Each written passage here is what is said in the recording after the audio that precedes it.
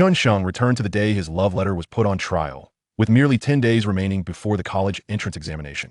Due to his audacity, the aloof school belle transformed into a whimpering creature, while the sickly yet possessive elder sister became the grand steward of the family. The gentle knife-wielding maiden is a girl from the Miao family, tender yet courageous. Along the way, she fortuitously encountered Chen Sheng and was abducted to serve as the financial steward. The beautiful vanguard general, a pioneer of entrepreneurship, harbors a singular ambition: to infiltrate the circle of the three immortals. The angelic investor hails from a prestigious lineage, enduring hardships together, unafraid of treachery, and refusing to cast Chen Sheng aside as a pawn, which warrants a substantial reward.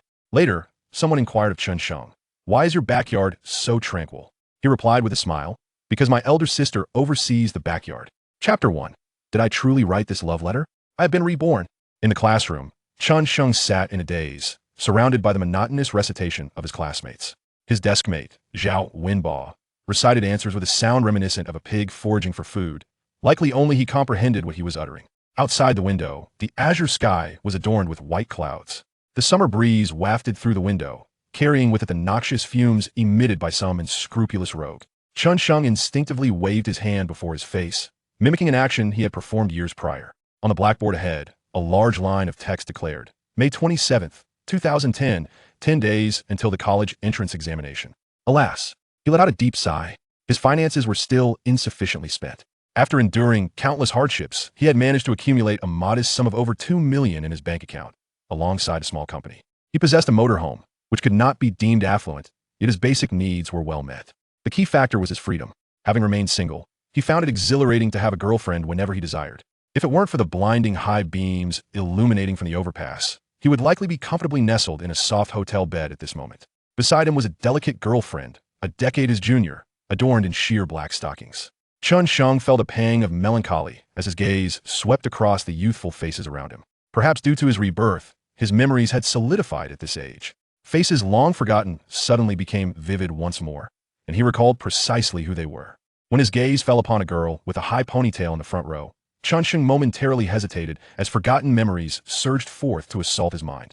Sensing his stare, the girl turned her head.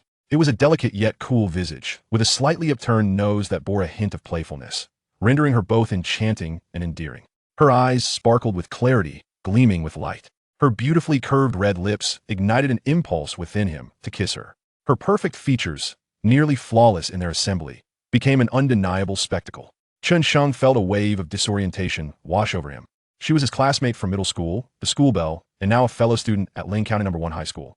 The dual flour egg custard, Shunyanqing, was the appellation Chen Sheng had privately bestowed upon her due to her exceptional figure since their middle school days, a reputation she maintained to this day. Upon encountering Chen Sheng's blank stare, Shunyanqing uncomfortably turned away. A faint blush crept across her cheeks. Her lustrous black ponytail swayed as if teasingly dancing, brushing against Chen Sheng's heart. Within a mere 10 minutes of his rebirth, he suddenly felt that his new life had gained a touch of richness. Yet, it seemed he had forgotten something of great importance. What could it be? Stop staring. Your love letter has created no ripples. Just let it go, his deskmate remarked casually. Love letter? What love letter? Chen Sheng was taken aback, hastily turning to glance at Zhao Wenbo's round face. He genuinely could not recall any love letter. Playing amnesiac, are we? I saw you slip it into her book. Zhao Wenbo rolled his eyes. Ah, really? Chen Sheng looked utterly perplexed, rubbing his temples incessantly. Gradually, memories began to crystallize. Oh dear, it seemed he had indeed penned a love letter. The realization struck him suddenly, and his eyes widened in horror. If everything unfolded as it should, he would be called to the podium today to face his punishment, as the love letter had fallen into the hands of the homeroom teacher. The crux of the matter was that the school belle hailed from an extraordinary family. Yet, the specifics remained elusive to him, for as a mere commoner, he had no means of discerning such information. Those in the know remained silent, while inquiries yielded no answers.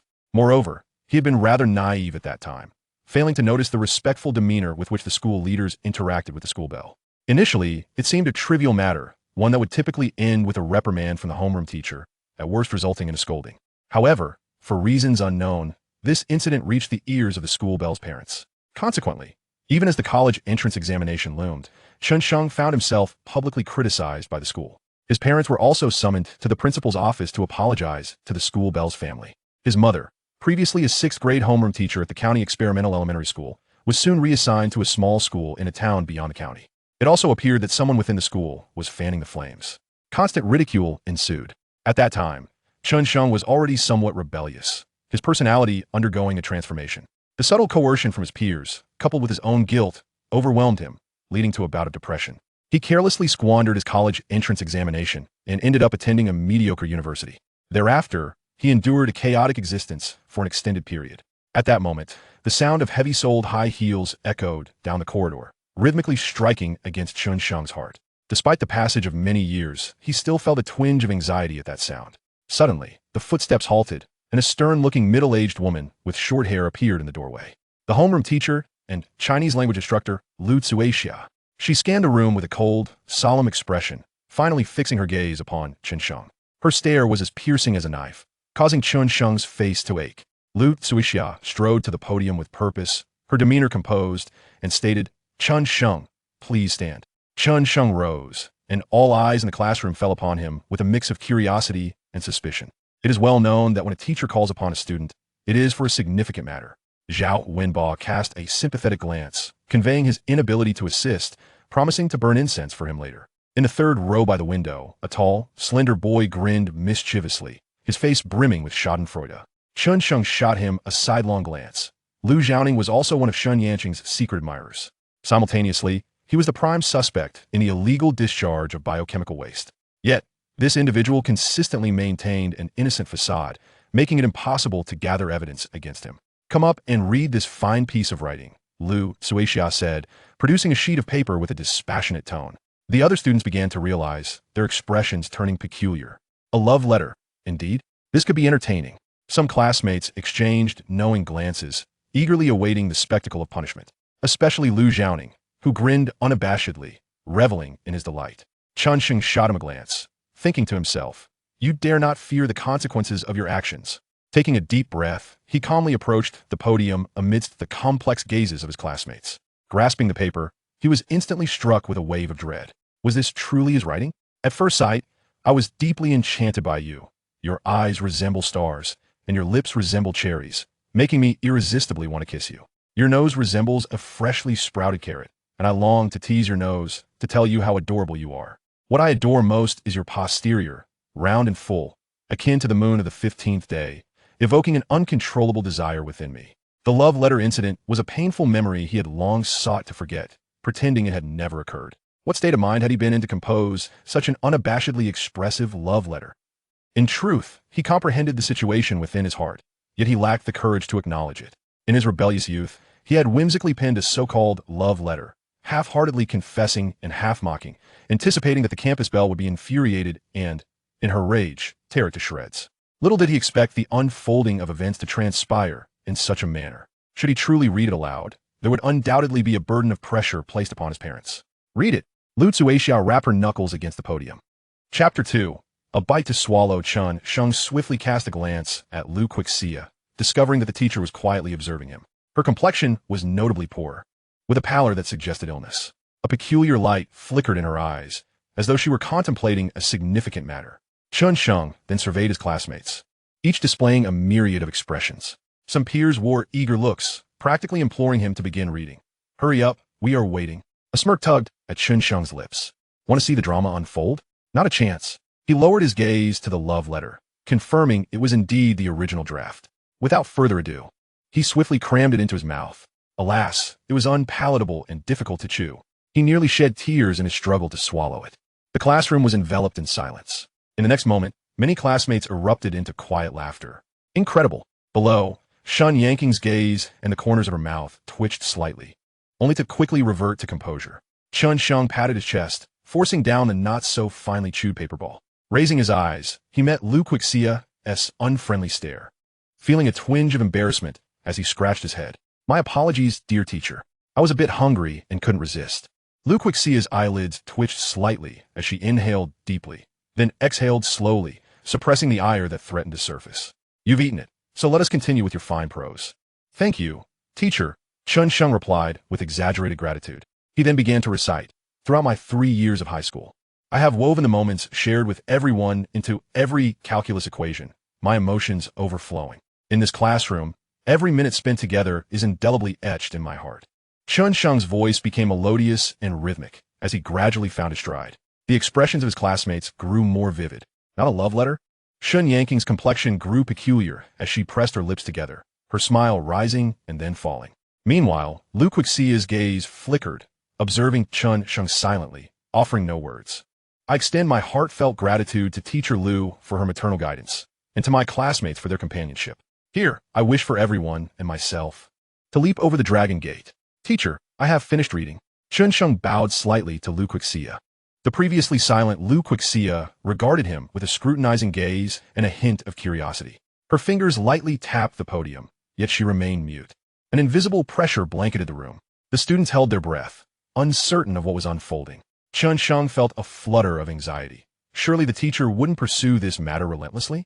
If all students were to discover that he had penned such sentiments for Chen Yanking, her parents would undoubtedly intervene. Chen Sheng harbored lingering doubts about Lu Quixia. He found it perplexing why she would target him so unnecessarily. Was the school aiming to curry favor with Chen Yanking's parents? One should not assume that many high schools refrain from such practices.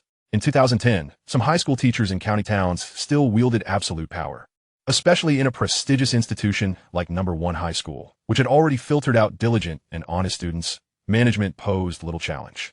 Naturally, there were teachers devoted to education and others who aspired for advancement.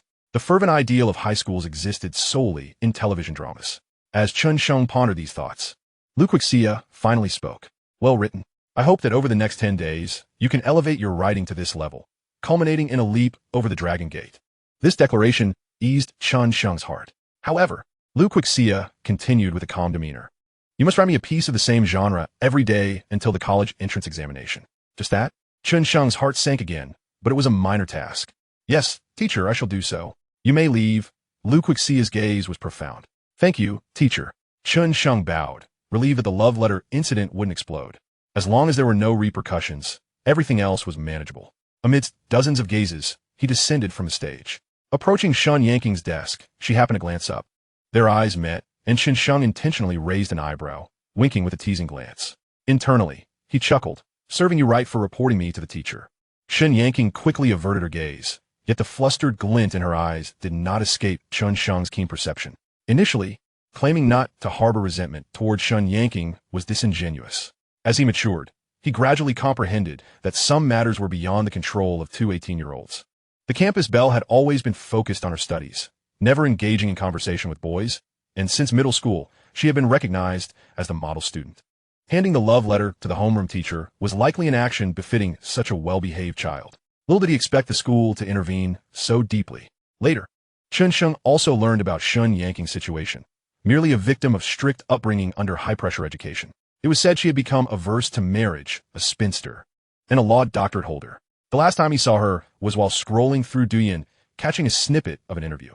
She wore glasses, her brow furrowed, her demeanor serious, now a mid-level official. Upon returning to his seat, his deskmate Zhao Yubo nudged him with his elbow, secretly giving him a thumbs up, whispering, impressive, Shenzi, you didn't have to read it again. As his deskmate, Zhao Yubo was well aware of the content of the love letter. He could even predict Chen Sheng's fate to some extent, yet he was astonished that he had managed to evade punishment. Pretending to focus on the questions, he curiously inquired, how did you come up with that? Pure talent. Chen Sheng replied with an enigmatic smile. He no longer held any grievances against Lu Quixia, for at that time, she was already in the late stages of cancer. Her home life was also strained, as she passed away during Chen Sheng's freshman year. In his previous life, from this point onward, Chen Sheng transformed into a self-deprecating and taciturn individual. Later, he encountered a fairly attractive girl who showed him kindness, akin to a beam of light piercing through the darkness. He fell in love for 5 years, giving his all. Ultimately, the girl fell out with her best friend, who sent a screenshot revealing that Chen Sheng's name in her WeChat was Type 3 Quality Lickspittle Sheng. The friend further explained the meaning of Type 3, trust, give, and be available. After experiencing this setback, Chen Sheng still held expectations for love and marriage, believing that his luck couldn't be so dire. Reality, however, proved him to be one among the unfortunate. Finally, witnessing his parents, both in their 50s and already graying, Chen Sheng experienced a moment of clarity. He had ultimately evolved into Chen the Darkened. Surprisingly, his career flourished remarkably, and he even established his own company. Memories flashed through his mind, and Chen Sheng smiled, sealing them away as he prepared to start new. His gaze drifted to the left, where the campus belle, Chen Yanking sat. Ah, his past judgment had indeed been astute. She was undeniably striking. Perhaps sensing something, Chen Yanking fidgeted uneasily. Chen Sheng chuckled mischievously, burying himself in his studies. Chapter 3. He truly is excessive. Chen Yanking's inner turmoil was anything but tranquil. It was as if a serene lake had been disturbed by a cascade of ripples, creating waves of unease. How could he act in such a manner? How shameless! Chen Yanking endeavored to dispel the intrusive thoughts. Yet, that piercing gaze replayed her mind, refusing to be suppressed. It was not entirely rebellious, yet bore a hint of flirtation, coupled with an assertive edge. She felt as though she were pinned against a wall, locked in an intense gaze. A strange flutter in her chest sent shivers down her spine, tingling at the back of her neck. This unfamiliar sensation left her feeling utterly flustered and anxious. What was happening to her? She was all too familiar with Chen Sheng. They had attended the same middle school and progressed through the same class together. Not only did she know him well, but she was also aware of some of his embarrassing moments driven by his pride. Yet, he had always been so reticent, appearing so earnest. Why the sudden change? The image of Chen Sheng lingered in her thoughts. At this moment, it has transformed into a 1080 Blu-ray experience. In terms of handsomeness, she has always regarded Chen Sheng as the best, albeit with a slight tan. The poise and confidence he exudes on stage are simply reminiscent of a different person altogether. However, that fleeting glance was truly excessive. How shameless! As she indulged in her whimsical thoughts, a peculiar sensation enveloped her, as if someone was observing her from behind. It must be him. What to do? Chen Yanking anxiously shifted her stance. Fortunately, until the conclusion of the last class, she did not endure any further harassment. With the impending college entrance examination, evening study sessions had become obsolete. Chen Sheng descended the stairs, navigating towards the bicycle shed guided by vague memories. Observing the strangely familiar yet unfamiliar surroundings, he felt an exhilarating surge of youthful vitality coursing through him. His heart soared with joy. Upon reaching the bicycle shed, he diligently recalled until he finally recognized his bike. He pushed it out and playfully patted the handlebars, exclaiming, "Long time no see, old buddy." Just as he mounted it, he noticed that the campus belle, Chen Yanking, had also come to retrieve her bicycle. The moment their eyes met, Chen Yanking immediately turned her head away. Her cheeks flushed a delicate pink, and her sparkling eyes betrayed a hint of fluster. As she bent down to unlock her bike, her school uniform inadvertently failed to conceal her slender waist and the fullness of her figure. Chen Sheng's eyes lit up. The dark side of his nature began to awaken. He cast several lingering glances, thinking, well, consider this as collecting interest. Chen Yanking seemed to sense something, straightening her back with a jolt, and pressed her legs together. The hem of her uniform fell to shield her backside. The flush on her ears was visibly pronounced. Her rosy cheeks burned with embarrassment as she bit her lower lip and pedaled away as if fleeing. Chen Sheng felt a surge of delight, chuckling to himself as he hopped on his old friend and sped towards home. Walking along the aged streets, the setting sun warmed his face, mirroring the fervor of his spirit. The dormitory building of Tractor Factory No. 2, commonly referred to as the second small district, was where he found himself. With a flutter of nervousness, he knocked on door 302. Knock, knock, knock. Who is it? A familiar youthful voice belonging to his mother, Chen Sheng, resonated from within. Mom. It's me, Chen Sheng replied, his voice tinged with excitement. The custom in Ling County was to address parents with dual syllables, akin to calling them daddy and mommy in rural areas. The door swung open, accompanied by Chen Xiaoxing's feigned irritation. Why didn't you bring your key again? I'm in the middle of cooking. At 41. Chen Xiaoxing exuded grace and poise, her hair gleaming with a dark luster. Although crow's feet had begun to etch themselves around her eyes, her overall demeanor remained remarkably composed. Currently, she served as the 6th grade homeroom teacher and Chinese language instructor at Ling County No. 1 Elementary School. I accidentally forgot it, Chen Sheng admitted, feeling both exhilarated and guilty. During his lowest moments, his parents had swooped in like superheroes, sacrificing their dignity to borrow money. By the time he regained his footing, both of them had turned gray, their health compromised. Mom, I miss you a bit today. Chen Sheng reached out for an embrace. Chen Xiaoxing swatted his hand away, teasingly scolding, "What's this? Trying to butter me up? Speak up, what happened at school?" "Nothing happened. I just suddenly thought of you," Chen Sheng uttered awkwardly, recognizing his own fault. After entering high school, he had rarely communicated with his mother. "Oh, you still think of me? Who was it that loudly proclaimed that they didn't want a mother like me?" Chen Xiaoxing retorted with a huff. "Huh, did I say that?" Chen Sheng was taken aback, unable to recall uttering such words. "Not just said, you practically shouted it, the whole building heard, and others laughed at me," she replied. turning back to the kitchen, giving him her back. Chen Sheng approached her, bending down to rest his chin on her shoulder. I'm sorry, Mom. I was being foolish. I apologize. I love you the most. Oh, stop it. Chen Shaoxing playfully nudged him away. Mom, I truly am sorry. I was immature. I love you so much. Let me get a 985 score for you, okay? Oh, a 985, you say? With just 10 days left, you'd struggle to bake a basket of sweet potatoes. Not just one basket, I can bake 3. I promise, Mom. I'll get you a 985 so you can show off to the neighbors and coworkers, okay? Is boasting a crime? Not at all. Really. I'll diligently memorize everything for 10 days. You know I excel in science. Is that so? More genuine than gold. Promise not to be angry, okay? You are the best mother in the world, and I love you the most. Chen Sheng shamelessly continued his flattery. Then why did you yell at me? I must be lacking sense. I'm not sad anymore. Come here for a hug. Chen Sheng chuckled as he attempted to pull Chen Shaoxing towards him. She maintained a stern expression, showing no signs of yielding. You're not angry anymore, right? I'll correct my mistakes, okay? Mom, hug me. Chen Sheng grinned, arms outstretched. After a moment of glaring, Chen Shaoxing suddenly burst into laughter. It reminded her of when she used to coax her son in this manner. Now, the roles had reversed. She embraced her much taller son as if cradling a toddler. I don't care about anything else. If you don't return with a 985, I won't bother with you. Such is the paradox of motherhood, where a stern exterior conceals a tender heart. Being patted on the back by her son, Chen Shaoxing felt an inexplicable lightness in her mood. Darling, wait for dinner. I'll stir-fry your favorite chicken with celery. All right. Chen Sheng nodded vigorously, for chicken with celery was his favorite dish, spicy, of course. As he stepped into the long-absent room, he noticed the walls adorned with posters of Wang Xinling, Liu Yifei, Wang Fei, and Li Ruotong, among others. All were female figures, each radiating youthfulness. Chen Sheng's interests remained pure, and studying in such an environment invigorated his spirits. His proficiency in science was remarkable, driven in part by his fascination with measurements.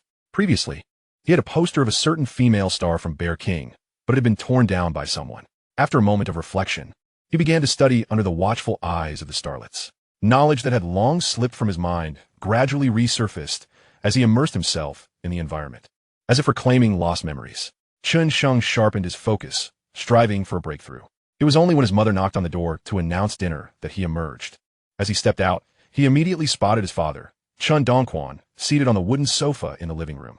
He still sported a head of black hair and wore glasses, his face displaying a refined demeanor. Standing nearly 1.8 meters tall, Chen Dongquan did not belong to the typical height range of Ling County, where most stood around 1.7 meters. Chen Sheng affectionately threw an arm around his father's shoulders.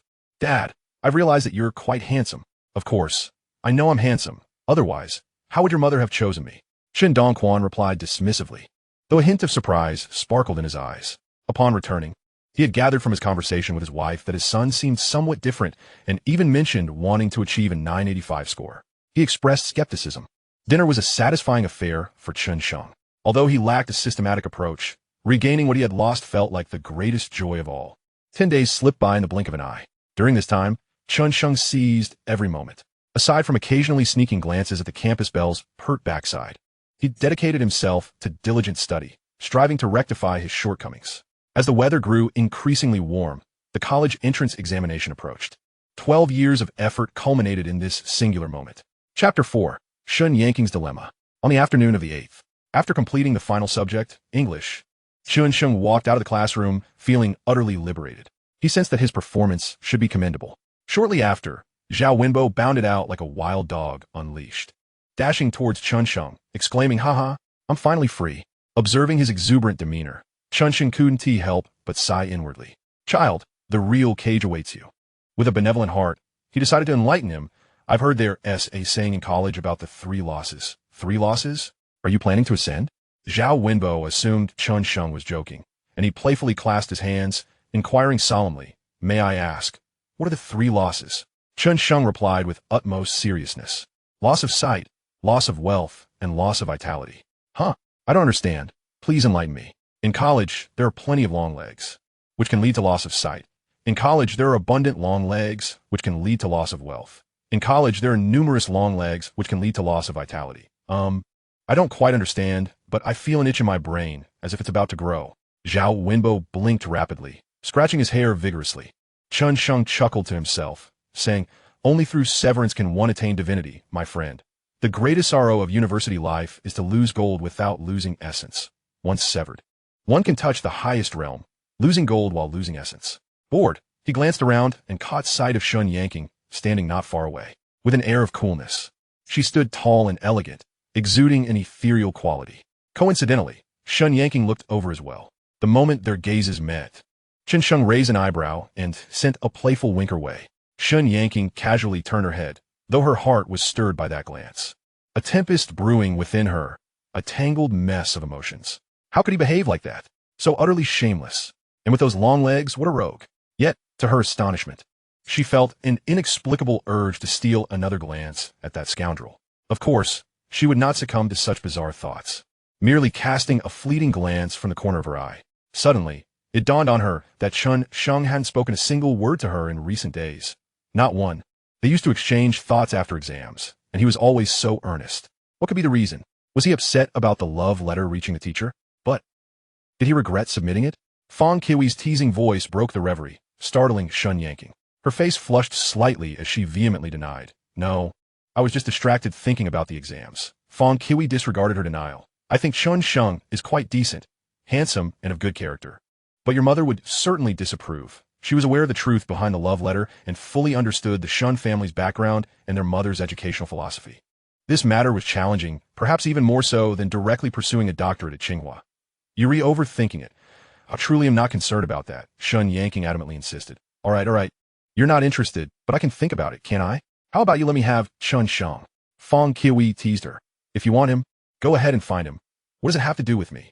Chen Yanking replied, wearing an expression that screamed indifference. Though her heart felt a twinge of unhappiness. I was just joking. Look how anxious you are, Fong Kiwi scoffed at her friend. I am not anxious at all. Chen Yanking found herself feeling somewhat reassured. What was happening to her? She felt a bit dazed. An hour later, in an internet cafe. Man, how did you become so bad? Zhao Wenbo finally remarked after watching Chen Sheng get headshot multiple times. My mind is consumed with scores. Chen Sheng shrugged, feigning helplessness. He would never admit that his 32-year-old soul had turned into a clumsy one.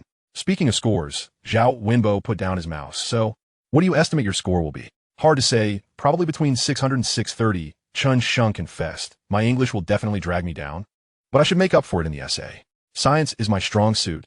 No need to mention that. Wow. Have you taken some magic potion or what? Are you possessed by a study god? Zhao Wenbo exclaimed, wide-eyed. Just making predictions. Wishing for good things doesn't cost me anything. Chen Sheng replied with a smile. Zhao Wenbo appeared somewhat stunned, estimating his own score to be below 580. Chen Sheng, I believe in you. With our score difference, we're likely going our separate ways. It's quite bittersweet to think about. Suddenly feeling melancholic, the two lost interest in the internet cafe and decided to leave. Just a few steps out, they encountered Chen Yanking and Fong Kiwi arm in arm, approaching them. In their county, there were only two main roads, the rest were alleys. It was not unusual to run into each other on this road, leading to the high school. Chen Sheng, Zhao Wenbo, Fong Kiwi called out cheerfully. Zhao Wenbo waved and nudged Chen Sheng, a chance encounter on the street, a gift from the heavens. Go have a chat with them. Forget it, once we're in college. We're all going our separate ways. What is the point of chatting more? Chen Sheng replied with an air of aloofness, naturally activating his pretentious mode. Graduation season is the season of partying, whether from high school or college. It ultimately results in a mess. Those lucky enough might transition from school uniforms to wedding dresses, but the odds are slimmer than winning the lottery. Why bother with unnecessary worries? It's better to focus on making money. Fill your wallet, and the girls will come naturally. Wow, have you attained enlightenment? Zhao Wenbo exclaimed, astonished. His usual bro had never been so profound. Of course, I'm on the verge of ascension, Chen Sheng chuckled. Having been reborn, I'm destined to ascend. Zhao Wenbo scratched his head. Looking troubled, what is wrong? Realizing your own limitations. Chen Sheng found his expression amusing. My brain is particularly itchy. It truly feels like I'm about to grow a brain. Chen Sheng. As they approached, Chen Yanking averted her gaze, fearing another tease. However, this time, Chen Sheng behaved like a true gentleman, not even glancing in her direction. Chen Sheng, what do you estimate your score to be? Fong Kiwi inquired. It should be around that, Chen Sheng smiled. Upon hearing this, Chen Yanking stole a glance, only to find Chen Sheng already looking at her. His gaze was peculiar, tinged with a hint of warmth, a touch of admiration, and a dash of flirtation. Strangely, she felt as if he were regarding a child. Just as she pondered this, Chen Sheng winked again. Flustered, Chen Yanking quickly diverted her gaze, her heart racing. She thought to herself, how absurd. He was just ignoring me. And suddenly he looks. Wenbo, what about you? Fong Kiwi turned her attention to Zhao Wenbo. Me? ID estimate around 500 or so, Zhao Wenbo shrugged, then asked Shen Yanking. What about you, this stunning Shun? Shen Yanking hesitated. I should be above 630. As she spoke, she quickly glanced at Chen Sheng to see if he was listening. To her dismay, he appeared lost in thought, staring blankly at a passing bicycle, seemingly oblivious to their conversation. A wave of disappointment washed over Shen Yanking. While listening to her friend talk, she couldn't help but keep an eye on Chen Sheng. What was he thinking? He had handed her a love letter and looked at her like that. Yet now he was ignoring her. She felt an impulse to tell Chen Sheng that she hadn't submitted the love letter herself. It had gone missing. But she couldn't find the words. The more she thought about it, the more complicated it became. Chapter 5. The eldest daughter of the Chen family. A voice called from afar. Yanking. A shiny BMW 5 Series approached, stopping beside them. The driver was Lu Zhaoning, leaning out of the window, flaunting a dazzling Tizot watch on his left wrist. He seemed eager to showcase the fact that his family had made some money from the sand business. He swept his bangs back with his left hand. Yanking, what a coincidence. Are you all here to go online? Is there something you need? Shen Yanking asked coolly, her expression indifferent. Oh, nothing much. Just wanted to ask what score you estimate for yourself. Lu Zhaoning grinned confidently, casting a sidelong glance at Chen Sheng. Shen Yanking glanced at Chen Sheng, distractedly replying, just over 600, I suppose. Lu Zhaoning noted Shen Yanking's gaze and felt a pang of jealousy, but he couldn't express it, maintaining a cheerful facade. With your level, getting into a 985 school is a piece of cake. I'm about the same. Have you thought about which school you want to attend? I haven't decided yet. I'll figure out later, Shen Yanking replied, lacking any desire to continue the conversation. Her dark, bright eyes kept drifting toward Chen Sheng. Lu Zhaoning noticed this scene, his jealousy boiling over, and he turned to Chen Sheng. Chen Sheng, how many points do you expect to score? It's no big deal if we drift apart, but don't embarrass yourself. Zhao Wenbo, known for his quick temper, took offense at this remark, exclaiming, Chen Sheng will definitely score at least 630. 630? Is that even possible? Everyone was taken aback. Lu Zhaoning looked as if he had just heard the greatest joke. He warned, don't inflate your scores just to save face in front of Yanking. It would be embarrassing to get slapped in the face later. I trust you, Shenzi, but do not bring disgrace upon yourself. Zhao Wenbo scoffed. In the past, he may have been skeptical, yet this time, for reasons unknown, he found himself believing in his old friend. Chen Sheng, why don't you tell us your expected score? Lu Zhaoning, stirred by jealousy, felt his temper rising. 630, perhaps, Chen Sheng replied with a smile, deliberately provocative. The two girls, Shun Fong and Shen Yanking, exchanged astonished glances, a glimmer of intrigue flashing in Shen Yanking's eyes. You? 630? Lu Zhaoning laughed derisively. Stop pretending. If you score 630, I'll eat. That's enough. Chen Sheng interjected, rolling his eyes. All right, I'll just practice a few yoga poses in the meantime. Shen Yanking and Fong Kiwi's minds collided for a brief moment, conjuring an image of a figure contorted into a 9. In the meantime, ugh, the visual was too much for the two girls, nearly causing them to retch. Stop, please don't say any more. Fong Kiwi waved her hands frantically. Lu Zhaoning, with a face full of indignation and pride, shot back. What if you don't achieve that score? If I don't, I'll acknowledge you as my father. Chen Sheng tugged at the chuckling Zhao Wenbo. Let us go, Bozy. The two of them dusted off their pants and prepared to leave. Remember what you said. Don't go back on your word. Lu Zhaoning bellowed at their receding figures, filled with bravado. Shun Fong and Shen Yanking exchanged silent looks, shaking their heads in resignation. Well, we should be off too. All right then, Yanking, goodbye. We'll chat on QQ. Lu Zhaoning feigned a casual farewell, watching them depart for a few moments before driving away. Later that evening, at the Twadi community, during dinner time, teacher Chen Shaoxing inquired lightly, how did the exam go? My dear, rest assured, while I can't promise a score of 650, I am confident I will secure at least 600, Chen Sheng replied, his words slightly garbled as he chewed on spicy chicken nuggets. The couple exchanged glances, and it was teacher Chen who spoke up. Don't put too much pressure on yourself. Accountant Chen nodded in agreement. Just do your best, whether you focus on the key points or not. The differences aren't that significant. There are certainly differences, teacher Chen interjected, but the results are set, so it's better to let our son relax a bit. As parents, they cannot help but care about the college entrance exam results. If you truly score above 600, I believe getting into a 985 university will not be an issue. Chen Sheng smirked, chuckling heartily. Teacher Chen was somewhat incredulous, yet carried a glimmer of hope.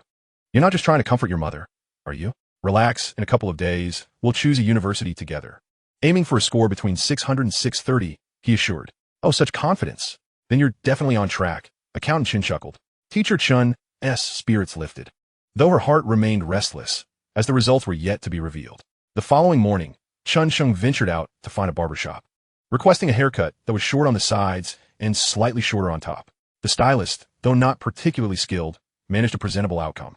Having spent a mere 5 yuan, he felt an overwhelming sense of relief. He then rode his bicycle around the small town of Ling County, hoping to identify some entrepreneurial opportunities for the summer. However, by 2 in the afternoon, he was sorely disappointed. The tiny county offered little in the way of business prospects. Most locals had migrated south for work, and it would take 4 or 5 years before any significant improvements could be seen. The only bright spot was the newly established Wanda Plaza. Chen Sheng sighed, resigned to relying on teacher Chun and accountant Chun for sustenance. In the evening, upon seeing her son's new hairstyle, teacher Chen's eyes lit up. This hairstyle is wonderful. It's both attractive and spirited. Hee. Chen Sheng beamed with pride. However, when she caught sight of the back of his head, she hesitated, choosing to remain silent. That night, teacher Chun prepared 8 dishes, all hearty fare, causing Chen Sheng to swallow hard. Mom, do we have guests today? Yes. Uncle Yang and Anne are coming over for dinner shortly, she replied. Chen Sheng immediately recalled Uncle Yang's family. Yang Jiangguo, a former superior of accountant Chun, was now the boss. Most importantly, their daughter, Yang Zhengxiu, was extraordinarily beautiful. She was also the goddaughter of teacher Chun and accountant Chun, making her his elder sister. It was she who had torn down the posters of the actress, Xiongba, that once adorned his bedroom walls. It was only later that Chen Sheng learned that Sister Yang was the reigning campus belle at Jiang University of Science and Technology, nicknamed Tyrannosaurus Fairy. With a fiercely independent spirit, he had first-hand experience of her ferocity. He had been on the receiving end of her wrath. The memory of her pulling his hair and punching him still stung. Yet, that was a consequence of his own actions. After winning an argument with his mother, he had been met with her furious arrival at their home. When Sister Yang wanted to teach him a lesson, teacher Chun and accountant Chun did not intervene. In the Chun household, Sister Yang held a revered status, having lived there since childhood as the eldest daughter. Reflecting on this, Chen Sheng felt a tightening in his chest. For 3 winters hence, Sister Yang had succumbed to depression and taken her own life in her bedroom at the Yang residence, using charcoal. She had always seemed well, never venturing far, and then, suddenly, it had happened. At that time, Chen Sheng had been deeply infatuated, and the only thing that had pulled him away from that infatuation was this tragic incident.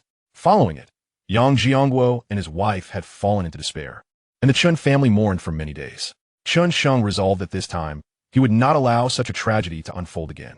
Half an hour later, accountant Chen returned, accompanied by Yang Jiangguo and his wife. Yang Jiangguo, in his 50s, was tall and robust, with a rugged appearance, hailing from Shandong. His wife, a few years younger, still bore traces of her youthful beauty, though her complexion seemed less than healthy. Uncle Yang, Aunt, Chen Sheng quickly rose to greet them. Upon seeing Chen Sheng's haircut, accountant Chen praised him, and Yang Jiangguo teased, Well, Shenzi, you've really transformed. I didn't believe your father when he bragged about you. Uncle Yang, I'll take that as a compliment, Chen Sheng replied with a smile. Ha! A sense of humor. I like it. Yang Jiangguo laughed heartily. This hairstyle suits you well. It gives off a vibrant aura, Aunt Yang concurred. Once seated, Chen Sheng focused on his meal, listening as they discussed corporate costs and the volatile stock market, eventually meandering into a conversation about the World Cup. Chen Sheng perked up, nearly forgetting the excitement surrounding this year's tournament. He racked his brain to recall which team had claimed the championship title. Just then, there was a knock at the door, and being closest, Chen Sheng went to answer it. Oh, who is this handsome young man visiting my godmother's house? A tall girl stood at the entrance, her lustrous black hair cascading down, and her eyes sparkling with mischief. Chapter 6, Score 630, and I will grant you any wish. In Ling County, females standing at 1.7 meters are exceedingly rare, with only Shun, the campus belle, comparable. Her face was exceptionally charming and unmistakably distinctive, with full cheekbones and a refined jawline, coupled with captivating, spirited phoenix eyes. Her lips curved into a gentle smile. She exuded an air of poise and grace, embodying the essence of a sophisticated woman. Clad in a white t-shirt emblazoned with letters and straight-leg jeans, she sported the trendy white flats of the era. Her figure was alluringly accentuated, leaving one to wonder if it was natural or aided by her undergarments. With a playful fist, she playfully punched Chen Sheng on the shoulder, redirecting his roving gaze. Yang Zhengxiu shot him a sharp look, then, upon entering the house, her expression transformed into a sweet smile. Godmother, godfather, I've come to mooch a meal. Good girl. Come here. Shinzi, quickly fetch your sister some bowls and chopsticks, Teacher Chen said affectionately, pulling Yang Jungxiu into Chen Sheng's seat. Aunt Yang glanced at her daughter. Didn't you say you would return tomorrow? Originally, my classmates suggested going out, but I changed my mind, Yang Jungxiu replied, eyeing the spread on the table with longing. I haven't had my godmother's cooking in ages. Chen Sheng retrieved the bowls and chopsticks, carefully settling onto a stool beside Yang Jungxiu. The two middle-aged men continued their discussion about the tournament, while the two women chatted with Yang Jungxiu about school. Chen Sheng, on the other hand, buried himself in his meal. Once he hurriedly finished, he politely declared, I'm done. Uncle Yang, Aunt, Sister, please enjoy, before retreating to his room. Yang Jiangguo chuckled appreciatively. Shenzi has changed a lot. This is wonderful. Accountant Chen nodded in satisfaction. As long as he is considerate, that's what matters most. The rest is secondary. In his room, Chen Sheng listened to Zhou Tianwang for half an hour. The door swung open and then closed again. Without needing to look, I knew it was Sister Yang who had entered, as she never knocks. I got up to check under the bed. Yang Jungxiu slapped Chen Sheng's thigh. Was there a check under the bed? Chen Sheng grumbled, yet complied, knowing that otherwise he would face her wrath.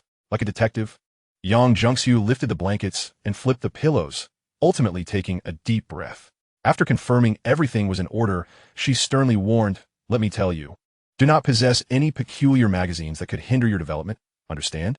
Chen Sheng thought to himself that he was fortunate to have been too busy lately to engage in such pursuits. Otherwise, this sister of his would have caught on. How many points do you estimate? Which school do you aspire to attend? Yang Jungxiu plopped herself onto the bed, showcasing her perfect waist-to-hip ratio. Her figure was exquisite, likely the result of innate attributes being fully allocated to her allure, radiating femininity. Perhaps a bit over 600. I'd like to go to Jiang University or Jiang Science and Technology University. Chen Sheng gazed dreamily at Sister Yang's charming face. This room had belonged to Yang Jungxiu until he turned 8, during which time their parents, Yang Jiangguo and his wife, were often preoccupied. Only Teacher Chen returned home at a relatively consistent hour, bringing Yang Jungxiu back with him. After turning 8, Chen Sheng had shared the same bed with Yang Jungxiu for 2 more years until Yang's mother fell ill and recuperated at home, prompting Yang Jungxiu to return to her residence in the same neighborhood, though she still frequently stayed over. Is that true? Don't you dare deceive my godmother. If she gets upset, I'll deal with you, Yang Jungxiu said with a skeptical expression. I swear, sister, I've been diligent. We'll find out in a few days. I don't believe it. I'll only trust it when I see the results. If you can score over 600, I'll grant you a wish, such as not hitting you in the future. What if I score over 630? If you achieve 630, I will grant you any request. My Wort is my Bond.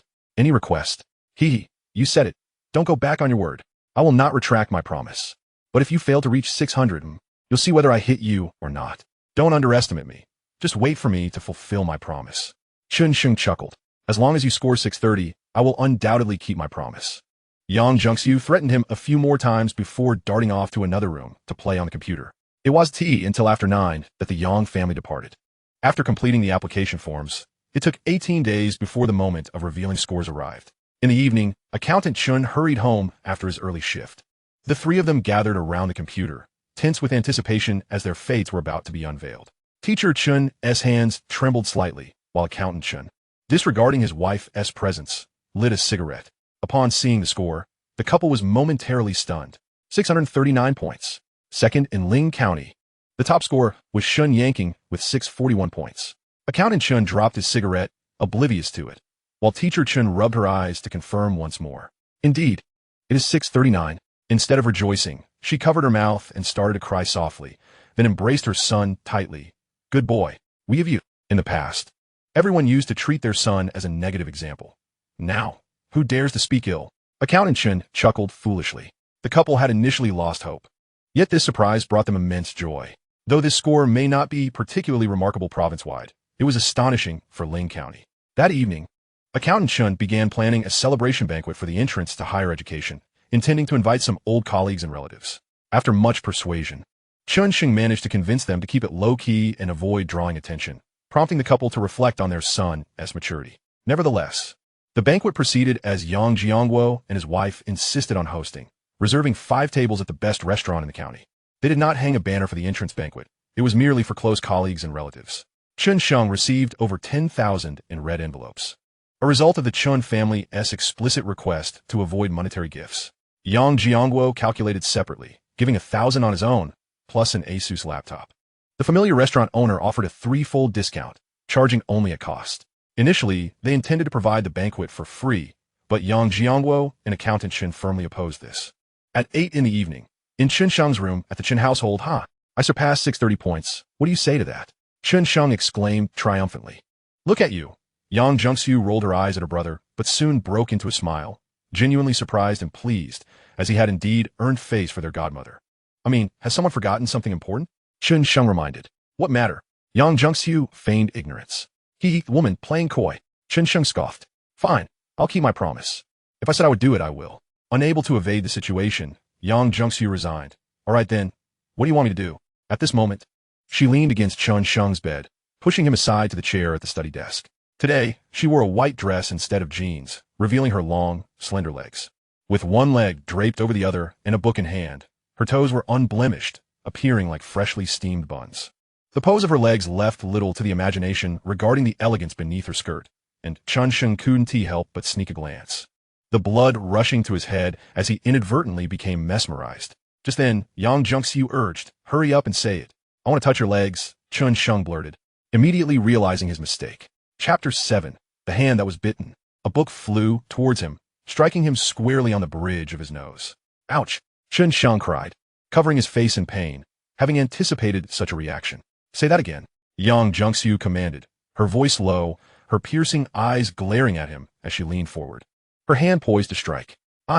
Chen Sheng stammered, thinking that since she had already heard him, he might as well go all in. Yes. That's exactly what I want. So what? Have you gone bad? Are you looking for a beating? Yang Zhengxiu arched her body, supporting herself on the bed. Her legs bent, revealing her long and graceful curves. Despite the pain in his nose bringing tears to his eyes, Chen Sheng's heart raced, his desires stirring. In his previous life, why had he not cherished such a wonderful sister, opting instead to be a sycophant? His mind raced as he took a deep breath, adopting a serious demeanor. Sister, you've misunderstood. That's not what I meant. It said that there are many unsuitable girls in college. I must strengthen my resistance to avoid being enchanted. He spoke with a worried expression, as if foreseeing the trials of the future. Pretend all you want. Keep acting. Yang Zhengxiu was not fooled. Chen Sheng chuckled. Believe it or not, that's genuinely how I feel. The real issue is you're not keeping your word. You clearly said you would agree to anything. The two locked eyes, the atmosphere becoming subtly charged. Yang Zhengxiu remained silent, her clear gaze holding an unreadable meaning until she finally spoke. Let us change the subject. No way. It's this. I need to hone my resistance. Chen Sheng insisted, puffing up in defiance. The bedroom fell silent once more. Yang Zhengxiu scrutinizing Chen Sheng's expression. He held his neck stiffly, his face reflecting his unwillingness to back down. After an agonizing minute, Yang Zhengxiu queried, is it really just to build resistance? What else? I could easily find a girl in college to touch. Chen Sheng scoffed disdainfully. But inwardly, he felt a surge of joy, knowing that Yang Zhengxiu had essentially acquiesced. She was a paradox, fierce yet indulgent towards him. Understanding that she would relent gave him the courage to make an outrageous demand. The room plunged into quiet again. Chen Sheng could hear the thunderous beat of his heart. Trust me, sister. I'm not lecherous. I'm genuinely defending my principles. 5 seconds later, Yang Zhengxiu softly replied, just once. The hushed response sounded like celestial music to Chen Sheng, akin to unlocking the key to a flood of hormones. He felt a wave of heat rush to his head. Forcing himself to maintain composure, all right, just once. He leaned closer, sitting at the edge of the bed, nervously gazing at Yang Zhengxiu. Yang Zhengxiu gently closed her eyes, her voice barely above a whisper. Hurry up. Chen Sheng dared not delay, lowering his hand only to retract it, having received his reward. However, the position for claiming the prize seemed rather elevated. His hand mused, what bliss, while his mind exclaimed, this feels delightful. Dare you come again? Yang Zhengxiu, blushing with indignation, swiftly turned and rose, prompting Chen Sheng to hastily retreat and cover his head.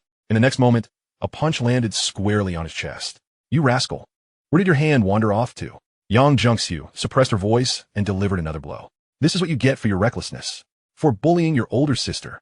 2 punches later, still unsatisfied, she seized that wayward hand and sank her teeth into his arm with fervor.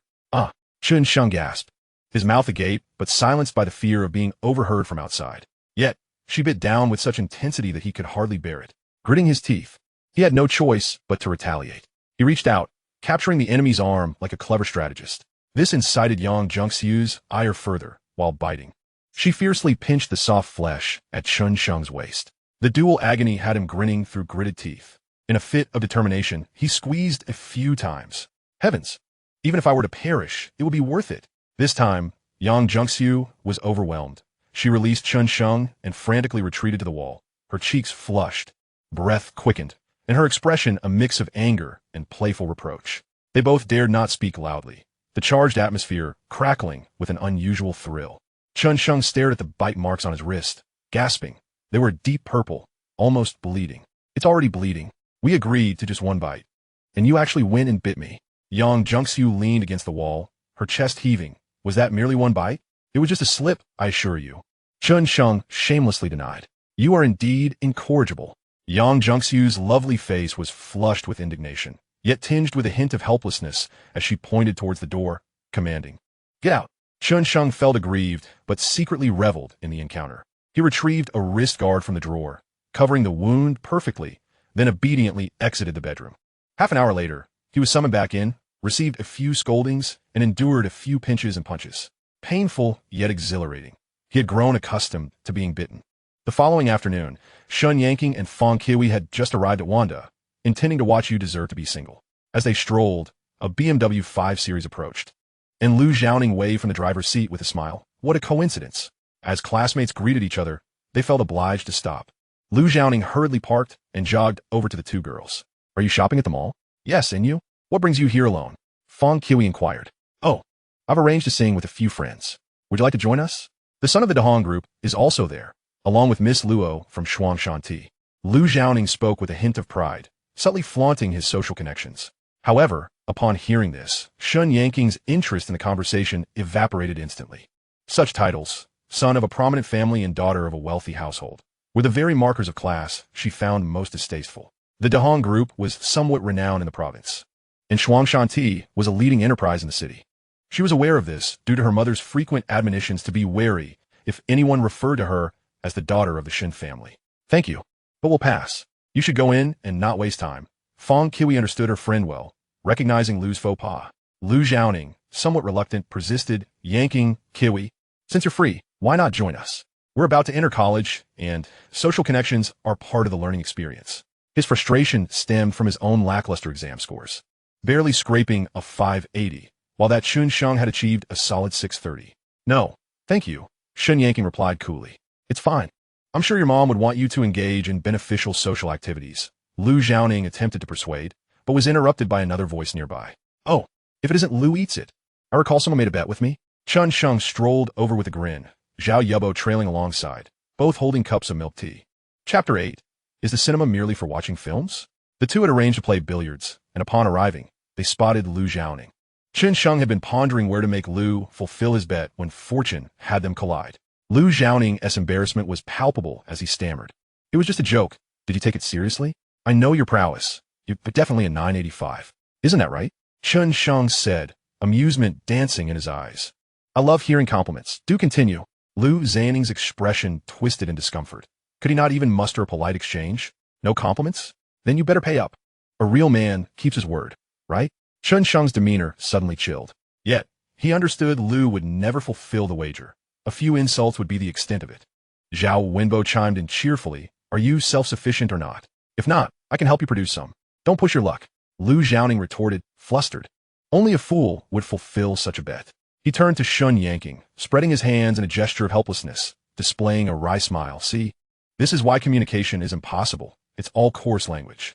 Shun Yanking pursed her lips, refraining from responding. She too found that damn a bit inappropriate. Yet it merely struck her as such. She felt no aversion. Once disdainful of crude language, she now questioned her own sentiments. Why? Was she unwell? Her gaze had darted toward Chen Sheng several times, yet he offered no acknowledgement. What did that mean? Was she invisible to him?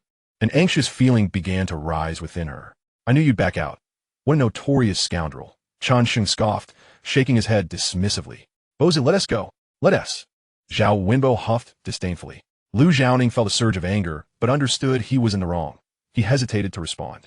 The truth was he felt guilty. His score had barely reached 560, despite his earlier claims of nearing 600.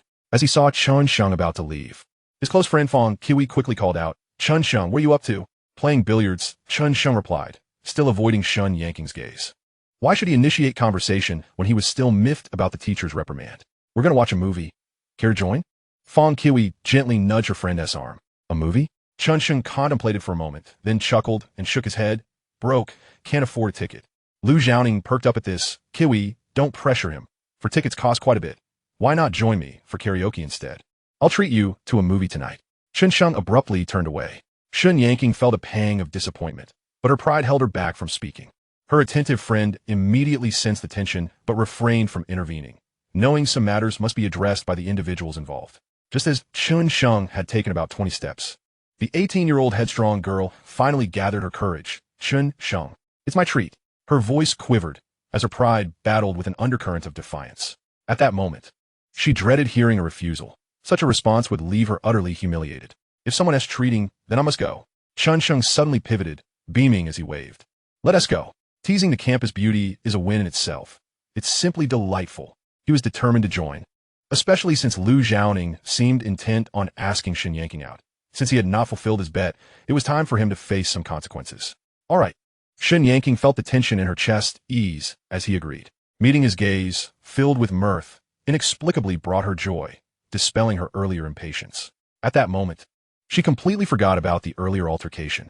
Instinctively, she approached Chen Sheng, ignoring all others. How much complexity can an 18-year-old girl possess? She could only harbor so many thoughts. Fong Kiwi awkwardly waved goodbye to Lu Zhaoning. Bye. You should hurry to karaoke. Don't keep your friends waiting. The four entered the mall, leaving Lu Zhaoning with a stormy expression. He spat on the ground. Bah. Even going to the movies requires relying on others. How pathetic and shameless. After venting his frustration, he trudged toward the elevator leading to the KTV, his mind flooded with images of the two together at the cinema. The afternoon cinema was sparsely populated. Chen Sheng reciprocated with kindness, purchasing 2 cups of milk tea and popcorn for the lady. Thank you. Chen Yanking accepted the milk tea, refraining from glancing at Chen Sheng, yet felt an inexplicable sense of relaxation, akin to the comfort of spring's gentle warmth. Seizing an opportunity when no one was watching, Zhao Wenbo discreetly gave Chen Sheng a thumbs up. The quartet arrived just in time as the show was about to commence. Upon entering, they found the lights extinguished. Fong Kiwi and Zhao Wenbo led the way, while Chen Sheng trailed behind. Perhaps due to the darkness, Chen Yanking inadvertently stepped on the edge of a stair, stumbling momentarily. Chen Sheng, quick on his feet, steadied the campus beauty by her waist, preventing her from falling. The touch was delicate and soft, barely a handful, the scant fabric of summer feeling almost non-existent. Her hand whispered, comfortable. Her mind exclaimed, delightful. A further squeeze ensued. In the dimness, Chen Yanking's cheeks flushed crimson, a tingling sensation coursing through her waist and spreading throughout her body, nearly causing her to swoon. Her waist was particularly sensitive, aside from her father's embraces in childhood. This was the first time a man had touched her waist. And that rogue, not only did he touch, but he also squeezed. She was not naive. She understood his intentions. It was precisely what her mother would call frivolous, yet strangely, she found it difficult to feel repulsed. Perhaps she was truly unwell. She struggled to maintain her composure, politely murmuring, thank you. Fortunately, Chen Sheng released his grip, sparing her from further stimulation. Fong Kiwi glanced back momentarily, unable to see clearly but sensing that something had transpired. Following their order of entry, Chen Sheng was on the outer side, followed by Chen Yanking, with Fong and Zhao bringing up the rear. Once seated, the film commenced. Chen Sheng had little recollection of this film and held no interest in romantic stories. He was merely passing the time. After taking a sip of milk tea, he reached for the popcorn in the center of the seats. His hand landed not on popcorn, but rather on a small hand. The hand recoiled, as if electrified. How slippery, Chen Sheng chuckled. He grabbed a handful of popcorn and savored the long-forgotten taste. For someone who had experienced a myriad of films, this one was rather mundane. Bored, he reached for the popcorn again, fortuitously grasping that small hand once more. This time, he did not allow it to escape, capturing it with lightning speed. The touch was cool, smooth, and tender. The poor little hand struggled in vain, attempting to evade his grasp while simultaneously fearing detection by the other two. However, the rogue was too dominant, his grip unyielding. No matter how hard Chen Yanking pulled back, it was futile. She felt a mix of shame and urgency. Rogue, scoundrel. How could he behave this way? So wicked. Ultimately, she exhausted her strength in resistance, surrendering her hand to remain in that warm grasp. Chen Sheng silently laughed. Having caught her, there was no escape. To report to the teacher? Too late for that. To inform her mother? Would she dare? Hee hee. The flickering light from the screen occasionally illuminated Chen Yanking's tightly bitten lip and flushed face. Behind eyes that appeared fixated on the film lay a tumult of emotions, rendering them glistening. After a while, Chen Sheng's restlessness grew. He reached over with his other hand to knead her delicate fingertips. The saying goes, 10 fingers connected to the heart. Chen Yanking's heart quivered, prompting another futile struggle. No, scoundrel. Her rational mind recognized the impropriety. She was being teased, and her mother would scold her if she knew. She had no idea what the film was about. Fong Kiwi occasionally turned to discuss the plot, but she barely registered the conversation, merely offering perfunctory responses. In the darkness, she slightly turned her head, her eyes pleading for mercy. But Chen Sheng appeared wholly engrossed in the movie. Chen Yanking, feeling powerless, gazed at the screen. If her mother found out, it would be troublesome. She had to keep it a secret. Chapter 9. Buying lottery tickets. After an hour and more, Chen Yanking could not recall a single scene from the film. Her mind was in a haze. When the credits rolled, and that rogue's hand withdrew, she sighed in relief, but felt an inexplicable sense of loss. By the film's conclusion, Chen Sheng had gathered detailed measurements of that jade-like hand. However, he refrained from encroaching elsewhere, concentrating solely on the small hand. Moderation is key. Exiting the cinema, Chen Yanking tugged at her best friend's arm. Kiwi, let us head home. I just remembered I have something to attend to. Huh, so soon? Aren't we going to browse a bit longer? Why is your face so red? Fong Kiwi asked, puzzled, as they had planned to shop. It might be too warm inside. Can we do it another time? Chen Yanking maintained a calm facade, though she found it difficult to articulate. She felt slightly unwell, even contemplating whether her period was approaching. All right then, Fong Kiwi acquiesced. The two bid farewell to Chen Sheng and Zhao Wenbo before departing. Women are so inexplicable. Zhao Wenbo remarked, let's go play billiards. It's far more entertaining than watching a movie. Chen Sheng glanced at the slender figure walking away, feeling a twinge of guilt as he agreed. Deep within, two little voices emerged, one named Sin, the other named Indulgence. Sin said, you're bullying that girl. Indulgence retorted, I'm merely seeking retribution. A gentleman does not let grievances go unavenged. The two ambled toward the billiards room on the 5th floor. Downstairs, as Chen Yanking and her friend exited the mall, they encountered Lu Zhaoning, accompanied by several fashionable young men and women, all adorned in designer labels that spoke of affluence. Yanking, Lu Zhaoning exclaimed, pleased that the gathering had wrapped up so soon, surely indicating a lack of enjoyment. Naturally, what could one enjoy with two impoverished souls? Chen Yanking felt slightly dazed, while Fong Kiwi merely glanced at him and waved goodbye as they hurried to the roadside to hail a taxi. Lu Zhaoning felt disappointed but noticed Chen Yanking's slightly odd running gait, suspecting she might be holding back the urge to use the restroom. Aining, is it your classmate? The pretty one? A young man clad in an Armani t-shirt, adorned with gold chains and sporting tousled golden hair, inquired, eyeing Chen Yanking. Indeed, she is in my class. The campus beauty, and she is also my friend, Lu Zhaoning replied, proudly affixing a label to himself. Could you introduce me? The Armani-clad youth smirked lewdly, prompting laughter from the others. I can't do that. I wouldn't dare. Don't get any ideas. Her father is quite influential in the city. Lu Zhaoning gestured with his fingers to indicate a numeral 1. What is there to fear? It's all in the pursuit. We can all have fun together. The Armani youth said, his curiosity piqued. Lu Zhaoning, recognizing the potential, smiled wryly and reiterated the numeral 1, whispering, her uncle is in the province. The Armani youth's expression shifted abruptly, and he immediately ceased the conversation. That was a department to be feared, especially one so prominent, given the nature of his family's business. It was best to maintain distance. 20 minutes later, Chen Yanking returned home. She hurried into her room, removed her cartoon bear pajamas, and was taken aback. Quickly donning a dry pair, she washed the soiled ones and powered on her computer. She searched online for clarity regarding her inner turmoil. As she read the displayed answers, she froze momentarily, then felt a rush of heat across her cheeks. How embarrassing. How could this happen? After glancing a few more times, she dared not look again.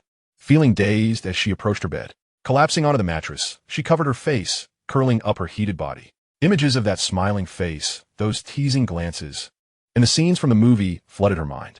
Chen Yanking trembled from the depths of her being, both body and soul. That person was too wicked. She vowed never to watch a movie with him again, biting her lip with fierce determination. It seemed she truly was afflicted. After dinner at the drag, too complex. Chen Sheng connected the internet cable he had purchased to his room. Eagerly, he powered on his laptop, yet his enthusiasm waned swiftly. The speed of a 2010 laptop was hardly quicker than that of a snail. However, there were no issues logging into the website or QQ. On QQ, There was a notification regarding an added contact. Upon investigation, it turned out to be Chen Sheng, who was from the group ad. After checking the classmates group, he realized it was Chen Yanking. He chose to accept the request. Chen Sheng had previously attempted to add him, but received no response. After accepting, he remained silent, fixated on the World Cup, helping himself recall the match results. It wasn't until midnight that Chen Sheng finally shut down his computer, rubbed his palms together to warm them, and covered his eyes. A quiet smile broke on his face. The memories had yielded results. Though meager, they were sufficient to amass some initial capital. It was now 2010, and the notion of starting from scratch was merely a dream. He could only rely on a scant amount of foreknowledge to amass wealth. The lottery was something he couldn't recall, and even if he did, it would be futile. The only fixed outcome was the World Cup. The day after tomorrow, on June 27th, there was a match featuring Germany. He remembered only a few matches, all involving the German team. A recollection aided by discussions with classmates about the 2010 results during the 2014 World Cup. He had merely $2,000 in cash. The rest of the red envelopes had been handed over to his mother, and he dared not ask for money, knowing she would inquire about the reason. She would never condone gambling. The following morning, he took the money to a sports lottery shop. During the World Cup, the shop was crowded.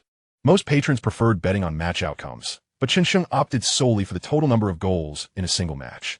He placed a bet on the Germany versus England match on the 27th with odds of 16. If his memory served correctly, the final score was 4-1 with a total of 5 goals. He invested the entire $2,000, feeling a slight unease. If the butterfly effect altered the outcome, he would have to accept his misfortune and return home to explain that he was not a gambler. Spending $2,000 on the World Cup at this time was not unusual. Some even wagered tens of thousands, so no one found it strange. The shop owner, with a sympathetic gaze, kindly reminded him that betting on total goals was quite a gamble, entirely dependent on luck. I'm just taking a wild guess. If I can't get it right, I won't bet again. Chen Sheng, with a foolish grin, nodded. The lottery shop owner shook his head and printed out the ticket. Chen Sheng carefully tucked the ticket into his pocket. After a long and agonizing wait until 10 o'clock on the night of the 27th, the match finally commenced. Chen Sheng was completely engrossed. 2 tenths to drink a drop of water until the match concluded. Germany 4, England 1. Yes, he had remembered correctly. Chen Sheng's fist clenched in excitement. With odds of 16, his 1,800 yuan transformed into 28800. As the amount on a single ticket did not exceed 10,000, he would not have to pay taxes and could take it all. He was elated. When was the next match for Germany? He flipped through his memory notes. It was July 3rd. The purchasing process would be simplified. He had previously written a lot, but found it took up excessive space, so he deleted much of it. He assumed no one would have the patience to read that content. So let us overlook the trivialities and focus on the core of life. Chapter 10. One surely wants to join the game. On the night Chen Sheng watched the match, in the dormitory of the Ling County Education Bureau, the Shen family was engaged in a conversation. His mother, He Donkin, a serious-looking middle-aged woman with glasses and short hair, asked, "Do you have anything on your mind lately? Share it with me." "Well, I'm about to go to university," Chen Yanking replied, feeling a flicker of anxiety within, though her expression remained unchanged. She knew her mother too well. Any conversation signified that something had been discovered. He Donkin observed her daughter's demeanor and shifted the topic. "Is that Chen Sheng, the second-ranked student in the county, in your class?" She was feigning ignorance, as she had been the first to learn of the scores. "Yes, Mom, what is up?" Chen Yanking's heart raced, but she maintained her composure. Yet, her slight skill in disguise could not escape the discerning eyes of He Donkin, who had been a leader for many years. "Oh, it's nothing, just casual talk. What kind of person is he?" He Donkin continued nonchalantly. "I don't know him well. We hardly speak, but he seems decent." Chen Yanking instinctively recalled Chen Sheng's face, but quickly suppressed the thought. He Donkin furrowed her brows slightly. "Which university did he apply to?" I think it's also Jiangda." "Did he apply there because you're going to Jiangda?" No. Chen Yanking was startled, hastily waving her hands. "I really don't talk to him much. We're merely classmates. I applied for law, and he applied for economics, which is quite different." In truth, it was not so distant, but she had to claim it was. He Donkin's expression softened. After a brief silence, she suddenly asked, "Are you dating him?" Chen Yanking was taken aback, her mind racing like lightning. Every nerve in her brain was frantically working. If she answered incorrectly, it would surely lead to trouble. Her expression reflected disbelief. "How could that be?" "Mom, you're just guessing wildly. I wouldn't date anyone before my sophomore year, and even if I did, he's not my type." He Donkin's expression remained unchanged, but the skepticism in her eyes turned into half-belief. Her daughter had always been proud and obedient, and if she were to like someone, it would undoubtedly be an outstanding young man. After contemplating, He Donkin chose not to press further. Well, there will be many excellent people in university. Don't rush into relationships. Observe more. I know. Chen Yanking nodded obediently. Indeed, she hadn't been in a relationship. She had merely had her hand squeezed. Which surely didn't count, right? It doesn't count. Moreover, that scoundrel didn't seem to have any such intentions, as he hadn't even messaged her in days. That person was so terrible, she would never date someone like him. The following morning, unaware that he had been labeled a scoundrel, Chen Sheng set off with his lottery ticket and ID card to the sports lottery center in Jining City. Ling County was too small. It only had purchasing points and no established management institutions, so he had to go to the administratively affiliated Jining City. After more than an hour on a bus, he finally arrived. During the World Cup, the lottery center was bustling with activity. Anyone winning over 10,000 needed to come here to claim their prize. The claiming process was not overly complicated. After verification, he received a check. In 2010, Jining City's lottery center had yet to establish on-site bank card services. Chen Sheng carefully tucked the check away, keeping his hand in his pocket to guard against any potential pickpockets outside. At that moment, everyone knew why one would visit the lottery center, so it was wise to be cautious. Just around the corner was the industrial and commercial bank corresponding to the check, and whenever someone approached, Chen Sheng would sidestep. Upon entering the bank, he remained vigilant and opened a first-class card, essential for receiving transfers from the lottery center. Chen Sheng kept his hand firmly in his pocket, clutching the card tightly. In 2010, pickpockets on buses were a common occurrence, and it wasn't until he returned home to Ling County that he finally relaxed. Lying on his bed, Chen Sheng waved his arms in excitement, kissing the card repeatedly. Wealth is all in your hands, my friend. Ding, ding, ding. The sound of a QQ notification broke the silence. Chen Sheng thought it was Zhao Wenbo. Sitting at his desk, he discovered it was Ching Ching Zikin. What are you doing? In later years, it is often said that if someone asks what you're doing, the underlying message is that they miss you. Chen Sheng replied directly, missing me? Then he returned to his bed, grinning at the bank card. Half an hour later, ding ding ding sounded again. Could it be a reply? Curious. Chen Sheng sat back at his desk and found it was a message from the classmates group. Lu Zhaoning asked everyone, does anyone want to go to the bar to watch the World Cup tonight? I'll cover all expenses for a night of revelry. Several boys and girls responded. Count me in. Lu Zhaoning added, Shun Yanking and Fong Kiwi come along. And a boy and two girls chimed in, yeah. Let us all go and have some fun. It'll be hard to see each other once we head off to university. Shun Yanking replied, thanks, but I don't like noisy places. Fong Kiwi added, thanks, I won't be going either. Lu Zhaoning, classmates going out tonight. Let's gather at the entrance of the Cottonwood Bar at 9 o'clock. Immediately, over a dozen male and female classmates responded. At this moment, a male classmate inquired, Zhaoning, aren't you buying the World Cup tickets? Did you win? Lu Zhaoning replied, it's not that easy. I was just playing around. I lost over 60,000 yesterday. And a friend of mine lost 150,000. A female student gasped. Wow, losing 60 or 150,000 is like it's nothing to you. Lu Zhaoning lamented, don't even mention it. My dad scolded me terribly, saying no matter how much money I earn, it's never enough for my whims. Upon witnessing this, Chen Sheng decided it was pointless to continue watching Lu Gong's pretentiousness. However, Zhao Wenbo soon sent a message. Chen Sheng, shall we go play billiards this afternoon? Chen Sheng thought it would be nice to go out and replied, all right, see you at the mall downstairs at 2. When 2 o'clock arrived, Chen Sheng reached the mall and was surprised to find not only Zhao Wenbo, but also Shin Yanking and Fong Kiwi, who were engaged in light conversation. Sheng Yi, you're really slow, Zhao Wenbo remarked with discontent. Chen Sheng chuckled. Slow is what makes a real man.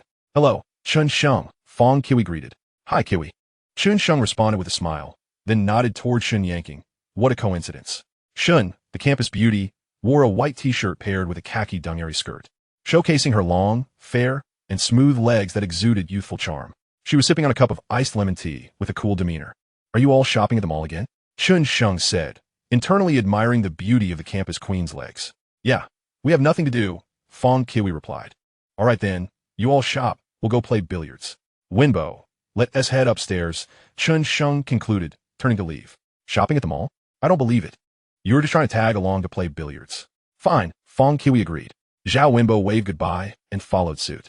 Watching the elegant figure entering the mall, Shun Yanking bit down on her straw, her expression instantly clouded with disappointment. Feeling wronged, she silently vowed, fine, I won't let you play with my fingers anymore. Fong Kiwi was about to ask her best friend where she was going to shop when she noticed her expression and a light bulb went off in her mind. She turned to Chen Sheng and called out, Chen Sheng, Wenbo, can you take us to play billiards? Chapter 11. What isn't it for me? Chen Sheng halted in his tracks, realizing they were indeed trying to tag along for billiards. Sigh, let them come along. Who told you to have such beautiful legs? Upon seeing Wenbo's questioning gaze, he added, all right, let us invite them. Come on. Zhao Wenbo beckoned to the two girls. Fong Kiwi smiled and tugged at her best friend's arm, yanking, let us go play billiards. Shopping is tiring on the legs. Okay, fine, I'll go along. Shun Yanking reluctantly agreed after a moment of contemplation. As she observed her best friend's expression shift from sulky to an effort to conceal her delight, Fong Kiwi thought, oh dear, sister, if you treat me poorly in the future, I'll one-tea let you off the hook. She was genuinely curious about what kind of charm Chen Sheng possessed that could transform the aloof Shun Yanking into someone so animated. If Aunt He knew, she would surely be furious. The billiards game transformed into a lively affair with 4 participants, particularly with Shun Yanking's presence. They attracted nearly all the attention in the billiards hall. Her beauty was second to none in Ling County, and Chen Sheng believed only Sister Yang could rival her. Since they were playing together, Chen Sheng made sure to engage Shun Yanking in normal conversation, just as he did with Fong Kiwi. As the game progressed, it turned into a showdown between Chen Sheng and Shun Yanking. Both displayed remarkable judgment of angles and force, creating an evenly matched competition. In contrast, Zhao Wenbo and Fong Kiwi's skills were lackluster, relegating them to mere spectators. Suddenly, Zhao Wenbo asked, Shinzi, did you buy the World Cup tickets? I did, Chen Sheng replied. Did you win or lose? Not a huge profit, just a few thousand, Chen Sheng smirked. A few thousand? Is that for real? Zhao Wenbo's eyes widened, the disbelief evident on his face. Which match did you bet on? Despite his instinctive reluctance to believe it, he felt an inexplicable urge to trust Chen Sheng. Shun Yanking and Fong Kiwi were equally taken aback. A few thousand was certainly not a small sum. Fong Kiwi was somewhat interested in the World Cup lottery, while Shun Yanking was merely there for the spectacle. She didn't even know what the tickets looked like. Really, I bet on the Germany versus England match. Chen Sheng affirmed with a serious nod. He wouldn't bring it up himself, but if his friends wanted to join, he wouldn't mind taking them along. Zhao Wenbo's face gradually flushed as if he had made a gambler-esque resolve. Shinzi, you have to let me join in. I've already lost 500. Do you trust me? If you lose, don't blame me. Chen Sheng teased, then picked up some chalk to apply to the Q-tip. The motion of rubbing the Q-tip unconsciously reminded Shun Yanking of that day, causing her cheeks to flush and her fingertips to tingle. Chen Sheng continued, moreover, I only bet on the total number of goals. It's all based on luck. You know who I am. I can definitely afford to lose. Zhao Wenbo thumped his chest and pointed at Chen Sheng. If I lose, I one-tea regret it. All right, I'll let you know on QQ when the time comes. Chen Sheng chuckled. Zhao Wenbo had a gambling streak, which led to him being scammed in a fun scheme a few years later, resulting in his family's pork shop being mortgaged to pay off debts. Later, he took on a farming project from Chen Sheng. Fong Kiwi interjected, Hey. Chen Sheng, do you consider me an outsider? Take me along too. She had already lost over 300 but felt too embarrassed to say so. Do you trust me? Chen Sheng asked with a teasing smile. I do. Fong Kiwi thought to herself, if you can manage the proud Shin family princess, why should I trust you just once? Fine, you're in, Chen Sheng agreed, as it was free money from the lottery after all. Thank you, Shenzi. Fong Kiwi beamed. Shun Yanking reached into her dungaree pocket, hesitating several times, wanting Chen Sheng to help her buy tickets for a sense of participation. However, seeing his indifferent expression made her fear a negative response, which would be too humiliating. This subtle movement did not escape Chen Sheng's notice, and he looked at Shun Yanking in confusion. You want to buy too? Shun Yanking's ears turned slightly red as she pulled out 5 bills. I don't know how to buy. Can you help me? If you lose, don't blame me. Chen Sheng replied nonchalantly. I want to blame you. Shun Yanking gently shook her head. But if I win, what's in it for me? Chen Sheng winked. I'll give you half, Shun Yanking replied, not caring how much they would earn. She simply couldn't let her mother know about this betting business. No need. If we win, just take me to the movies. How about that? Chen Sheng fixed his gaze on the campus beauty intently. Huh? Shun Yanking was taken aback, her ears turning crimson as her heart raced. This guy must be up to no good. Then she thought, as long as I don't let him succeed, it's fine. A movie invitation is just that, an invitation, and it's not guaranteed we'll win. All right, deal. Chen Sheng took the bills and stuffed them into his pocket, secretly amused that he could get back at her. When the time came, the 4 of them left the mall. On the way, Zhao Wenbo, with a hopeful expression, remarked, Shinzi, why do I feel like Shun Yanking has changed? When we watched a movie together last time, I found it incredible, and now we're playing billiards together again. Really? I didn't notice, Chen Sheng replied. How could you not? She actually agreed to treat you to a movie. Alone. My goodness, who would believe that? Maybe she just said that offhand, Chen Sheng suggested. I think so too. There's no way she would go to a movie with you alone, right? I did take it to heart either. But I have a question. Why is she giving you money to buy tickets instead of asking Kiwi for help? Why so many questions? I just feel like something I don't know is happening. Upon returning home, Ms. Chen Sheng accompanied Aunt Yang for a medical checkup and had yet to return, but Chen Sheng heard a sound emanating from his room. Upon pushing the door open, he discovered that it was indeed Yang Junxiu, engrossed in a QQ chat. Her possession of a key was hardly surprising. Go fetch me an ice cream.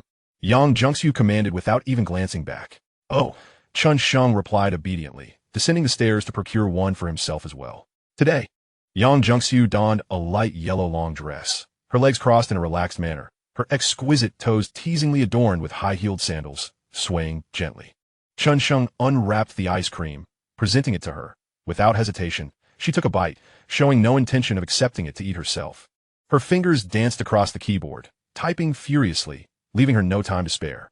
Chen Sheng had grown accustomed to this routine, having stood by serving his sister during meals in the past. Stealing a glance at the computer screen, he noticed a flurry of avatars flashing. Most were male. Yet Yang Junxiu paid them no heed, engrossed instead in lively discussions with a few female acquaintances. The topics revolved around school gossip and celebrity fandoms. As she finished the last bite of ice cream, Yang Junxiu patted her shoulder. Chen Sheng, at a loss for words, realized that her tardy return meant he would not only be serving her food, but also acting as her masseur. Hastily consuming the remainder of his ice cream, he placed his hands on his sister's shoulders, kneading gently. After a brief while, he inadvertently glanced down. Suddenly, it appeared she was no longer drowsy. Yang Junxiu pointed at a photo of a homebred border collie shared in the group chat. Isn't it beautiful? Indeed, Chen Sheng instinctively replied. Yang Junxiu turned her head, catching sight of his furtive gaze. Looking down, her face flushed crimson. She swiftly stood up, indignantly pushing and striking at Chen Sheng, exclaiming, "You naughty boy! Even with your sister, why are you hitting me again?" Chen Sheng protested, retreating under her playful assault. "That's precisely what I'm hitting you for." Chen Sheng found himself cornered by the bed. With nowhere else to retreat, he fell backward. Yang Junxiu evidently had no intention of relenting. She straddled him, fiercely pinching the soft flesh on his chest. Chen Sheng yelped in pain, pleading for mercy. The sharp discomfort was unbearable, yet he dared not push her away. "Do you dare to defy me again?" Yang Junxiu interrogated fiercely. Suddenly, she froze, an odd expression crossing her face. After a brief silence, she let out a shriek, akin to a startled rabbit, leaping off Chen Sheng with an embarrassed and flustered countenance. "You wicked boy, even with your sister." With that, she bolted out the door. Chen Sheng felt a wave of embarrassment wash over him, thinking to himself that this could hardly be blamed on him.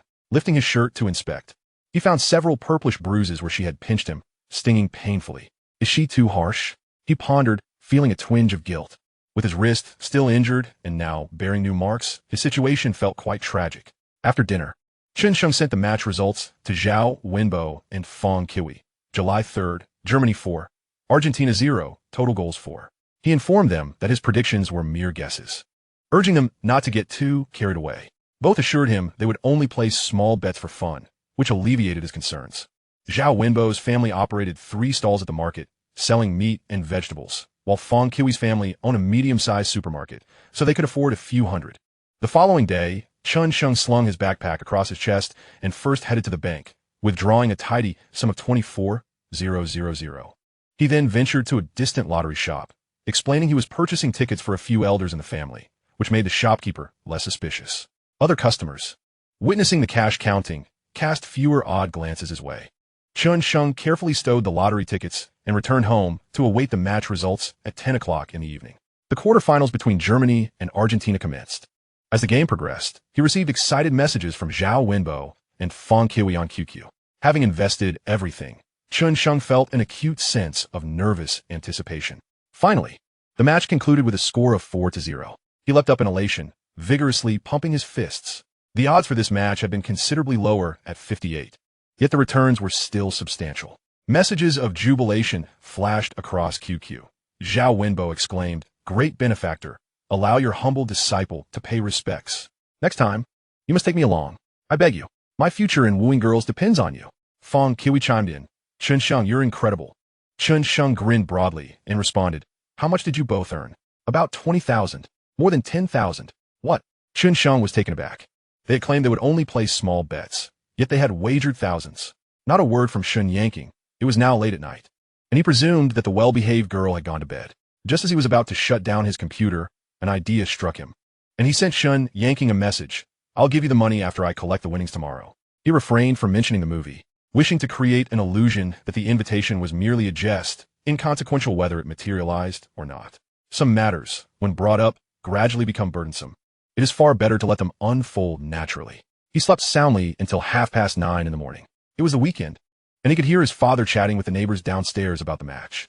The sounds of mahjong echoed, unmistakably indicating that Ms. Chen Sheng was among those playing. During this period, there were no dedicated card rooms, so they set up a table in the cool shade downstairs. There was stir-fried, minced meat ready in the kitchen, which he could pour over noodles for a meal.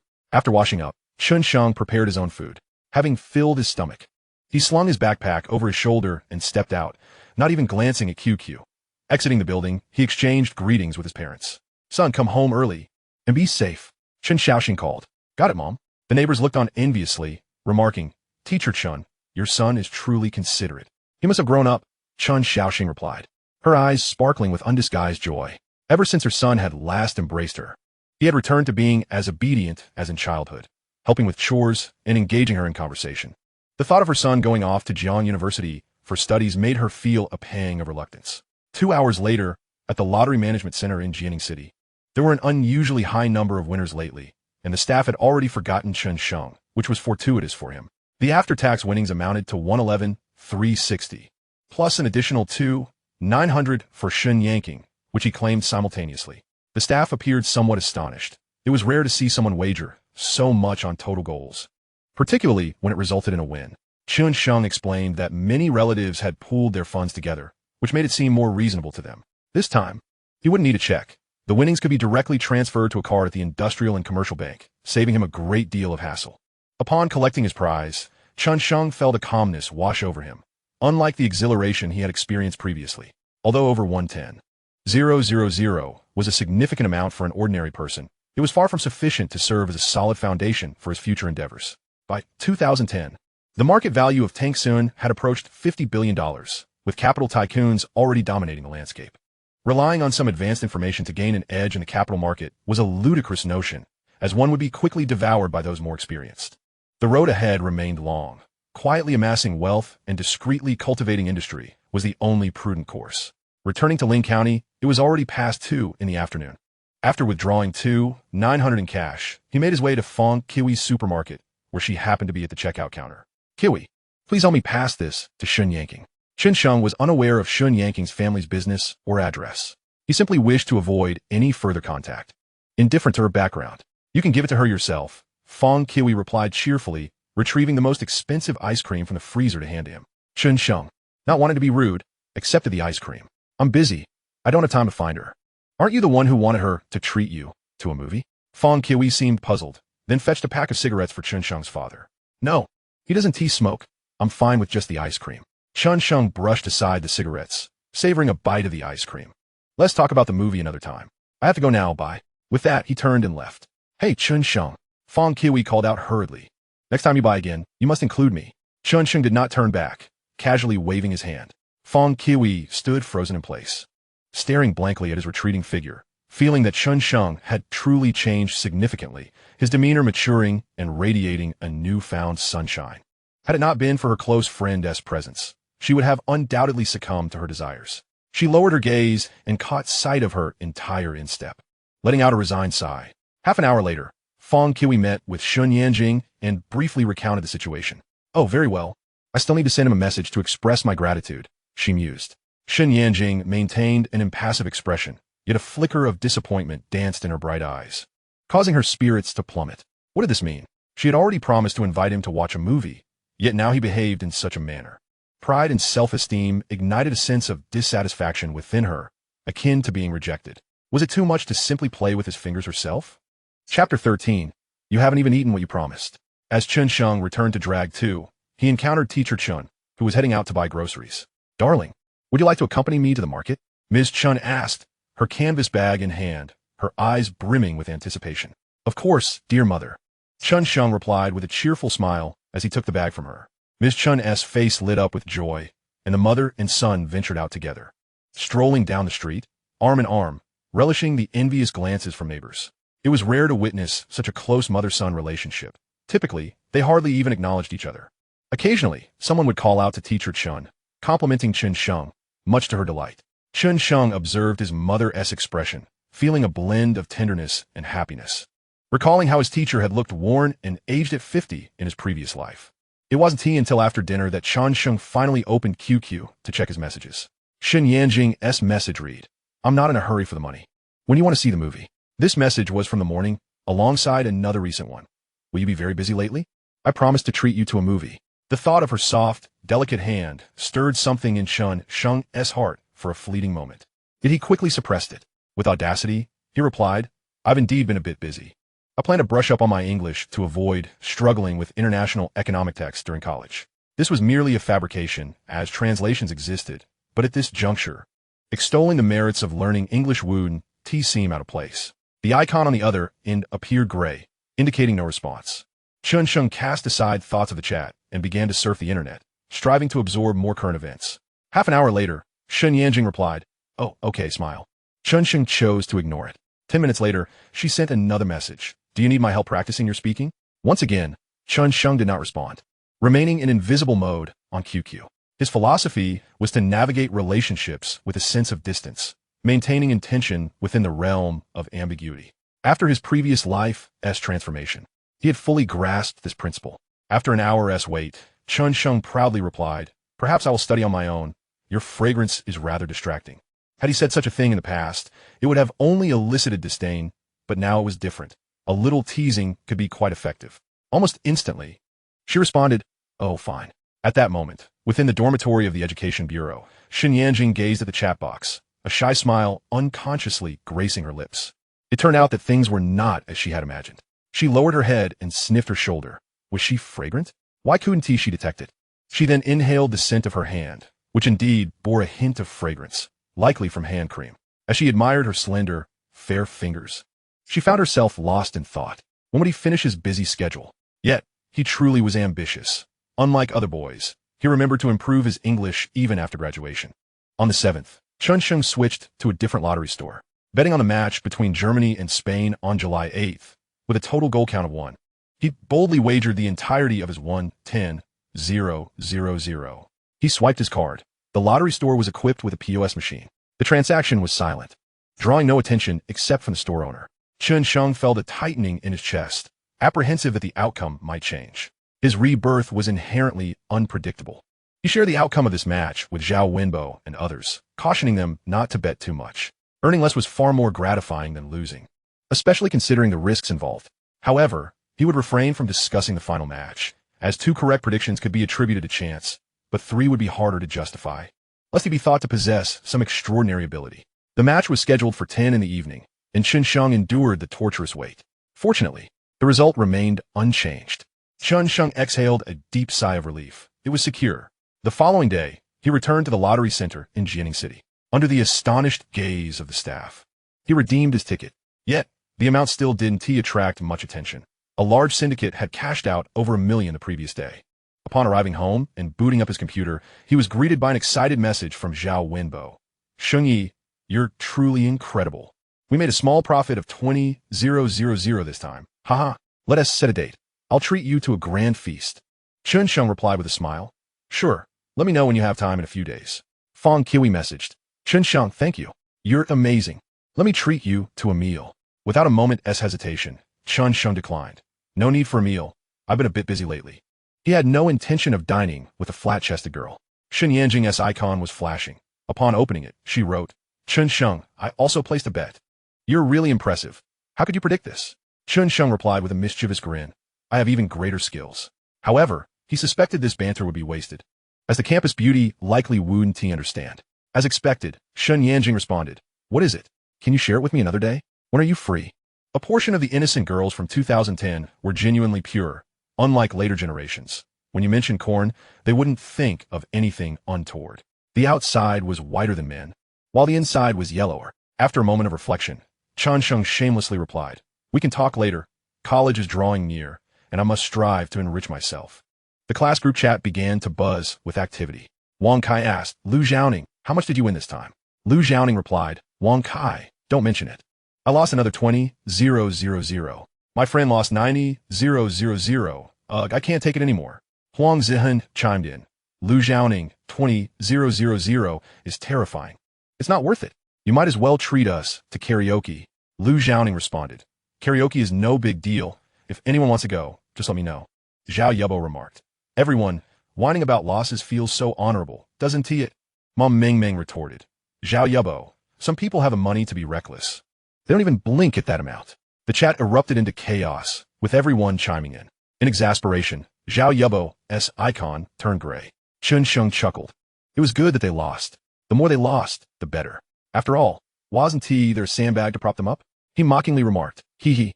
What's the big deal about losing this little? I have a friend who wouldn't bat an eye after losing 300,000. What's that to you? The group was abuzz. Did Chen Sheng really have such an impressive friend? At that moment, every classmate couldn't help but recall Chen Sheng's performance that day. Lu Zhaoning said, I don't believe a word you say, Chen Sheng. Chen Sheng replied, whether you believe it or not is none of your business. You still owe me a meal for what you promised. Ma Meng asked, what did Zhaoning promise you? Chen Sheng interjected, you better not pin this on him. Just then, the previously grayed-out Zhao Yubo piped up. Lu Zhaoning bet that if Chen Sheng scored 630 points, he would eat excrement. He has been dragging his feet. You can ask Shen Yanjing and Feng Kiwi for confirmation. The class group was left in stunned silence. Wu Mengmeng, Shen Yanjing, and Feng Kiwi remained silent, feeling too embarrassed to speak up. Meanwhile, Lu Zhaoning had already logged off. Chen Sheng grinned widely. This was a statement that should have come from Yubo, as it had more impact. He decided not to linger, exchanging a brief farewell with Zhao Wenbo before logging out. He had no interest in staying for a collective prosperity. Once off QQ, Chen Sheng felt a surge of excitement and eagerly opened a web page, eager to indulge. What was the uncensored website from 2010 again? As he racked his brain, the door swung open. The only person who entered without knocking was Yang Zhengxiu. Get up. I'm checking your computer. Yang Zhengxiu tugged at Chen Sheng's left ear, pulling him up. Chen Sheng winced in pain, reluctantly rising to his feet under the force of the hand gripping him. With a grimace, he lamented, it hurts terribly. Why do you keep tugging at my ears? They're going to become wind catchers. Yang Zhengxiu paid him no mind, settling down to grasp the mouse and opening the web browser history, then clicking through her bookmarks. However, she found nothing amiss. Subsequently, she navigated to my computer to scrutinize the files on each drive, examining them meticulously. Ultimately, she discovered nothing of interest. Doubt clouded Yang Zhengxiu's eyes as she recalled her roommate's assertion that boys during puberty undoubtedly viewed all sorts of inappropriate content. Why hadn't she stumbled upon anything? She had come to terms with the incident from last time. It was perfectly normal for boys to behave that way. However, she feared it was the result of indulging in inappropriate material, which was entirely unacceptable. Chapter 14. Accompany me to meet classmates, but don't mention you're my brother. Experts assert that viewing inappropriate content severely impacts mental and physical health, which prompted her immediate investigation. Chen Sheng stood behind, making faces and secretly relieved that he had not remembered the website. Otherwise, he would have been caught red-handed. This woman was rather overbearing, but what could he do? She held authority over him. Even if he were to protest, neither teacher Chen nor accountant Chen would intervene. Sister, what are you looking for? Chen Sheng asked, suppressing a chuckle while feigning ignorance. None of your business. Yang Zhengxiu dismissed him, opening the recycle bin.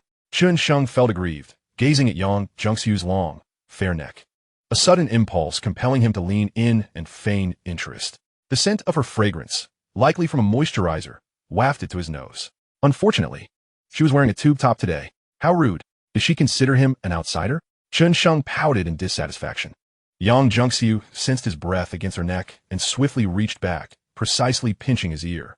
You're up to no good again, aren't you? She turned her head, glaring at him fiercely. Their faces were a mere 10 centimeters apart, and a refreshing scent enveloped Chen Sheng.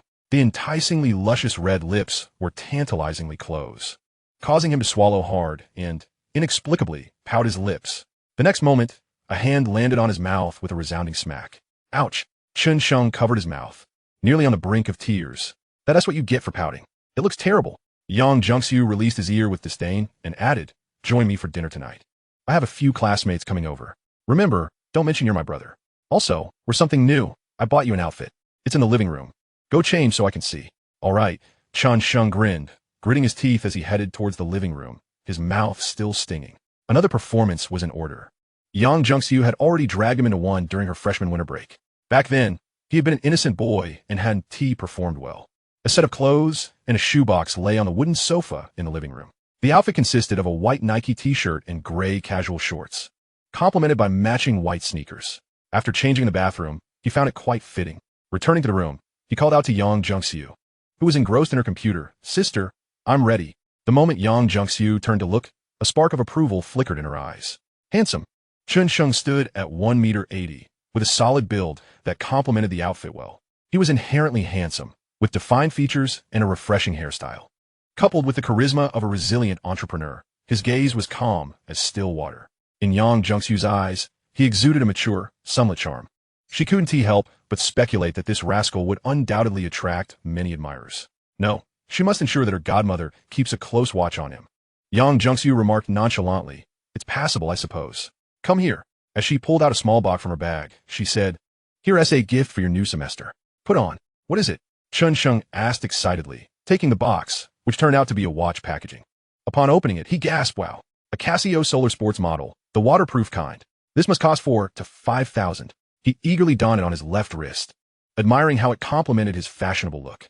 "Sister, you're too good to me." "Huh, did you just realize?" Yang Jung-soo scoffed. "Such an extravagant gift warrants a kiss as thanks." Chen Sheng grinned, leaning in cheekily. A fragrant hand pressed against his face. She retorted, "Kiss my foot. What were you thinking?" "I meant it from the heart." Chen Sheng feigned innocence, though internally he felt embarrassed, resolutely refusing to admit his mischievous thoughts. As Yang Jung-soo resumed her chat on QQ, Chen Sheng preened before the mirror. By around 5:30, Yang Jung-soo closed QQ, saying, "Let us go." "All right." The two descended the stairs, coincidentally encountering teacher Chun and accountant Chun returning home. "Godmother, Shenzi and I want to be having dinner at home. I've asked him to accompany me to meet some classmates." "That is fine. Be careful and stay safe, my dear girl," teacher Chun replied, her face radiating affection as she cast a discerning glance at her son. Observing the siblings' retreating figures, teacher Chun nudged accountant Chun. "Don't they make a lovely pair? It would be wonderful if they end up together. After all, they're family." "Indeed, a girl 3 years older is a treasure. Let us hope your dear child can secure one," accountant Chun replied. At that moment, the sun hung low in the sky, casting shadows as the houses flanking the street shielded them from the sweltering rays. Chen Sheng and Yang Jung-soo strolled leisurely towards the mall, which was about a kilometer away. Today, Yang Jung-soo wore a black dress, topped with a sheer black overlay that reached her knees, with a short inner skirt. Her snow-white thighs peeked out, accentuated by crystal-heeled stilettos, giving her an ethereal grace. They attracted many gazes as they walked.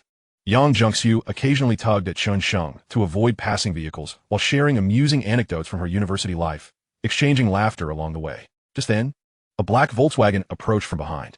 Due to the moderate speed, a cool and elegant girl in the back seat recognized Chen Sheng at once. Her previously calm expression darkened instantly, her eyes clouding with sorrow. She leaned against the car window, glancing back several times, only retracting her head after they had distanced themselves. The man in the driver's seat, in his 40s, was handsome yet stern, his deep-set gaze revealing a seasoned composure from years in the political arena. He stole a few glances at the girl's unusual behavior and inquired, "What's wrong? Yin? Did you see a classmate?" "Yes, Dad, I thought I was mistaken," Shun Yanking replied, her heart racing as she quickly composed herself. Yet, an unprecedented pang of bitterness surfaced within her. "You said you were busy, yet here you were strolling with another girl," she thought, feeling a deep sense of injustice and anger. The man cast a few more glances in the rearview mirror, but said nothing else. It seemed his daughter had something on her mind. He would need to find time to discuss it with her. At the mall, the newly established Wanda in Ling County had only been completed for a year, making it the most bustling and vibrant place in the county. The 4th floor was designated as the dining area. Yang Jung-soo led Chen Sheng to a Sichuan hot pot restaurant. Chen Sheng couldn't help but marvel at the thought of eating hot pot in the sweltering summer. Was it to dispel coldness? The table by the window was occupied by 2 young men and a woman, all in their 20s and stylishly dressed. One of the boys, sitting alone, exuded a certain charm, donning gold-rimmed glasses and appearing cultured. Upon spotting Yang Jung-soo, his eyes lit up, and he quickly stood up to wave, "Jung-soo, over here." As his gaze swept over Chen Sheng, a shadow flickered in his eyes. Yang Jung-soo merely smiled faintly and nodded. The other pair, clearly a couple, greeted Yang Jung-soo, who responded with slightly more enthusiasm. The two individuals exchanged odd looks with Chen Sheng, but did not extend any greetings. Chen Sheng observed everything keenly, understanding that it seemed someone was attempting to set Yang Junxiu up with a specific individual. However, the seating arrangement felt somewhat awkward, as it was a four-person table. Junxiu, please sit, the bespectacled boy insisted, pulling out a chair beside him. Thank you, Yang Junxiu replied with a smile, grasping Chen Sheng's arm. Shenzi, you sit here. I'll take the chair next to you. As she spoke, she pulled a chair over beside him. Chen Sheng, unabashed, plopped down next to the bespectacled boy, smiling as he said, thanks. The boy's expression soured slightly, but he maintained his composure, casually asking, Junxiu, who is this? Chapter 15, Childhood Sweethearts. I'm the childhood friend. Oh, this is well, Yang Junxiu hesitated to clarify. However, the meaning was quite apparent to the other three. It was nothing short of softening his stance. Hee, greetings to you all. I am Chen Sheng, he chuckled. Since Sister Yang did not introduce these three individuals, it implied they had not reached a level of acquaintance worthy of formal introductions, likely due to some special circumstance that made them familiar with one another. Frankly speaking, he harbored a dislike for the trio. They were overly eager for quick success and lacked even the most basic manners, solely focused on achieving their objectives. They had undoubtedly come over with a specific intent, seizing the opportunity for Yang Junxiu to graciously entertain them, while escorting the male companion around for leisure. Sister Yang was displeased, yet reluctant to confront them directly, hence inviting him along. Well then, he thought, he would be a bit more ruthless. To plot against my Sister Yang, not a chance. The bespectacled man's expression stiffened slightly, forcing a couple of awkward laughs. Hello. The girl looked at Yang Junxiu in astonishment. Junxiu, how come I've never heard you mention them before? We grew up together and only recently confirmed our relationship. Yang Junxiu replied with a shy smile. Yes, childhood sweethearts, innocent as can be, Chen Sheng said unabashedly, taking hold of Yang Junxiu's hand. Wow, so soft and smooth. Yang Junxiu did not pull away. Instead, two clouds of crimson blossomed on her cheeks as she subtly dug her nails into Chen Sheng's skin. The three onlookers were bewildered. Such a trivial act could hardly escape their notice, and they felt as if they had just swallowed something distasteful. The bespectacled man managed a forced laugh before lapsing into silence. The atmosphere grew awkward. Let us eat. Let us eat. The dishes have been ordered. Chen Sheng took the lead, inviting the others to start. Yang Junxiu immediately complied, picking up a slice of lamb roll and placing it into the pot, boiling it for a precise 20 seconds before transferring it to Chen Sheng's bowl. You expect me to serve myself? Feed me. Chen Sheng pressed on, assuming a haughty demeanor. All right, I'll feed you honestly, Yang Junxiu chided lightly, discreetly stepping on someone else's foot. The trio stood in stunned silence. Was this fiery Yang Junxiu truly so gentle? The meal proceeded with little enjoyment for the three, as they merely observed the couple's affectionate display. Chen Sheng was being pampered to an excessive degree. The key moment arose when he used his chopsticks, laden with beef and lamb, to offer food to Yang Junxiu. And to his astonishment, the normally aloof and domineering girl actually took a bite. The bespectacled man's expression darkened further. The girl across from him, sensing the tension, nudged her boyfriend, who responded with a smile. Hey there, what is your take on this year's stock market? Stock market? Chen Sheng raised an eyebrow, intrigued. Was it time to issue a challenge? Yang Junxiu remained indifferent. Whether her brother could handle it was of no consequence. If it resulted in unhappiness, they could simply leave. The bespectacled man, growing animated, continued, yes, we often enjoy researching the stock market, dabbling in stocks and such. Are you familiar with it? Oh, I have a passing understanding. Chen Sheng thought to himself, bemused. If this fellow were indeed a high school student, he would surely be stumped here. Although he couldn't claim to be an expert on the stock market, he had studied it before. In his previous life, he had delved into it, not for personal trading, but to engage clients. Is that so? The bespectacled man chuckled, his eyes brimming with disdain and disbelief. Then with the recent stock market crash, what do you attribute it to? Do you invest? Chen Sheng smirked slightly, refraining from answering directly, as it would be inappropriate to simply respond to every inquiry. Naturally, the bespectacled man's demeanor radiated arrogance, as if he were already perched on high ground. And what do you think of the real estate regulations at the beginning of the year, as well as the European debt crisis? What impact will they have? Chen Sheng continued to inquire. The bespectacled man appeared momentarily taken aback. He was aware of these two factors, but had not probed deeply into them, relying more on hearsay. I understand some, but not thoroughly. Could you elaborate? The bespectacled man, unwilling to yield, sought to hear Chen Sheng's perspective in order to identify any flaws. Chen Sheng discerned his intentions easily, but it mattered little. He would treat it as a performance for Sister Yang. Clearing his throat, he adopted the demeanor of an esteemed professor and began expounding on the two major factors. From the real estate regulations leading to a decline in steel prices to monetary policy, followed by rapid national economic growth, which spurred capacity expansion. He spoke with fervor, detailing his insights. After quite some time, he suddenly paused, realizing he was about to discuss the rise in stock prices, a topic he preferred to avoid. He noticed all four were staring at him in a daze. Even those at the neighboring table had halted their eating, gazing this way. What's wrong? Have I astonished you? Chen Sheng maintained a neutral expression as he picked up a piece of food. Whether he was putting on airs was inconsequential. If it elevated Sister Yang's stature, that was sufficient. Brother, your analysis is incredibly insightful. Please continue. What comes after capacity expansion? The bespectacled man had shed his earlier aloofness, eagerly grasping Chen Sheng's hands. Chen Sheng was slightly bewildered. What was this? Shouldn't he be refuting him with sarcasm? Are you genuinely interested in hearing more? Yes. Not only did the bespectacled man speak up, but even those at the adjacent table chimed in, urging him on. You truly wish to hear? Chen Sheng confirmed once more, somewhat astonished, observing the nods and smiles around him. Wow, everyone is watching this, and they're nodding in agreement. Could it be they all have a penchant for stocks? Indeed, I believe your analysis is quite organized. I thoroughly enjoy this. The bespectacled man nodded vigorously, seemingly oblivious to any interest in women. He then called out to the waiter, Waiter, bring us 3 more beers, and another plate of lamb. Shall I attempt to analyze further? Seeing the atmosphere, Chen Sheng decided to let loose. Why not? He would see if Sister Yang still regarded him as a child. Everyone nodded in agreement, and the bespectacled man attentively poured Chen Sheng a beer. Chen Sheng surveyed the room and spoke confidently. Capacity expansion signifies capital expenditure. I trust you're all aware of this. Therefore, the machinery and equipment sector will likely. The 4th installment of Fruit 4 has been released, and I believe it will soon hit the domestic market. The electronics sector could, with national economic growth driving up household income.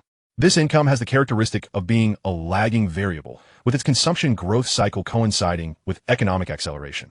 Industries related to healthcare and food and beverages are likely to.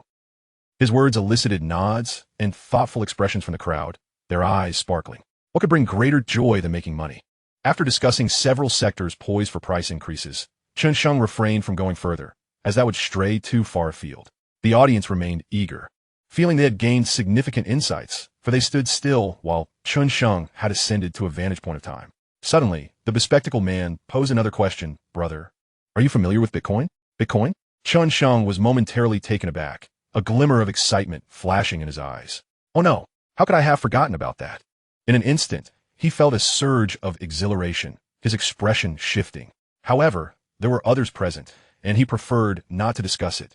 The stock market was permissible, but this topic was off limits. Not too familiar. The bespectacled man appeared slightly disappointed, sensing that Chen Sheng might know something.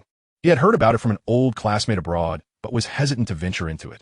Meanwhile, at a round table nearby, a coolly beautiful girl was gazing wistfully at Chen Sheng. It was a coincidence. She was dining with her father and relatives from their hometown and had fortuitously encountered this restaurant. She had initially been facing away from Chen Sheng and hadn't noticed him, but as the volume of conversation rose, she felt it was familiar and turned to look. Not only she, but her father was also watching, both having overheard his discussion. Chapter 16. Are there no rewards for this? Though his remarks were not particularly profound. He was merely a lad, not yet 20 years old. How could he possess such far-reaching insight? Several middle-aged men displayed expressions of approval and astonishment, occasionally exchanging a word or two. As the conversation dwindled and their meal reached its conclusion, the group settled the bill and departed. At that moment, Chen Sheng was casually addressing a few questions from the others. Suddenly, he felt a tense shiver run down his spine. A familiar silhouette appeared in his line of sight. There she was, with a fixed expression, proudly lifting her chin like a haughty little swan, striding past the back of Yang Zhengxiu's chair. Not sparing Chen Sheng a glance, Chen Sheng, feeling uneasy, turned to look back, seeing Shen Yanking join a group of middle-aged individuals as they exited the restaurant. One of the middle-aged men seemed to cast a glance in his direction, a look laden with significance. That's it. The plan to mold and manipulate may very well be in jeopardy. Wait, what am I afraid of? I'm not in a romantic relationship with a school beauty. Does it even matter? With this thought, Chen Sheng quickly regained his composure. What's wrong? Do you know him? Yang Zhengxiu squinted her eyes. Huh? Chen Sheng felt a wave of unease wash over him, though he maintained an outward calm, thinking perhaps she hadn't spotted him. Oh, she is quite beautiful, Yang Zhengxiu remarked nonchalantly. After some idle chit-chat, the dinner gathering came to an end. The initial hostility and coldness had transformed into eager inquiries. A complete reversal in the attitudes of the two boys. Neither of them were professionals. They were merely riding the wave of speculation. The predictions they heard tonight would suffice as conversation starters, likely to astonish their friends on social media. On the way back, Shenzi, how do you know so much? Yang Junxiu couldn't help but ask, a glimmer of curiosity shining in her eyes. Oh, I just take wild guesses. I enjoy researching things in my spare time. Chen Sheng chuckled. You performed admirably. Under the glow of the streetlights, a smile graced Yang Junxiu's lovely face. Hee, I have plenty more skills up my sleeve. Since I did well, shouldn't you reward me? Chen Sheng boasted. Yang Junxiu chose not to respond. As they stepped into a shadowy area devoid of streetlight, she suddenly said, lower your head. Huh? Oh, Chen Sheng didn't quite register the command, but habitually obeyed and lowered his head. A fragrant breeze brushed against him, and he felt a soft pair of lips gently press against his cheek before swiftly retreating. Consider that your reward. Chen Sheng was taken aback, a surge of desire igniting within him, thinking to push his luck. Reciprocation seemed only fair. With that, he leaned in. Smack! A hand struck his mouth. Ouch! You and me again. Chen Sheng covered his mouth, grimacing in pain, tears nearly springing to his eyes. You're completely incorrigible. Yang Junxiu shot him a disapproving glare. Wah wah wah. Chen Sheng feigned a pitiful demeanor, attempting to elicit sympathy. Yet Yang Junxiu was not easily fooled. She saw through his act and remained unfazed. Chen Sheng had no choice but to walk ahead, behaving himself. As they walked, he noticed a hand slip into the crook of his arm. The absence of streetlights rendered the surroundings dark. When you get to university, you'll encounter many people and face numerous challenges. You must maintain a positive mindset, understand? Yang Junxiu's tone was authoritative, yet her words were filled with concern. Understood, sister. In a few days, I'll accompany my mother to my grandmother's house for a while, then head straight to school. That means I won't see you for quite some time. You wish I wouldn't be around? Yang Junxiu suddenly snapped, pinching the soft flesh at Chen Sheng's waist. You know I'm right here at Jiangqida. It's just a few steps away, right? Hey, it hurts. What I meant was, each day without you feels like an eternity. Chen Sheng fancied himself quite the romantic. Unbeknownst to him, Yang Junxiu was unimpressed by his words. She twisted her grip tighter. Where did you learn such nonsense? Speak. Ouch. It really hurts. I swear it's the truth. I'm not just trying to flatter you. Chen Sheng pleaded for mercy, refusing to admit he was merely trying to impress her. Oomph. Yang Junxiu finally released him, her eyes glimmering with an inscrutable light as her tone softened. Just don't get into trouble at school, all right? Many girls can be quite pragmatic, and you might find yourself in a tough spot. If you meet someone you like, be sure to introduce her to me. Chen Sheng inwardly lamented, caught between her sternness and gentleness, unable to discern which words were genuine. Yet he replied obediently, oh, understood. Sister. A thought struck him, but what if some girls are tempting? I fear I might falter. What are you planning? Yang Junxiu halted, her eyes filled with suspicion. I just mean you should help me build my resistance from time to time. Chen Sheng replied earnestly. Yang Junxiu recalled the last time he had touched her, and her cheeks flushed with embarrassment as she scrutinized his expression. Yet, the darkness shrouded her view. After a few more steps, she spoke softly. If you behave, I will absolutely behave, Chen Sheng declared, his heart secretly elated. Yang Junxiu sighed inwardly, realizing that once she entered university, no one would look after him. She might as well sacrifice a little for her godmother's peace of mind. She linked her arm with Chen Sheng's, releasing it only upon reaching the entrance of their community. Each returned to their own homes. After washing up, Chen Sheng lay in bed but found himself unable to sleep. It wasn't thoughts of women that kept him awake, but rather the allure of Bitcoin. The year 2010 marked the nascent rise of Bitcoin, its price still remarkably low. However, his immediate priority remained to secure the reward from the last match in Germany. Without adequate funds, success was unattainable. He could invest entirely in Bitcoin and needed to set aside a portion for other investments. At 11 o'clock that night, in the Education Bureau dormitory, Shen Yanqing gazed at Chen Sheng's profile picture on QQ. Her expression conflicted. Should she inquire or remain silent? If she asked, from what standpoint would she do so? If she chose not to ask, an inexplicable sense of discontent lingered within her. He was so handsome today and knowledgeable too. She bit her lip, hesitating. After all, he had touched her before, so asking seemed permissible, right? She opened the chat window, typed a message, deleted it, typed again, and deleted once more, repeating this cycle for quite some time. The following morning, after finishing breakfast, Chen Sheng opened his computer and immediately noticed Shen Yanqing's avatar flashing. Upon clicking, he read, Chen Sheng, your girlfriend is truly beautiful. The timestamp read 12:30 a.m. Chen Sheng blinked in surprise and replied, she is my sister. I accompanied her to meet her classmates. That was accurate. It was indeed the case, he thought mischievously. Within 5 minutes, Chen Sheng's avatar flashed again. Oh, so she is your sister. She really is stunning. Chen Sheng responded, yes, I was just accompanying her for a meal. By the way, you're also very pretty. Meanwhile, in the Education Bureau dormitory, Chen Sheng bore faint dark circles under her eyes, yet wore a smile. Her mood shifted as if she had transitioned from a cold, windy wilderness into a warm room. The heart of an 18-year-old obedient girl could only contain happiness and unhappiness.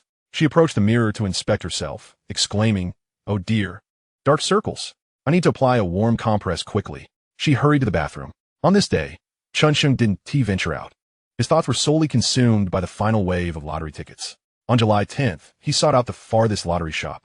He placed a bet on the July 11th match between Germany and Uruguay, predicting a total of 5 goals with odds of 75.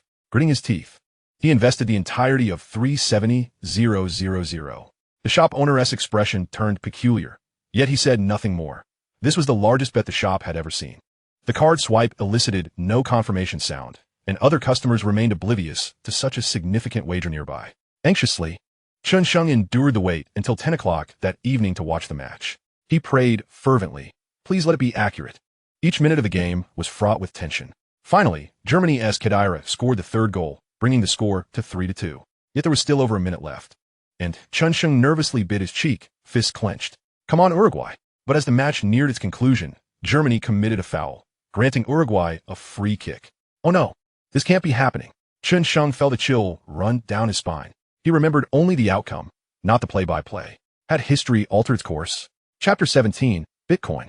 Chen Sheng held his breath, eyes wide as he watched for land take a direct shot on goal, the ball sailing past the German defense toward the net.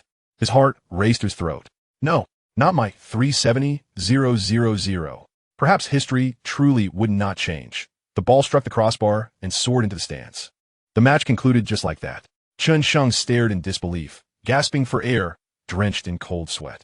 What a stroke of luck. Thank you, Furlan. May you live a long life. Due to the rush of adrenaline, Chen Sheng felt a warmth in his eyes. His heart continued to race for quite some time before he finally calmed down. Then came the exhilaration. They had won. He vowed never to gamble like this again. It was far too intense. He shut down his computer, wiped the sweat from his brow with a dry towel, and collapsed onto his bed. Excitement had drained a significant amount of glucose from his bloodstream, and coupled with a weakness following the surge of adrenaline, he soon succumbed to slumber. The following morning at 7 o'clock, Chen Sheng awoke. After hastily consuming breakfast, he shouldered his backpack and made his way to the Jianing City Sports Lottery Center. The staff were taken aback by his return to claim yet another prize. Upon verifying the lottery ticket, it ignited a fervent discussion among the employees inside. This time, it was indeed a grand prize, an astonishing 2,775,000. It was particularly noteworthy that the young man claiming the prize had previously redeemed a win, making it hard to ignore him. Chen Sheng resolutely declined any interviews, maintaining that it was a joint purchase with relatives and neighbors, and that he was merely responsible for collecting the winnings. Naturally, the staff found this hard to believe. Would such a substantial sum be entrusted to a newly adult child? However, with the claimant refusing to participate in interviews, they were left with no recourse. After receiving the prize money, Chen Sheng proceeded to the neighboring Industrial and Commercial Bank of China, applying to exchange for $50,000 in foreign currency. Following the cancellation of single transaction limits post-2007, the maximum amount one could exchange in a year was capped at $50,000. Should one wish to exceed this limit, they would need to pursue investment channels, which involved more cumbersome scrutiny. The manager approached, inquiring about a few basic details, after which he could fill out the foreign exchange application form. The actual transfer would require several working days. At that time, the exchange rate stood at 67,695, while the bank's conversion rate was set at 67, which was quite normal, as every bank follows suit. Once this matter was settled, Chen Sheng hurried home. Upon arrival, he retreated to his room, discarded his backpack, and excitedly kissed the card, overwhelmed with joy. The total value of over 2 million still held significant purchasing power at that moment. He finally had his initial capital. The saga of the World Cup lottery had reached its conclusion, leaving him unable to recall other competitions. 7 days later, the foreign currency finally appeared in his bank account. Sitting upright and composed, Chen Sheng solemnly opened his computer. His first task was to carefully select a Bitcoin exchange. At that time, there were no domestic Bitcoin exchanges. In early 2010, the world's first Bitcoin exchange was established, but it was shut down merely 3 months later. By late July, a new exchange named Mitgox had recently been founded in Japan, which at its peak accounted for 70% of global trading volume. It was a legitimate and certified exchange.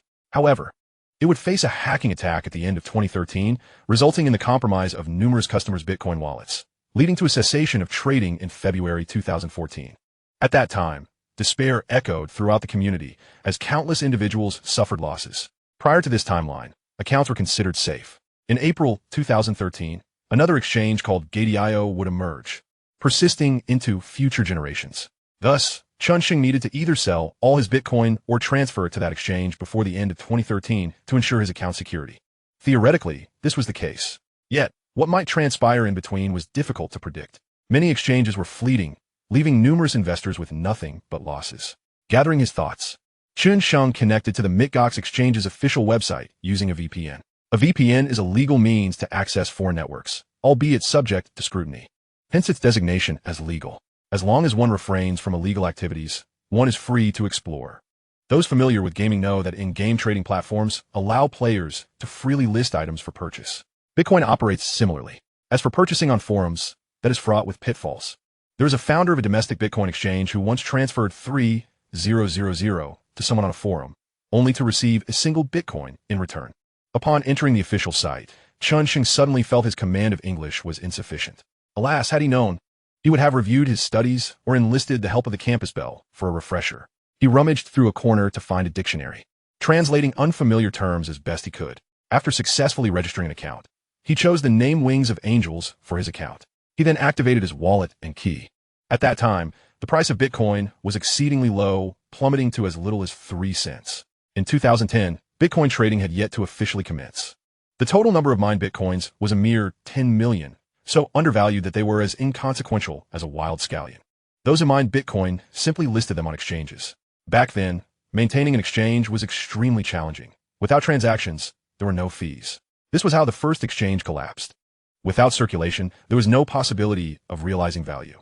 It wasn't until the end of 2010 that a handful of mysterious accounts began to purchase Bitcoin en masse, driving the price up. Later analyses suggested that this was orchestrated by the exchange's backers using secondary accounts to inflate prices. Bitcoin, being a currency of the world's underbelly, also served as a means to generate profit, thus truly igniting the Bitcoin market. Regardless of the price per Bitcoin, Chen Sheng was determined to buy them all, sweeping up every listing. As he made large-scale purchases, the prices of newly listed coins gradually began to rise. Observing that what others deemed worthless was being collected by a fool, naturally, the prices climbed. Before long, the price surged from 4 cents to 8 cents. After an intense 10-day period of activity, he had spent 30,000 to acquire 256,864 Bitcoins. The price rose to 15 cents, yet it still felt trivial in value, at least when viewed through the lens of future valuations. At that moment, no one would spend 15 cents to purchase a blockchain address. Chen Sheng ceased his acquisitions, and the exchange fell silent once more with no buyers in sight. Who would buy? Only a fool. In the exchange's backend, the founder, Lawrence von Buren, watched his smile fade. Why had the buying stopped? Keep buying. Continue. Each transaction incurred a fee, and selling generated further circulation in the market. Otherwise, he alone would have to fabricate false transactions, which would require capital investment. Now, with a discerning buyer, or rather, a big fool, this was the best possible scenario. For no matter how much he bought, it remained within the exchange's wallet. Chen Sheng understood this principle as well. Even if he purchased 500,000, it was all under the watchful eyes of others. One misstep could lead to his downfall. Of course, whatever harvesting would occur could only yield 30,000. At the beginning of 2011, he planned to offload a portion, securing some returns while reducing the animosity of the wolves.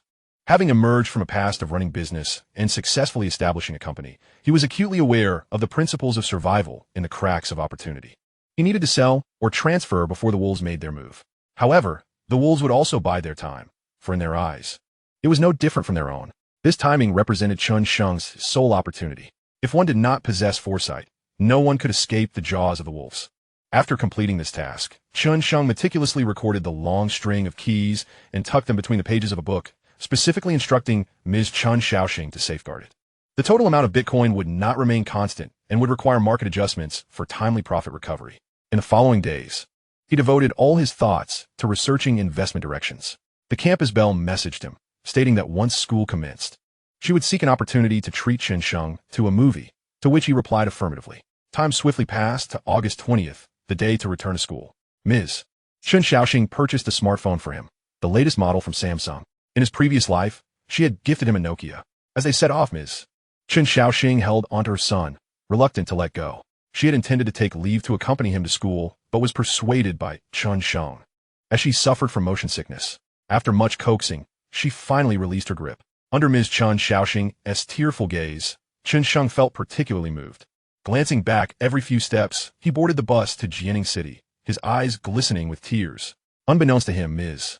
Chen Sheng had already become spiritedly engrossed at the mahjong table. A brief mention of Bitcoin suffices. Elaboration would render this account excessively lengthy.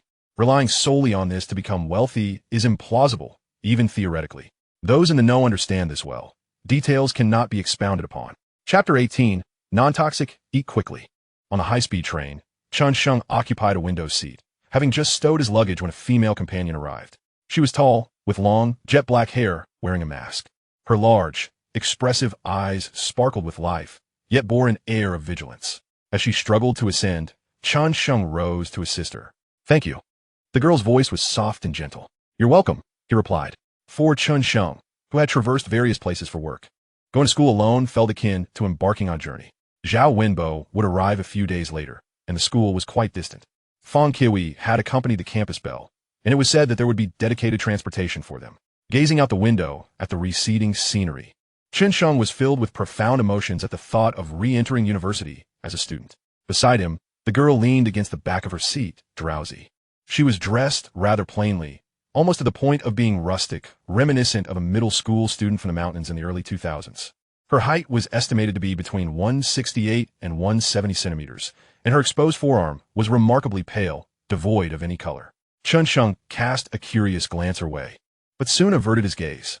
The girl was cautious, maintaining a considerable distance from him, almost pressed against the edge of the aisle. Just as Chen Sheng contemplated taking a nap, the girl suddenly began to fidget anxiously, pressing her hand against her chest with labored breaths. Realizing she was likely experiencing motion sickness, he surmised that her slender frame could also indicate low blood sugar. "Why don't you sit by the window? You can lean against it," Chen Sheng suggested, standing up and signaling for her to switch places. The girl tilted her head to glance at him, and perhaps due to her discomfort, she hesitated for a moment before shifting over. She murmured a soft thanks and weakly leaned against the car window. Time passed, and Chen Sheng was jolted awake by a stifled retch. The girl had covered her mouth, her brow furrowed, while her other hand pressed against her throat. Her once bright eyes were now dull and unfocused. Chen Sheng quickly rose, retrieving his backpack from the overhead compartment. He poured the oranges from a plastic bag into his bag and handed her the bag. "If you feel like you need to throw up, go ahead. Holding it will make you feel worse." Without hesitation, she accepted the bag, pulled down her mask, and began to gag into it. It seemed she had reached her limit.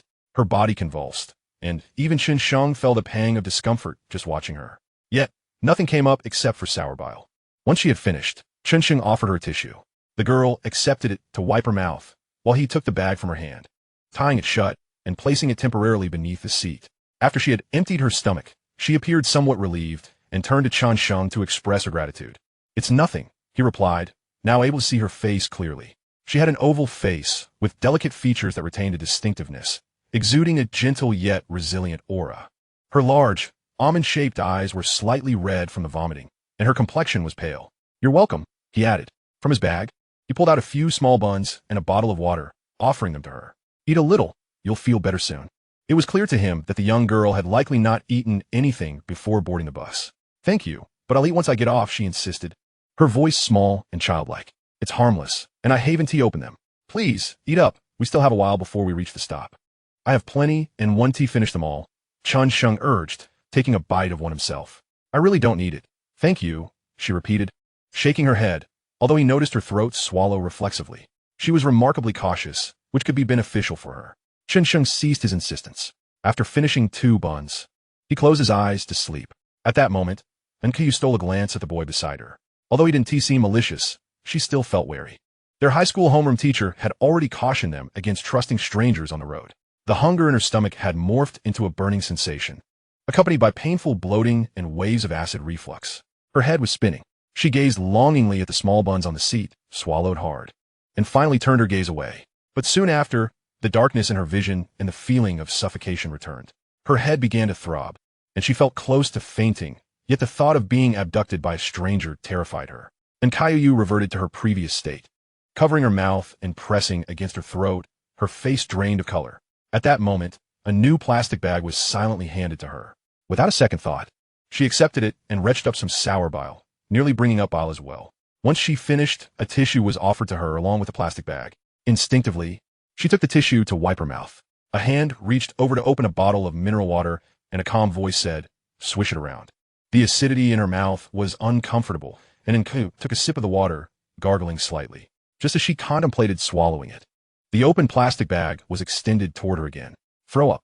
At that moment, she had no choice but to comply, spitting out the mouthwash, which brought her some relief. She intended to express her gratitude, but dizziness overwhelmed her, and the hunger in her stomach intensified, as if every cell in her body was clamoring. Weakly, Caillou closed her eyes, listening to the sound of a package being unwrapped, followed by a soft thud. Suddenly, a straw brushed against her lips. Drink! Her subconscious resisted. Yet the discomfort in her body, coupled with an indescribable emotion, compelled her to open her mouth and accept the straw. A sweet, milky flavor flooded her mouth and slid down her throat, soothing her agitated cells. After a couple of sips, the straw was removed, and something soft pressed against her lips, imbued with a rich bread aroma. Eat! With her eyes closed, Caillou instinctively clenched her jaws, realizing this was not ideal, but the bread was pressed against her lips, forcing her to take a bite. The arrival of carbohydrates elicited cheers from her cells. They dictated her to chew and swallow, and just as she felt a lump in her throat, the straw returned to her mouth. Thus, it became a rhythm of bread and milk, gradually reviving her. Her stomach felt less distressed, and the urge to vomit receded, though she remained slightly dizzy. She opened her eyes to see the boy beside her, one hand holding bread and the other a carton of milk, bracing himself as if to feed her. "Hold it yourself. You can trust what I gave you. Just eat without worry. If we meet at school another day, you can treat me back," he said in a flat tone, insisting she take the food. "I'm getting tired of holding it." And Ku stared blankly at the items in her hands before shifting her gaze to the unfamiliar boy, who was intently peeling an orange. Memories of being fed during her discomfort surged in her mind, evoking an indescribable feeling. No one had ever cared for her this way since she became aware of the world. Yet he was a stranger. She had to remain vigilant. Her vulnerable side had been exposed to him, and she had consumed what he offered. Warmth, shyness, embarrassment, and pride mingled within her, forming a torrent that unexpectedly breached the once impenetrable walls of her heart. Memories of past sorrows flooded back, and Caillou pouted, swiftly turning her head, resting her forehead against the window to conceal her fragility. The ache in her heart intertwined with that unfamiliar warmth, and tears stubbornly swirled in her eyes. Chen Sheng finished peeling the orange, taking half for himself and placing the other half, still in its skin, beside him. He could easily tell that the girl was crying. It wasn't easy for someone so young to travel alone for school without an adult to accompany her. Coupled with her discomfort, it was entirely natural for her to cry. Observing her attire, it seemed she rarely ventured far from home, and he felt compelled to look out for her. After all, there were unfortunate girls who could encounter danger during such times. At that moment, he was neither the lecherous Chen Sheng nor the 18-year-old Chen Sheng, but rather the 32-year-old Chen Sheng. After a brief nap, he noticed the outline of an unfamiliar city emerging outside the window. The train's announcement echoed. "We will soon arrive at Jiangji City, please." Chapter 19. You may address me as Mr. Chen. Perhaps sensing Chen Sheng had awakened, a gentle voice broke the silence. "Thank you. My name is Caillou. I am Chen Sheng. Remember that. And if we happen to meet at school another day, you must treat me in return," he said, rubbing his eyes and yawning. It was merely a polite remark, intended to ease her mind. "All right," she replied, and Caillou readily acquiesced, though a hint of embarrassment crept into her voice as she replied, "I don't have much money. Would it be all right if I treated you after I start my part-time job? Of course, by the way, which school do you attend? If it's far away, we may not cross paths," Chen Sheng remarked, glancing at her and noticing the newfound vitality in her eyes. Jiang University, majoring in finance and accounting?" She hesitated before divulging. "Oh, I also attend Jiang University," Chen Sheng replied nonchalantly. "Both finance and accounting are under the economics department." They engaged in casual conversation, during which Chen Sheng learned that Nku hailed from Candongnan and belonged to the Miao ethnic group. Before long, the high-speed train arrived at the station. Chen Sheng retrieved his suitcase and, without hesitation, took down the girl's large woven bag, placing it atop the suitcase as they awaited disembarkation. Thank you, I can manage. And Caillou reached for the bag. No, it's too crowded. How will you navigate with the bag? Just follow me. Chen Sheng gently pushed her hand away, feeling the coolness of her touch.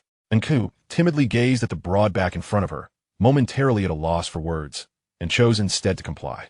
The queue grew longer, and a girl behind them inadvertently jostled in Caillou, causing her slender frame to stumble and press against Chen Sheng's back, with the space behind them quickly filling up, forcing them to walk closely together. As Chen Sheng pondered the woven bag, he was suddenly met with two soft and supple sensations against his back. This feeling was peculiar, almost reminiscent of something else.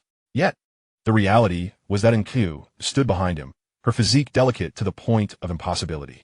Perhaps it's just the back of her hand, he thought, rationalizing that it was natural for a girl to maintain some distance. Meanwhile, Caillou's expression was fraught with anxiety, a faint blush coloring her pale cheeks. She felt both embarrassed and shy. On her journey, she had tightly bound herself, as her female teacher had advised that such measures could mitigate potential troubles. After a few moments of inadvertent contact, the fabric had loosened slightly. Approximately 10 minutes later, the two disembarked. Chen Sheng maneuvered his suitcase with one hand while the other held the woven bag, which felt light, likely containing only some clothes and linens. Let me take that. And Caillou said, her cheeks still tinged with warmth. You can push this, Chen Sheng insisted, handing her the suitcase while slinging the woven bag over his shoulder. Regardless of her agreement, he strode ahead, prompting Caillou to follow, her gaze fixated on his retreating figure. Navigating the Jiang City high-speed train station was second nature for Chen Sheng, and he led Caillou through the twists and turns directly to the taxi stand. Since they attended the same school, it made sense to accompany her. The school also had transportation, but it was a considerable distance outside, making it safer to stick together. And Caillou felt a flutter of trepidation. How had she blindly followed him? She hoped she wouldn't end up in a precarious situation. After standing in line for over 20 minutes, they finally boarded a taxi. As the school's grand gates came into view, Caillou felt her anxiety dissipate.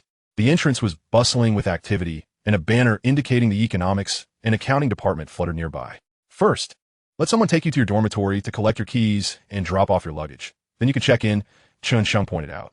All right, and Caillou replied, lacking experience but willing to heed his advice. After handing her over to the welcoming committee, she waved goodbye, and Chen Sheng proceeded to locate his own dormitory. Watching the silhouette of her figure blend into the crowd, Caillou felt a pang of loss. Without him, her sense of security diminished significantly. Despite being within the school grounds, she clutched the woven bag herself, aware that the senior leading her was rather short and worried about burdening him. After walking for a while, she suddenly realized her oversight. She had forgotten to ask for his contact number. Meanwhile, Chen Sheng, following a small map, quickly found his way. After registering and retrieving his keys, he arrived at room 305, a four-person suite that already housed 3 occupants. The environment was far superior to the 6-person room he had experienced previously, and he marveled at the improvement before greeting his new roommates. Through their conversation, they shared introductions. Zhang Junja, a native of Caillou who bore distinct features and an accent, with skin as dark as Chen Sheng's. His first words were informal. Just call me a Jia. Fang Yu hailed from Liaoning, yet his stature resembled that of a potato from the south. Lin Zongqi, a resident of Shanghai, was fair-skinned and subtly mentioned that his family owned a hotel. Among them, Chen Sheng was the tallest and also the most handsome, prompting Lin Zongqi to inquire. What about you, little brother? Chen Sheng, from the Jining area. I enjoy dabbling in investments. You may refer to me as Chen Zong, he replied with a smile. Zhang Junja and Fang Yu erupted into laughter, one exclaiming, Boss Chen is truly impressive, while the other playfully saluted, saying, Chen Zong is awesome. Better than me, huh? So what projects has Chen Zong invested in? Lin Zongqi asked with skepticism. I enjoy the idea, but haven't actually invested yet, Chen Sheng chuckled. I figured as much. Lin Zongqi replied, feeling his mood lighten. The boys' dormitory building appeared somewhat dated, yet the interiors were tidy, likely cleaned by previous seniors before their arrival. The layout featured elevated beds with desks beneath, a considerable improvement in terms of humane design for 2010. While making their beds, they began discussing their romantic histories. Zhang Junja confessed, I have a crush on someone, but unfortunately, she went to another city for university. That's futile. What is the point of crush? As for me, my girl cannot survive away from me, Fang Yu proclaimed disdainfully. Zhang Junja and Lin Zongqi expressed curiosity, and after building suspense, Fang Yu revealed with a coy smile. She wants to eat breakfast unless I bring it to her. She can't sleep without my goodnight message. And even going to shower requires her to report to me first. Wow, impressive. Chen Sheng applauded, giving a thumbs up. As long as you don't expose her. This is a form of happiness. When it was Lin Zhangqi's turn, he smiled thoughtfully, raising 2 fingers. I've dated 2 girls. Both pursued me relentlessly, which became quite bothersome. However, I'm a diligent learner. I broke up with them to focus on my university entrance exams. Zhang Junjia and Fang Yu gazed at him with admiration and envy. What about you, Chen Sheng? Lin Zhangqi inquired. Me? Not at all. I've only been focused on investments. Chen Sheng replied, shaking his head. The 3 displayed expressions that seemed regretful, but were secretly satisfying. Zhang Junjia felt relieved to have at least experienced a crush. Lin Zhangqi felt secure, thinking, with 2 girls pursuing him, who could rival him? He feigned sympathy while dispensing advice. You can't do that. You're wasting your youthful days. You must take the initiative with girls, understand? They want to come to you. You need to make the first move, chat more, take them out to eat, and especially during those few days each month, show them extra care. For instance, I once met a senior with long legs, and I immediately made my move, successfully exchanging QQ with her. How did you add her? A curious Zhang Junjia inquired as he sat up. What else? Just ask directly. Lin Zhangqi shrugged nonchalantly. Fang Yu and Zhang Junjia felt they had gained valuable insights, and Chen Sheng nodded, at least having learned how to add someone on QQ. At that moment, his phone's QQ chimed, prompting him to rummage through his bag. Wow, a Samsung smartphone. Fang Yu exclaimed enviously, still using an old Nokia. Lin Zhangqi pulled out his large-screen HTC from behind and waved it, saying, I can't get used to Samsung. HTC suits me better. Opening QQ. Chen Sheng found a message from Shun Yanking. Chen Sheng, have you arrived at school yet? He replied, just got to the dorm. I'll go handle the paperwork shortly. A swift response came back. I just arrived too, set up my bed. Can you accompany me to buy some things this afternoon? I'm not familiar with the area and feel a bit scared. Chapter 20. This man has been captured. Sure, you set the time. After a moment of contemplation, Chen Sheng agreed, realizing that further refusals might hurt the school flower's pride. Fang Kiwi's Media College was on a different campus, rather distant, and he was only familiar with her. The finance department was a mere 10-minute walk from the law department. Is 5 o'clock acceptable? Shen Yanking asked. Sound good. Another message from Yang Jungsu popped up. Which building and room number? Have you completed your paperwork? I'll come check on you. Building 202, room 305. I haven't finished yet, just setting up my bed. We'll go in a bit. Chen Sheng responded honestly. He knew he had to accept Yang Jia's kindness. Otherwise, he might face repercussions. Jiang University of Science and Technology is just next door. It's not far at all. I propose we go down for a stroll. Lin Zhangqi suggested. Agreed. Theory must be complemented by practice. Zhang Junjia and Fang Yu chimed in, eager to set off. I'll pass for now. Someone will come looking for me soon, Chen Sheng said with an apologetic smile. What let down? Who would come looking for you at this hour? If you don't go, don't regret it later. The girls we know want to be interested in you. Lin Zhangqi expressed his dissatisfaction. Someone really is coming for me. Chen Sheng insisted, secretly wishing to join them and catch a glimpse of those fair legs. A girl? Zhang Junjia inquired. Yes, a girl. Chen Sheng affirmed. You're just pretending. Did you see that? He's putting on an act. Lin Zhangqi pointed at Chen Sheng, glancing at Zhang and Fang. Zhang Junjia and Fang Yu shared the same skepticism, concluding that if a girl were indeed looking for him, Chen Sheng was merely saving face, claiming that a rough-and-tumble guy was a girl. Regardless, they wouldn't see him anyway. If you don't believe me, fine, Chen Sheng sighed inwardly, wondering why they didn't trust him. So when is she coming? We'll wait here. If she is not a girl, you're treating us to dinner. If she is, I'll treat, Lin Zhangqi declared, adamant that the dinner was his. Right? We want to see. Fang Yu chuckled, knowing there would be food either way. Just as Zhang Junjia was about to follow, a commotion erupted in the hallway, filled with the excited shouts of boys. Curious, they moved to see what was happening, only to spot a tall, graceful figure appear at the dormitory entrance. Shenzi. Chen Sheng was momentarily stunned. She had arrived so quickly, likely just after he sent the message. He waved, I'm here. Inside the dormitory, Lin Zhangqi, Zhang Junjia, and Fang Yu were left speechless. There truly was a girl looking for him. This was no ordinary girl. She was a goddess. Today, Yang Jungsu donned a white off-shoulder t-shirt paired with a sleek black pleated skirt. A glimpse of her fair, delicate thighs peeked above the knee, and with subtle makeup enhancing her long lashes and glossy red lips, her already enchanting face radiated brilliance, exuding confidence and poise. She embodied the essence of a mature woman. The 3 straightened in their seats, their movements suddenly stiff, glancing at the goddess before looking back at Chen Sheng. Yang Jungsu surveyed the dormitory, instantly switching to a perfect smile as she entered with a bag of fruit, offering each of them a piece. Everyone enjoy the fruit. I'll be relying on you to look after Shenzi from now on. Chen Sheng felt a bit awkward, akin to a child being cared for. yet deeply touched by Yang Jie's kindness toward him. It's only natural as roommates. Lin Zhangqi, at the forefront, was taken aback, taking a symbolic orange. Don't worry, one day as roommates, lifelong as roommates. Chen Sheng is in my care, Fang Yu declared, thumping his chest. Thank you, murmured Zhang Junja, somewhat shy. Yang Junxiu placed the remaining fruit on Chen Sheng's desk, scrutinizing the bed before shooting Chen Sheng a disapproving glance. Can't you see your sheets are all wrinkled? With that, she began to smooth out the corners. Chen Sheng smiled awkwardly, and under Yang Junxiu's direction, he climbed onto the bed to tidy the innermost part as well. Once everything was in order, Yang Junxiu clapped her hands in satisfaction. Let us go. I'll accompany you to handle the paperwork and get your card. All right, Chen Sheng replied, unable to refuse her invitation. The faint fragrance wafting from Yang Junxiu made his heart flutter. If only the three others weren't present. He would have loved to test his resolve immediately. Under the envious and jealous gazes of the three, Chen Sheng and Yang Junxiu exited the dormitory. The trio, unwilling to miss out, rushed to the balcony, peering down. They watched as Chen Sheng and the girl walked toward the registration office. After a few steps, in front of so many students, the girl actually linked her arm with Chen Sheng's. Lin Zhangqi and the others grumbled in hushed tones. How could a newly formed brotherhood just turn into a display of affection? It was utterly inexcusable. Perhaps they are siblings? Lin Zhangqi mused. They do resemble each other a bit. Zhang Junja agreed. We'll find out when he comes back. Fang Yu's eyes twinkled with mischief. Regardless of whether they're siblings or not, we've known Chen Sheng for an hour now, and, as his new roommates, isn't it reasonable to meet the goddess' roommate? Huh. The three exchanged knowing glances, their lips curling into mischievous smiles. Meanwhile, Chen Sheng felt a pang of distress. Sister, you're cutting off my chances with the girls. Ideally, walking alongside lovely company should be a splendid experience. Yet, amidst the campus throng, he felt as though he bore countless labels. This man has been claimed. However, he dared not resist, even willing to appear content. He could let Yang Jie feel upset or hurt.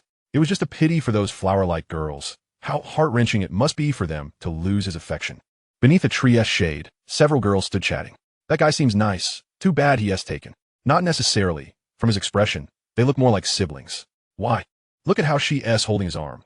Only his sister would grip her brother like that. A normal couple would hold hands, and his grip is so proper. True. Then Xinyao, you might have a chance. A guy like that is totally your type. Not a chance. If he wants to pursue me, just having looks and charm isn't enough. He needs to show some real strength. If he ever proves himself, I might consider it, a girl named Chen Yao remarked. Her wavy hair framing her delicate features, arms crossed, her expression radiating pride. After finishing the paperwork, Chen Sheng accompanied Yang Junxiu around, listening to her admonitions. You must take your major courses seriously, don't skip classes, understand? If I find out, I'll have to scold you. I heard you, he replied. And steer clear of those overly flashy girls with imitation bags. That's crucial. Got it? Understood. But how do I tell if it's imitation? Just assume they all are. Oh, if you run short on money, just let me know. Understood? Got it. Yang Junxiu didn't linger long, mentioning she had dance society rehearsals to attend. As they chatted, Chen Sheng escorted Yang Junxiu to the entrance of Jian University, where she hailed a cab and departed. Chen Sheng glanced at the time. It was already 4:30, and with an appointment at 5, he strolled toward the law school. Taking his time, he figured he would arrive just in time. Upon reaching the vicinity of the law school girls' dormitory, he noticed several boys standing in groups along the shaded paths. Judging by their eager demeanor, they were likely not freshmen. Chen Sheng messaged the campus bell, I've arrived. Almost instantly, he received a reply. I see you, Shai. I'm coming down. Chapter 21. Why is the campus bell sounding so soft? About a minute later, the campus bell came running down the hallway. She wore a light blue, sleeveless, collegiate-style dress, the hem barely revealing 3 inches above her knees. Her high ponytail swayed as she ran, and her fair, youthful face was filled with joy. The previous shyness and distance replaced by warmth. Hello, Junior. Can I add you on QQ? A boy crouching nearby rushed forward, blocking Shun Yanking's path, his gaze intense. Don't pay him any mind. Add me instead, another boy chimed in, slightly slower but equally persistent. Why should I? Junior, let us connect. The others who approached waited eagerly to see the outcome, their faces smiling. Yet their eyes filled with envy and regret for not having the courage to step forward. Suddenly, someone else approached, startling Shun Yanking, who waved her hands repeatedly. No, it's fine. She attempted to sidestep, but the boy moved a few steps to block her again. Junior, just one addition. It's important for classmates to communicate. If you need help, feel free to ask. Shun yanking was blocked once more, her expression cooling as the feeling of entrapment became unbearable. Just as she was about to lose her temper, a loud voice called out, "Hey, go after someone else." The voice was commanding, drawing the attention of all the boys. Chen Sheng strode forward confidently. "What I said to you? Are you your boyfriend?" The boy blocking Shun, yanking shot Chen Sheng a sideways glance, sneering. "Whether she adds me or not is her business. What right do you have to interfere?" "Exactly. Whether she adds someone is up to her, not you. She has the freedom to choose." "Junior, spare us the act. I've seen through your routine before." A few boys immediately chimed in, while others crouched nearby, observing the spectacle. "I apologize, but I truly am her boyfriend," Chen Sheng declared, lifting his chin and regarding these seasoned players with disdain as he advanced a few steps, nearly nose to nose with them. This was a hidden initiation event. A select group of seasoned upperclassmen would linger near the girls' dormitory, wagering on who possessed the courage to approach and who might secure the QQ of freshmen, should they encounter a girl with a boyfriend. The situation for that boyfriend would become rather unfavorable, leading to considerable embarrassment and potential strain on their relationship. Chen Sheng, already tall and robust from 2 months of relentless training, exuded an air of dominance cultivated through his extensive travels and interactions with numerous business elites. This advance instilled a palpable sense of pressure among the boys, whose bravado began to wane, yet their expressions remained defiant. The girl was stunning, resembling a celestial being, and they had mustered ample courage to approach her for her QQ. If they succeeded, it would be a tale to boast about for a lifetime. "Huh, anyone can brag. Prove it." "Yes, indeed, show us." "She isn't even acknowledging you." "Junior, your tactics are outdated, you know?" Shun yanking bit her lip, her sparkling eyes reflecting Chen Sheng's face. The words boyfriend echoed thunderously in her mind. "You wish for proof, do you? Very well." Chen Sheng's bravado masked a flicker of anxiety. "Goddess, please do grant me this favor." Resolutely, he extended his hand, exclaiming, "Let us go. You've kept me waiting long enough, or I might just give you a playful smack." All eyes turned to Shun yanking. She was a freshman, and it was improbable for her to have a boyfriend so soon. It was uncommon for high school classmates to reunite in the same university. If she truly had a boyfriend, he would have rushed over to claim her. In that moment, time seemed to freeze. A faint blush crept onto Shun yanking's delicate face. Her beautiful eyes sparkled as they focused solely on that outstretched hand. A rush of warmth surged to her head. She bit her lip tightly and, under the desperate gaze of the boys, placed her small hand into his larger one. In that instant, time passed in mere milliseconds, followed by a chorus of lamentations. "Damn it, another chance lost. Why must a fine catch like her be taken? What gives? I'm charming and yet single. If only I could be that lucky. Enough. This is infuriating." Although they had claimed to be her boyfriend, the reality of the situation proved more difficult to execute. The act of her reaching out signified a lack of opportunity for any further advances, at least for the time being. The commotion had already caught the attention of several girls on the balcony of the girls' dormitory. Conversations began to stir near room 402. "Oh, so she does have a boyfriend. She claimed otherwise before. That's excellent. It reduces competition. Her boyfriend is quite handsome and far more mature than the others. I find that appealing. Let us just wait. Perhaps they won't last long." Shun yanking heard nothing around her. Her gaze remained fixated on their joined hands, the sensation overwhelming her heart. Although it was the same hand as before, this time felt different, imbued with an extraordinary intensity due to the presence of those 3 words. If her mother were to find out, she would surely scold her, but her mother would never know. After all, it was merely hand-holding, wasn't it? At that moment, Chen Sheng felt a surge of triumph. The goddess truly came through for him. He glanced back to see the boys still staring, their expressions filled with envy and jealousy that threatened to drive them mad. Chen Sheng flashed a grin, playfully swatted at a certain spot, and then, in a victorious manner, turned to lead the tense goddess away. Shun yanking's cheeks flushed a deep crimson, resembling a ripe apple. "He actually smacked me. How embarrassing," she thought, feeling a mixture of anger and something akin to fondness. In a whirlwind of emotions, she found it difficult to discern her feelings. Perhaps she was simply unwell. Her gaze flitted between Chen Sheng's profile and their interlocked hands. "This ISNT dating, right?" "Surely not, as I've heard that couple's kiss." "What are you thinking about?" Chen Sheng glanced at her. "Oh, nothing." Shun yanking's eyes shimmered, betraying her thoughts. "In the future, stay away from such individuals. Don't add any boy SQQ, understood?" "Yes, understood. It's past 5. Let us grab a bite before shopping," she suggested. "All right." As they walked, Shun yanking felt his fingers gently squeezing hers, a delightful sensation. Instead of heading to the cafeteria, they ventured to the bustling snack street outside the school gate, filled with the mingling aromas of various foods. They sampled some grilled spicy squid, but for two locals from Ling County, the spice was trivial and the oiliness was unappealing.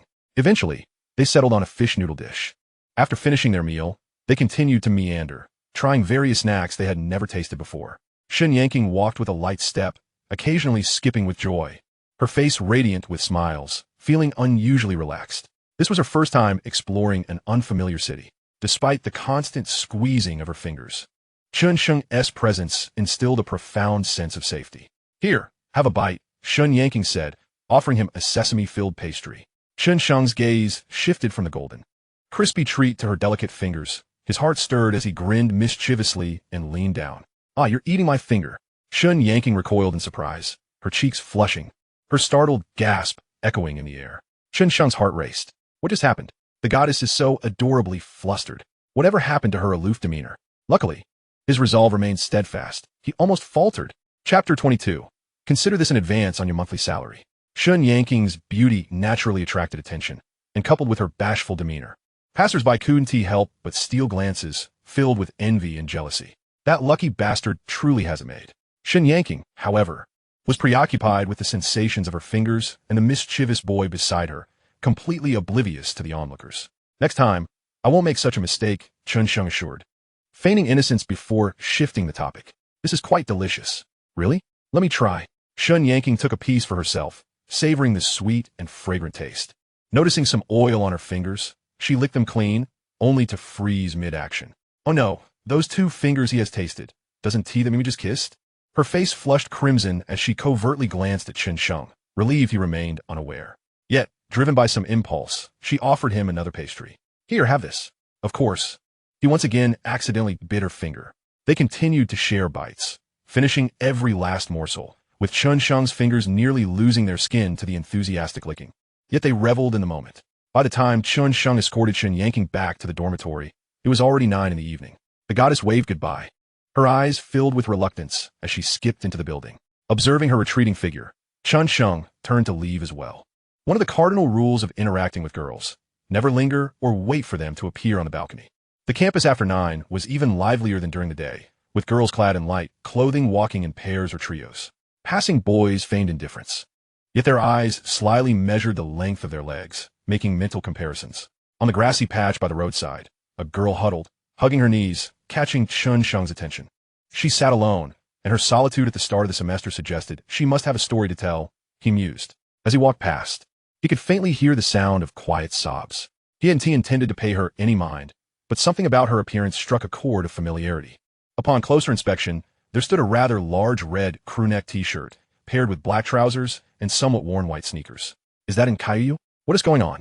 Chen Sheng approached, and upon closer scrutiny, his suspicion was confirmed. It was indeed Caillou, as evidenced by the white jade bracelet adorning her wrist. "Caillou, is that you?" Chen Sheng inquired. The girl with her head bowed wiped her arm, lifting her gaze, her hair clinging to her cheeks, dampened by tears. "Who are you?" Backlit by the street lamp, she struggled to discern his identity. "It's me, Chen Sheng.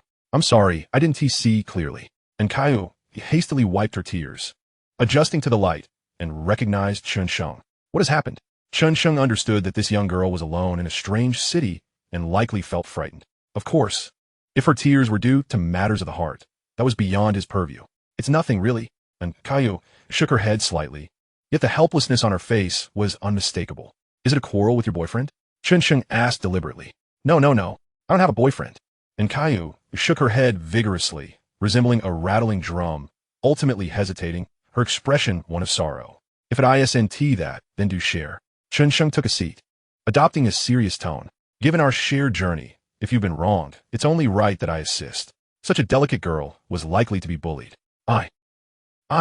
And Caillou stammered, unable to voice her distress, tears streaming once more. "Just say it quickly." Chen Sheng, somewhat frustrated, spoke sternly yet not loudly. And Caillou trembled at his tone, her lips quivering as she sobbed. "I lost my living expenses." At that moment, Chen Sheng comprehended the situation. It was money that had been lost, which explained her tears. It was evident that Caillou's family was not well off, and losing her living allowance would undoubtedly be distressing, especially since applying for financial aid would not be an immediate solution. "How much did you lose?" And Caillou choked on her words, resembling a child who had been scolded. 200. 200? Is that all the money you have for living expenses? Chen Sheng was taken aback. In 2010, the most basic living expenses for a university student were at least 600.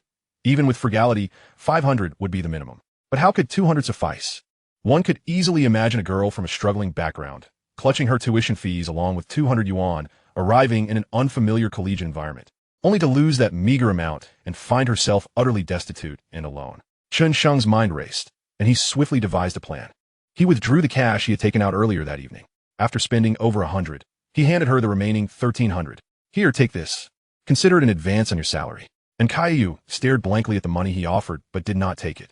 Pride held her back, as did a reluctance to accept charity. She had always known that nothing comes for free and would never accept handouts. Before her stood the only familiar face. And though her heart was tempted, borrowing money from someone else felt wrong. Chen Sheng, fully aware of her thoughts, modified his proposal. Let us rephrase that. It's not a loan, but rather an advance on your salary. Salary? And Caillou blinked, her tear-filled eyes clouded with confusion. Once military training concludes, I plan to open a shop off campus, perhaps a bubble tea shop or a fried chicken joint. When you're free from classes or in the evenings, you can help me out and I'll pay you. He had already been contemplating this. He had even scoped out the food street that night. However, securing a storefront on the food street would be challenging unless a sudden closure occurred. With bubble tea and fried chicken shops thriving, they attracted a significant portion of a youth's income, especially the former. A cup of tea costing several dozen yuan could ensnare a young person in the charm of nostalgia. Yet, those being overcharged would still smile, swallowing their grievances. If one was to be taken advantage of, why not let oneself be the one doing the taking, he mused. But I don't know how, and Caillou sobbed, looking pitifully at Chen Sheng. You'll learn. I'll teach you. Chen Sheng shot her a glance. What is the matter? Just because I'm running a small shop, you're unwilling to work for me? No. And Caillou protested through her tears, using the back of her right hand to wipe away the incessant flow. Then it settled. Just like that, all right? Chen Sheng took her hand and placed the money in her palm. Here, that's the initial amount. If you perform well, I'll increase your salary. And Caillou was undoubtedly the ideal candidate, possessing the resilience to endure hardship. Moreover, with her major in finance, it was a fortuitous arrangement. Reliable individuals were essential in finance. Just look at Uncle Yang. He would never let Chen the accountant leave. After a moment's thought, he added, make sure to study finance diligently.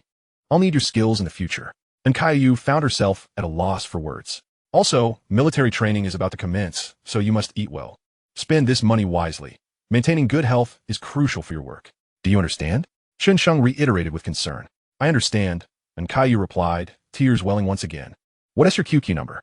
And your phone number? Chen Sheng pulled out his phone, ready to jot down her contact details.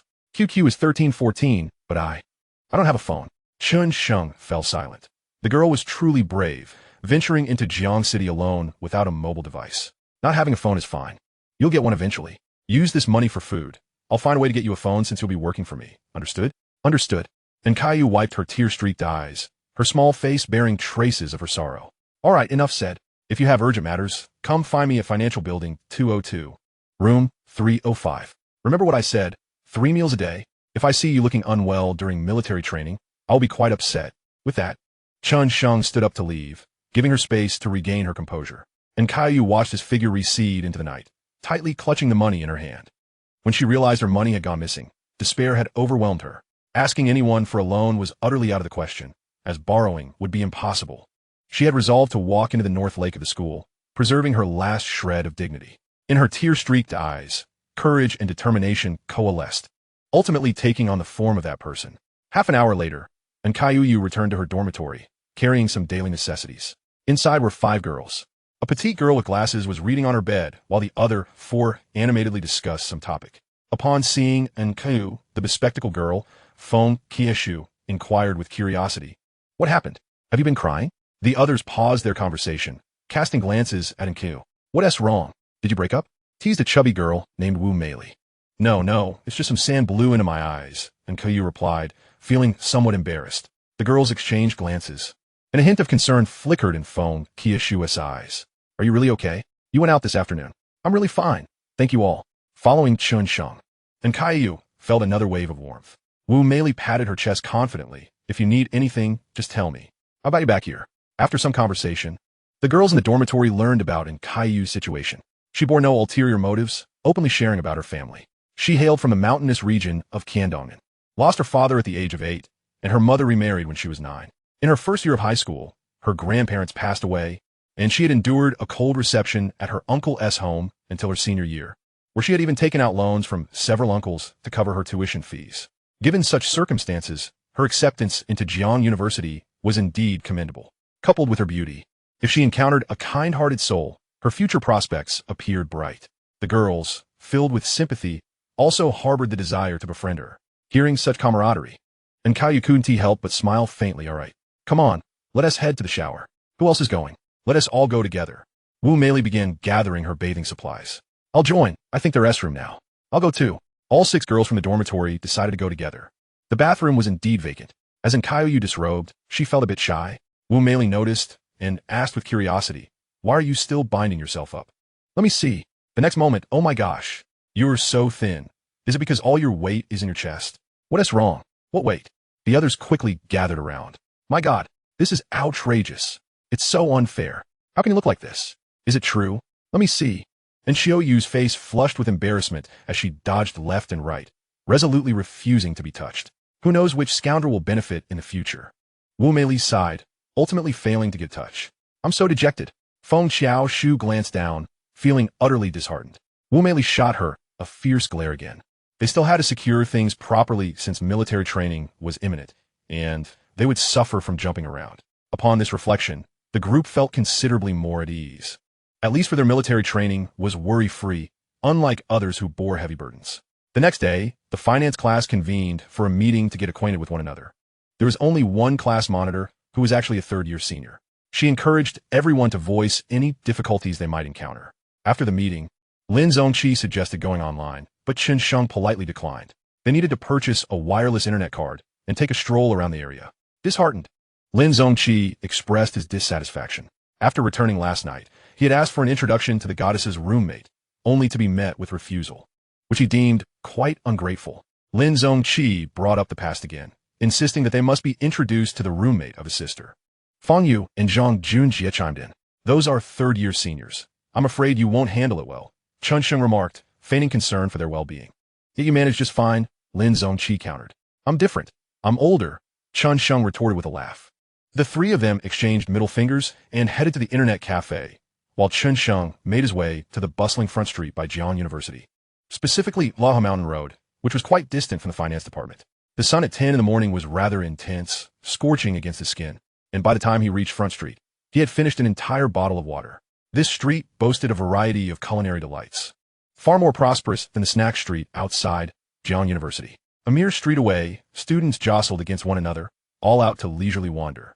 Chen Sheng ambled along, first surveying the entire street to see what was on offer. He sought only milk tea shops and fried chicken, dismissing any other food establishments. After an hour of exploration, he concluded that there were 4 fried food outlets and only 2 milk tea shops, namely Jianyan and CC. Notably, some future renowned milk tea shops had yet to emerge. The shops on Front Street were unlikely to display any for rent signs. However, to assume that this indicated a lack of opportunity would be a grave miscalculation. Chen Sheng had extensive experience in locating shops. The method was simple. Just ask directly. He targeted establishments that had a desirable area but lower foot traffic and where the operators appeared somewhat disheartened, yielding a higher success rate. Many business owners oscillated between selling and not selling. Some would contemplate the matter only when engaged in conversation. The reasons varied widely, the most common being elderly owners unable to manage, health issues, or couples embroiled in divorce. After another round of exploration, Chen Sheng settled on a target, a lamb soup noodle shop. The establishment was tastefully decorated, yet nearly empty, likely due to the time not being mealtime. The owner was an elderly couple in their 60s, their faces etched with fatigue. Chen Sheng ordered a bowl of lamb offal noodles, surveying the interior decor while remaining silent for the moment. The lamb offal had been pre-marinated, arriving swiftly at his table. After taking a bite, Chen Sheng exclaimed, "Boss, this lamb offal is truly excellent, bursting with flavor." The wrinkled old man smiled upon hearing this. Indeed, I start marinating at 3:30 in the morning. The broth is made from old stock. My place has the most authentic flavor on this whole street. Chen Sheng mused silently, unaware of the authenticity of the taste, but certainly aware of the pricing. 10 yuan for a bowl of lamb offal noodles, an additional 15 yuan for extra portions, and 12 yuan for lamb. The portions were not substantial, which felt somewhat pricey for 2010. The profit margin was indeed very high. Feigning shock, Chen Sheng exaggeratedly reacted. 3:30 in the morning? My heavens! Rising that early must be quite a hardship. The old man nodded in agreement. It is indeed tough. After a while, one can't bear it. Yet if business is good, a little hardship is worthwhile, Chen Sheng remarked while eating. The old man hesitated before responding. Business is just okay. With the heat, fewer people eat lamb. That is true. Chen Sheng nodded, as if he had genuinely considered the situation, then casually inquired, doesn't your child help out? It must be exhausting for the two of you. Alas, they wouldn't want to engage in such hard work. They have jobs to attend to, the old man sighed, seemingly recalling some lamentable matter. What is the worry of hardship if you're making money? But you both should take a rest. Waking up at 3:30 every day is unbearable, Chen Sheng offered sympathetically. It's not just 3:30. I have to be up by 2:30 to prepare and marinate. The old man continued his lament. My goodness, 2:30. That is truly hard work. Chen Sheng feigned astonishment once more. After a pause, he added, Uncle, I'll take an extra portion of lamb offal. When customers request extra meat, the boss's mood invariably brightens. While the old man fetched the additional lamb offal, Chen Sheng cautiously probed, is it possible your child's job in the power supply bureau pays better than this lamb business? Surely not, with your skills. You could be making a fortune. The old man chuckled, shaking his head, a hint of subdued pride in his tone. One works at the power supply bureau, and the other in the metropolis. Their jobs are much easier and more respectable. Why would they want to take over? A light bulb went off in Chen Sheng's mind. Chapter 24. Did you forget sunscreen? Chen Sheng inwardly scoffed at the old man, suspecting a hint of pretentiousness. If I worked at the power supply bureau, I wouldn't want to leave either. He feigned a profound realization. No wonder. Uncle, I sense you were showcasing your happiness. Oh, it's nothing special, just average, the old man replied, his face glowing with satisfaction. Seizing the moment, Chen Sheng pressed, why not sell the shop? You deserve to enjoy life. Otherwise, exhausting yourself isn't worth it. Sell the shop? The old man pondered, considering the idea, yet hesitating due to attachment. I've been here for 10 years. I've been here since 2000. That was indeed a long time. Chen Sheng nodded, shamelessly adding, you could still work for another 10 years for your children. I can't keep going. I'm over 60, the old man sighed. Chen Sheng exhaled a sigh as well. You're someone who could be enjoying life. Why push yourself so hard? If the price is right, just sell it. Waking up at 2:30 every day is unbearable. After this, he ordered a pancake and packed 3 portions of lamb offal, aiming to let the old man relax and chat more, which he would bring to the internet cafe for his 3 companions. My son has also advised me to sell. He wants me and my wife to go to the metropolis to help with the kids, but I still can't bear to part with it. The old man replied while scooping up lamb offal. The previously silent old woman suddenly interjected, you're just a workhorse. When we ask you to go, you refuse. And now your grandson has no one to look after him. Your wife can't even go to work. A divine intervention. Chen Sheng felt a surge of excitement. Auntie, may you live a long life. At that moment, he had to follow up, feigning interest. Uncle, why not transfer the shop to me?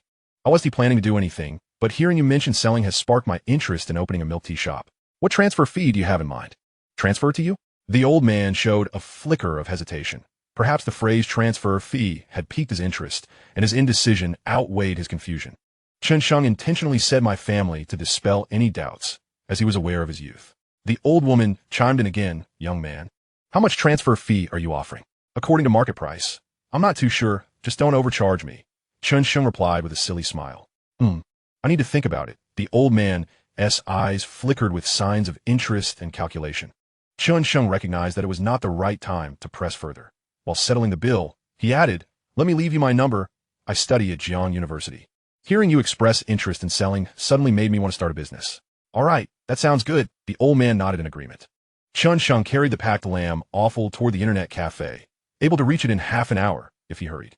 Along the way, he conveniently bought 2 bottles of sunscreen spray, as military training was approaching, making it an essential item. Otherwise, he would end up with sunburned skin.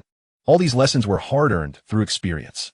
Upon arriving at the internet cafe, Lin Zhongqi and the others were engrossed in playing Dota.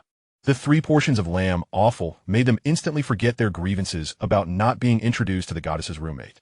Chen Sheng also acquired a temporary card, indulging in a game for a while. After enduring a barrage of criticism from his teammates and laughter from the opposing side, he swiftly opted to watch a movie instead. 2 days later, the 2-week military training commenced. The entire School of Economic Management participated, including the accounting department. However, the crowd was so overwhelming that Chen Sheng could not spot and show you. Standing still in military posture, one could truly sense the terror of a Jiang City summer. The scorching sun rendered one dizzy, with sweat cascading down like rain. It was a dire situation. Neither living nor dying seemed an option. Fortunately, Chen Sheng was well prepared and had decent stamina, thus managing with ease. Zhang Junjie and Fang Yu barely coped, but only Lin Zhongqi lamented incessantly, turning the breaks into his complaint sessions. In the afternoon, a girl from the accounting department fainted and was sent to the infirmary. Chen Sheng couldn't help but feel concerned, hoping it wasn't Tian Xiaoyu. During the break, he pretended to meander and made his way towards the accounting department. Before he could inquire, he noticed a girl craning her neck to look at him. Following her gaze, it turned out to be Xiaoyu, seated among a group of girls of varying heights and sizes. Her raven locks were twisted up and hidden beneath a hat, and her fair complexion had turned slightly rosy from the sun. With an air of timidity, she seemed hesitant to greet him, perhaps fearing to misinterpret the situation. Unsure if Chen Sheng was indeed looking for her. Had she forgotten to apply sunscreen? Chen Sheng approached her, and Xiaoyu softly replied no. Her bewildered expression indicated that the concept of sunscreen was entirely foreign to her. Not only her, but the other girls nearby also bore flushed cheeks, clearly having neglected sun protection. Chen Sheng retrieved a bottle of sunscreen spray, closed his eyes, and held his breath. Without a moment's hesitation, and Xiaoyu complied, tilting her face upward and gently closing her eyes, resembling someone bracing for a kiss. The other girls looked on in astonishment. Chen Sheng sprayed a fine mist over her rosy cheeks, ensuring an even layer before applying it to her slender neck. The brand he chose was mild, devoid of any overpowering scent. After all, one must take care of oneself. You may open your eyes now, he said, and Xiaoyu followed his instructions, blinking as her doe-like eyes shimmered. Her damp cheeks, flushed yet fair, combined with her obedient demeanor, rendered her utterly enchanting. Chen Sheng couldn't help but internally commend her beauty, though lamenting her slightness, akin to an underdeveloped child. He sprayed a bit on the back of her hands, and Xiaoyu promptly extended her hands. He applied the spray once more, then produced an unopened bottle from his pocket, handing it to her. No need to rub it in, just spray it on every morning before heading out, and again during breaks 4 or 5 times a day. All right. And Xiaoyu's eyes sparkled, her gaze firmly fixed on Chen Sheng's face. And don't worry about running out. I'll bring you some more tomorrow, Chen Sheng added, addressing the nearby girls. Observing the atmosphere, it seemed Xiaoyu's roommates treated her quite well. And Xiaoyu initially intended to insist that one bottle was sufficient, but upon meeting Chen Sheng's unwavering gaze, she swallowed her words, replying, okay. Well then, I must be off, he concluded, turning back towards the finance department. As Chen Sheng's figure faded into the distance, Wu Meili playfully nudged in Xiaoyu's shoulder, exclaiming, he has gone, yet you still stare. Hurry, let me spray some on you. And Xiaoyu felt a bit flustered, handing over the spray. Wu Meili scrutinized it closely, exclaiming in astonishment, this looks like it costs 70 or 80 yuan. He is quite generous. 70 or 80, and Xiaoyu gasped, the price startling her. She couldn't accept such an expense. She contemplated chasing after him to return it, but hesitated, recalling Chen Sheng's demeanor and that authoritative gaze. Would he be upset if she approached him again? After some deliberation, she dismissed the idea, deciding to buy him something in the future when she had the means. The other girls gathered around, aware of the need for sun protection, yet none were willing to spend their money. We can just endure it. It's not like we've never tanned before. I can't believe it, quietly sneaking around and managing to find a boyfriend, Wu Meili remarked, her tone tinged with dissatisfaction as she sprayed herself.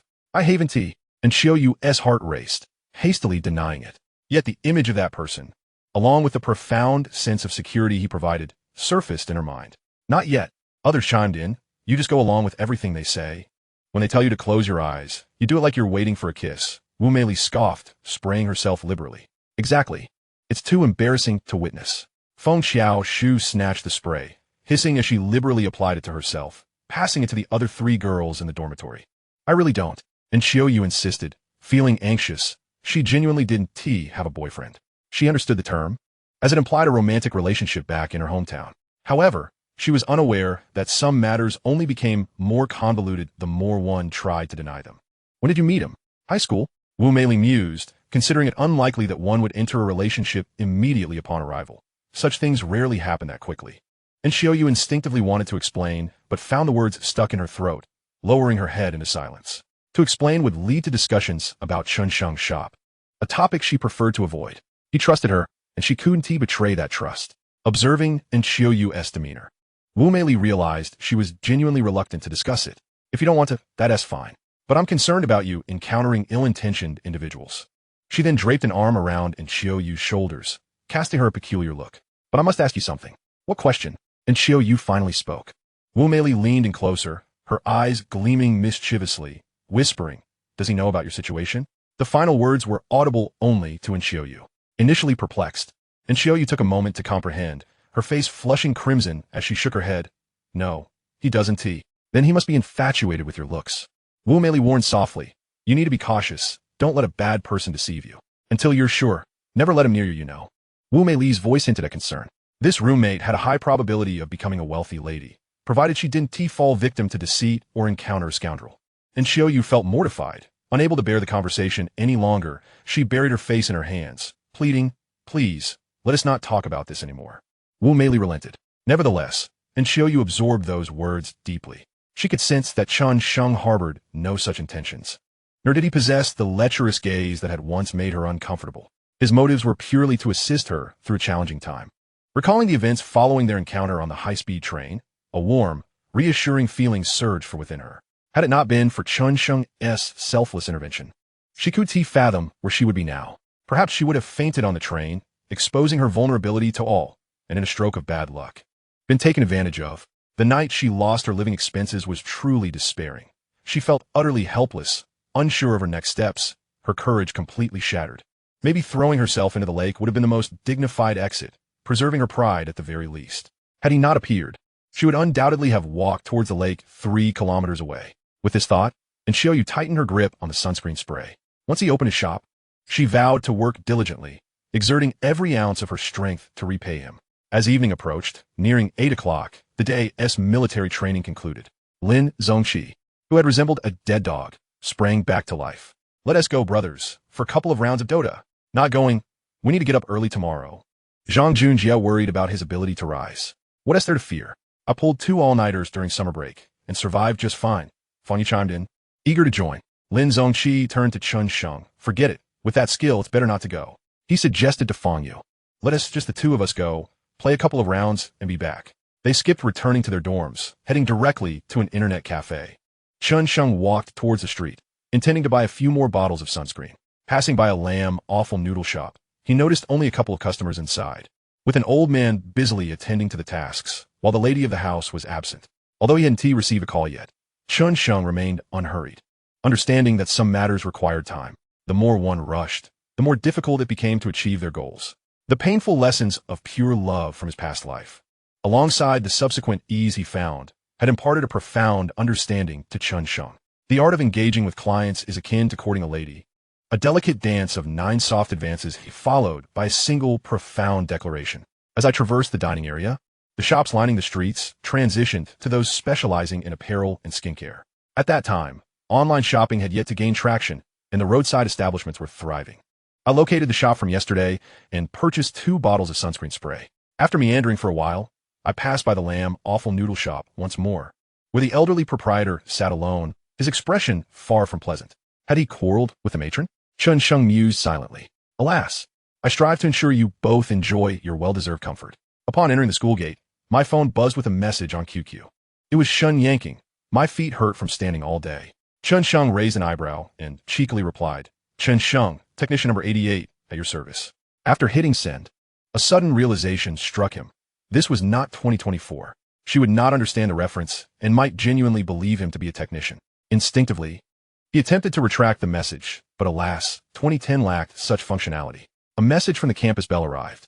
"Have you taken up a part-time job? What kind of technician are you? Mechanical engineering or information technology?" Chen Sheng was taken aback. Did she truly not know what a technician was? Yet, he believed in her sincerity. She was, after all, the epitome of a model student. In a serious tone, he explained, "Technician is a shorthand for technical master.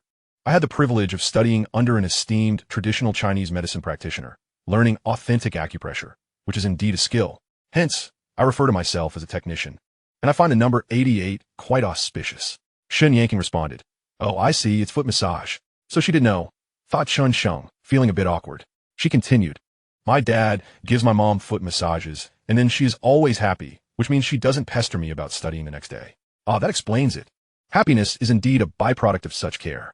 As the saying goes, the feet are connected to the kidneys. Chen Sheng chuckled to himself. He couldn't resist teasing her further. Would you like me, your esteemed technician, to massage your little feet? However, he was fully aware that she would not acquiesce, as foot massages implied a level of intimacy too profound for her comfort. Indeed, she did not reply, stowing his phone away. Chen Sheng hummed a tune as he made his way back to the dormitory. In the dimly lit corners, couples often resembled zombies, wrapped in each other's embrace, which made the 32-year-old bachelor feel a tad uncomfortable. Why not just book a room? Chen Sheng thought to himself, irritated.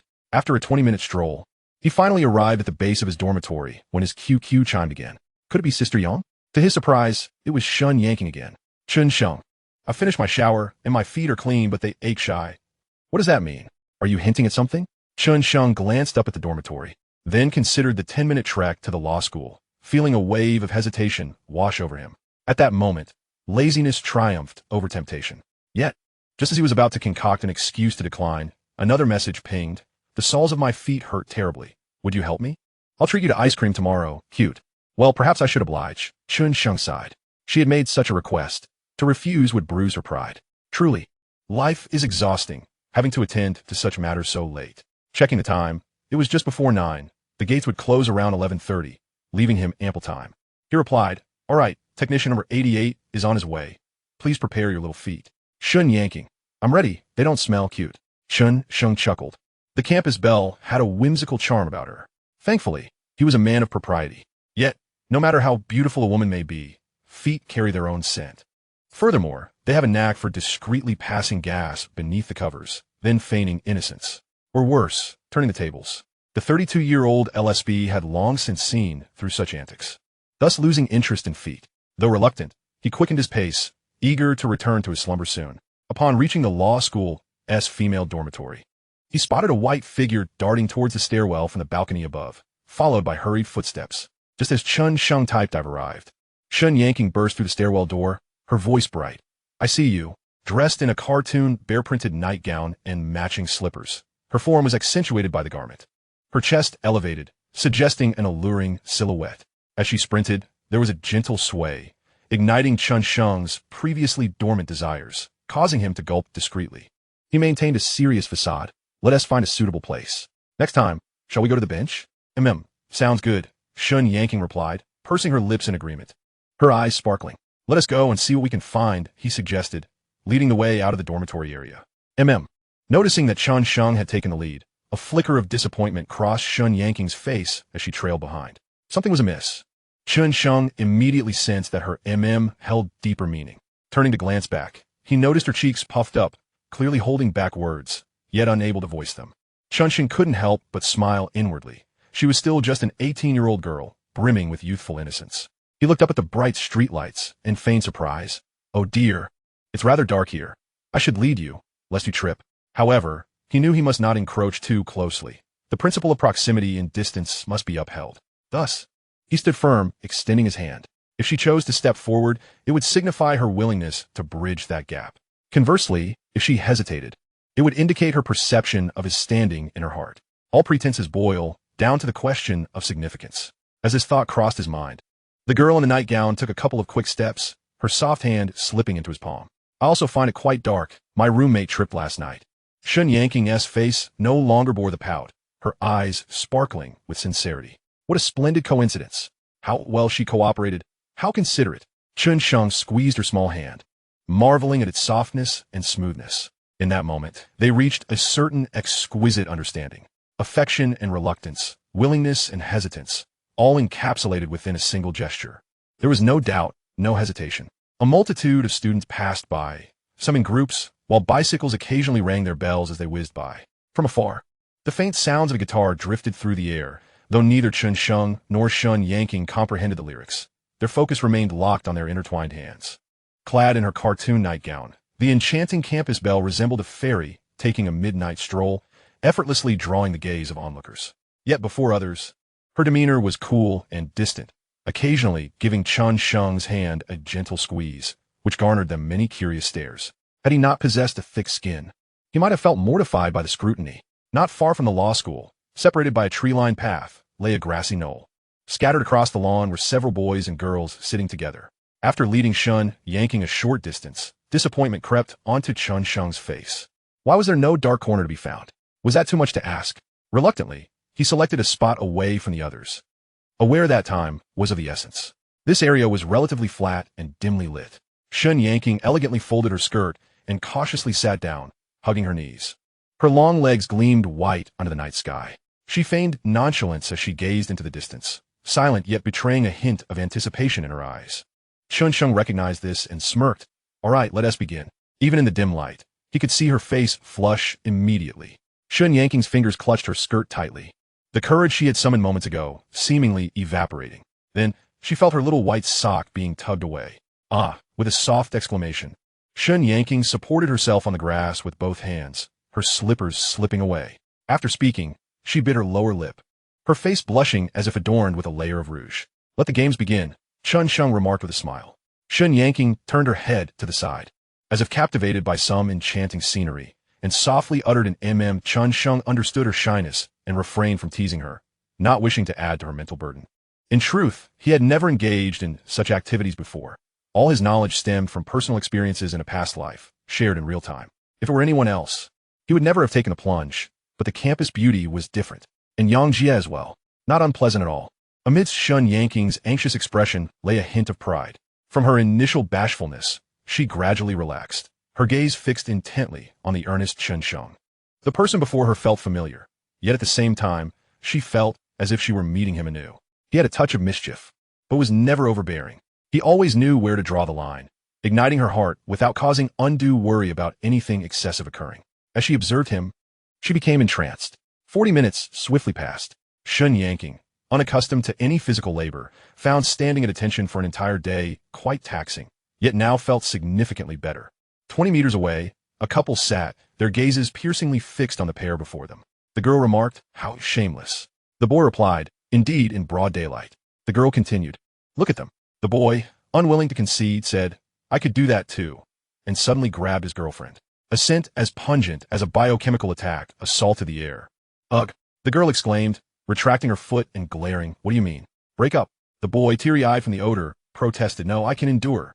"Break up," the girl declared, fleeing faster. The boy hurried after her.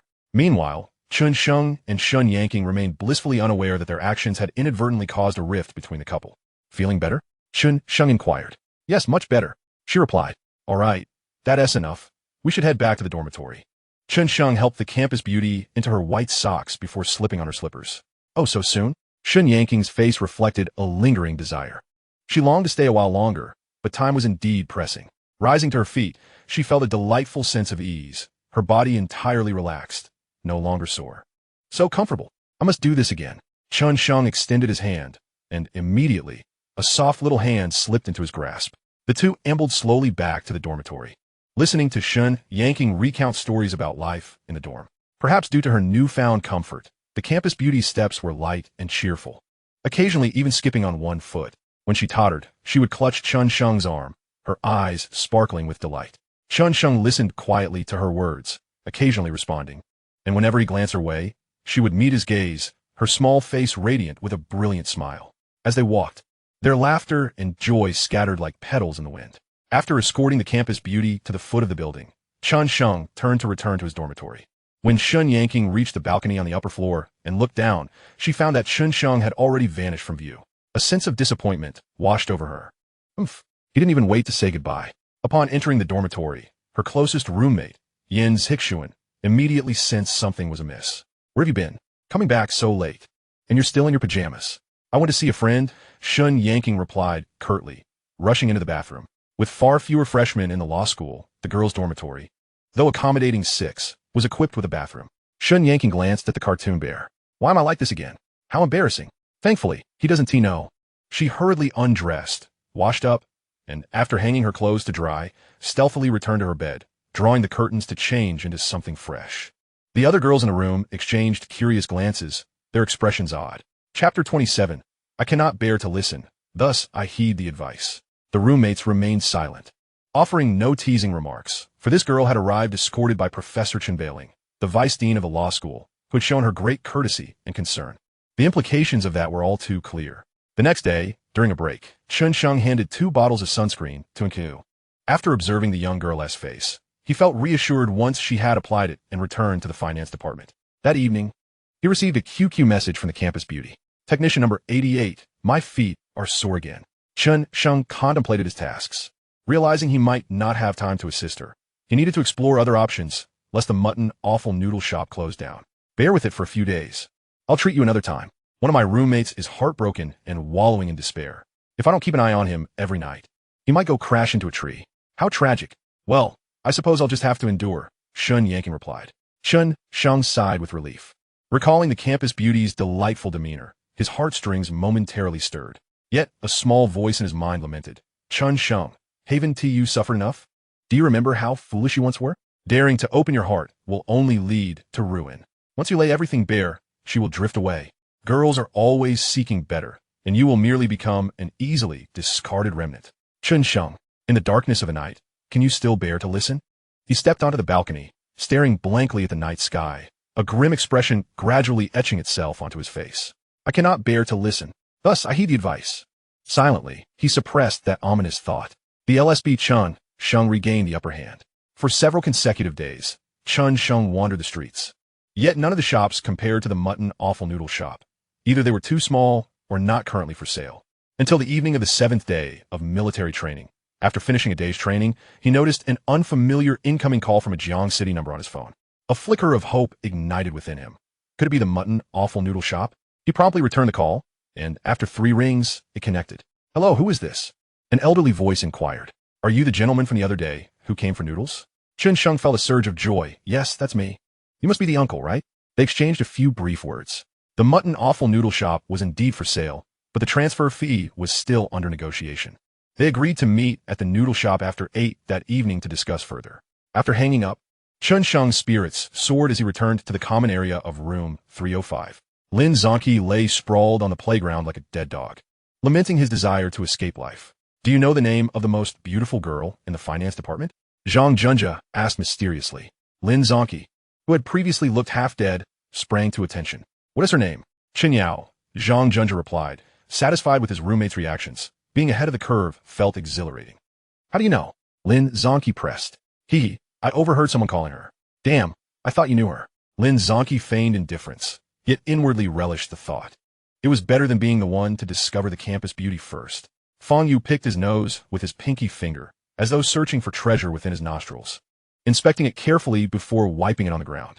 Chen Sheng silently noted that spot, vowing never to sit there again. Chen Yao is beautiful, but she cannot compare to the law school's flower. She is the one who could make the campus beauty list, Fang Yu casually remarked. Oh, this assertion immediately piqued the interest of Lin Zonki and Fang Yu. Spill. Lin Zonki urged impatiently. Don't you guys follow Face Power? Fang Yu inquired. What is Face Power? Zhang Junja asked, confused. It's just a website that rates campus beauties. Chen Sheng, however, was aware it had been created by a third-year student. You know it too. Chen Sheng? Damn, I feel like I missed out on something. Lin Zonki exclaimed in shock. That's what you get for being obsessed with games, unlike me, who has a wide range of interests, Fang Yu boasted. Back to the topic. What about the law school beauty? Chen Sheng asked, curious if they were referring to the campus beauty. Yes, don't digress, Fang Yu coughed a couple of times. I don't even know her name. There is only a candid photo of her on Face Power, no details, but I can confidently say she surpasses Chen Yao. Chen Yao wouldn't even be worthy of carrying her shoes. Without any information, what is the point of discussing it? Lin Zonki, having lost interest, might have been merely taking a casual snapshot. Suddenly, Zhang Junja pointed in a direction, exclaiming, Hey, that's Chen Yao. The group collectively turned their gaze, spotting several girls approaching from a distance. Were they coming this way? Lin Zonki quickly stood up, feigning to adjust his collar. He stretched on his toes and straightened his back, attempting to appear taller. Fang Yu and Zhang Junja also grew tense, while only Chen Sheng remained seated, sprawling his legs. However, the girls halted 20 meters away, and soon the rhythmic sound of an English dance track emanated from their phones. One girl removed her hat, tying her tousled waves into a low ponytail, stepping forward to strike a Latin dance pose. The 3 felt a pang of disappointment. Yet watching the dance was still a delightful diversion. Chen Sheng chuckled inwardly. Even if they approached, it was unlikely they would engage. He widened his eyes, reasoning that if he was going to watch, he might as well enjoy the view. This spectacle also captivated the boys lingering on the playground. Indeed, Chen Yao had a remarkable figure, long legs, and a fiery Latin dance that radiated enthusiasm. Chen Sheng was preoccupied with admiring her curves, lacking interest in the dance itself. He found it less exhilarating than the tap dances of the future. Once the performance concluded, enthusiastic applause erupted around them. A group of boys across the field began to cheer, and a tall, handsome boy approached with a bottle of water in hand. Chun Yao gracefully declined the water, but pulled out her phone. Judging by the boy's excited demeanor, it seemed he had been permitted to add her on QQ. Upon his return, his companions erupted in cheers. Whether the cheers were genuine remained uncertain, but Chen Sheng found them utterly insincere. A mere bottle of water was hardly a foundation for building a rapport. If she had accepted it, the situation would have been different, yet she had refused. Soon after, another boy mustered the courage to approach her for a QQ exchange, and judging by his smile, it appeared he had succeeded. The earlier tall boy's expression soured instantaneously. Lin Zonki smirked, thinking he should have approached as well. It was too late to try now, Chen Sheng encouraged. Lin Zonki was eager to give a shot, adjusting his bangs and looking at Chen Sheng, suggesting they go together. I want to go. It's not worth my time. Chen Sheng shook his head, dismissing the idea as a waste. Not being proactive about adding QQ? You got issues. That is not how you find a girlfriend, Lin Zonki teased. They believed that the girl who had visited the dormitory was Chen Sheng's sister. It was inconceivable for a girlfriend to come to the dorm to help with chores. He called out to Fang Yu and Zhang Junjia, but they waved him off, one claiming disinterest and the other feigning a stomachache. A bunch of cowards. After stating this, Lin Zonki plopped back down. The trio exchanged bewildered glances. At that moment, a sweet, high-pitched voice rang out from a distance. Chen Sheng. Without needing to turn around, he recognized the voice belonged to the campus belle. Her voice possessed a uniquely sweet timbre, especially following their earlier encounter at the snack street. However, why was she here? With curiosity swirling in his mind and a smile on his face, he turned to the source of the voice. Indeed, it was the campus belle, accompanied by another girl. Chapter 28, A Patch of Baldness. Chen Sheng waved. The military training uniforms could not conceal the girl's graceful figure as she jogged onto the playground, her ponytail swaying, captivating the attention of every boy nearby. Her innocent, blushing face sparkled like radiant starlight, leaving the boys in a daze, including Lin Zonki, Fang Yu, and Zhang Junjia. Yet their feelings diverged. What reason did she have to seek out Chen Sheng? Fang Yu felt a twinge of familiarity with the girl's appearance. When Shun Yanking stood before Chen Sheng, the boys all transformed into envy and resentment. What brings you here? Chen Sheng remained lazily seated, legs sprawled. I just finished eating, so I took a leisurely stroll, and then I spotted you, the campus belle replied, her hands clasped demurely at her abdomen, a cartoon-patterned cup dangling in her fingers. Chen Sheng was puzzled, with just the back of his head visible. How did she recognize him? The next moment, she answered his unspoken question, your hairstyle. I recognized it immediately. Ah, so it was his hairstyle. Chen Sheng felt a swell of pride, realizing it must be quite striking. I've noticed that patch of baldness at the back of your head. It must have been a barber's mishap, she earnestly explained, revealing the truth behind her recognition. But? Really? Chen Sheng felt as if struck by lightning. Was that the case? He glanced at his three roommates, whose eyes sparkled with malicious delight, confirming his worst fears. Reaching back, he felt for the spot, and indeed, he discovered a bald patch the size of a coin. Typically, he rushed through his hair washing routine, so he had never noticed. What the hell? Everyone knew, and yet no one told me? Did Yang Jie know? Did my parents know? Everyone knew except me? Chen Sheng's face turned as dark as the bottom of a pot, realizing his barber had truly betrayed him. Beside him, Yan Zixuan felt a pang of sympathy for her roommate. How could he just sit there, lacking any semblance of decorum when such a beautiful girl was present? The girl who had even been accompanied by the vice dean to the dormitory was stunning. Yet he displayed such disregard? Little did she know, Shun Yanking interjected, Zixuan, let us sit for a moment. With that, she plopped down beside Chen Sheng. Yan Zixuan fell silent and reluctantly joined them. Is one cup enough? Chen Sheng glanced at the cup, estimating it to be around 300 milliliters. Shun Yanking raised the cup, shaking it. It's sufficient. I don't drink much. Look, there is still half left. She noticed Chen Sheng's throat bobbing and kindly offered the cup. Are you thirsty? Here, have some. I have no hands, Chen Sheng lamented, still grieving over his bald patch, feeling downcast. His hands were planted on the ground, mimicking the posture he had seen Shun Yanking adopt that night. Lin Zonki and the others were stunned. Could it be that he expected such a beautiful girl to feed him? Was he dreaming? Such affectation would surely cost him friends. Yan Zixuan scoffed internally, thinking that he took advantage of kindness. She was convinced her roommate would be upset. This boy was doomed. Amid the glances of pity and schadenfreude from the group, Shun Yanking twisted the cap off the cup. supporting herself with one hand as she leaned over to bring the cup to Chen Sheng's lips. I'll feed you. Lin Zongqi, Fang Yu, and Zhang Junjia were left speechless. Yan Zixuan was equally taken aback. Nearby boys and girls, drawn to the scene, watched in astonishment. Chen Sheng maintained a nonchalant expression, secretly elated as he bit the rim of the cup. With Shun Yanking gently raising the cup, he drank eagerly. How delightful! The campus belle truly knew how to treat him well. Let the baldness be. He had a lovely girl feeding him. Did they have that? Was this water sweetened with honey? It tastes amazing. Chen Sheng smacked his lips. Shun Yanking pondered seriously, her sparkling eyes revealing confusion. No, I've had it. It's just plain water. Oh, so it's what you drank. No wonder it tasted so sweet. Chen Sheng grinned mischievously. Shun Yanking suddenly caught on, her ears turning pink as she bit her lip and shot him an indignant glare. Lin Zongqi, Fang Yu, and Zhang Junjia gaped in disbelief, hardly able to process what they were witnessing. Oh my, it could be like this. Chen Sheng, you're incredible. Yan Zixuan inwardly cursed him for his shamelessness, thinking that only her naive roommate would fall for such sweet talk. This wouldn't he do? Tonight, she needed to advise her roommate that such smooth-talking boys were not to be trusted.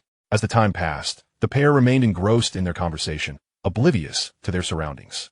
Until the moment grew late, Yan Zixuan could no longer contain herself and tugged at her naive friend, insisting, "We have to go. We'll be late for assembly." Shun Yanking understood it was time to leave, reluctantly bidding farewell as she and her roommate headed back to the law school. Once they were out of sight, Fang Yu slapped his thigh, suddenly recalling, "That's the law school campus belle. No wonder she looked so familiar." Zhang Junjia and Lin Zongqi widened their eyes in astonishment. The campus belle? Chen Sheng had managed to capture the attention of the law faculty's flower. Nonetheless, with her petite frame, she was indeed deserving of the title. While Chun Yao from the finance department paled in comparison, Lin Zongqi embraced Chen Sheng's arm, suggesting that, given their shared dormitory, they should organize a cross-departmental gathering. Yes. I noticed that quiet one from earlier seems quite appealing too. Fang Yu excitedly scratched his nose, flicking a black speck into the unknown. Though Zhang Junjia remained silent. The glint in his eyes betrayed the hormones stirring within him. A gathering? Chen Sheng scoffed coldly, recalling the last time he was promised a meal, only to be treated to a mere serving of shredded potatoes. A gathering? Misunderstanding. It was all a misunderstanding. Lin Zongqi chuckled apologetically. I merely wish to avoid causing you any distress, hence the light meal. How about this? As long as we can have the gathering, we'll treat you to 3 days of meals at the cafeteria. It's on us. Upon hearing us, Zhang Junjia and Fang Yu exchanged glances tinged with melancholy. However, sharing the expense for 3 days wasn't too burdensome. Chen Sheng pondered for a moment. 3 days of meals didn't sound too bad. All right, starting tomorrow, each of us will take a day, and after military training, I'll find a way to arrange it. It shouldn't be an issue to enlist the help of the campus belle. Let's get through these 3 days first. Upon Chen Sheng's agreement, the trio was overjoyed, as if they had already secured the company of the campus belle's roommates. After the evening training concluded, Chen Sheng headed to the lamb offal noodle shop. The shop remained empty, and the auntie was still absent, suggesting that the Cold War had yet to thaw. Upon seeing Chen Sheng, the uncle wore a bittersweet smile. Where's the auntie? Chen Sheng inquired deliberately after taking a seat. She has gone to my son's place. Ever since she left, I've been overwhelmed. The uncle sat down, anxiously rubbing his scalp. Sigh, the auntie only has your best interests at heart, with children as accomplished as yours. It's only natural she prioritizes them. I'll come to terms with it. A change could be good. I deserve some enjoyment. However, young man, you must not expect me to lower the transfer fee too much. Rest assured, we'll adhere to the market price. As long as you don't shortchange a young person like me. You can be assured, young man, I find you quite easy to converse with. And I am a man of integrity. The price will undoubtedly be fair. Integrity? Chen Sheng scoffed inwardly. Could integrity really sustain a business? Aren't you aware of the market price for these noodles? He put on a facade of heartfelt emotion. Uncle, I too feel an immediate affinity with you. I simply wish to engage in more conversations with you. It seems we are fated to meet. Chapter 29, Negotiating at the Table. The elder laughed heartily indeed. Fate indeed. I'll fetch a couple of bottles of beer. Let us drink and chat. With that, he went to the fridge and retrieved 2 bottles of gold medal beer. He also prepared a plate of peanuts and a dish of mixed lamb offal with mutton. Chen Sheng took the initiative to open a bottle, pouring for the elder, and they clinked their glasses together. You're quite a bold young man. I admire that. My shop is well placed. Students naturally pass by here first. The uncle, having started from scratch, had raised such accomplished children, earning much respect. The current business landscape is fiercely competitive, and profits are considerably slimmer than in the past. A young man as handsome and astute as you is bound to succeed in the future. Back when I renovated this place, I spent quite a bit. The walls were coated with several layers of putty. You flatter me. With your industriousness, simplicity, and wealth of experience, I'm but a novice in comparison. I plan to renovate anew. I intend to tear down the walls. Their eyes narrowed as they clinked glasses again and down the contents. Young man, when I was your age, I was still an apprentice. The youth these days are truly formidable. This shop has been the culmination of my years of hard work. It's hard to part with it. This only deepens my admiration for you, uncle. You've grounded yourself and carved out a niche in this vast city. One must always look forward. When it's time to let go, for your grandchildren are your true legacy. You speak wisely. One must always look to profit. Here's the deal. I'm a straightforward person. The transfer fee is $180,000, all inclusive. Since you're being so forthright, I won't hide anything from you. I won't be running the noodle shop, and I have no use for this equipment. I'll take it for $90,000, $170,000, and I'll take the equipment with me. $100,000, and I'll leave the equipment behind. Both elder and youth squinted their eyes, pouring another drink. The bottle now empty. They finished their glasses in one go. $150,000, an empty shop. $120,000. Let us sign the contract now. Bang. The elder slammed the table. $145,000. That's my lowest offer. Bang. Chen Sheng also slammed the table. $125,000. That's the highest I can accept. Young man, don't push your luck. Uncle, I'm sincerely earnest. The renovation costs are simply too high. One flat price of $130,000. I'll take the equipment with me. How long is left on the lease? There are 6 years remaining on the contract. All right, deal. In other areas, a few thousand would be the utmost for a transfer fee, but here it's different. $130,000 is acceptable. Of course, that assumes there are still 35 years left on the lease. Otherwise, it wouldn't be worth it. Then let us sign the contract. I have the previous contract prepared. The elder's expression relaxed. We still need the landlord to participate. It must be signed with the landlord. Chen Sheng was quite familiar with this process. A transfer must be signed by the landlord, while tenants can generally transfer but require the landlord's approval. I am a landlord. The elder replied nonchalantly. What the? Chen Sheng was taken aback. He had been outwitted by this old fox. Had he known the landlord himself was running the shop, he could have negotiated a lower transfer fee. Experience trumps youth. Nonetheless, it wasn't a total loss. At this price, if it were to be transferred, many would likely be clamoring for it. In a real negotiation, perhaps $1.01 million could be the final price, but the risk of the deal falling through is high. Another benefit was establishing a friendly relationship with the landlord, which would alleviate many future communication hassles. Chen Sheng gave a thumbs up.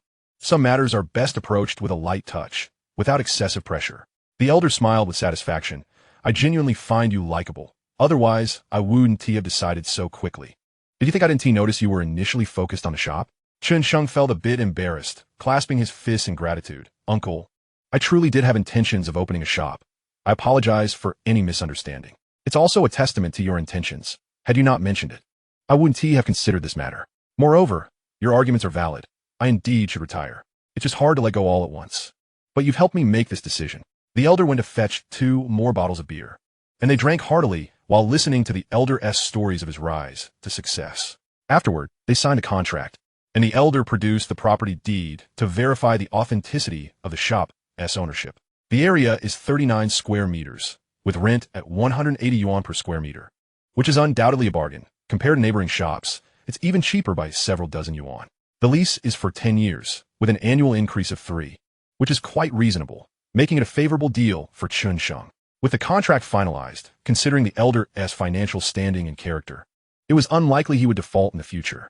After signing and fingerprinting, the elder said, "All right, transfer the funds to my account tomorrow, and give me 3 days to clear out the items." "Thank you, uncle. You're a good man. I'm not in a rush. 3 days, 5 days, or even a week is fine," Chen Sheng said sincerely. Even though he hoped for a quicker resolution, he wasn't overly anxious about these few days. The elder glanced at Chen Sheng. "Additionally, if you don't have a reliable renovation team, I can recommend some. They're old acquaintances and won't cheat you. That would be wonderful. I'll rely on you for that. And before you head to Modu, I'll treat you to a drink. As for drinks, let us skip that. I need to sort out my things and head over immediately. I want to be coming back."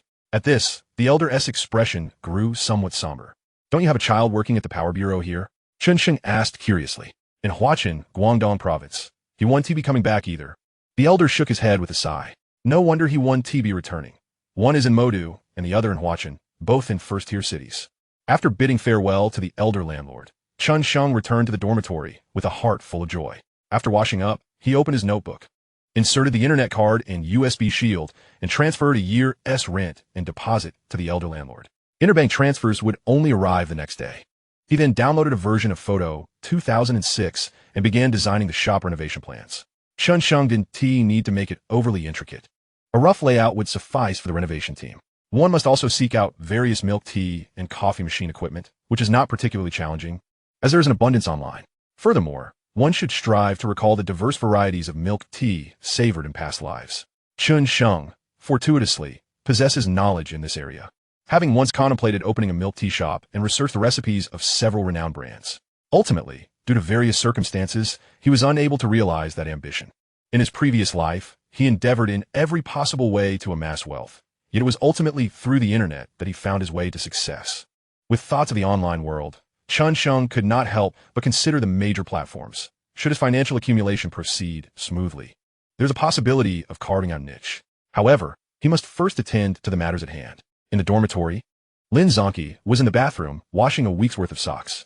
Zhang Junjia was on the phone with his family, speaking in a dialect from Kaiyingzhu that was utterly incomprehensible. Fang Yu was engrossed in typing on his phone, a silly grin frequently gracing his lips. Something was afoot. Lin Zonki, squatting on the small balcony while scrubbing socks, immediately noticed. Fang Yu, what are you up to? Fang Yu feigned modesty, smiling. What else? Chatting about senior sisters. It's just my little hobby. Chatting about senior sisters? Not only Lin Zonki, but even Chen Sheng found himself intrigued, pausing his drawing to await further details.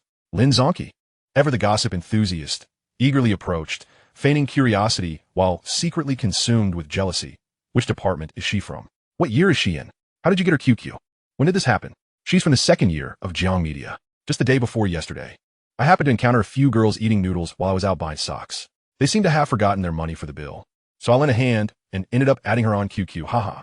Fang Yu's demeanor was nonchalant, yet his eyes sparkled with delight, as if to say, you finally noticed. Chapter 30, keep going. Brave warrior, you've truly struck gold. Lin Zonki felt as if he had bitten into a lemon, wondering why fortune had not smiled upon him in a similar manner. He contemplated his meager food allowance, realizing that if he were to encounter such a situation, it might not suffice. No way. I need to call home tomorrow and plead poverty, just in case. Chen Sheng asked curiously, how much did you end up spending? Oh, it wasn't much, just under 230, replied Fang Yu, a smile playing on his lips, exuding an air of indifference. However, Chen Sheng saw through his facade. The twitching of his face when mentioning the amount betrayed his bravado. You just met her and already paid the bill? At least try to linger a bit before making such a gesture. Chen Sheng regarded Fang Yu with sympathy. So, how's the conversation going? It's going all right. She tells me everything. Haha, Fang Yu replied, glancing at the chat history, his grin nearly reaching his ears. For instance, Chen Sheng probed further. She mentioned she grew up with her grandfather, who cultivated tea to support her education, but now he is ill, and she is torn about whether to sell tea leaves to cover medical expenses.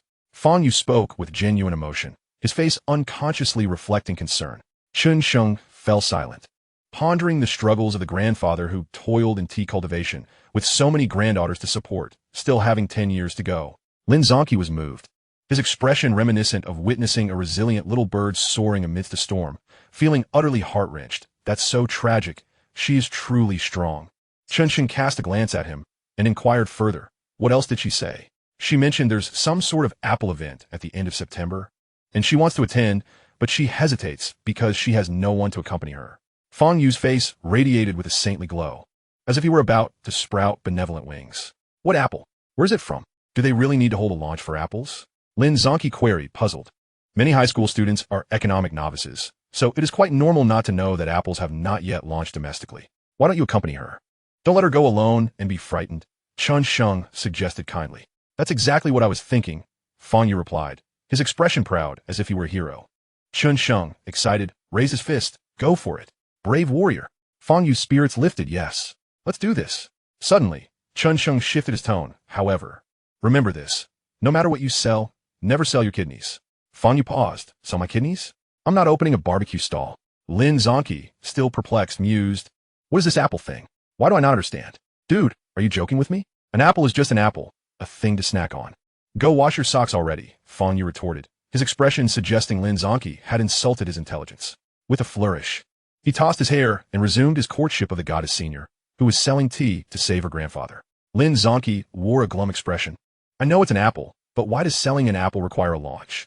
Chen Sheng returned to drafting the layout of the shop. As for whether Fong Yu would sell his kidneys, that was a jest. Merely selling tea leaves would be sufficient for him to rest easy. The other 3 roommates were destined to rely on him for their meal cards. 3 days later, the landlord called punctually, "Young man, come pick up the keys." True to his word, he delivered without delay. During the lunch break, Chen Sheng stealthily made his way to the sheep offal noodle shop under the blazing sun. Not a single table leg remained. It was spotless. Before departing, the old man introduced him to a reliable renovation worker, which Chen Sheng believed without hesitation. Holding the shop keys, he felt elated. The first step toward a milk tea franchise had commenced. There was no time to discuss the renovation during lunch, so they would have to meet in the evening. After 8 p.m., Chen Sheng met with the renovation worker in the shop. The worker, Mr. Huang, nearly 50, possessed a sly glint in his eyes, indicative of a seasoned renovator, and he eyed Chen Sheng with curiosity. After all, it was rare to see someone so young venturing into business. Mr. Huang surmised Chen Sheng came from a wealthy family, and due to the old man's introduction, his demeanor was exceedingly courteous. After some discussion, they settled on a total of 420,000 for the complete package, covering plumbing, workstations, tables and chairs, doors, and floor-to-ceiling glass. The payment would be divided into 3 installments. Next came the dismantling of the existing decor. Chen Sheng tossed the keys to Mr. Huang and dashed back to the dormitory to hasten the renovation plans. Within 3 days, the old setup would likely be reduced to rubble, and he needed to work at a brisk pace. Each day was filled with military-style training in the morning and late-night blueprints, leading to considerable stress. Thankfully, at 18, his body was as robust as a young bull. Once the dismantling was nearly complete, the new blueprints were fresh off the press, outlining the tables, chairs, and cabinets. The visual effect was nothing short of authentic. However, this posed no significant issue. Mr. Huang, being a veteran in the field, could work with a rough layout and still deliver steady results. If he couldn't manage, it would simply mean that rookie Chen Sheng had chosen the wrong person. Chen Sheng was exceedingly busy each day, and he resolutely declined any invitations to the internet cafe from his roommates. Yet, he found himself needing to appease the invitation from a certain campus beauty, having exhausted every excuse to decline. That evening, a message from Shun Yanking arrived. Chen Sheng, take a look at my foot. It seems to be swollen, foot JPG. Opening the message revealed her foot, pearl scent and gleaming on the screen. So wide it could dazzle the eyes. Her 5 toes fanned out like a peacock's plume, seemingly inviting, come and admire me. The dim lighting that night had concealed its beauty, but now he fully appreciated its delicate allure. Chen Sheng stared at the screen, his mind blank, swallowing hard. Wait a minute, am I salivating over a foot? Do I have a foot fetish? In that moment, he felt perplexed by his sudden interest in such a matter. The campus beauty's message was laden with implications and a yearning for the technician of number 88, stirring the suppressed desires within Chen Sheng. He recited the first 2 characters of the Tao Te Ching 10 times to quell the immoral thoughts rising within him. Is this a test of integrity? Underestimating me. Chen Sheng, I have a roommate who was duped by a tea seller, crying and wailing, and the 3 of us could barely hold him back. If I were to leave, the remaining 2 would surely be unable to stop him from jumping off a building. Chen Sheng spoke the truth. Indeed, Fong Yu had faltered at the tea-selling venture, offering up the meager balance in his wallet, only to be met with disdain from the senior sister, who dismissed him with a cold laugh. After discerning Fong Yu's inadequacy, she mercilessly removed him from her friend list. In the following days, Fong Yu appeared as if he had lost his soul, going through military training like a zombie, returning to the dormitory each night like a dead dog. The delicate heart, safeguarding the world, lay shattered across the ground. It was not until 5 minutes had passed that Shun Yanking finally replied, astonishingly, with a voice message. Upon listening, she lamented, my feet are sore. Let him jump instead. That hum seemed to have circled the earth 2.5 times, resonating with a poignant beauty that sent shivers down one's spine. The sweet and melodious wave of her voice struck directly at Chen Sheng's mind, nearly incapacitating him. Damn it, school beauty, please revert to your former aloof self. Otherwise, I simply cannot withstand it. One might ask, could you endure the beastly transformation of technician number 88? What is wrong, school beauty? Have you become indifferent to the lives of others? Chapter 31. The A-B choice question. In truth, Chen Sheng had long understood that Chen Yanqing was not a naturally aloof goddess, but merely a compliant and diligent student. In school, she focused solely on her studies, rarely speaking. Now, it seemed she was on the verge of awakening some latent talent. There was a noticeable trend of her evolving from a high and mighty goddess into a charmingly naive creature. It is well known that such adorable beings possess tremendous destructive power. However, who is Chen Sheng? He is a seasoned master with 32 years of experience, not easily swayed. I absolutely refuse to allow my roommate to lose their life because of me. Once military training concludes, I shall provide you with a double massage service. Given that the school beauty had expressed her vulnerability, even if he chose not to go, he felt compelled to offer comfort, lest her pride be wounded. Chen Yanqing swiftly replied, "All right then, aggrieved, you must give me double the massages once military training is over." "Very well, I shall dedicate myself to the task." Chen Sheng responded with a deep, resolute smile, his heart as steadfast as iron. The notion of being felled by a charming creature was no longer an option. He had endured enough hardship in the past. Yet, the thrill of teasing her would surely be amplified. Beep beep beep. QQ chimed once more. It was Yang Jungxiu. "Are you still in the dormitory, or have you gone out to play games?" "I'm in the dormitory, sister," Chen Sheng replied obediently. "You must rest well during military training. Once it concludes, I shall take you out to explore nearby." "Understood, sister." Yang Jungxiu would send messages almost every night, expressing her concern. In his past life, he had often been reclusive and ignorant, frequently engrossed in games and neglecting to respond. Having such a nurturing sister was indeed a blessing. Reborn, he now recognized what was truly worth cherishing. At that moment, Lin Zongqi and Zhang Junja returned. "Not going out with us tonight is a monumental regret in your life," Lin Zongqi remarked, casting a glance at Chen Sheng, as if to say he had missed out on a fortune. "Did you find money?" Chen Sheng shot him a sidelong glance, then turned to the radiant Zhang Junja, who appeared as though he had won the lottery. "Is my buddy the type to bend down for a coin?" Lin Zongqi scoffed, lifting his chin in disdain. "I believe that." Chen Sheng nodded in salute. This fellow, even if he spotted a 100 yuan note on the ground, would likely step over it to flaunt his affluent persona. There was a real case of this, but before he could step forward, Chen Sheng had pushed him aside and picked up the bill himself. Seeing that Chen Sheng showed no curiosity, Lin Zongqi felt as if a cat's paw was scratching at his heart. Unable to contain himself, "Don't you want to know what we discovered?" "Not particularly," Chen Sheng replied without looking up, continuing to organize his milk tea recipes. "Impossible. Don't pretend. You must be dying to know." "Very well, I shall tell you."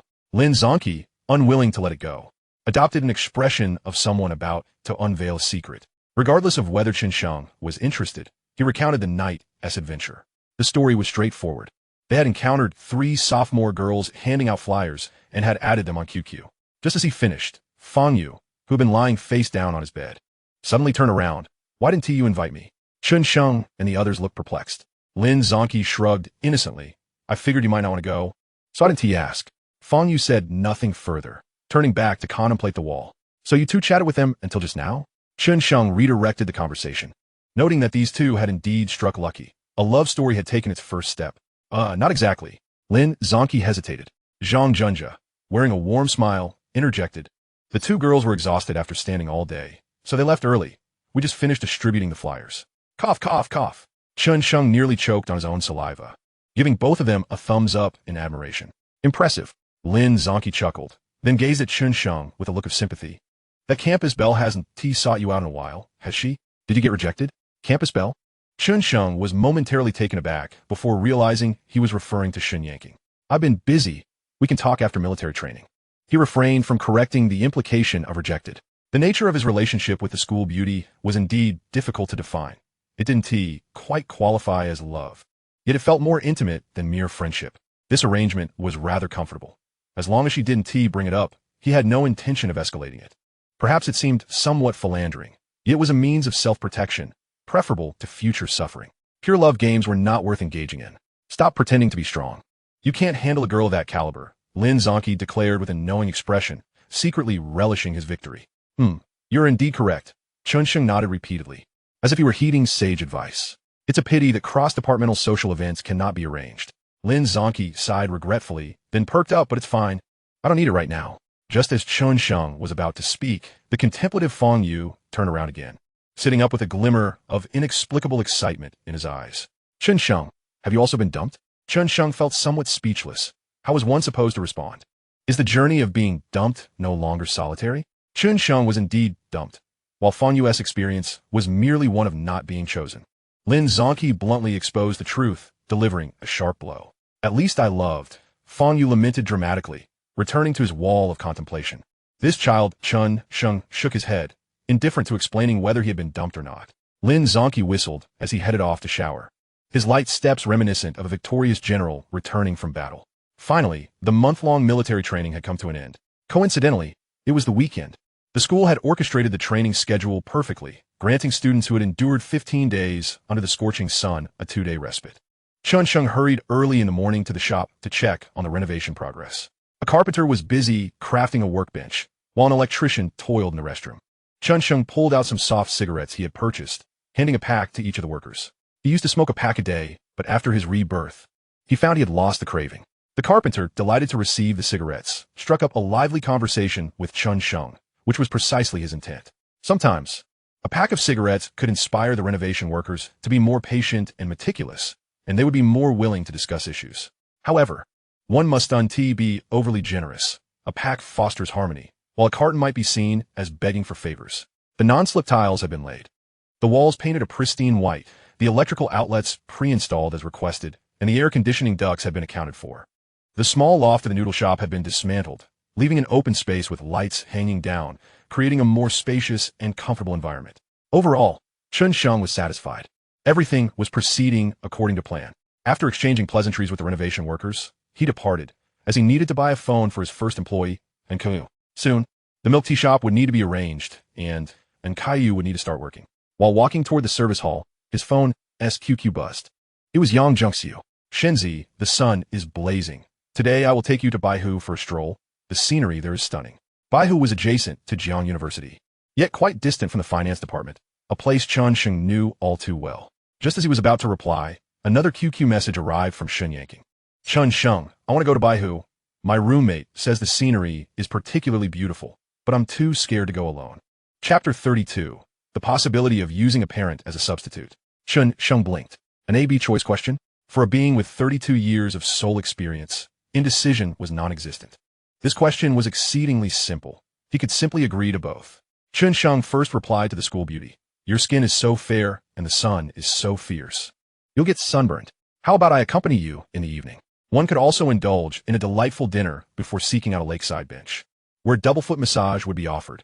After a brief pause of several seconds, the phone chimed with a response. Sounds good. I was thinking the same. The evening breeze is pleasant, and we can admire the night view of Baihu Lake. What time shall we meet? Chen Sheng contemplated for a moment and suggested. How about 5 o'clock? We can explore some delicious food together before heading to the lake. The reply came swiftly. Okay, I'll be waiting in the dormitory. All right, problem solved. Chen Sheng smiled, all in the name of safeguarding the complexion of his beloved school beauty. He then sent a message to Sister Yang. Sister, I'm awake. I'll wait for you at the entrance of Jiangke University. Yang Zhengxiu, perhaps anticipating a message, promptly replied, Okay, wait for me at the east gate. As for the phone, it would have to wait until tomorrow for a purchase. After about 10 minutes, Chen Sheng arrived at the east gate of Jiangke University. A path led directly to Baihu Lake, less than a kilometer away. Students flowed in and out, exuding a vibrant, youthful energy, adorned in colorful attire and basking in the sunlight. After a rather dull wait of nearly 20 minutes, Yang Zhengxiu finally made her entrance, her long legs gracefully striding forward. She wore a peach-colored t-shirt paired with denim shorts that resembled a skirt, revealing a glimpse of her fair thighs. The hem of the t-shirt was tucked into the shorts, accentuating her slender waist. Her long, dark hair was styled in a bun, adorned with a floral hairpin, showcasing her fresh and charming visage. The aura of sophistication around Yang Zhengxiu was undeniably captivating, a true heartthrob, causing some boys to wish they could fix their gaze upon her indefinitely. Chen Sheng's eyes sparkled, entranced by her beauty. As she approached, Yang Zhengxiu appraised him up and down, teasing, Wow. After 2 weeks of military training, you look even more handsome. I've always been quite handsome, you know? Chen Sheng's expression was filled with self-admiration. Humph, such vanity. Yang Zhengxiu shot him a sidelong glance. Chen Sheng mimicked her earlier gesture, scrutinizing her, and then stroked his chin, saying, It seems that after 2 weeks apart, your figure has improved as well. You're being inappropriate. Yang Zhengxiu playfully tapped his chest, her face feigning annoyance, yet her eyes sparkled with mirth. Ouch! You hit me again. Chen Sheng clutched his chest, feigning a look of injury. What do you know? A hit is affection, a scolding is love. Yang Junxiu retorted with a huff. Then can next time be a kiss instead of hit? Chen Sheng said with a grimace, trying to hide his mischievous intentions. Absolutely not. Yang Junxiu raised her delicate chin, exuding an air of regal pride. Just as Chen Sheng was about to respond, a girl's voice rang out. Yang Junxiu. 3 boys and 2 girls approached from a school gate. We're going to ride bikes at Baihu. Come with us. The girl shouted as she walked, her looks rating around 6 or 7 out of 10. Yang Junxiu smiled and replied, I want to accompany my brother. This is your brother? I thought he was your boyfriend. The girl glanced at Chen Sheng's attire and quickly lost interest, not even bothering to greet him. Yang Junxiu chose not to elaborate, instead introducing Chen Sheng. These 2 girls are my roommates. The one calling out is Wan Lingling and the other is Bai Ting. Each was accompanied by a boyfriend, the other boy being a tall, fair-skinned lad named Su Ziwa, radiating an air of self-assuredness. Yang Junxiu, you could bring your brother along as well. Su Ziwa suggested after assessing Chen Sheng, his gaze fixed upon Yang Junxiu, revealing an undeniable enthusiasm. Chen Sheng discerned this, noting that Su Ziwa appeared to be an admirer of his sister. It was hardly surprising. With Yang Junxiu's looks, it would be unusual if she had no suitors. That could work. Yang Junxiu decided on Chen Sheng's behalf. Upon hearing her agreement, excitement flickered in Su Ziwa's eyes. The 7 of them proceeded toward the greenway by the lake. Shenzi, Yang Junxiu removed her small backpack and handed it to Chen Sheng. He understood her intention and donned it on his back. Witnessing this, Su Ziwa's gaze flickered momentarily, and he remarked with a smile. You 2 siblings don't quite resemble each other. One must take after the father and the other the mother. Had they greeted Chen Sheng, they would naturally have realized one bore the surname Yang and the other Chen. However, they did not. Chen Sheng had no interest in probing the reason and had no intention of introducing himself either. What is so strange about that? There are plenty of siblings who don't resemble each other, and some couples look alike too. Perhaps they start to resemble each other over time. Yang Junxiu casually remarked while tucking a loose strand of hair behind her ear. Her gentle motion added a touch of grace, causing the boys to admire her even more. With Su Ziwa positioning himself beside Yang Junxiu, he agreed, saying, that's true. It said that when 2 people care for and miss each other, they begin to look alike. After saying this, he suddenly felt something was amiss, but couldn't pinpoint it. Yang Junxiu's expression remained indifferent, and Su Ziwa wisely fell silent. Noticing the atmosphere had grown somewhat somber, Wan Lingling initiated a conversation with Yang Junxiu. After about 7 or 8 minutes, the group arrived at the location for renting bicycles and electric scooters. There was a shop by the roadside. Su Ziwa, suddenly struck by a thought, expressed concern. Yang Junxiu, it's too sunny. Let me go buy you an umbrella. Chen Sheng narrowed his eyes, but remained silent, as he was certain his sister would decline. No, that's unnecessary. Yang Junxiu waved her hand, but the mention of the sun reminded her to ask Chen Sheng, Shenzi, did you apply sunscreen before coming out this morning? No, I bought some spray, but I forgot to use it, Chen Sheng admitted, having indeed forgotten, thinking he would quickly return after purchasing his phone. Yang Junxiu instructed Chen Sheng to turn around, then rummaged through her backpack and retrieved a tube of sunscreen. Lower your head, she commanded. Chen Sheng anticipated his sister's intention and obediently inclined his head slightly. He felt content. Her care was always so timely. The others looked on with confusion and surprise, wondering if she was really going to apply sunscreen on her brother. Isn't he old enough to do it himself? Yang Junxiu's actions confirmed their suspicions. She dotted Chen Sheng's face with a white sunscreen, then gently rubbed it into his skin. Wan Lingling and the others were left speechless, astonished that she was indeed applying it. You really dote on this brother of yours, they thought. A flicker of gloom passed through Su Ziwa's eyes, but was quickly replaced by a forced smile, as if he were touched by their sibling bond. Internally, he scolded. What a pampered brother. What a waste of a good head. You all go ahead and rent bikes. I'll finish up here, Yang Junxiu urged, fearing they might grow impatient. Su Ziwa hastily reassured, no worries, we can wait. Wan Lingling and the others exchanged glances without speaking, as they were there to facilitate a connection with the vice president of the student council. After Yang Junxiu finished applying sunscreen to Chen Sheng's face, she began to apply it to his arms and hands. Wow, several gasped, utterly taken aback by the scene, incredulous at how this brother seemed so shameless to accept such treatment. Su Ziwa fell into a spiral of self-delusion. What a pampered brother. If I marry Junxiu, I'll never be a brother supporter. I must keep her away from such a family dynamic. If they're like this during the day, what will they do at night? It's terrifying. Chapter 33, A Culinary Journey. To alleviate the awkwardness, Su Ziwa flashed a sunny smile and asked Yang Junxiu, your brother studies nearby, right? I'm asking you. Yang Junxiu replied without looking up, meticulously applying sunscreen to Chen Sheng's hands. their fingers intertwined, rubbing and massaging, ensuring every inch was covered. The others couldn't help but twitch their brows at the sight. As Yang Jungsu's soft hands caressed him, Chen Sheng felt a surge of satisfaction. Though his sister could be strict and often hit him, her thoughtfulness was truly heartwarming. He glanced sideways at Su Ziwa, who was a finance major in his freshman year at Jiang University. Oh, he must have just finished military training. The workload for freshmen is heavy. You should work hard. Little brother, Su Ziwa chuckled. All right, Chen Sheng replied with a smirk, seizing the moment to squeeze Yang Jungsu's hand. Once the sibling duo had finally finished applying sunscreen, they began to rent bicycles. Wan Lingling and the others opted for those with rear racks, eager to experience the joy of laughter while riding. Jungsu, allow your brother to ride that type of bike without a rear rack, as it is much easier to ride. I will use this one to carry you. Su Zihao wore an expression that suggested concern for his brother's fatigue. It's fine. He needs to exercise more, Yang Jungsu replied with a smile. Su Zihao's worried demeanor faltered. What kind of exercise is that? He replied with a forced smile, then proceeded to rent his own bike in a rather dejected manner. At that moment, an unusual feeling stirred within Yang Jungsu as she contemplated the notion of exercise. She playfully struck Chen Sheng, who was overseeing the bike rentals, demanding, which one?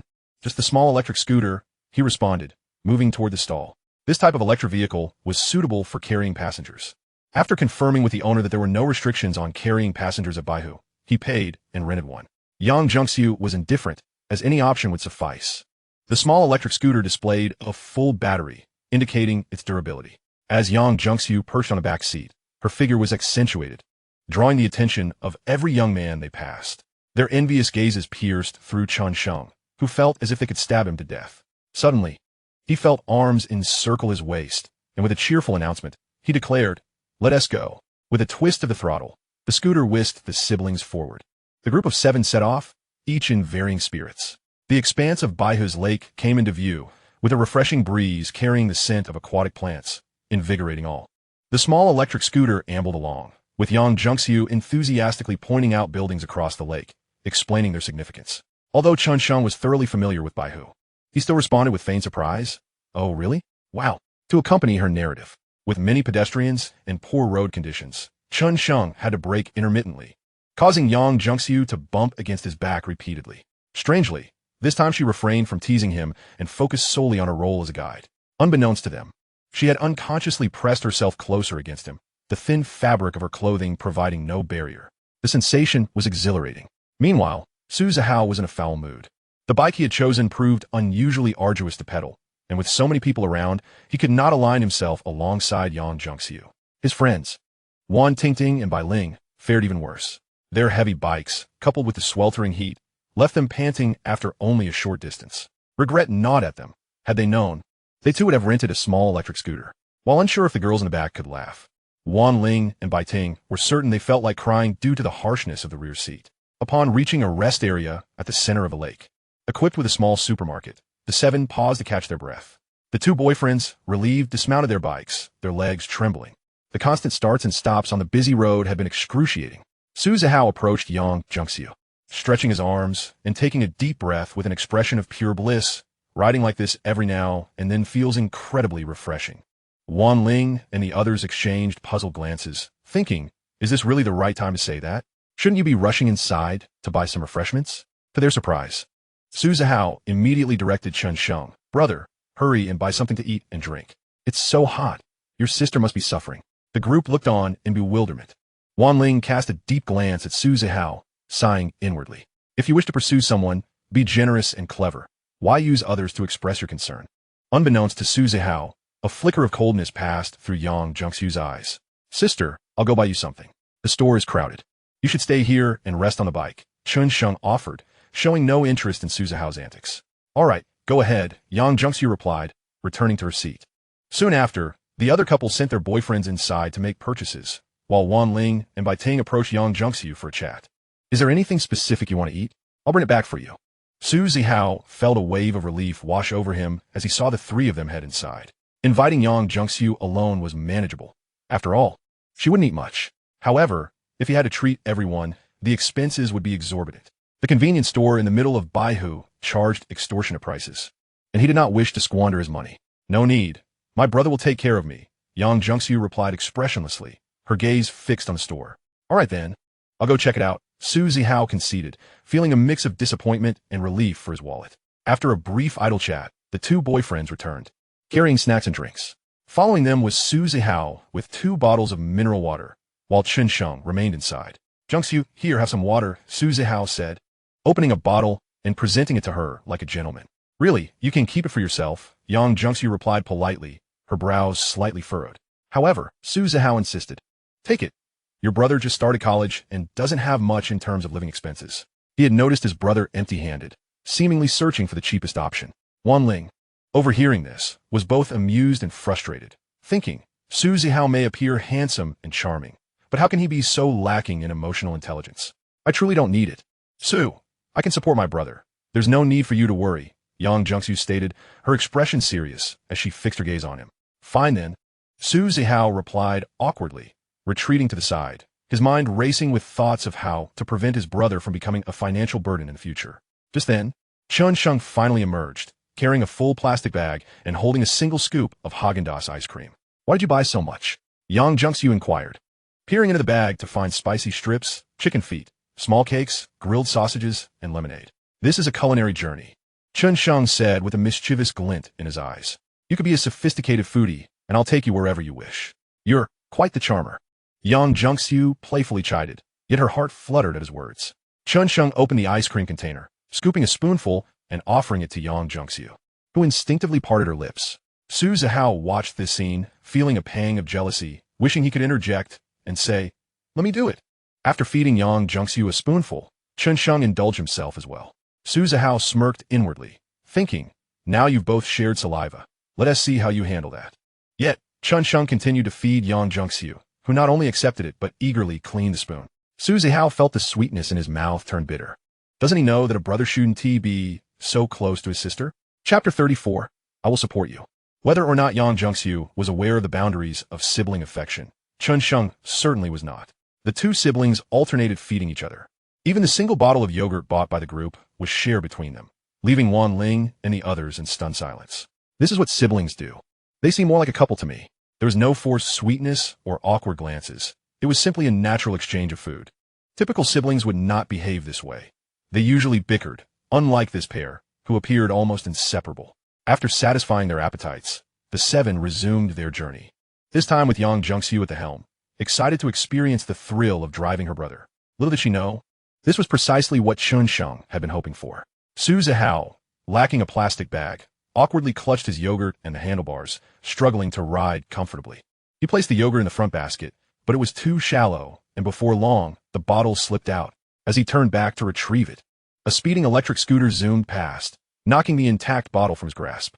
By the time he realized what had happened, the group had already moved ahead. Without a moment to mourn the loss, he summoned all his strength to chase after them. As the refreshing breeze from the lake enveloped them, the sun no longer felt as oppressive. Chen Sheng was in an exceptionally buoyant mood, not due to the cool breeze, but because he had wrapped his arms around the slender waist of the driver, who did not scold him.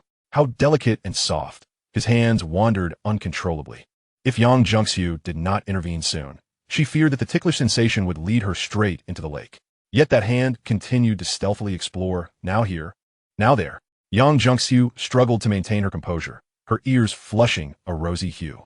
As she felt her phone press against her waist, she hastily halted the vehicle, exited the driver's seat, and shot a fierce glare at Chen Sheng.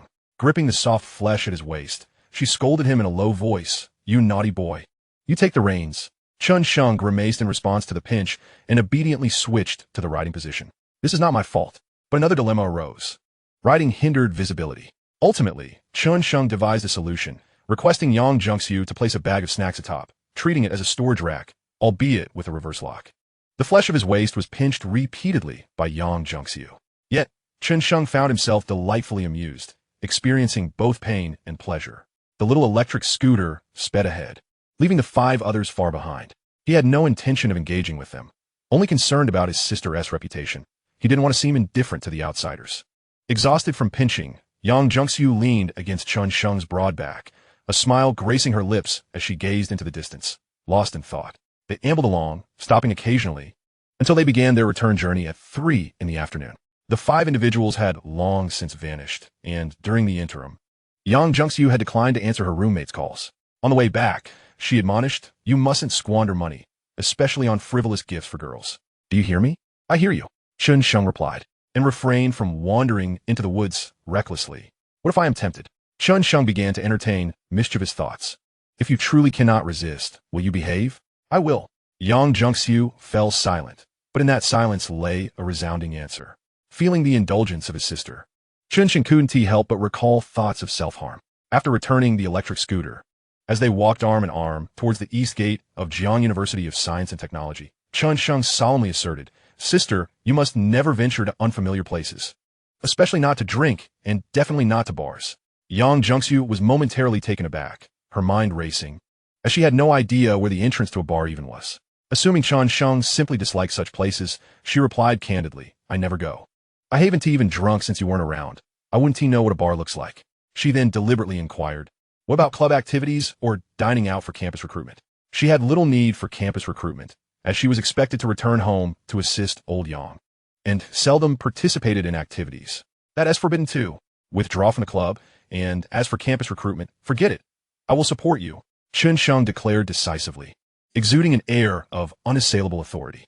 Yang Zhengxiu was taken aback, observing her suddenly assertive brother as if discovering a new continent. She scrutinized Chen Sheng's profile, seemingly seeking to reassess him. What's wrong?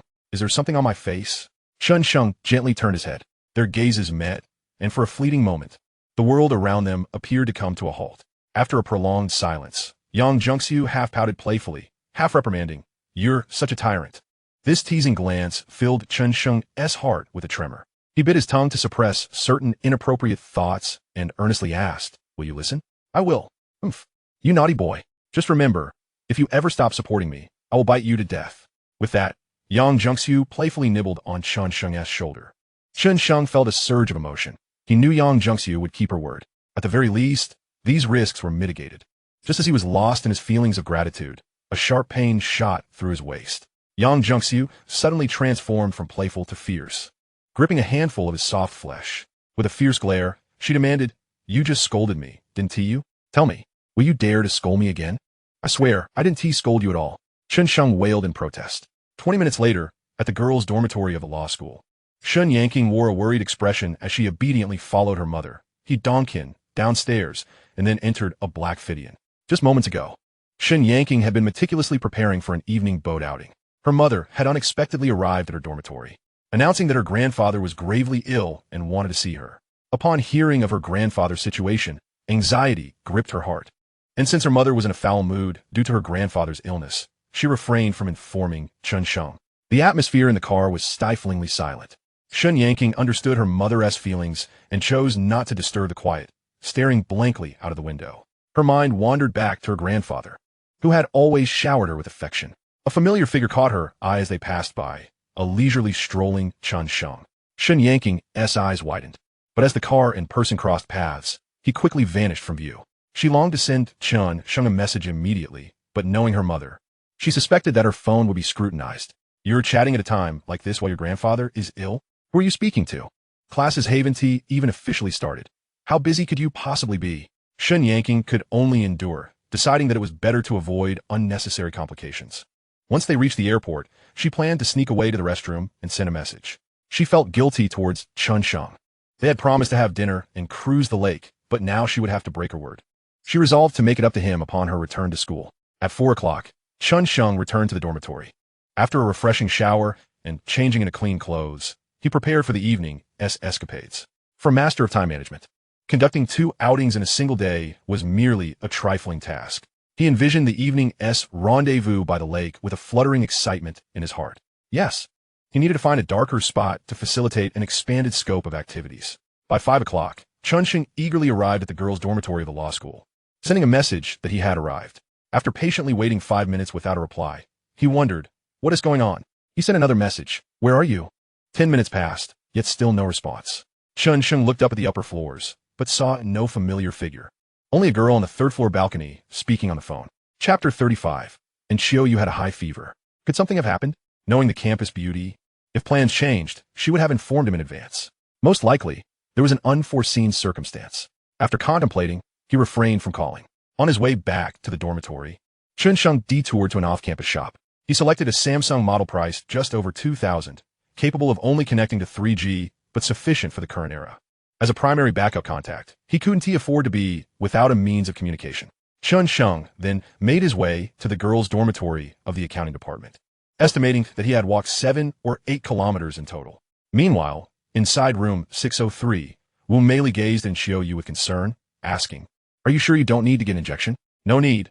I'm fine," and Xiaoyu wearily replied, lifting her heavy eyelids. She had been perfectly fine that morning, but suddenly developed a fever in the afternoon.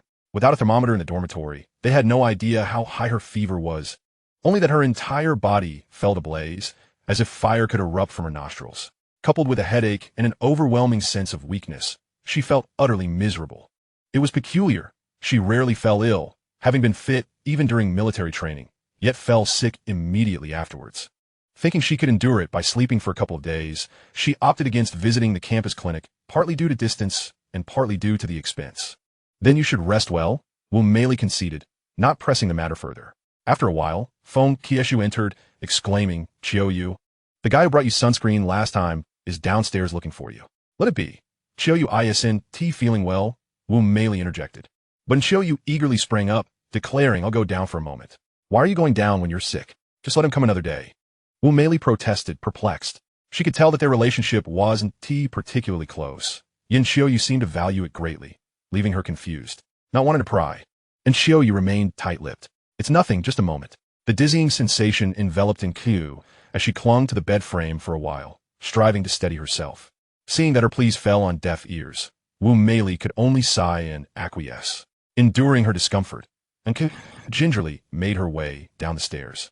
Bracing herself against the wall, taking each step cautiously, she needed to go downstairs as Chen Sheng had arrived, presumably regarding matters related to the store. After waiting for a while below, Chen Sheng finally spotted Qiu. However, the young girl seemed to be in an unusual state. Her lips were alarmingly red, yet her demeanor lacked vitality. Upon seeing Chen Sheng, Qiu managed to utter, "I'm sorry for keeping you waiting. Are you unwell?" Chen Sheng discerned immediately.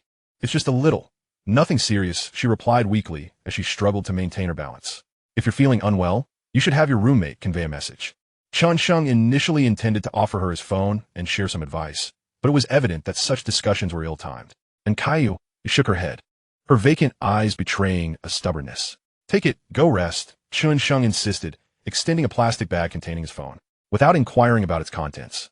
And Qiu reached out to accept it, only to be suddenly struck by a wave of dizziness, her body swaying perilously toward the ground. Chen Sheng quickly supported her, realizing that her condition might be quite serious. Placing the back of his hand against her forehead, he exclaimed, "Goodness, you're burning up. A fever, perhaps even nearing 39 degrees. This won't do.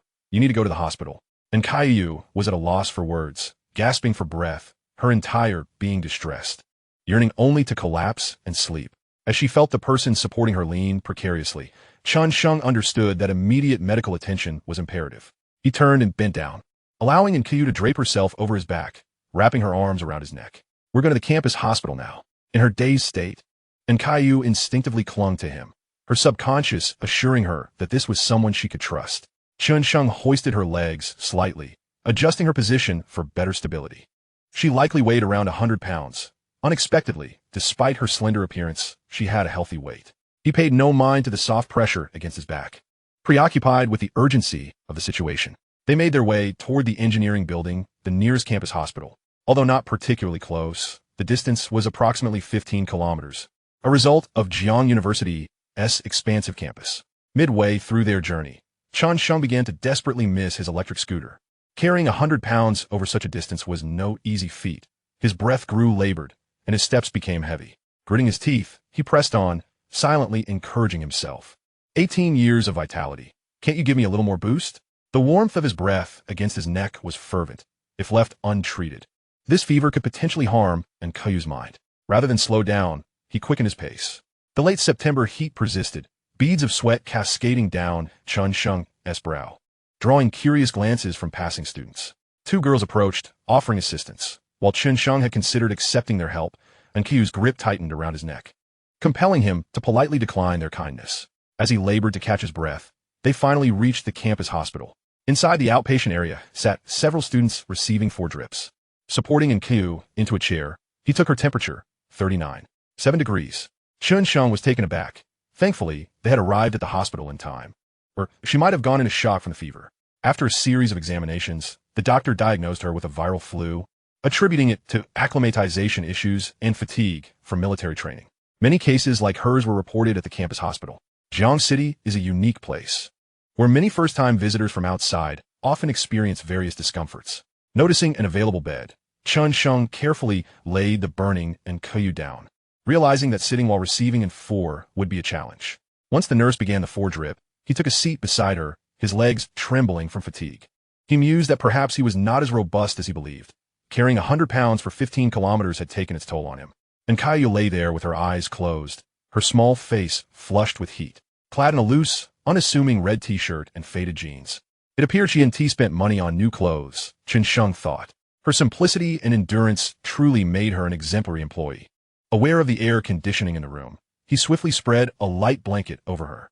As he pulled the blanket up to her chest, he sensed something was amiss. Yet he didn't dwell on it. Seizing the opportunity, he stepped out to purchase a bottle of water and a bowl of 8 treasure porridge. As dusk settled, the number of students receiving 4 drips dwindled, leaving only 3 patients in the infusion area. The alarm for the 4 change startled Chen Sheng awake. He summoned the nurse to switch the 4 and noticed a message from Shun yanking on his phone. "I'm sorry, my grandpa is unwell. My mom is picking me up this afternoon. I'm at the airport, boarding soon. I'm really sorry, Chen Sheng. I'll make it up to you when I return. Please don't be upset." Accompanying the text were a couple of pictures from the airport. Chen Sheng smiled, feeling a sense of relief. The campus belle was considerate enough to reply. He glanced back at Enku. Her complexion had improved, no longer flushed, and he pressed the back of his hand to her forehead once more. The fever seems to have subsided. Her forehead, neck, and behind her ears were still beaded with sweat, indicating she was likely drenched. Sweating during a fever was a good sign, suggesting a swift recovery. Chen Sheng poured half a cup of warm water, adjusting it to a comfortable temperature, and inserted a straw he had procured from the shop. Gently, he placed it between her lips. Although the 4 would replenish her fluids, her mouth would still feel parched. As Enkidu stirred slightly in her sleep and took a small sip, he waited a moment before setting the cup aside. He then returned to his position, resting his head on the bed. The drowsiness of autumn settled in, and with no distractions like TikTok, he succumbed to sleep almost immediately. As he breathed evenly, Enkidu suddenly opened her eyes. Chapter 36. I can't carry anymore. Enkidu turned her head to gaze at the person sleeping beside her. In her slightly fatigued eyes, his silhouette reflected back at her. She found herself lost in thought, only occasionally blinking, remaining utterly still. Throughout her life, apart from her deceased father, no one had ever shown her such kindness. She could perceive the sincerity in this person's gaze. It lacked any ulterior motives. Unlike the predatory stares from men, which often felt as if they were ready to devour her, or the harsh words women exchanged behind her back, which filled her with both fear and disgust. Each day had been a struggle, akin to walking on a tightrope. She had long learned to conceal her body. Even if the constriction was uncomfortable, remaining vigilant, she would barricade her door with a chair while sleeping. Though her acquaintance with him was brief, a sense of familiarity blossomed within her heart, as if they had known each other for ages. If he had been around earlier, perhaps I would have grown up happily. And Caillou mused. As the last of the 4 fluid was administered, the alarm rang, rousing Chen Sheng once more. And Caillou quickly turned her head, feigning sleep.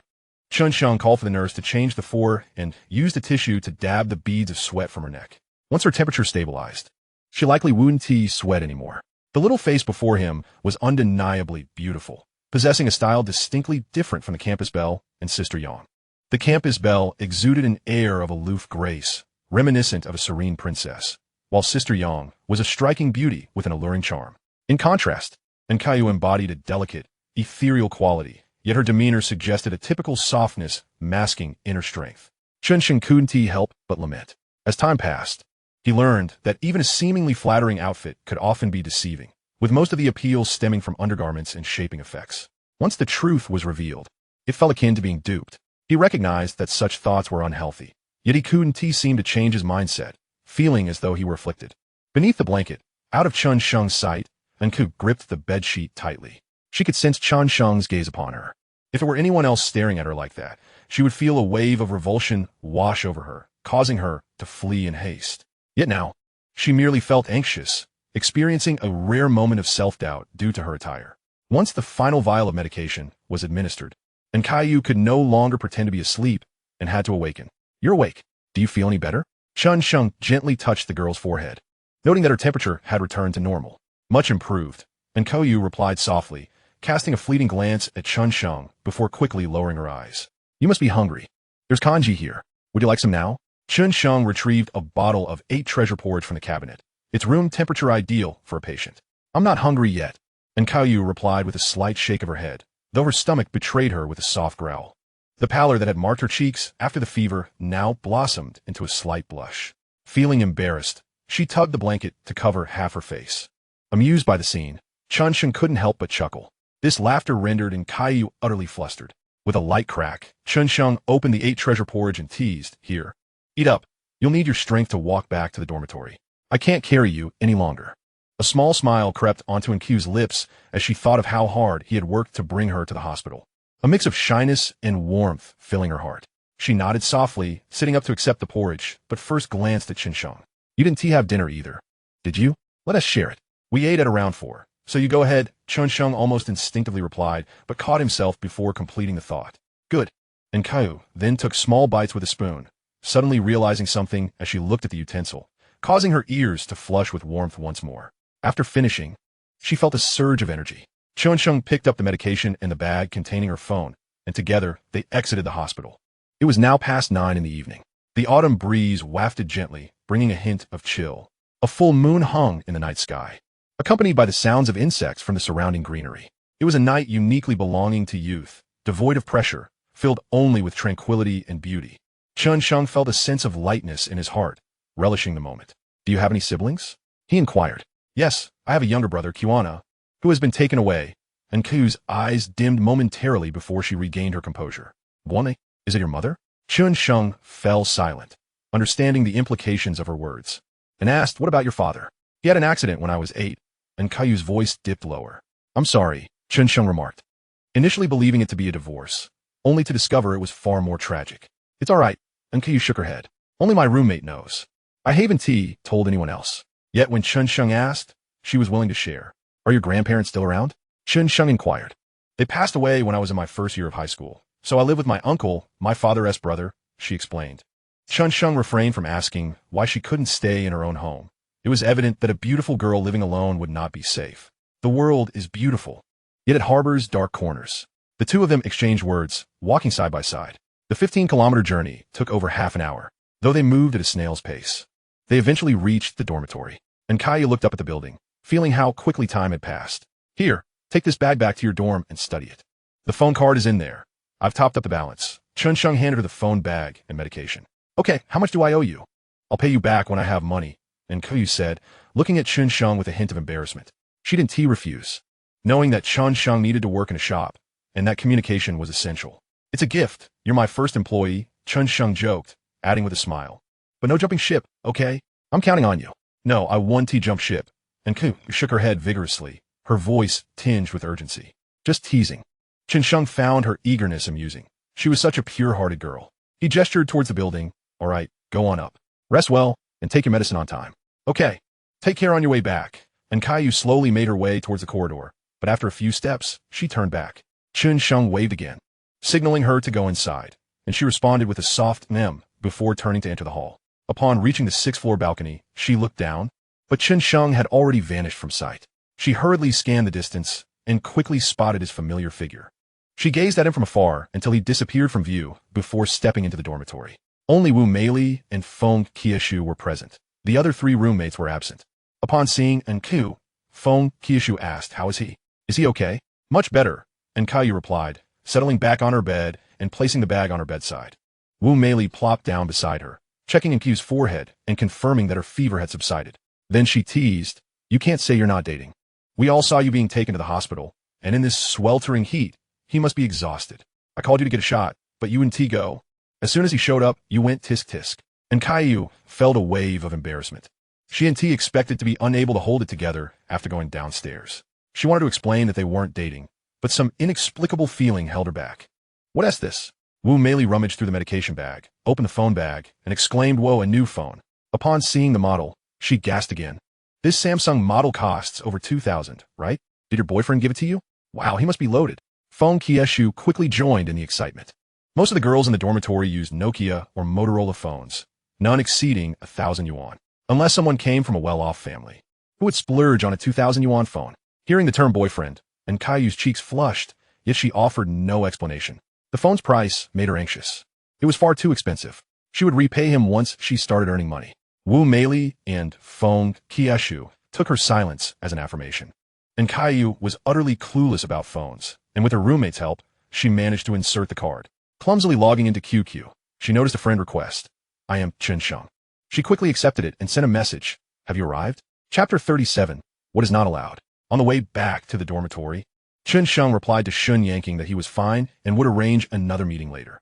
After a moment of thought, he mischievously added, any kind of compensation is acceptable? The school bell's avatar remained gray, and he had no idea when she would see the message. After leaving his note, he paid it no further mind. Upon returning to the dormitory, he found only Feng Yu sprawled out, clearly still reeling from the torment brought on by the senior girl. The other two were nowhere to be found. Perhaps encouraged by the presence of an audience, Feng Yu turned over repeatedly and suddenly lamented, Chen Sheng, I believe only you understand my pain. With a dramatic flair, he slapped the bed frame in frustration. Why are kind-hearted individuals like us still left behind? Without even glancing at him, Chen Sheng began to boot up his computer, saying, first, remove the we. Secondly, you weren't left behind. Huh? Feng Yu automatically filtered out the first part, his face a mix of confusion and a hint of desperation as he sought to defend his dignity. Why do you say I wasn't left behind? Chen Sheng chuckled. You were merely disqualified from the withdrawal privileges. Withdrawal privileges? Feng Yu pondered, as if grasping a profound understanding. Chen Sheng expected him to launch into a self-deprecating monologue about his misfortunes. Instead, Feng Yu smacked his lips before breaking into an enlightened expression, excitedly slapping the bed frame. I see. I misjudged her intentions, thinking she wanted me to stop. She is really so kind. I wronged her. Chen Sheng. Severely afflicted by self-PUA? Self-hypnosis to alleviate pain? Regardless of the method, it is undoubtedly better than the prospect of future financial windfalls. Not long after, Lin Zonqi and Zhang Junjia returned in quick succession. Both bore expressions of delight, as if they had engaged in some boundlessly joyous activity. Upon entering the dormitory, they settled down and began furiously typing on their phones. Lin Zonqi even hummed a tune, unmistakably the lyrics. I want to sing to you. While we are still young and beautiful. After sending his messages, Lin Zonqi, seemingly not yet finished with his revelry, circled around Chen Sheng several times. Feel free to speak your mind, Chen Sheng replied, engrossed in browsing the official websites of the industrial and health departments. He needed to promptly apply for a business license, a food hygiene permit, and tax registration. The second item was particularly cumbersome, though it could be tentatively submitted online while awaiting the official documents during operations. However, he soon recalled a critical omission, the health certificate, without which no application could be filed. Well, I shall attend to that first thing tomorrow morning. Guess what I did tonight? Lin Zonqi leaned on Chen Sheng's desk, a conspiratorial expression on his face. Without lifting his gaze, Chen Sheng responded, went on a date?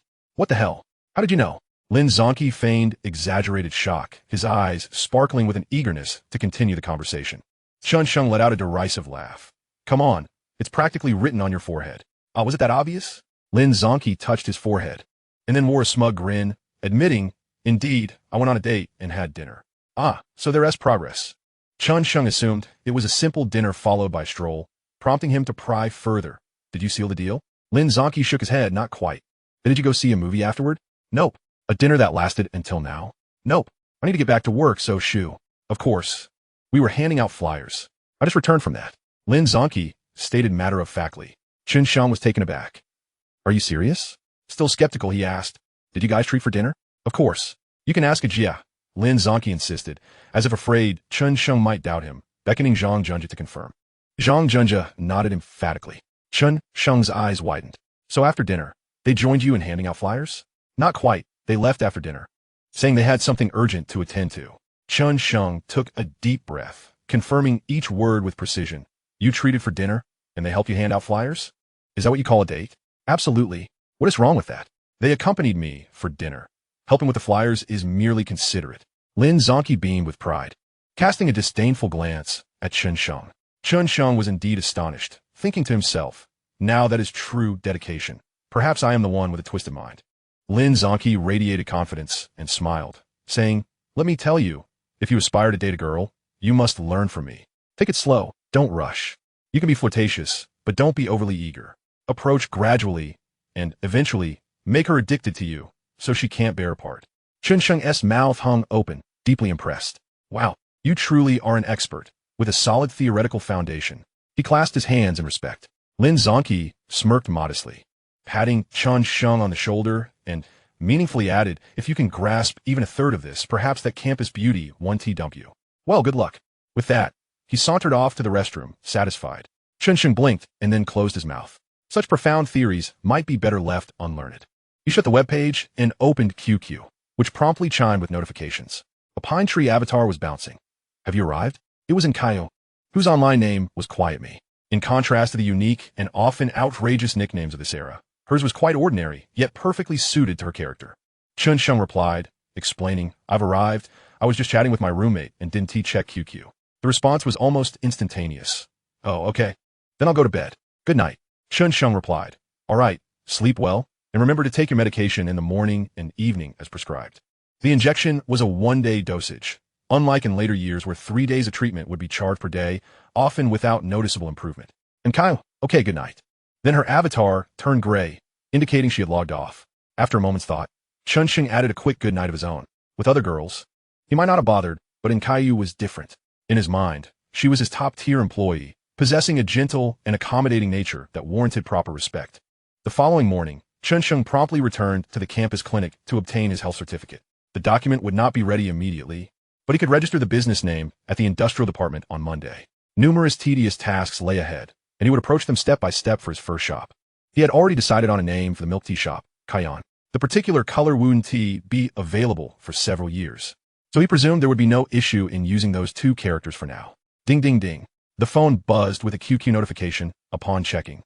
It was from the campus beauty, Shun Yanking. My grandfather had surgery. He is okay, but it scared me to death. He has always been so good to me. A few seconds later, another message followed. I'm open to any compensation. Chen Sheng smirked, playfully inquiring, really, any compensation? It wasn't tea until he was halfway back to the dormitory that she replied, some things are off limits, shy. Chen Sheng felt a thrill of excitement and cheekily pressed further. What things are off limits? Chapter 38. Only a taste, encountering a wave of quick cash. Shin Yanking. I don't know, shy. Just some things are off limits, shy. Campus beauty, you've changed. You're not aloof at all anymore. Chen Sheng shook his head. He then grinned widely, feeling quite fond of the change. Just then, another message from her pinged. At most that shy. Huh? Chen Sheng was taken aback, thinking, I expected you to offer to treat me to a meal. I didn't say I wanted that. Wouldn't that just make me a technician? Is this compensation, or are you trying to entice me? Yet he couldn't dismiss the idea entirely. Reflecting on it, he felt an uncontrollable urge and blurted out, could I at least have a taste? Suddenly, she logged off. Feeling awkward, Chen Sheng rubbed his nose. Realizing how shameless he had been, clearly, he had startled the sweet girl. Upon returning to the dormitory, QQ finally chimed again. Shin Yanking. You want to eat? You're so perverted, pouting. Reading her message, Chen Sheng felt a wave of embarrassment wash over him. How could I be like this? But it's tempting. Oh no, she called me perverted. My image is ruined. Game over. Chen Sheng sighed, tossed his phone aside, and picked up the clothes he had changed out of yesterday to wash. Just as he was scrubbing away, QQ chimed again. It wasn't tea until he had finished hanging the clothes to dry that he leisurely picked up his phone. It was Shun Yanking again, and his heart skipped a beat as he opened her message. You can only have a taste, no more than that. My flight is the day after tomorrow. Can I really have a taste? Suddenly, an intriguing image flooded his mind. Chen Sheng felt his blood boiling. His head buzzed with excitement. He was burning with desire. This was like a direct hit to the heart of an old lecheer. Campus beauty, you are truly skilled, even with 32 years of experience. Chen Sheng struggled to suppress his rising agitation and certain cravings. Calmly, he replied, all right, I'll wait for you. After all, one must maintain an air of sophistication. Meanwhile, at a major hospital in the capital, in the corridor outside the ward, Shun Yanking sat on a bench, her hands covering her flushed face, still contemplating the compensation Chen Sheng had requested. How could he be like that? Honestly, what could be so delicious? But alas, I can't back out now. Would he bite back when the time came? What to do? I'm so scared. Yin Yan. Donkin peeked out from the door of a VIP room. Grandpa has woken up. Come and talk with him. Coming, Mama.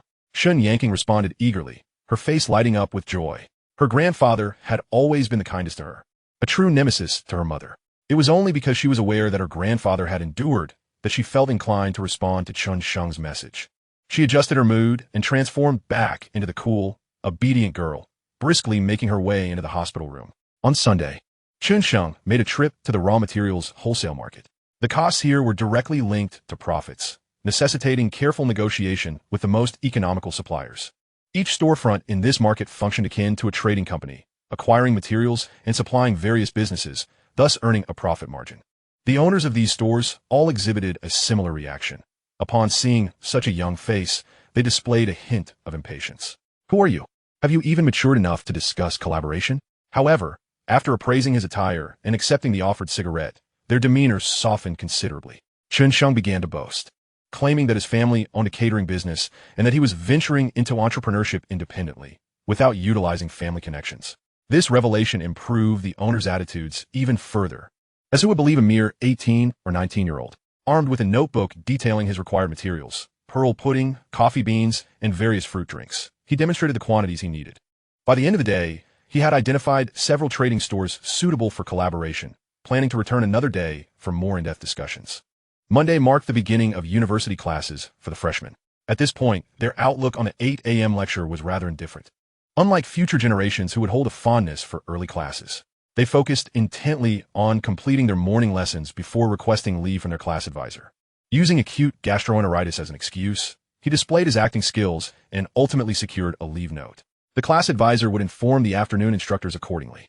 Chen Sheng, uncertain of the teacher's temperament, hesitated to have his 3 roommates substitute for him. Opting for the safer route, he submitted a formal leave request. He then proceeded to the Business Administration Bureau with a rental contract in hand. After completing the name registration process, he found that much of the afternoon had slipped away. Without pause, he rushed to the shop to check on the renovation progress, bringing along 2 packs of cigarettes. The workers were swift, estimating that the renovations would be completed in about a week, with proper ventilation and the addition of soft decorations. He was confident that the shop would be ready for opening within a month. This month would be perfectly allocated for obtaining the business license and health permits for the catering industry. Everything was on the path to commencement. After conversing briefly with the workers, Chen Sheng sought out 2 advertising stores to discuss the creation of signboards and LED displays. Having gathered the necessary information, he did not rush to finalize anything, knowing that it could be addressed later when the renovations were finished. Chen Sheng treated himself to an ice cream, savoring it while wandering about. As he passed by a real estate agency, a conversation from within caught his attention. He paused, feigning interest in the housing advertisements displayed outside. A real estate agent approached him, inquiring, "Hello, how may I assist you?" "Oh, I'm considering renting a place, just looking for now," he replied. The agent welcomed him enthusiastically into the office. Chen Sheng adopted the demeanor of a genuine student in search of accommodation, articulating his needs meticulously, while simultaneously eavesdropping on a nearby middle-aged man. "Urgent sale for overseas immigration," the man exclaimed. In the first half of 2010, the government implemented regulations to suppress housing prices. But in the latter half, prices began to rise modestly. This upward trend persisted until 2018. However, that is not the crux of the matter, regardless of how prices fluctuate. Chen Sheng had no intention of engaging in real estate speculation. While the potential returns appeared appealing, they often concealed a significant capital crunch. Who has ever heard of a property speculator outpacing the internet in profitability? The key lies in the urgent sale for immigration. Such a hurried relocation demands cash. If executed correctly, one could profit from the price differential. This represents a swift opportunity for wealth. After graduating from second-tier university, Chen Sheng had previously worked in the real estate industry. Initially, he performed well, but a naive romance led to his downfall. The man continued, "I want to sign an exclusive contract. There is no need to persuade me further. I need to sell urgently, only for 2 days. After that, I'm heading abroad, only accepting one-time payments. If it doesn't sell within 2 days, then it's off the market. I've also listed the property online. Wherever it sells fast is where I'll close the deal." Chen Sheng abruptly interjected, "Which community is your property in? I'm open to both renting and buying. As long as the place is suitable, my family is supportive." The middle-aged man turned to size Chen Sheng up, his expression a mix of skepticism and curiosity. Yet he replied, "Jinhai Yazoo, it's a 3-bedroom. Are you looking to finance or pay in full?" Chen Sheng feigned contemplation. 3 bedrooms? I might need a loan. Jinhai Yazoo was not far from here, though he was not well acquainted with the specifics. However, acquiring the community name was sufficient. The owner mentioned it was listed on 58. And once he returned home, he would search online and reach out to the owner. Asking in front of the agent would be inappropriate. "Financing won't work for me. I only accept full payment," The middle-aged man expressed disappointment. Chen Sheng mirrored his regret externally, while internally, he was elated. He hastily dealt with the agent before sprinting back to his dormitory. Chapter 39. To be honest, you wouldn't believe it. Chen Sheng arrived, drenched in sweat, and immediately opened his computer to search 58. Indeed, there it was.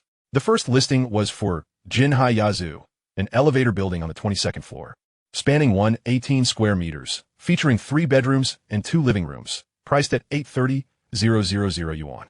Viewings available anytime. Contact Mr. Chi. The average price was around 7,000 per square meter, which was the current market rate. Given the seller's urgency to liquidate, there would undoubtedly be significant room for negotiation. However, Chen Sheng needed to act swiftly. Following the government's regulatory measures in the first half of the year, the market had turned sluggish, with many opting to hold off on transactions. This hesitation presented an opportunity for Chen Sheng. Otherwise, one could only imagine the fierce competition he would face, mildly leading to an inability to negotiate or severely resulting in price increases. No owner was foolish enough to let their property go for less. Chen Sheng quickly dialed the number listed on the website. It rang twice before being answered. Hello. Who is this? The voice belonged to the middle-aged man. Hi, I saw your listing online and would like to view the property. Chen Sheng replied in a calm tone. You've seen my terms. It must be a one-time payment. Yes, I can manage that. Let us see the property first. Sure. When would you like to view it? I'm only selling for 2 days. How about tonight? Is that convenient? Yes. Meet me at 8 p.m. at the foot of Building C. All right. See you at 8.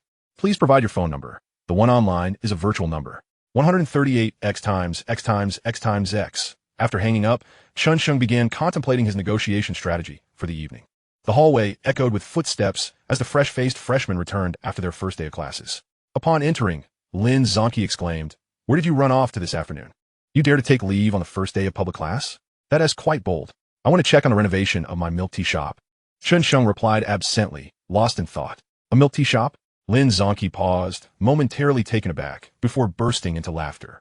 Are you saying you're opening a milk tea shop? Yes, is that so strange? Chen Sheng answered, still preoccupied with his plans. Lin Zonki, with a look of disbelief, retorted, do you know how much it costs to open a milk tea shop? Of course, it's probably around 200,000 yuan. Chen Sheng calculated the total cost seriously. About 200,000 yuan? Lin Zonki exaggeratedly widened his eyes, shaking his head, looking as if he couldn't believe it. Do you even know how much that is? Yes, I do. Chen Sheng smiled, recognizing that Lin's self-proclaimed status as a wealthy second generation was rearing its head again. 200,000 yuan is a hefty sum. My dad wouldn't give me that much money. That's because you're not opening a milk tea shop. If you had it, you'd probably just spend it on flyers. Chen Sheng chuckled.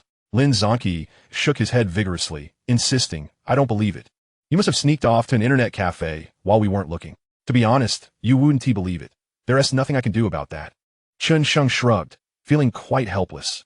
I don't believe it, absolutely not. I couldn't possibly open a milk tea shop. Lin Zonki turned his head away, wiggling his fingers, and, at a glance, one might have thought Bruce Lee had possessed him. That's you. Chen Sheng shifted his posture, revealing the pristine Casio diving watch on his left wrist. He pretentiously glanced at the time and remarked, I am different. When I choose to speak, my words resonate.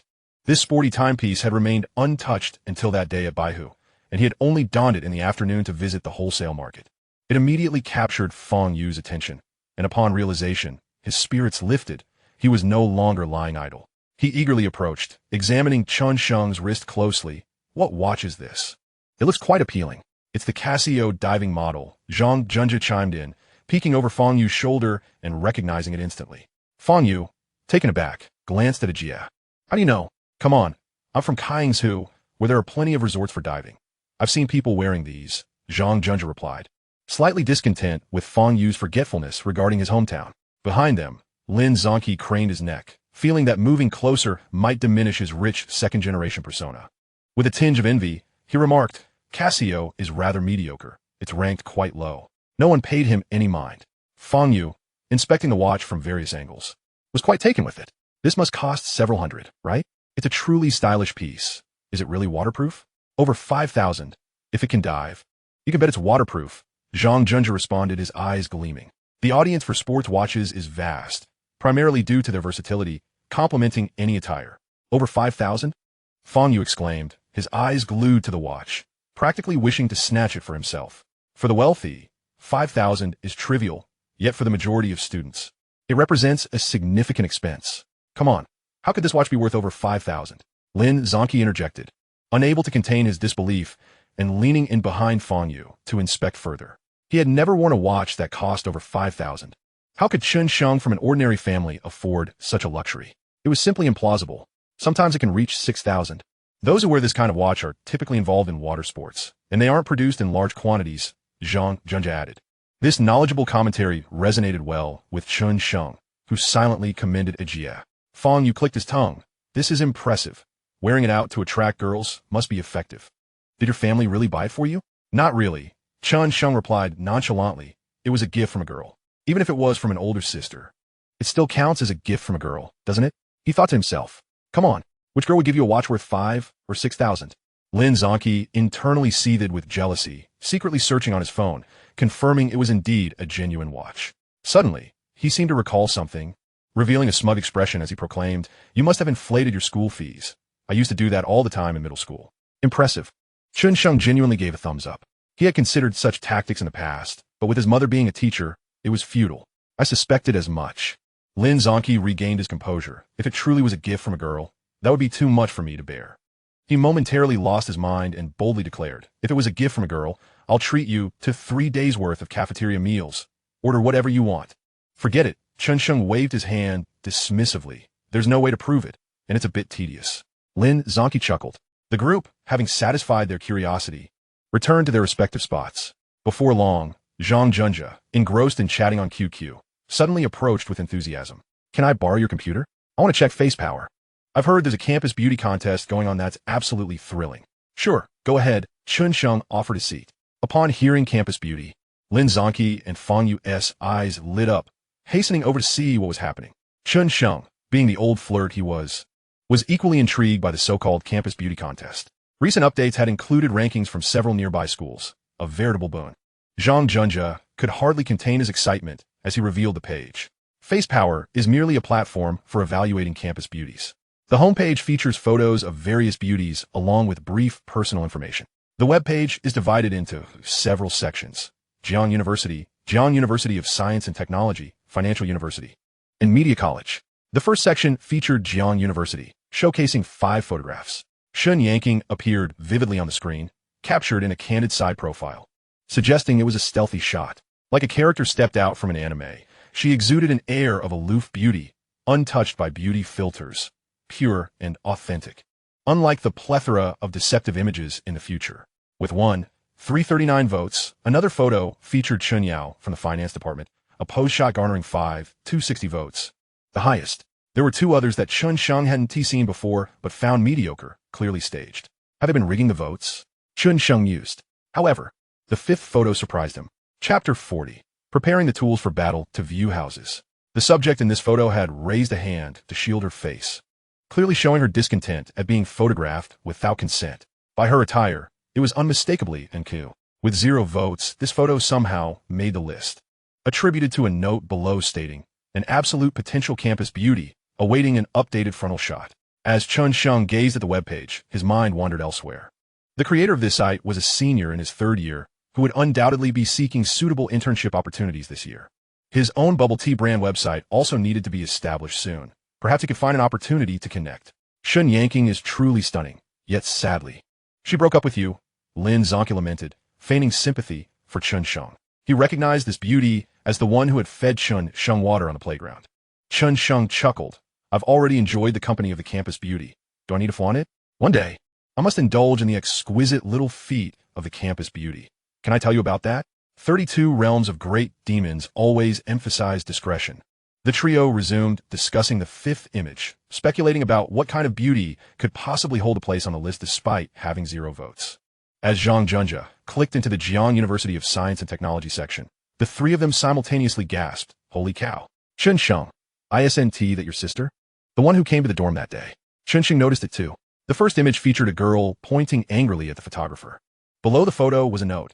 Yang Junxiu, 3rd year business administration, 21 years old. Compared to the other 4 contestants, all smiling radiantly, Yang Junxiu's vote count was the highest, standing at 11,348, far ahead, exceeding the 2nd place contender by over 3,000 votes. The others were a sophomore, a junior, and a freshman. Chen Sheng scrutinized the appearances of the other 4 girls and felt that Sister Yang deserved her title. However, he felt a twinge of discomfort regarding Yang Zhengxiu's presence online. Huh? Why is your sister's last name Yang? Fan Yu inquired, puzzled. Naturally. She takes our mother's surname, Lin Zonki replied, wearing a look of disbelief that they didn't understand this. The 3 of them exchanged glances between Chen Sheng and the screen displaying Yang Zhengxiu. And Fan Yu couldn't help but say, "You two don't resemble each other at all." "What do you mean?" Chen Sheng gestured to his own face. "I think we look quite alike." Fan Yu shook his head in disbelief. "Not at all. Your sister is 10 times prettier than you." 10 times? Chen Sheng's expression darkened. "Are you serious?" "Yes, 10 times." Zhang Junjia and Lin Zonki nodded in agreement. "Huh." Chen Sheng smirked, but he quickly regained his composure. "So what if it's 10 times? I've already had my fill with the top campus beauty. Can I tell you all about it? I even had a taste of her when I was young. Ah, how sad. I must ask Sister Yang to take me cycling for some fresh air soon." After a few moments of silence, the 3 of them looked at Chen Sheng with peculiar expressions. They can't be siblings, right? If they aren't siblings, oh my. The 3 simultaneously shared a thought. It would be best if they were siblings. Otherwise, that would be too painful. Why are you all staring at me like that? Did you think you misjudged my looks earlier? Chen Sheng showcased his sun-kissed face from various angles. The trio voiced their disdain in unison. Yet they found the discussion about appearance amusing and rather fitting. They continued scrolling down, but Chen Sheng quickly lost interest, feeling they paled in comparison to Sister Yang. With a thoughtful expression, Chen Sheng pondered the matter of viewing the apartment at 8 o'clock. Come, I need to use the computer now." Realizing that time was still on his side, he hastily began preparing necessary documents. The 3 individuals, still lingering with unfulfilled anticipation, stepped aside. Chen Sheng logged onto the official website of the Jiang City Housing Management Bureau and downloaded a standard second-hand housing sale contract. He then connected a USB drive that he had purchased but never utilized. Although the capacity of the USB was modest, it was sufficient to store the contract file. Should negotiations proceed smoothly, he intended to finalize the deal promptly to avoid protracted uncertainties. After ejecting the USB drive, he also took along the shop lease agreement and headed off campus. He found a nearby printing shop, where he printed the contract and took a couple of extra blank A4 sheets. Next, he visited a stationery store to purchase 2 signature pens, an ink pad, and a standard receipt book. With his arsenal of battle tools fully equipped, he placed everything into a document bag and made his way to Jinhaiyizhu. Checking the map, he noted that the destination was not far. Although he had passed this area many times before, it had long slipped from his memory. At 8 o'clock in the evening, upon arriving at the base of Building C in Jinhaiyizhu, Chen Sheng discovered that Mr. Qi was already waiting. This was a positive sign, indicating the owner's eagerness to sell. Upon seeing Chen Sheng, Mr. Qi appeared momentarily stunned, then expressed displeasure. "Did you not say you would be applying for a loan? I made it clear that payment must be made in full. Are you not wasting my time?" "Uncle Qi, I assure you I can make a full payment. As you can understand," Chen Sheng replied with a smile. "How about we go upstairs to discuss as we view the apartment?" After a brief contemplation, Mr. Qi nodded in agreement. "Very well. Let us chat while we look around." As they conversed, they arrived at room 2201. Upon opening the door, the layout was pleasing, well ventilated, with a spacious balcony. The decor could be deemed exquisite for this era.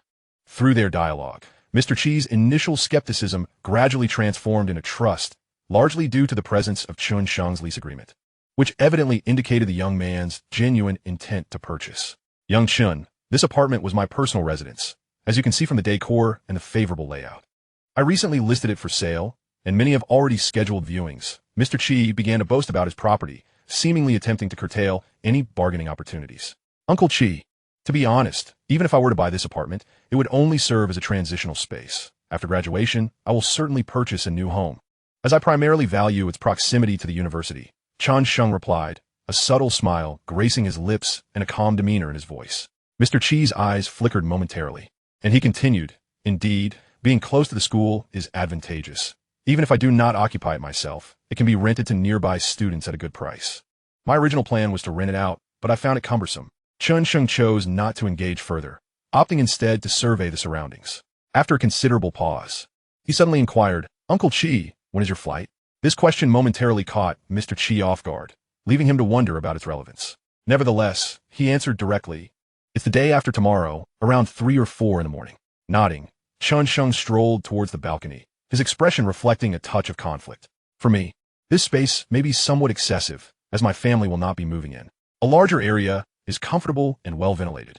We hardly need to turn on the air conditioning in summer, Mr. Chi countered, following him and beginning to exhibit signs of impatience. His property had been on the market for several days without interest, and he had only recently decided to sell urgently.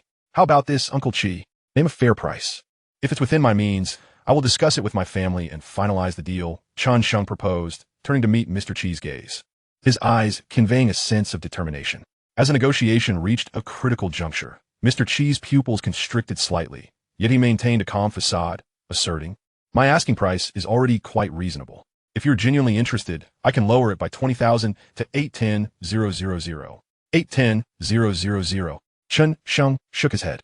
That's merely the current market rate, and with the stipulation of full payment. Even if I were to secure a loan, I could not accept that price." As Mr. Chi prepared to argue, Chen Sheng interjected, "You are aware that with recent regulatory policies, property prices are unlikely to rise significantly and may even decline. Purchasing at that price would be less advantageous than acquiring a new property.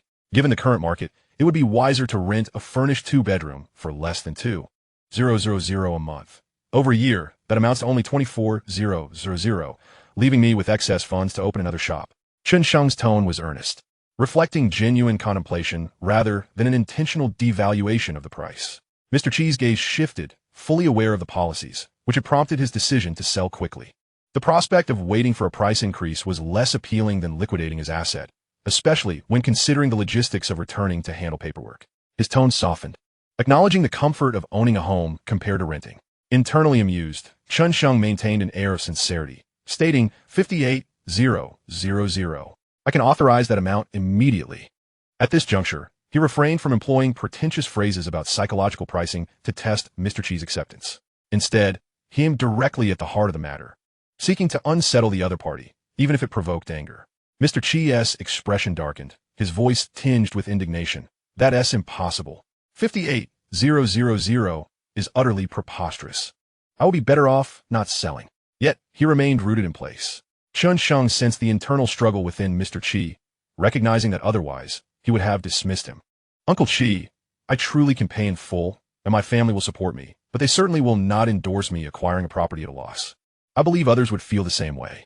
Mr. Chi vigorously shook his head, indicating refusal. Chen Sheng feigned reluctance, finally expressing regret. "If this cannot be resolved, then so be it. You must understand that with 58,000, I could open 3 additional shops. In this market, it is not the right time to purchase property. After all, I am young. Perhaps I will move to Shanghai after graduation. That will not do. 58,000 is far too low." Mr. Chi continued to shake his head, asserting that if he could not sell it, he would simply rent it out and return to sell later. "Uncle Chi, I have heard that the economy in America is thriving, with astonishing GDP growth. The property prices will not wait for anyone," Chen Sheng ventured, suspecting Mr. Chi's intentions to immigrate to the United States, a sentiment that seemed prevalent these days. Mr. Chi's eyes flickered, avoiding Chen Sheng's gaze. Sensing an opening, Chen Sheng feigned a moment of contemplation and declared, "I will add an additional 20,000, bringing my offer to 600,000. This is my absolute highest offer."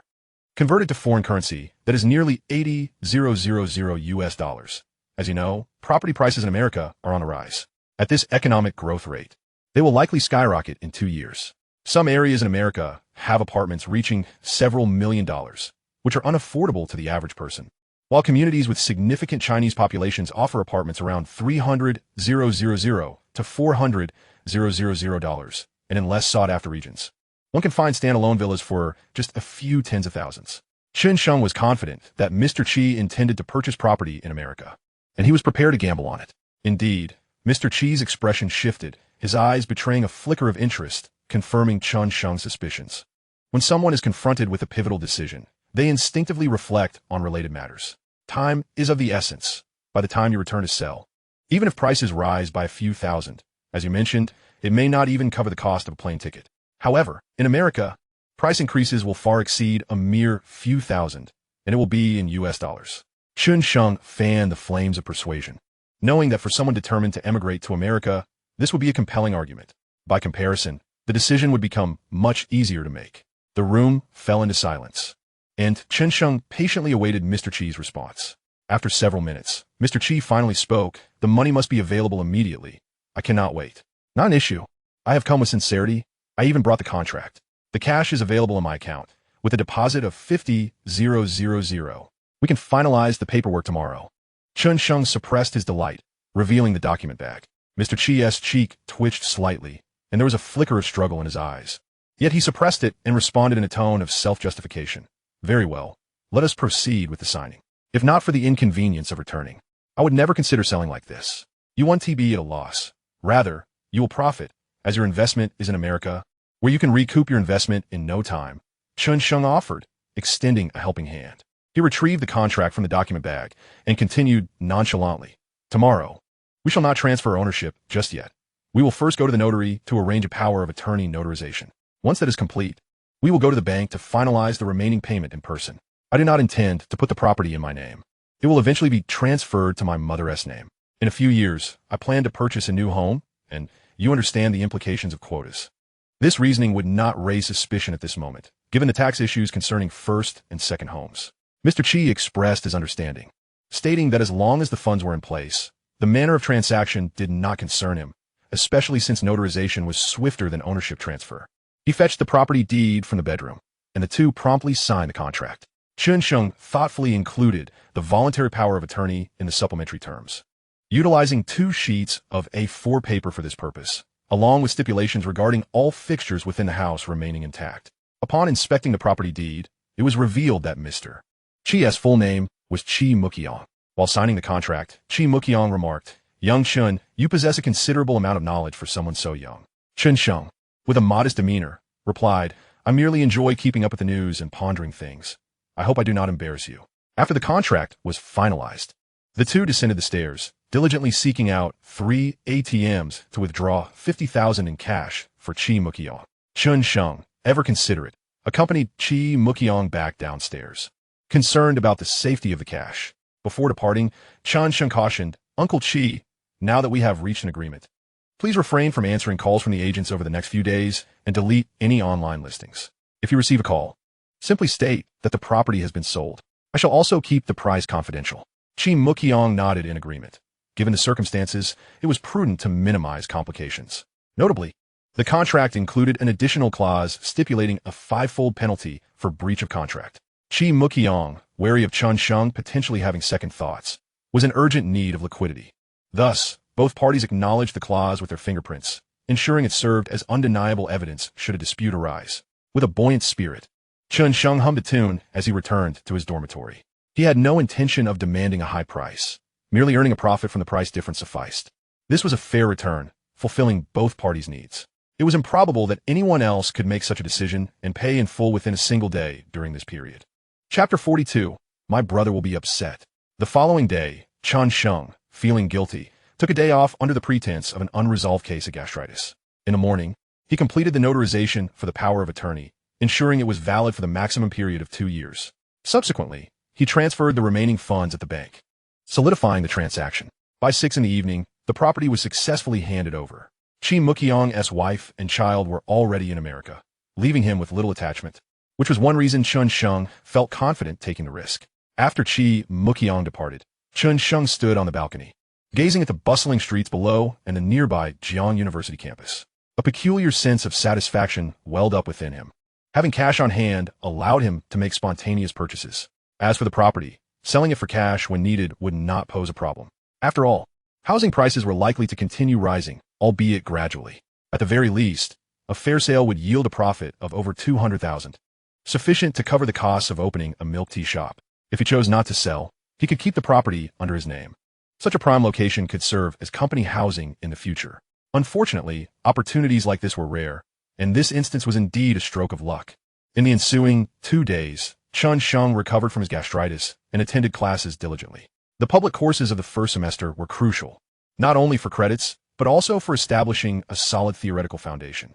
During roll call, the calculus instructor inquired about Chen Sheng's health, his gaze clearly conveying a message to focus on his studies.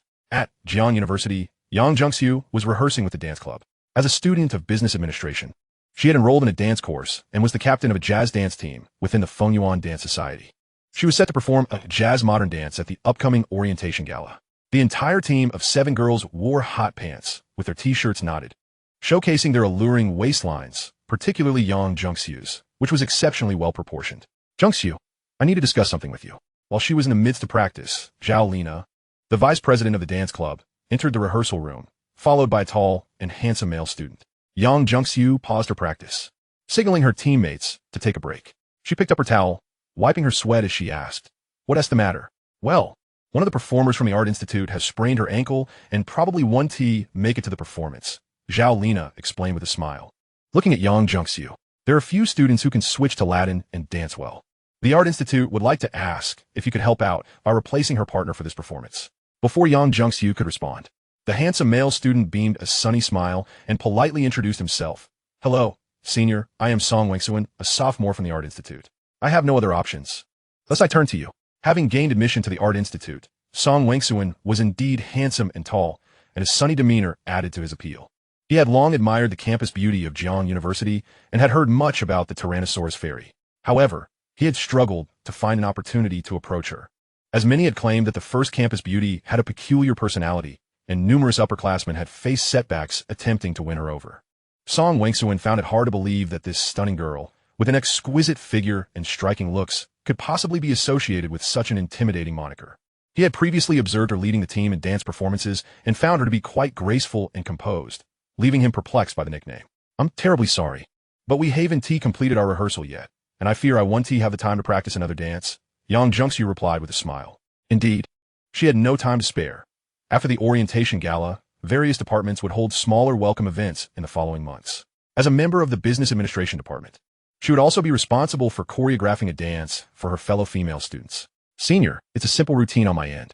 With your dance skills, it shouldn't take much time," Song Wangsuan said, his eyes shimmering as he maintained his charming smile. Yang Jungsu contemplated for a moment, but ultimately shook her head, stating, "I really can't fit that in. It would be too exhausting, and if I'm not in good form, it might ruin the performance. There are too many programs to manage, which can lead to confusion, and it's mentally draining." She had taken the dance class purely for personal enjoyment and to stay fit, not as a task to fulfill. Song Wangsuan adopted a pitiful expression, pleading in an almost desperate tone, "Senior, could you please help me out? I truly have no other options. I've approached others, but their skills aren't quite up to par, and they wouldn't pair well on such short notice." The tall and handsome boy, feigning vulnerability, combined with his charming demeanor, was undeniably impactful for the girls. Song Wangsuan was well aware of this and had ample experience in such tactics. It was his secret weapon. Almost any girl would find it hard to resist this approach, and he was confident in his chances. Observing Yang Jungsu's expression, Song Wangsuan nearly envisioned her eyes lighting up with excitement. However, he was met with a frown of disapproval from her. "I'm sorry, Junior, but I truly can't assist you. Perhaps you should seek someone else. Jiang University is large. I'm sure you can find more than just me." Yang Jungsu firmly declined. This left Song Wangsuan feeling somewhat dejected. It was illogical for her to refuse. He looked to Zhao Lina for support.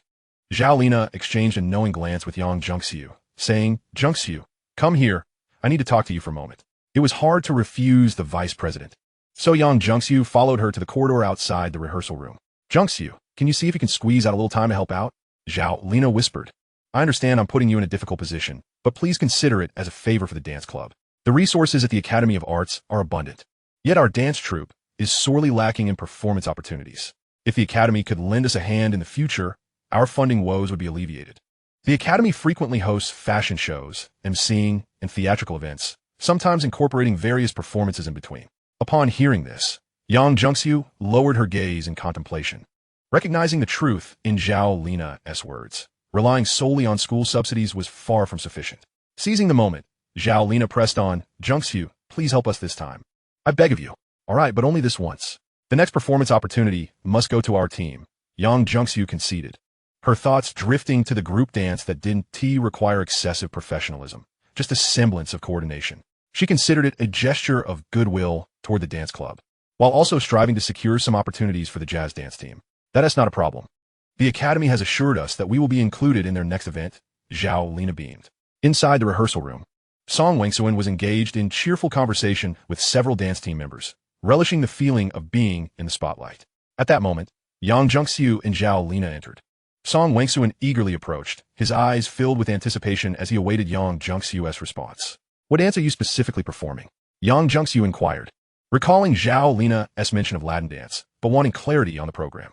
"That is a promise," Song Wangsuan exclaimed excitedly. "Senior, it's a jazz Latin duet, senorita. With your skill, you'll undoubtedly excel. Having you as my partner gives me confidence that we can win an award.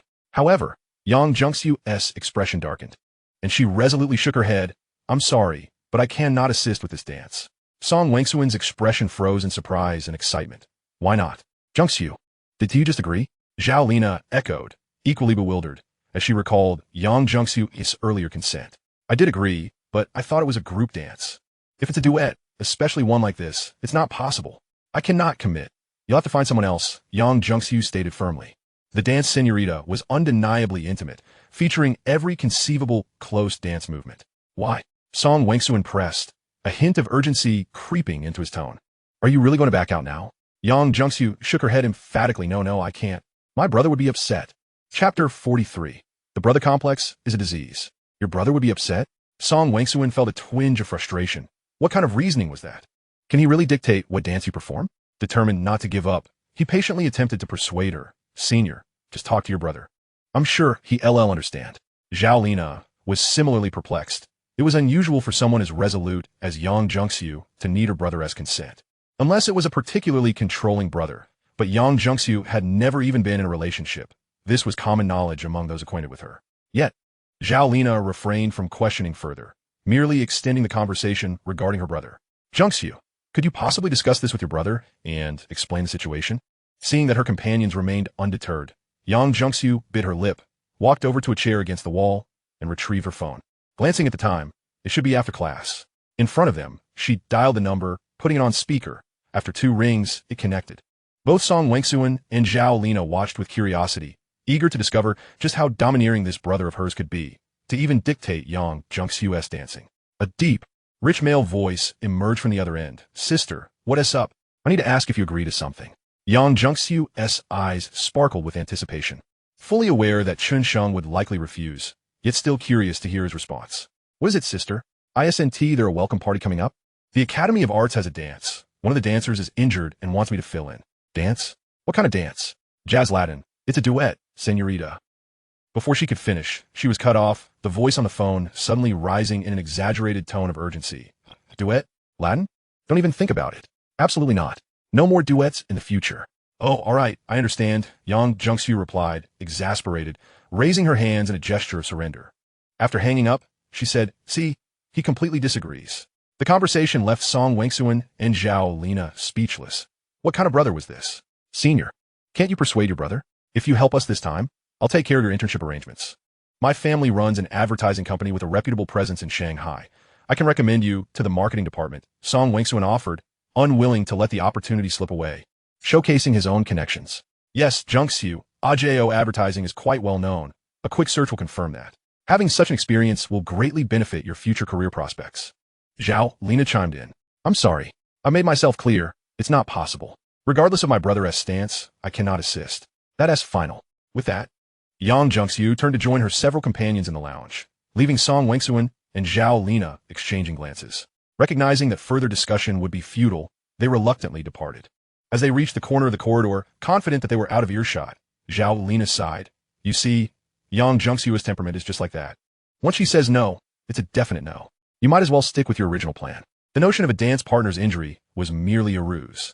Zhao Lina was acutely aware of Song Wangsuan's intentions, having approached him in pursuit of resources. How high-minded she is. Looking down on our AJO like it's a minor establishment. She'll regret it after graduation, Song Wangsuan thought, feeling a sense of frustration at his unexpected defeat. Resorting to a mental victory instead. In a rehearsal room, a short-haired girl engrossed in texting approached, pulling Yang Jungsu aside to the window, whispering, Jungsu, when did you get a brother? I've always had one. The girl, Tang Xin, with a somewhat androgynous demeanor, was Yang Jungsu's closest friend, and they shared a deep mutual understanding.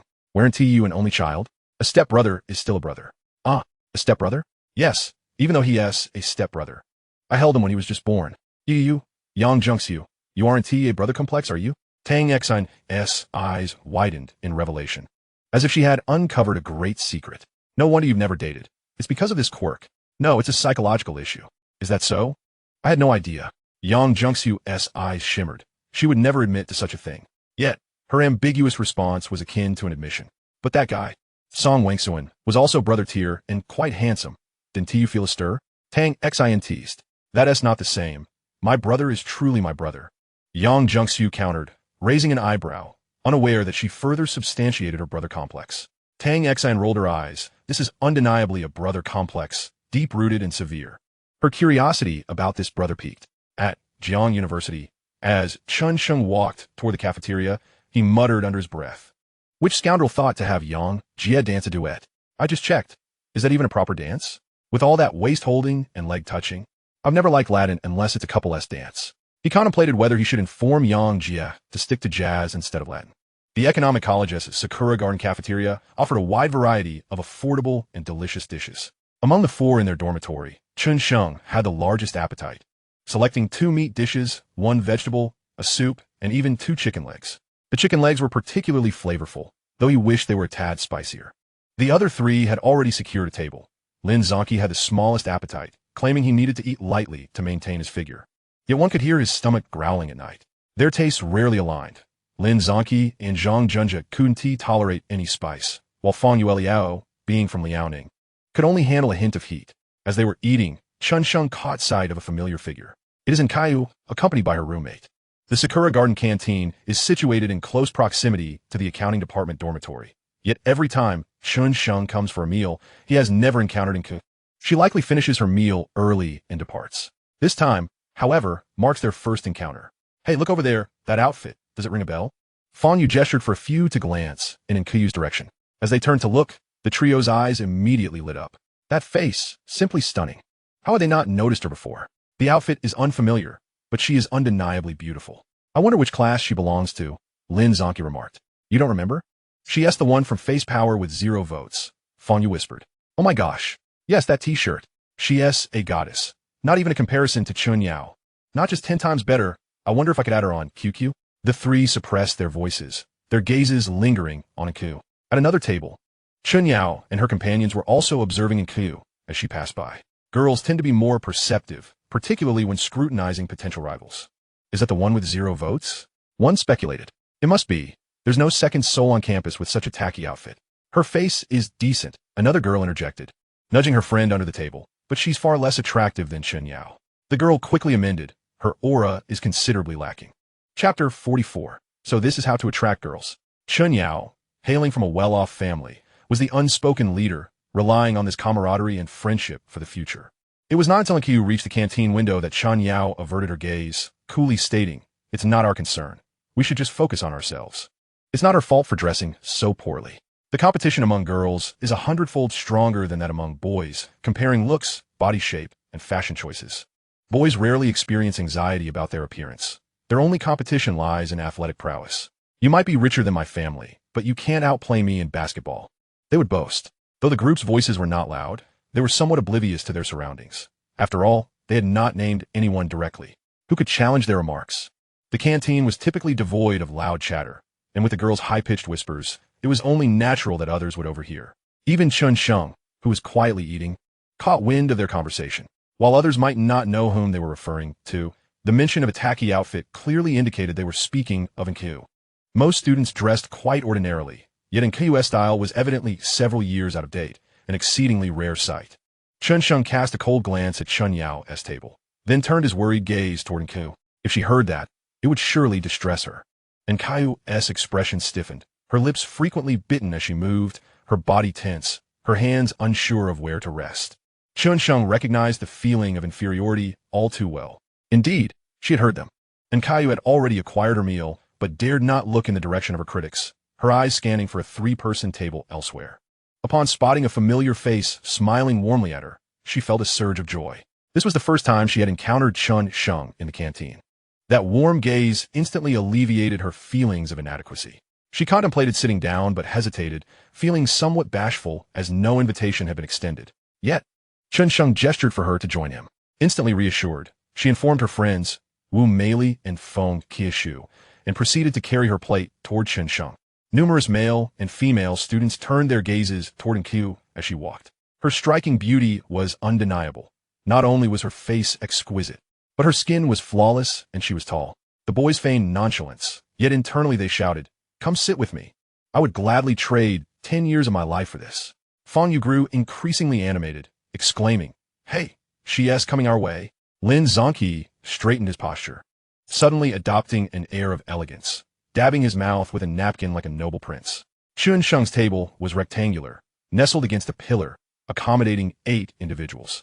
Currently, there were 2 on each side. In the eager gazes of his friends, the stunning girl truly halted at their table.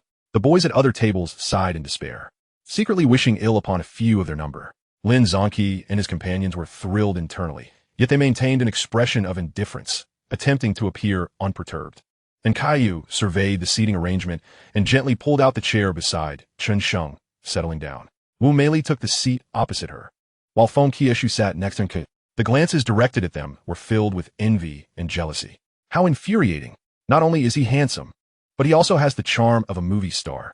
The trio lamented internally, feeling regret that they hadn't T-switched seats with Chen Sheng.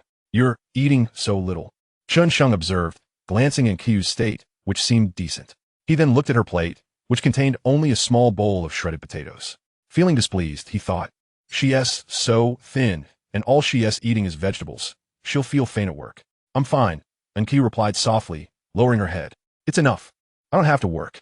The trio raised their eyebrows, questioning whether Chen Sheng was already making a move.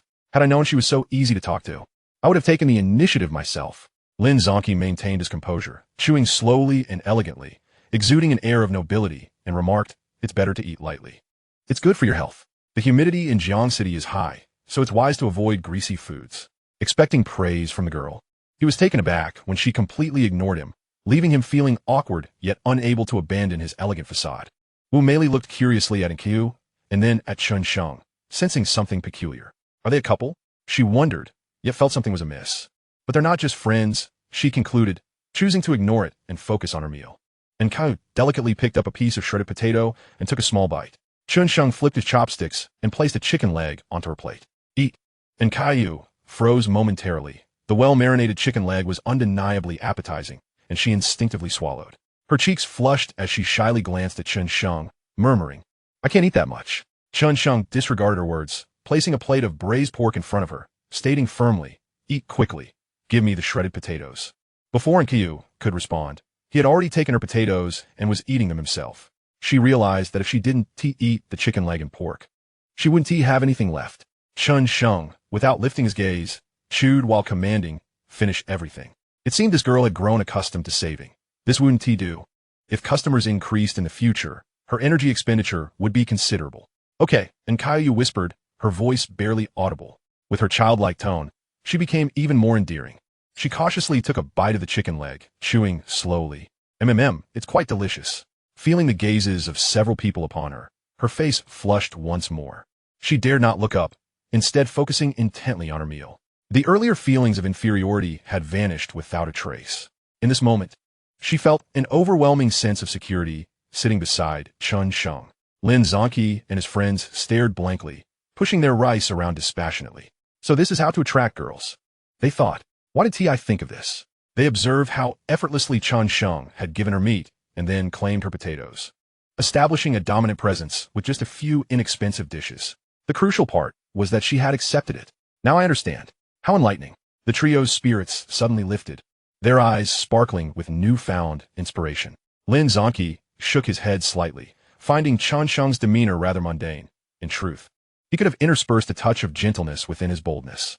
Only then could he achieve a harmonious blend of strength and softness, effortlessly capturing the heart of the girl. A wave of jealousy surged within him, realizing he should have pushed the dish over earlier. Wu Meili deftly picked up a slice of pork belly with her chopsticks, taking advantage of her roommate's generosity. Feng Qiushu was equally unreserved, snagging her own piece. Meanwhile, Caillou, with her head bowed, noticed there were still 4 pieces left and felt a pang of concern.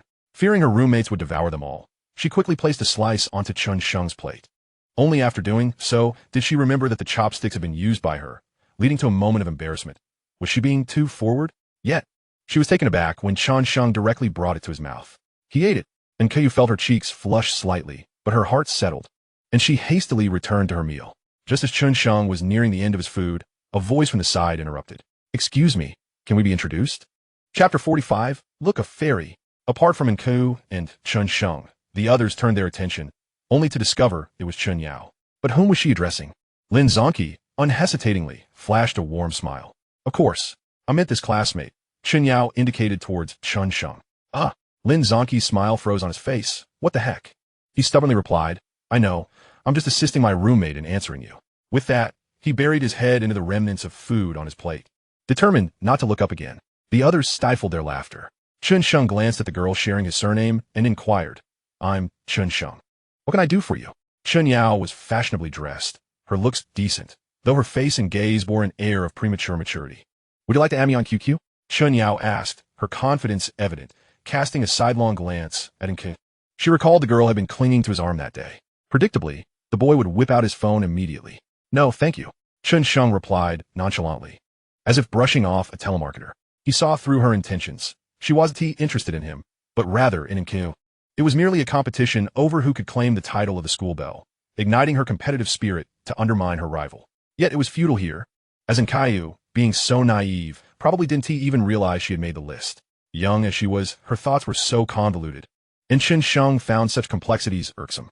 Who knew how many boys would fall for her charms? Just like Lin Zhangqi, Chen Yao's smile froze. Her expression filled with disbelief. How could a boy refuse her offer to add him on QQ? Was it even possible? Did he mishear? She crossed her arms and, in a haughty tone, asked again, Are you sure you heard me correctly? I heard you clearly. You asked to add me on QQ, and I said no. Thank you. Chen Sheng replied earnestly. Chen Yao's face turned a shade of displeasure, followed by a laugh tinged with mockery. You don't actually think I wanted to add you on QQ, do you? Sorry, I just made a bet with my roommate.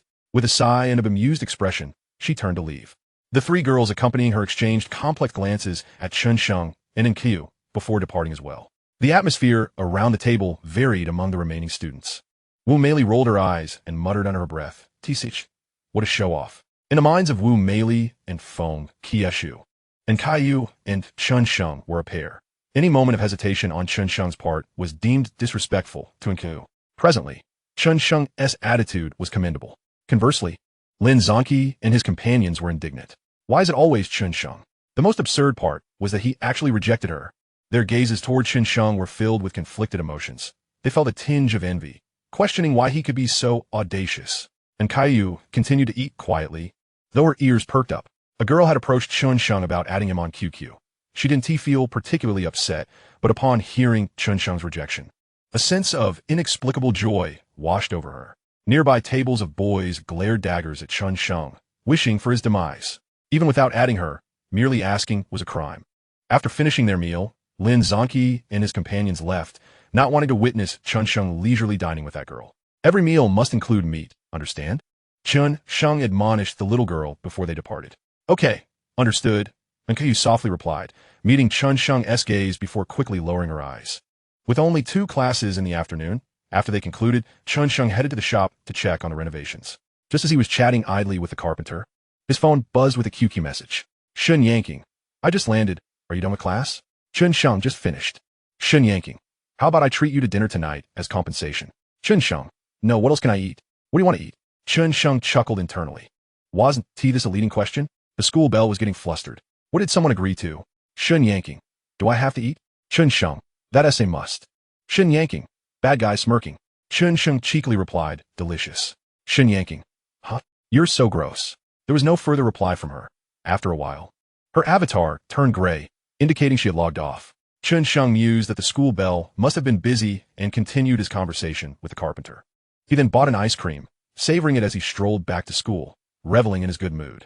As he neared the dormitory, he coincidentally ran into his 3 roommates. They planned to play at the sports field, so Chen Sheng joined them.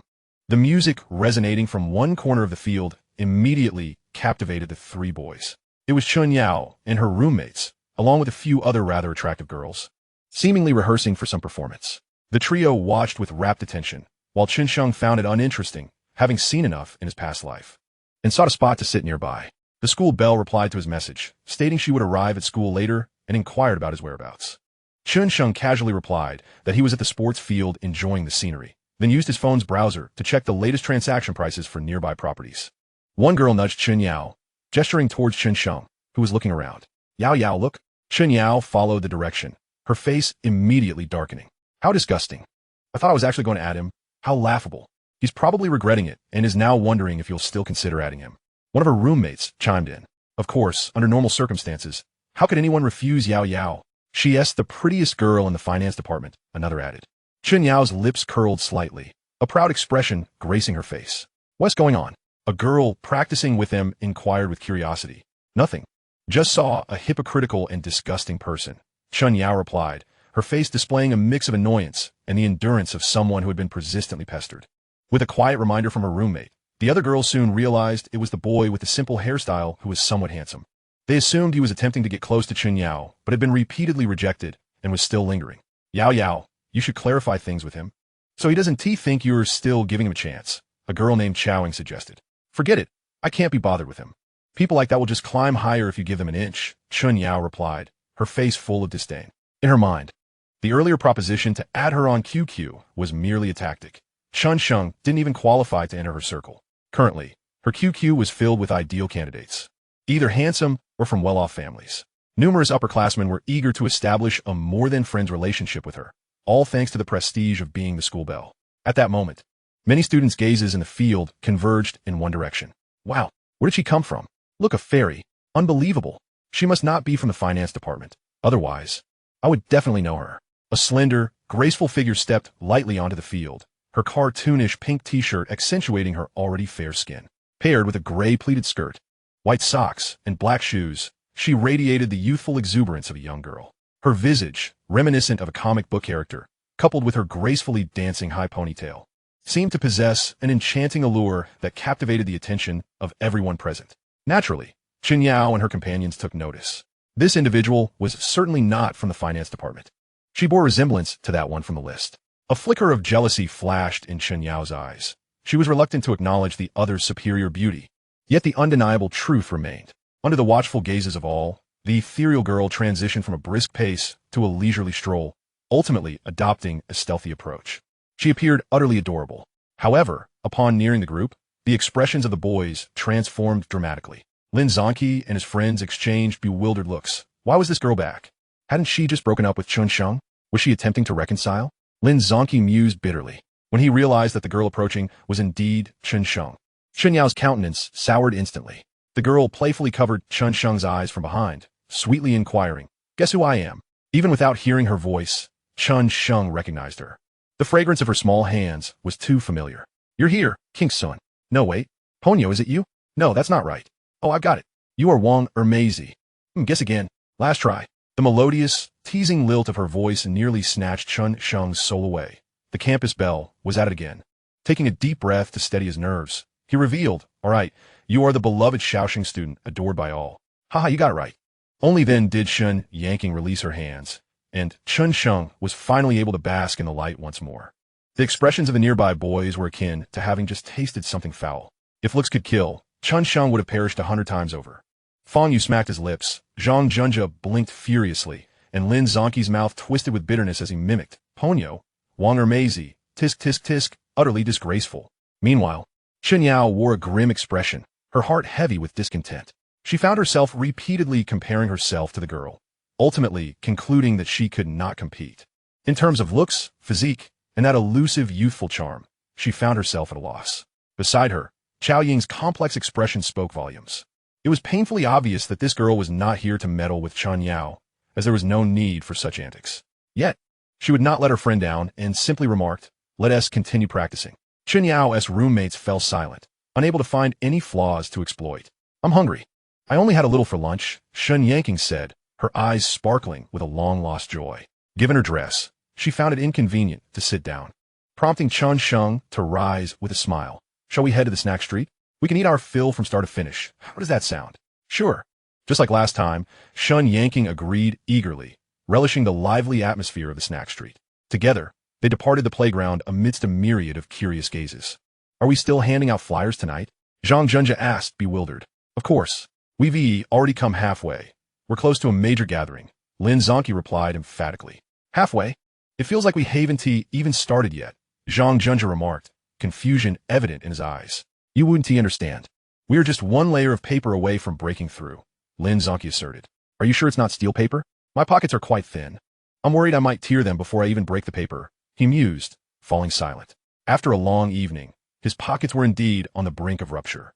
The critical task of distributing flyers was taking its toll on his legs. By 6 in the evening, students began to stir with life. The shaded path leading to the school gate was alive with chatter.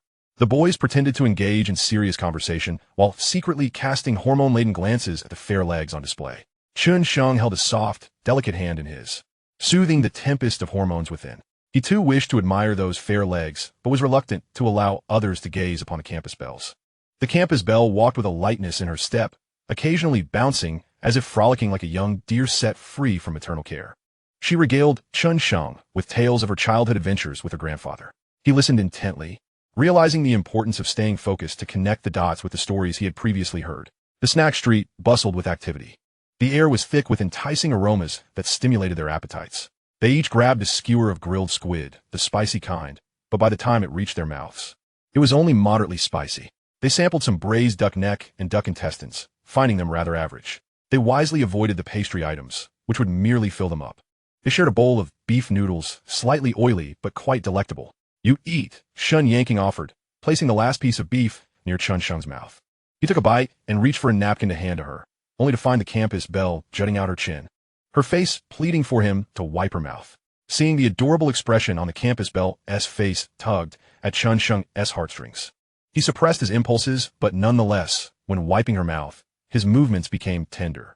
They were remarkably aligned in their culinary preferences. If one disliked something, the other surely would as well. There was no need for either to endure the taste of the other's distaste. After satisfying their hunger, they bought a cup of watermelon juice from CC Milk Tea before heading toward Baihu. As night descended, the bustling atmosphere held an air of tranquility. This time, they didn't need to ride a bike. The other side of Jiang University bordered Baihu, where there was a favored spot known as Weibo Ko, frequently visited by students. If fortune smiled upon them, they might find an empty lakeside bench. Chen Sheng, with keen eyes, spotted a couple standing up and quickly tugged Shen Yanking along. "What luck?" he exclaimed with a grin. "Your skirt flew up." Shen Yanking playfully chided. "Oh really? Let me see," he teased. "Oh no, you're being too familiar. I'll adjust it myself. You'll cause mischief. Is it that you think of me so poorly?" "Very poorly." The two sat comfortably, gazing at the lake.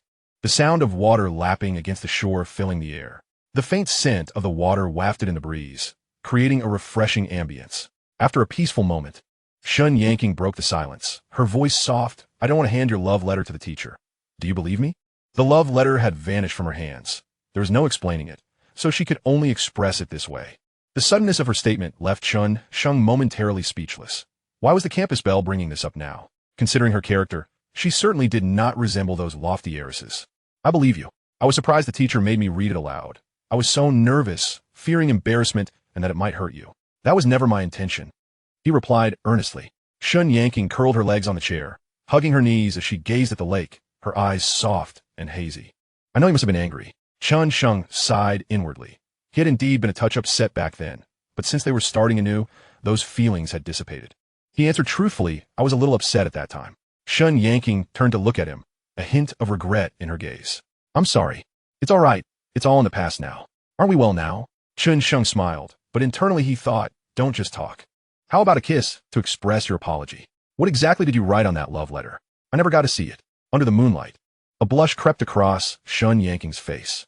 With a mischievous glint, Chen Sheng inquired, "Do you really want to know? Just tell me. I'm curious. Your nose looks just like a freshly sprouted carrot. I want to give it a gentle scrape to show you how adorable you are, haha." Chen Sheng couldn't help but laugh. "Oh dear, what was I thinking back then?" Shen Yanking pursed her lips, unable to conceal her laughter. "And what else?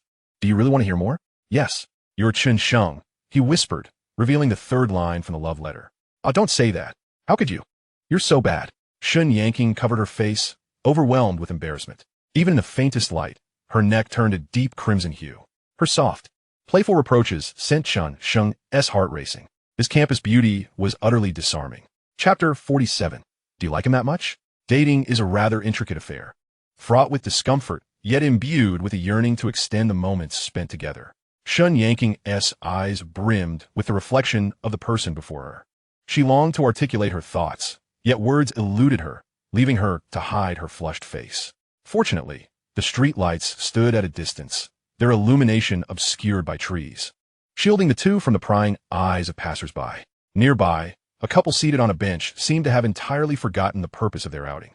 The boy remarked, "That's impressive. How can that even happen?" The girl replied, "Indeed, they show no regard for others' feelings." "Brother, would you give me a foot massage?" the girl asked. "Ah, a foot massage? The boy glanced at the darkened soles of her sandals, sighing inwardly. How on earth could he do that? Would his hands catch foot odor? The girl looked doubtful. Do you not want to? He hesitated. Well, I suppose I do. Let us go ahead. After a moment, he suggested, how about we start this way? You're being difficult. No, I'm not. Break up with me. Oh, I truly didn't mean it. Don't go. I'm sorry. I can keep going. Break up. The bench sat empty, seemingly cursed, as the hour saw several couples come and go. Neither Chen Yanking nor Chen Sheng recalled when she had nestled into his embrace, nor did they notice the breeze from the lake had turned refreshing. All they knew was the warmth blooming in their hearts. Are you going home for the National Day? Chen Yanking gazed up at Chen Sheng's chin. I doubt it. I have some important matters to attend to. Chen Sheng's milk tea shop must open by National Day. The business license would arrive first, allowing him to commence operations, though the health permit would take a few extra days. He anticipated a hectic schedule ahead. Chen Yanking refrained from inquiring about the nature of his important matters and instead shared her own plans. Oh, I'll be visiting my grandfather during the National Day, spending more time with him. Ah, the elderly must surely miss their granddaughter. Will you miss her? Chen Yanking stole a glance at Chen Sheng before quickly burying her face in his chest, her cheeks aflame from her own boldness. If someone misses me, I certainly miss her too, and even more so. Chen Sheng chuckled slyly. Chen Yanking pressed her face against Chen Sheng's left chest, muttering softly, she'll definitely miss you. You're so mischievous, always teasing her. I enjoy teasing her, but I also care for her, doubly so. Embracing the campus beauty, inhaling the sweet scent of milk that lingered around her, Chen Sheng's thoughts began to drift. A little voice in his mind shouted, don't fall for this. You'll end up in trouble. Will I? Chen Sheng caressed Chen Yanking's silky ponytail, twirling the ends around his fingers. He recalled his past misfortunes, the foolish antics that had turned his sincerity and love into a mere joke in the eyes of others. While others flaunted their new relationships on social media, he found himself hiding in the shadows, nursing his wounds through long, lonely nights. The greatest illusion in life is believing oneself to be deeply in love. What you perceive is merely your perception. It does not affect others in the slightest. Standing between desire and despair, a great demon would never again choose despair. In any circumstance, he must remain the one in control. He resolved to adhere to the principle of keeping an appropriate distance, suppressing that urge within. Upon returning to school, Chen Sheng first escorted the campus beauty back to her dormitory. By the time Chen Yanking reached the balcony, she looked down to find Chen Sheng's figure had vanished. She stamped her foot in frustration, pouting, he never waits for me. Once inside her dormitory, she hastily engaged in brief exchanges with Yin Zixuan before rushing off to shower. The reasons behind her haste were known only to her. After her shower, Yin Zixuan approached her bedside, whispering, did you go out with him? Yes. Do you really like him that much? MHM, I do. Isn't it too soon for you two to be together? Do you truly know him? Yin Zixuan found it hard to believe. After all, how long had school been in session? Chen Yanking tilted her head in contemplation. Of course I know him. We've been in school together since middle school. What is there not to know? I'm quite aware of his actions. Back in middle school, he had excellent grades, ranking within the top 10, but his performance had dipped in high school. Chen Yanking considered it normal. Boys tend to be a bit more playful. As long as he wasn't up to no good, she was particularly certain that Chen Sheng was not. Then she thought of how shy he used to be, and how he seemed transformed now. However, she had no intention of sharing this with Yin Zixuan. Their acquaintance was merely a fraction of her relationship with Chen Sheng, insufficient to warrant such explanations to an outsider. If the term lovestruck existed now, Yin Zixuan would undoubtedly apply it to her. Chen Yanking typically exuded an aura of aloofness. Yet now she found herself captivated by a boy. You should still exercise caution. At the very least, ascertain his character. MHM, I will. Chen Yanking appreciated her roommate's concern. Yin Zixuan sighed, aware that this naive girl had hardly absorbed her advice. She mused, once she encounters more admirable young men, she will surely realize how hasty she has been. Time passed swiftly in the midst of their busy schedules. By day, Chen Sheng attended classes, and during breaks, he dealt with the paperwork for the milk tea shop. On weekends, he procured supplies for the establishment. As long as he was willing to spend, the delivery efficiency was commendable. In the evenings, he took the campus beauty out for meals. However, Chen Sheng restrained himself from taking any further steps, as that would signify entering a new phase. This restraint provided Chen Yanking with a heightened sense of security, prompting her to inch closer, whether on the grass or on a bench, seeking refuge in his embrace, as if it were a kangaroo's pouch. By late September, the shop renovations had progressed, and ventilation was nearly complete. The sign for Yin hung above the door, and the business license had been secured. Equipment such as the milk tea machine, coffee machine, and freezer, along with various miscellaneous items, had all been delivered. Everything was in readiness. On the evening of the 26th, Chen Sheng was picked up by her mother, promising to return to school only after the National Day. The night before her departure, she planted a few kisses on Chen Sheng's cheek, informing him of her trip to the capital. On the afternoon of the 28th, Chen Sheng planned to invite Enku to help with decorating the shop's walls with some soft literature, which would enhance the shop's ambience. He also intended to teach her the secrets of milk tea preparation. Additionally, he needed to post a recruitment notice at the entrance, seeking 2 employees who could work continuously. With both he and Enku occupied with classes and unpredictable schedules, they would undoubtedly need extra hands. He anticipated finding candidates within a day. As the university was filled with students, many of whom had free time, after sending a message to Enku on QQ, he received an almost immediate reply. "Okay, I'll find you after dinner. Let's go out to eat." "Sure." Chapter 48, An Unexpected Recruitment Speed.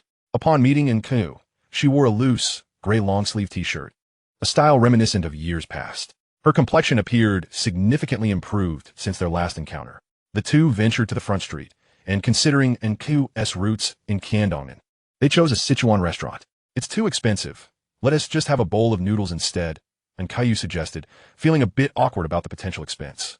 "Trust me, this is the place," Chen Sheng insisted, not giving her a chance to protest, as he guided her inside. Initially, Enku seemed tense, but as Chen Sheng continuously offered her dishes and engaged her in conversation, she gradually relaxed. They soon discovered that she had quite the tolerance for spice.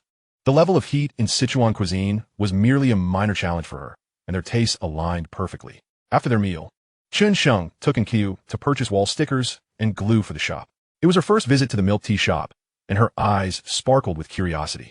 The interior is adorned with bright decor and gentle recessed lighting, complemented by a storage room and restroom. Although the 39 square meters may seem modest, it is sufficiently spacious for a milk tea shop.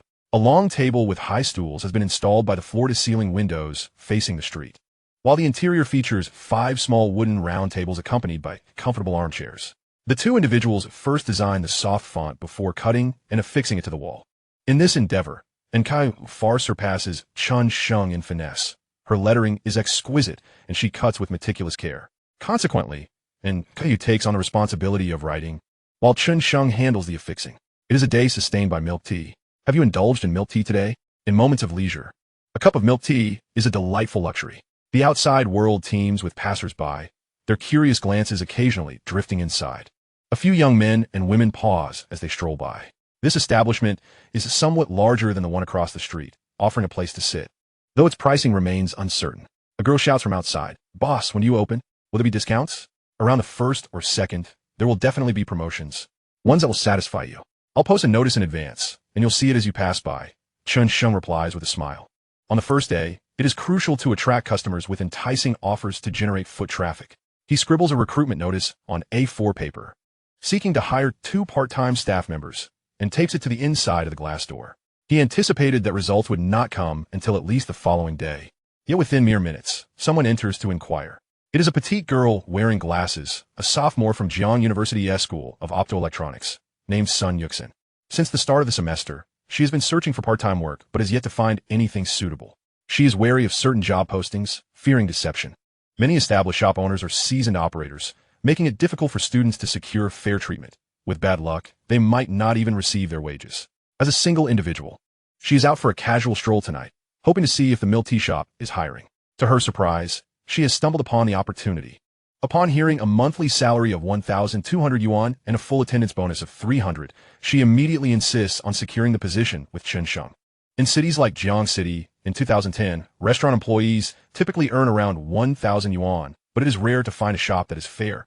800 yuan is quite common.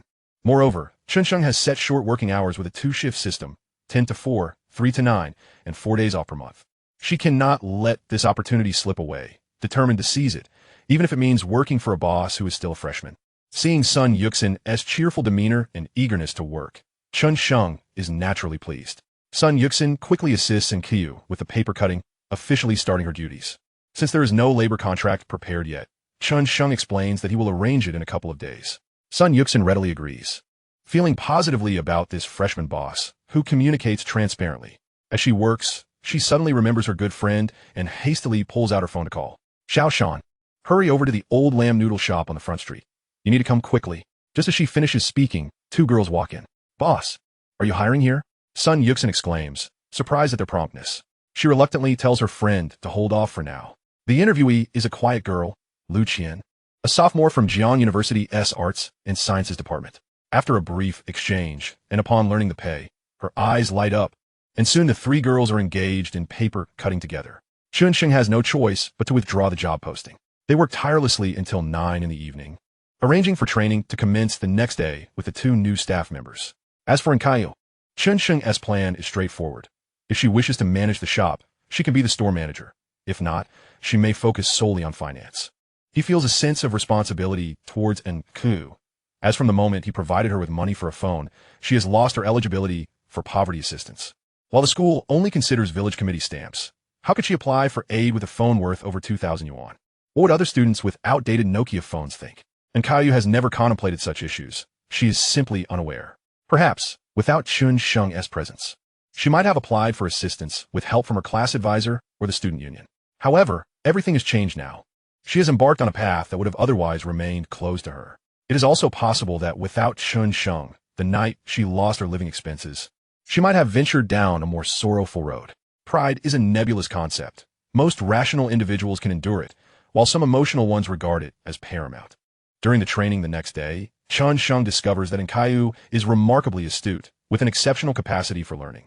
After a single demonstration of milk tea preparation, she memorizes the process entirely. The coffee-making procedure is similarly grasped in one go, which greatly relieves Chen Sheng and endears her to him. Sun Yuxin follows closely in terms of learning ability, while Lu Qian takes a bit longer, possibly due to her recent heartbreak. Chen Sheng is not concerned.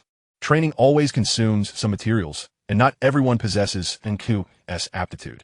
After 2 days of training, the results are noteworthy, especially as Enkuyu is already capable of teaching others. The shop's opening is practically assured. On the evening of the 30th, he treats the three girls to a meal and gives Sun Yuxin and Lu Qian each an advance of 500 yuan for their wages, clarifying that this is just a one-time gesture before the labor contract is signed. Chen Sheng notices Lu Qian's financial constraints and decides to be generous. They're all students, so he's not overly concerned about them running off. This gesture lifts Lu Qian's spirits significantly, bringing a smile to her face. Sun Yuxin is indifferent, but appreciates the boss's thoughtful approach. With the holiday approaching, Chen Sheng calls Chen Shaoxing to inform her that he will not be returning home, explaining that he will be working part-time during the National Day holiday. Ms. Chen Shaoxing expresses her understanding, noting that it has only been a month since the semester began, which is hardly a long time. It is a positive thing for her son to engage with society through part-time work. Yang Jiangxiu, on the other hand, needs to return home to accompany Yang Ani for a medical checkup. She specifically seeks out Chen Sheng to remind him to be cautious in his job search, advising him to avoid scams, even if it means not working at all. Chen Sheng is touched by her concern and playfully points to his cheek, requesting a caring kiss. On the day of a National Day holiday, at 10 in the morning, a milk tea shop named Kayan opens on the front street. On that day, besides coffee, everything is half price. In an era where the average price of milk tea is 58 yuan, this is remarkably affordable. The signature drink is taro balls, with the medium cup priced at 4 yuan and the large cup at 6 yuan. How the business fares will soon be revealed, and the three girls feel quite anxious. Chen Sheng, however, remains utterly unconcerned. As with any business, as long as it is presented, customers will inevitably arrive. With such a location, there is no cause for worry. Not even the promotional funds for a queue are necessary. Indeed, within just a few minutes, customers begin to linger. 5 girls pass by, and with the half-price sign. A cup costs only 2 yuan, which poses no pressure at all. And Kaiyu and Lu Qian prepare the drinks, while Sun Yuxin efficiently seals the lids. Sun Yuxin, with her more outgoing personality, engages casually with the girls, inviting them to sit and wait. Once the milk tea is served, one girl takes a sip and her face lights up in surprise. Delicious. This is so much better than the pearl milk tea over there. The girls eagerly sample it, exclaiming not bad. The milk and taro flavors blend perfectly. Chen Sheng chuckles inwardly. How could it not be good? While others dilute their drinks, he uses real milk. The 5 girls settle at the long table by the floor-to-ceiling windows, engrossed in their phones. This suits Chen Sheng perfectly. It serves as an unspoken advertisement. Soon, more customers arrive, filling the shop to capacity, with a queue forming outside. The 4 of them are busily engaged, scarcely taking a moment to pause. It is not until after 2 in the afternoon that the pace slows slightly. Chen Sheng promptly buys lunch for the three girls, allowing them to take turns to eat. As the evening rush approaches, another wave of customers arrives, continuing until 9:30 at night. Even Chen Sheng feels utterly exhausted. After closing, he instructs Enkiu to purchase a lavish late-night meal to celebrate the successful opening. Sun Yuxin and Lu Qian carry the feast back to school, and Kaiyu chose not to leave, opting to stay and assist Chen Sheng in tallying the day's earnings and expenditures. A total of 1,032 cups were sold, with over 500 of those being the signature taro balls. While coffee sales were rather meager, other items performed admirably, and Kaiyu's small mouth fell agape in astonishment. Yet, Chen Sheng remained tranquil, fully aware that this was the result of the discount. Once the prices reverted to normal, it would not be surprising if the number of cups sold were to be halved, although revenue might very well increase. The recorded income stood at 3,862 yuan, with net profit to be calculated at the end of the month alongside the purchase orders. Why can't we inform customers that there is a restroom in the shop? And Kaiyu finally could not contain her curiosity and asked. Chen Sheng lifted his gaze to the young girl and chuckled. We served 1,032 customers today, did we not? Indeed, and Kaiyu's face displayed her bewilderment. Would you like to hear the truth? Chen Sheng inquired with a playful smirk. Upon meeting his mischievous gaze, and Kaiyu felt her cheeks flush and quickly averted her eyes, a hint of curiosity bubbling within her. She wondered if she was being rather foolish. You mentioned it first. Chen Sheng grinned. It's quite normal for 400 out of 1,032 customers to wish to use the restroom, don't you think? After pondering for a moment, and Kaiyu nodded in agreement. If 400 people are vying for a single restroom, I'd say that is quite a large crowd. Wouldn't you agree? Chen Sheng teased, winking at her, and Kaiyu initially didn't grasp the implication, but soon recalled the public restrooms at school. She covered her mouth and waved her hands. I understand. I want to say a word. The restroom is designated for you. Chen Sheng continued, counting the money. His initial intention was clear, as there were no public toilets nearby, unless one ventured to the school. Watching Chen Sheng meticulously count the money, Enku felt a warmth spread in her heart. He was so considerate and attentive. Suddenly, Chen Sheng scratched his head. Wait, where was I in my counting? He pushed the money toward Enku. You take over. There were so many 1 yuan, 5 dime, and 10-cent coins. For someone accustomed to online payments, this task was daunting, and Kaiyu smiled as she accepted the responsibility of counting the coins. The shop was quiet, save for her soft murmurs and the sound of the calculator. Chen Sheng stepped to the workstation to prepare a cup of kiwi juice. He inserted a straw and placed it beside the finance girl. Then he remembered that if he didn't urge her to drink, she might think it wasn't meant for her. He picked it up and held the straw to her lips. You've worked hard. Take a sip. And Kaiyu felt a wave of embarrassment wash over her. Her earlobes flushed. She bit her lip, feeling shy and instinctively wanting to refuse. But she immediately recalled that day on the high-speed train when he had similarly, both domineering and caring, fed her milk. A warm, affectionate feeling blossomed within her.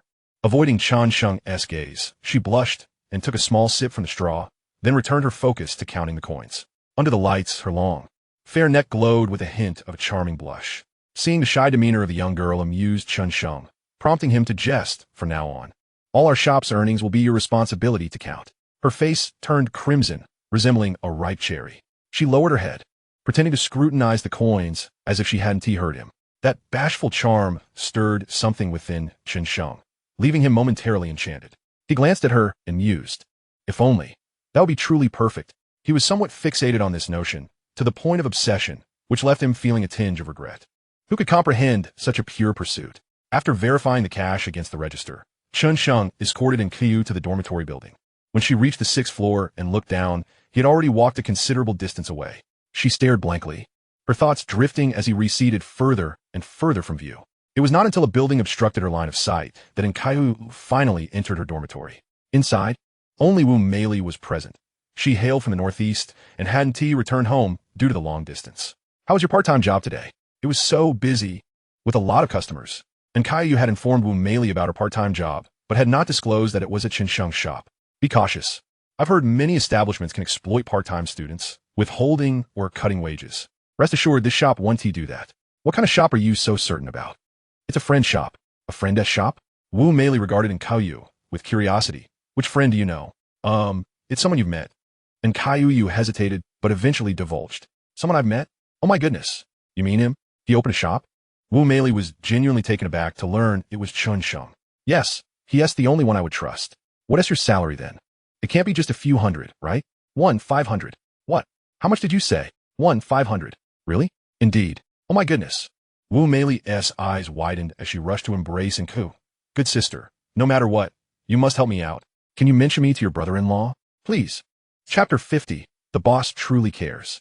The term brother-in-law made in Caillou's heart flutter, instantly recalling Chen Sheng's words about counting the shop's money. She felt bashful and intended to explain, but found herself at a loss for words, ultimately deciding against saying anything. She felt somewhat troubled by Wu Mei's request. The shop had enough staff already. How could she possibly arrange for more?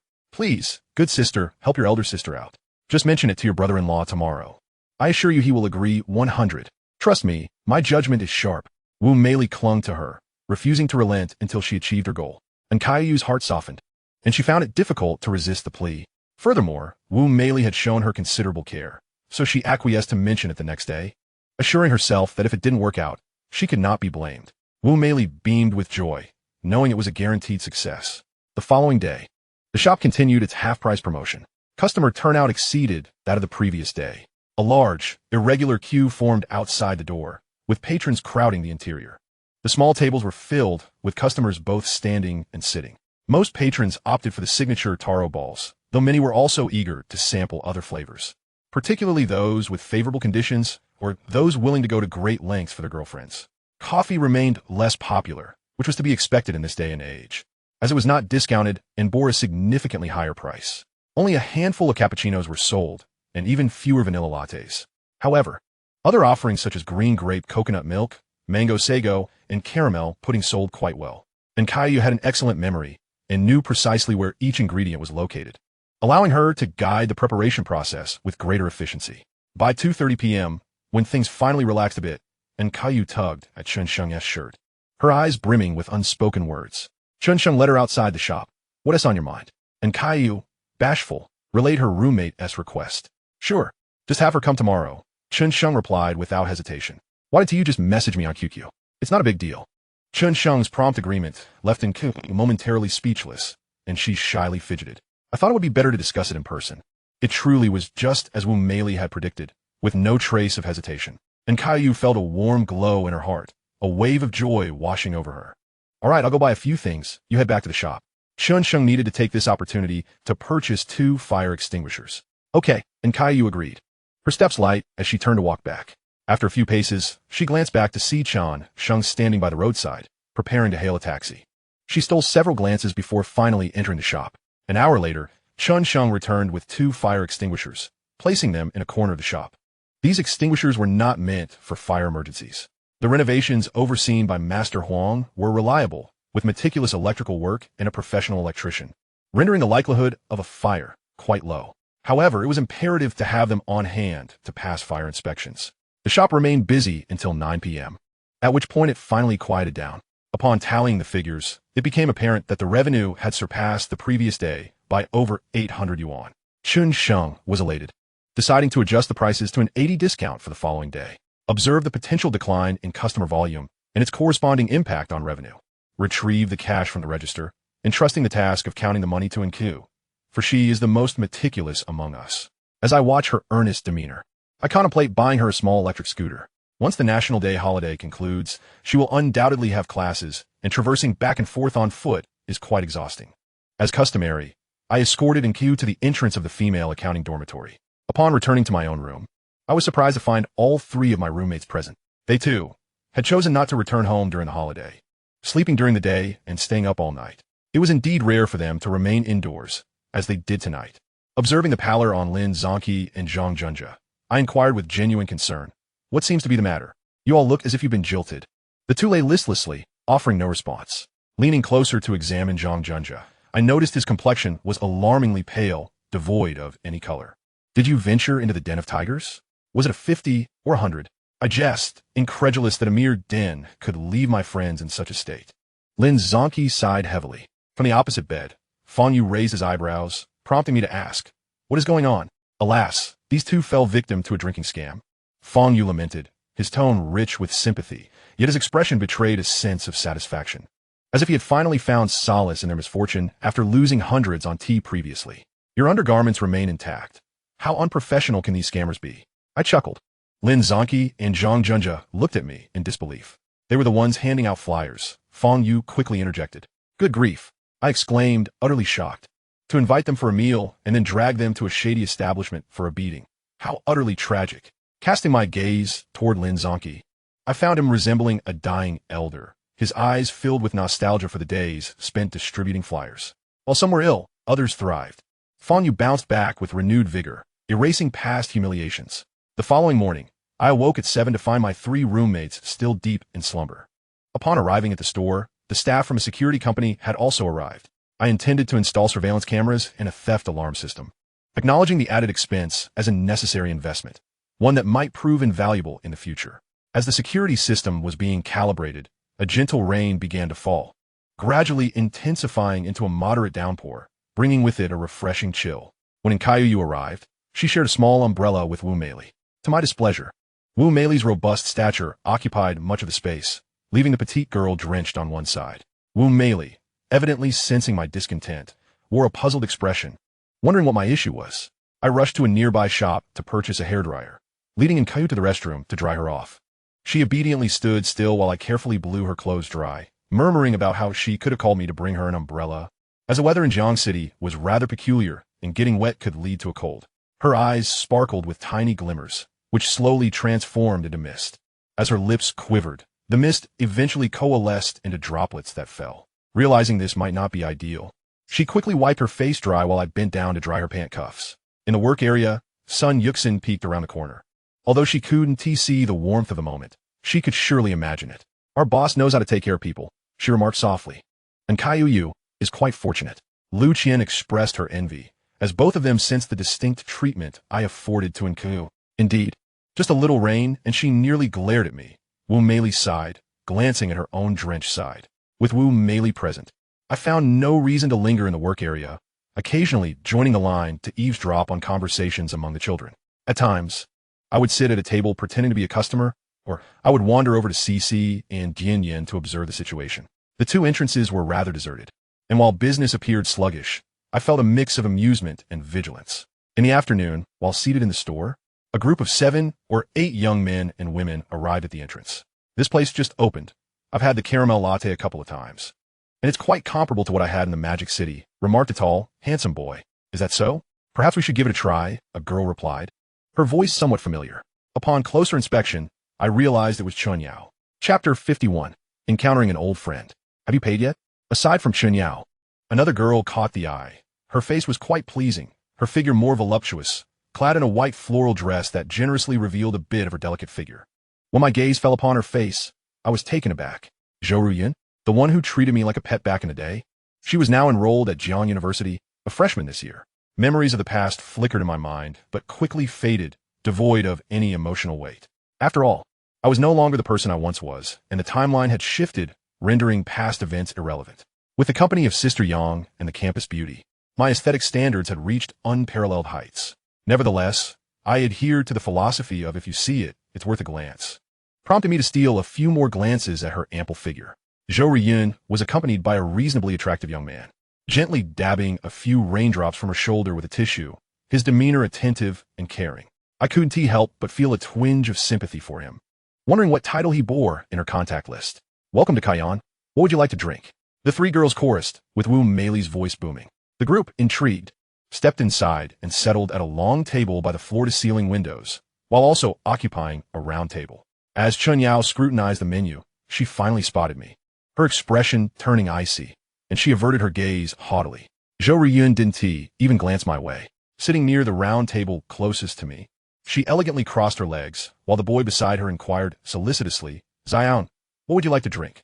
Zhou Ruyin was busy typing on her Samsung phone, casually responding, anything is fine. After glancing at the menu, the boy selected a higher-priced item. How about a strawberry cappuccino? Too sweet. What about a vanilla latte? Too bitter. Then let us go with a banana hazelnut milkshake. You should like that. Bananas can be a bit cloying. The boy stole a glance at Zhou Ruyun's phone, hesitating to speak. Ultimately, he returned his attention to the menu, continuing his search for a drink that would suit the goddess's taste. Judging by his attire, he seemed to come from a well-off family, dressed in a high-end black suit from Seven Wolves. Perhaps, sensing my gaze, he turned to look at me, sizing me up with an air of superiority. I responded with a smile that carried a hint of solemnity. then discreetly admired the fair legs and ample figures of the girls, believing that such visual indulgence was beneficial for both body and spirit. In the work area, Caillou busily wiped down the shaker used for making milk tea, all the while casting sly glances in my direction. Following my gaze, it was evident what she was fixated on. She pursed her lips, feeling an inexplicable sense of displeasure. So this is what he likes.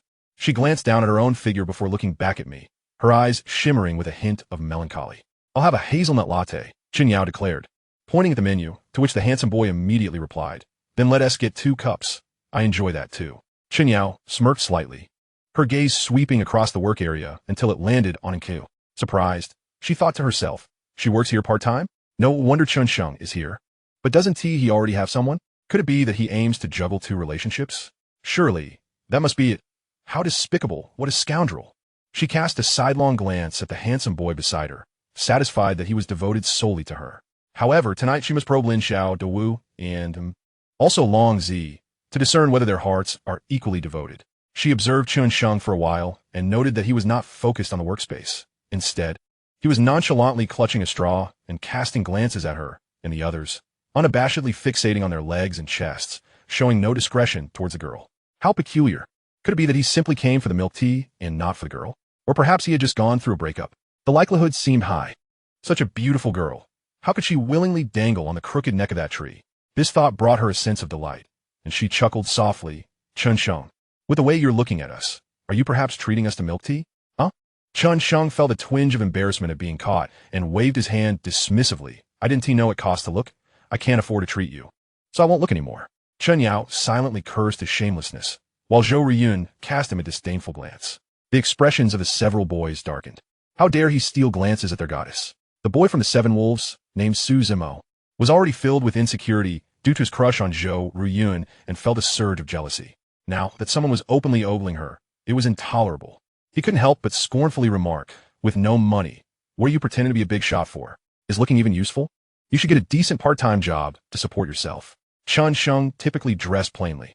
He wore no watch and appeared rather ordinary. He was aware of their scorn, yet it mattered little to him. He deliberately cast another glance at the cleavage, saying, Didn't you also look? Did you pay for it? How many cups of milk tea can you afford? Suzumo couldn't help but laugh bitterly, his anger simmering. Of course, I pay for the girl. Whatever she wants, I'll buy it. No matter how many cups. Ha! Anyone can boast. She'll only drink 1 cup. You'll just buy 1. So what are you pretending for? Chen Sheng retorted disdainfully, glancing again at the cleavage. You. Suzumo was infuriated. Suddenly, Zhou Riyun looked up, casting a haughty glance at Chen Sheng. Then treat me to a cup. You've seen enough, haven't you? Chen Sheng was not one to fall for such tricks and countered coolly. Well, we're in the same boat. You'll only treat 1 cup. And I can do the same. And I can look all I want, right? He secretly chuckled, thinking how these young folks were so spirited, including Chen Yao. The other 3 girls chimed in. You looked at us too, so treat us to a cup. It was as if they thought this could corner Chen Sheng, completely forgetting the presence of their male companions. Chen Sheng found their behavior amusing. All were fish in the same pond. Who would care about the feelings of single fish? They could indulge in a little petulance or charm to get their way. He surveyed the 4 boys with dark expressions and shrugged his shoulders in feigned helplessness. This isn't just me saying it, they said it. Fine, I'll treat each of you to a cup. It 1 tea break the bank, huh? He waved his hand nonchalantly. Ladies, order whatever you like. I can still afford a cup, but I'll need to look closely. As he spoke, he brazenly scrutinized them. Suzumo and the other 3 boys glared at Chen Sheng, their faces contorted with rage, as if ready to pounce.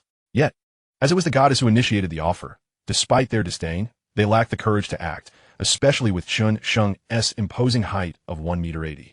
The air buzzed with their noisy retorts. Stop pretending, or you'll be eating steamed buns every day. Do you think we care about you? How childish. The expressions of Chen Yao and Zhou Riyun, along with the other girls, were filled with mockery as they leisurely watched the boys bicker, finding it all quite entertaining. With a sudden clap on the table, Chen Sheng seemed unable to contain his frustration, pointing at the workspace as he shouted at the boys. All right. Then for every cup you treat these 4 beauties, I'll treat the 3 of them as well. I'm going to stand my ground on this. His demeanor exuded a mix of arrogance, audacity, and bravado, as if challenging them to back down. The 4 boys faltered momentarily, unsure of how to respond, exchanging glances.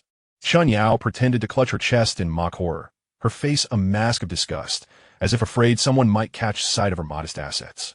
Her figure was quite appealing, with fair legs and modest B-cup bust, though she often wore high heels. Zhou Riyun cast an indifferent glance at Su Zimo and remarked, "I truly find such pretentious behavior infuriating. Zimo, if possible, drain his living expenses." As the four boys hesitated, Chen Sheng let out a derisive laugh, brazenly eyeing them. They finally lost their composure, and Su Zimo chuckled, "Fine, just don't cry later." "Huh, who will cry is yet to be seen," Chen Sheng retorted, embodying the bravado of a rebellious youth. The boy beside Chun Yao raised his chin, displaying his cash. "Let's all put our money on the bar. We would want to buy, and you can't even pay. Come on, let us all take out our money. You're all dressed well. But you might just have a few bucks in your pockets," he scoffed. Chen Sheng was always ready to deploy his signature laugh. Being mocked for his lack of funds in front of the goddess was intolerable, and the young ones couldn't hold back any longer. They began pulling out wallets of varying colors, brown, black. Su Zimo shot Chen Sheng a cold smile. "Where's your money? Put it up." Chen Sheng then produced a wallet from his pocket, gritting his teeth as he extracted all the 100 yuan bills and slapped them on the bar, declaring grandly, "All in? 800. If you don't dare to match, I want the QQ numbers of these four beauties." Demanding the QQ numbers of the goddesses? The four boys were outraged. Chen Sheng had truly crossed the line. "Damn it. Fine, but you need to get out of here. You can come back for the milk tea in an hour. Is that okay?" "Damn, what is not okay? If you have the guts, get rid of me. I'll stick to my word." Chen Sheng was like a deranged gambler, wagering for the QQ numbers of the goddesses, determined to show off in front of them, betting on their lack of resolve. Chen Yao and Zhou Riyun exchanged bewildered looks, wondering if he was truly foolish. "You give me 800, and I'll directly give you my QQ number." However, such thoughts couldn't be voiced, as they would diminish the goddess's prestige. Chen Yao scoffed inwardly, relishing the thought that on that day he didn't at her.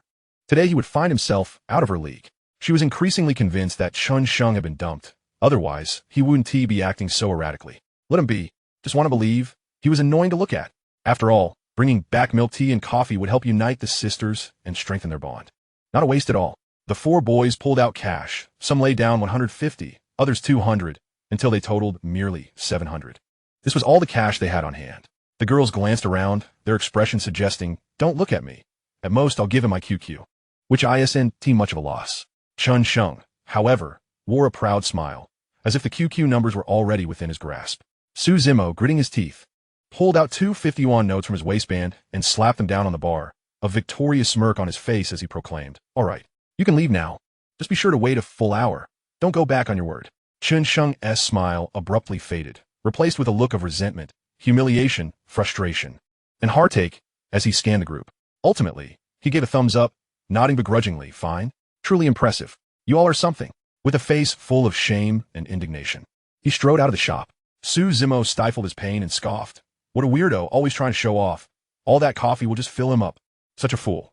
We'll find some use for it. He'll probably end up drinking 1 cup and losing 2. Ha, this is hilarious."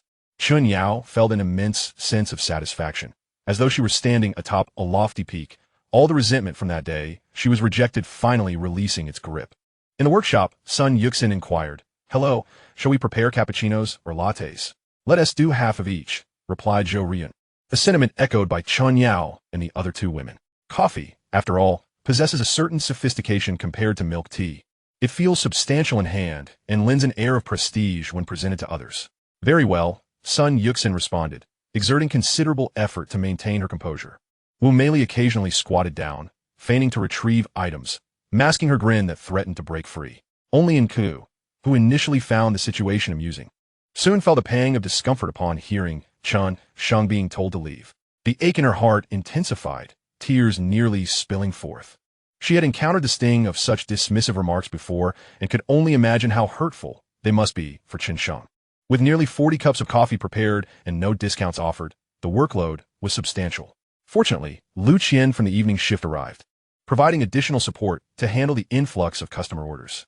It took almost an hour to complete the substantial order worth 800 yuan. The role of carrying coffee was not suited for the goddess, so Su Zimo and others each took large bags and departed. They wore victorious smiles. Yet who could comprehend the sorrow hidden within? After more than an hour had passed, Chen Sheng returned at a leisurely pace, fulfilling his promise. He had contemplated revealing his identity as the owner for a moment of satisfaction, yet the reality was fraught with risk. The other party could easily call the police and accuse him of fraudulent conduct. Only when the goods were in hand could the transaction be considered complete. leaving no room for dispute. Sun Yuxin chimed in cheerfully, "Boss, you're quite the rogue." "Nonsense. I am merely benevolent, enhancing their image in the eyes of the goddess."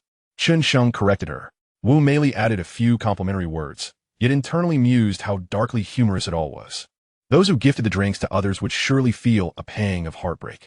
"Each of you may choose a cup. It's on me." Chen Sheng generously waved his hand. "I want a hazelnut latte," Sun Yuxin exclaimed with delight. Once Wu Meili and Lu Qian also selected their more expensive choices with glee, and Keiyu hesitated, contemplating her order but struggling to voice it. Understanding her predicament, Chen Sheng promptly decided for her. "You shall have a kiwi smoothie." The smoothies at the shop were made with pure milk and ingredients like red dates or longan, unlike the watered-down versions of the future. Kiwi, rich in vitamin C, was perfect for the young lady. If left to her own devices, she would undoubtedly opt for the cheapest option. Yet, and Keiyu still appeared somewhat glum, her discontent clearly etched on her delicate features. She had words she wished to share with Chen Sheng, but as more customers arrived, she resolved to hold her tongue until later. Chen Yao and the others returned to their respective schools, as it was only sensible to enjoy the coffee within their own circles. Upon reaching Jian University, Chen Yao shared the beverages with her roommates and the vice presidents of the External Relations Department, engaging in lively conversation about the amusing incidents earlier. "Wait, you're saying his name is Chen Sheng?" The head of the External Relations Department, a sophomore, began to regard the name with a peculiar gaze. "Yes. He is from our finance department, and his character leaves much to be desired." Chen Yao sighed softly, shaking her head. The senior's eyes grew more complex. She believed Chen Yao would be a great asset to the External Relations Department and, with proper guidance, could eventually assume the role of president. However, it seemed that her temperament needed further refinement. With a hint of sympathy, she remarked, "As far as I know, the owner of that shop is indeed named Chen Sheng." Chapter 53. A Chilly Night. No one was more familiar with the local merchants than the External Relations Department. They had visited Chai Yin at the end of September, becoming acquainted with the surroundings. It was then they learned that the owner was a freshman, which was a positive development. Freshmen were generally more approachable than seasoned veterans. The department head had not intended to disclose this information, but members of the External Relations Department needed to possess a strong heart. She yearned to express that Chen Sheng was indeed the best choice for their department. An awkward silence enveloped the group, a palpable tension filling the air. Chen Yao sat in a daze, processing the revelation that Chen Sheng was the owner. Had he been merely feigning all along? Was he not pretentious, but rather pretending to be pretentious? The boy's pupils visibly constricted, signaling their distress. They had previously envisioned the satisfaction of throwing coffee, but now he spent 200 yuan. Who on earth would squander that much on milk tea? Their minds buzzed with disbelief, as if a haunting melody echoed. "Who is singing? Piercing my heart?" The clouds drift lazily, while tears wander in the blue sky. He shook the coffee cup, his face contorting. The hazelnut latte tasted bitter indeed. Chen Yao's roommates and dance partners glanced around, curious about the source of the commotion. They bit their tongues, struggling to suppress their expressions, feeling guilty for enjoying someone else's generosity. At least they should wait until they return a laugh. Suddenly, a boy whipped out his phone. "Damn it, I can't be the only one suffering. Let us all share the pain." The weather remained overcast, yet it did nothing to dampen the enthusiasm of the customers. By day's end, aside from the 800, sales exceeded 4,000. Chen Sheng recognized this as a temporary spike. He anticipated a drop in sales soon, potentially plummeting to 2,000. Yet it still amounted to a substantial profit. CC and Dianyan typically sold around 100 cups each day. Some of their tea offerings would undoubtedly be imitated, as it was inevitable. Among the patrons in line, some would certainly be their customers. However, this was of little concern, as Chen Sheng had plenty of categories from the future to introduce. Following the Chayan event, he planned a series of promotions to stimulate consumption and aimed to open another store promptly. While contemplating these matters, he noticed Nku, who was counting money, glancing at him occasionally, prompting him to ask, "What is on your mind?" "Oh, nothing much," she replied, though her heart brimmed with unspoken words. As they walked back to school, Chen Sheng sensed that the young girl seemed troubled by something. Beneath the dim streetlights, her charming little face remained clouded with discontent. Chen Sheng chuckled and affectionately ruffled her hair. "What are you thinking? Share it with me." Her hair felt exceptionally smooth to his touch, a delightful sensation. This affectionate gesture eased in Kuyu's heart. She glanced at Chen Sheng and whispered, "I was really worried they might pick a fight with you." She had intended to express her discomfort at hearing him being told to leave, but felt it would be too embarrassing. "Not at all, don't worry. I know what I'm doing. There won't be any conflict," Chen Sheng replied, a gentle glimmer in his eyes. The fact that she was more concerned about him than seeking amusement touched him deeply. He couldn't help but ruffle her hair again, his hand lingering there, eventually resting on her shoulder, his fingers playing with her silky locks. The warmth radiating from his shoulder caused Enku to tense momentarily before relaxing again. She glanced at Chen Sheng's profile, quickly averting her gaze, a blush creeping across her cheeks. This felt comforting, as though enveloped in a safe space, devoid of fears. She still had something she wanted to say, yet found herself entangled in hesitation, too shy to express it. The early October evening breeze carried a slight chill, prompting her to instinctively huddle closer. Chen Sheng noticed this subtle shift and touched the fabric of her clothing, feeling its coarse texture. It was still summer wear. Jiang City lacked a true autumn, with significant temperature fluctuations between day and night. He draped his arm around her shoulders, drawing her closer in hopes of providing warmth. And Caillou obediently nestled against him, their closeness harmonizing beautifully. Upon returning to the dormitory, Lin Zhangqi and Zhang Junja were still recuperating, unable to emerge from their injuries. Having spent the entire day in bed, they hadn't ventured out as their pockets would not permit it. Chen Sheng, curious, inquired why Lin Zhangqi, supposedly a wealthy heir, did not simply procure money. Lin Zhangqi revealed he had been scolded, with his mother declaring it was well-deserved, after which he had buried himself in his pillow, wallowing in despair. Meanwhile, Fang Yu lounged on his bed, casually crossing his legs while engrossed in an online novel on his phone titled Rebirth of the Urban Mad Dragon. Authored by Hu Jun Shan, Sheng cast a few glances. The content seemed bizarre, involving inappropriate themes that struck him as utterly perverse. However, Fang Yu was thoroughly engrossed, picking his nose with a foolish grin plastered across his face. Occasionally, he would swipe his hand along the edge of the bed, which was cluttered with numerous indistinguishable objects, resembling several layers of dark brown putty. Chen Sheng treaded carefully as he passed by, cautious not to brush against the precarious heap. Let us venture out tomorrow, my fellow cultivators. Idling in the dormitory is rather dull, Fang Yu proclaimed, snapping his fingers. Chen Sheng's pupils constricted sharply as his acute dynamic vision tracked a minuscule black flitting through the light, landing squarely on Lin Zhangqi's nape, who was sulking on the opposite bed, seamlessly merging with his dark hair. Holy cow! At that moment, Chen Sheng was immensely grateful for his diagonal position in the room. Zhang Junja, lacking enthusiasm, replied, not going. Lin Zhangqi remained motionless, not a sound escaping him. Naturally, Chen Sheng had no intention of going either. He had the pressing task of responding to messages on QQ before taking shower. Shin yanking. I'm lying in bed, suddenly missing school. Chen Sheng chuckled mischievously and replied, I'm also lying in bed, suddenly missing someone. Shin yanking. How much do you miss, Shy? Chen Sheng. As much as she misses school. Shin yanking. So much, huh, Shy? Well, I could reward him with a hug. Chen Sheng. Could I be rewarded with a kiss? Shin yanking. I don't know, Shy. Chen Sheng chuckled heartily, and their light-hearted banter continued until the campus bell succumbed to sleepiness. The following morning, just past 11, Zhou Riyun surprisingly arrived at Tian, coming alone. Today, she wore a small shawl over her dress, which partially concealed her bosom. After ordering a cup of milk tea, she quietly settled at a round table. Perhaps feeling a bit warm, she loosened her shawl, revealing even more than the last time, which was rather striking.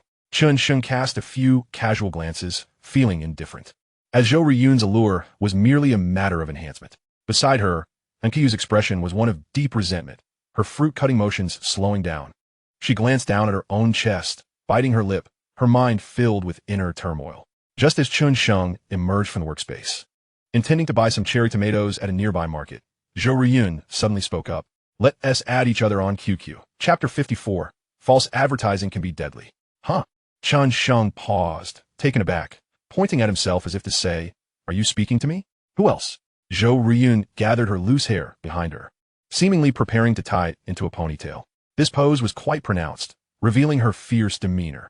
Chen Sheng couldn't help but smirk inwardly, thinking, this girl is at it again. It was only his own penchant for the voluptuous that had led him into this predicament, initially believing he was dealing with a D cup, only to discover it was AC. What appeared to be a sign of ample endowment was, in reality, a cruel deception. Indeed, false advertising can be fatal. Inside the workspace, Enku halted her tasks, her small face filled with anxiety as she gazed at Chen Sheng. Wu Meili rolled her eyes and covertly exchanged glances with Sun Yuxin, mouthing the words, Siren. Times had changed. Chen Sheng was no longer the naive sycophant he once was, but rather a seasoned individual. He barely glanced at the misleading display, feigning regret. Alas, I'm afraid I don't have QQ. Don't have it? Zhou Riyun's hair-tying motion froze, her eyes wide with disbelief, as if questioning his sanity. She maintained her composure, laughing lightly, her eyes glistening as they fixed on Chen Sheng. Then just give me your number. I don't have a number either. I only use other people's phones to call. Oh, you wanted to order milk tea, right? The moment of realization dawned upon Chen Sheng in a mere second. He then happily called out to Nku Zhaoyu. Exchange numbers with this lady for easier ordering. Huh? Nku stood dumbfounded for a second before suddenly comprehending. Oh, okay. A wave of warmth surged through her, spreading throughout her body, her heart racing with excitement. They were unlikely to exchange numbers, and just as Nku seriously retrieved her phone, Zhou Riyun chuckled. Forget it. It's not worth it. Rising to her feet, she adjusted her shawl without casting another glance at Chen Sheng, leaving with an air of pride, as though he had squandered an opportunity. As she turned left after exiting the tea shop, the smile faded from Zhou Riyun's face, her expression darkening as if her pride had been trampled upon. Anger bubbled within her.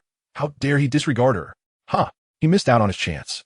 What is so special about running a milk tea shop? Compared to the remarkable people around me, he is still just a broke loser.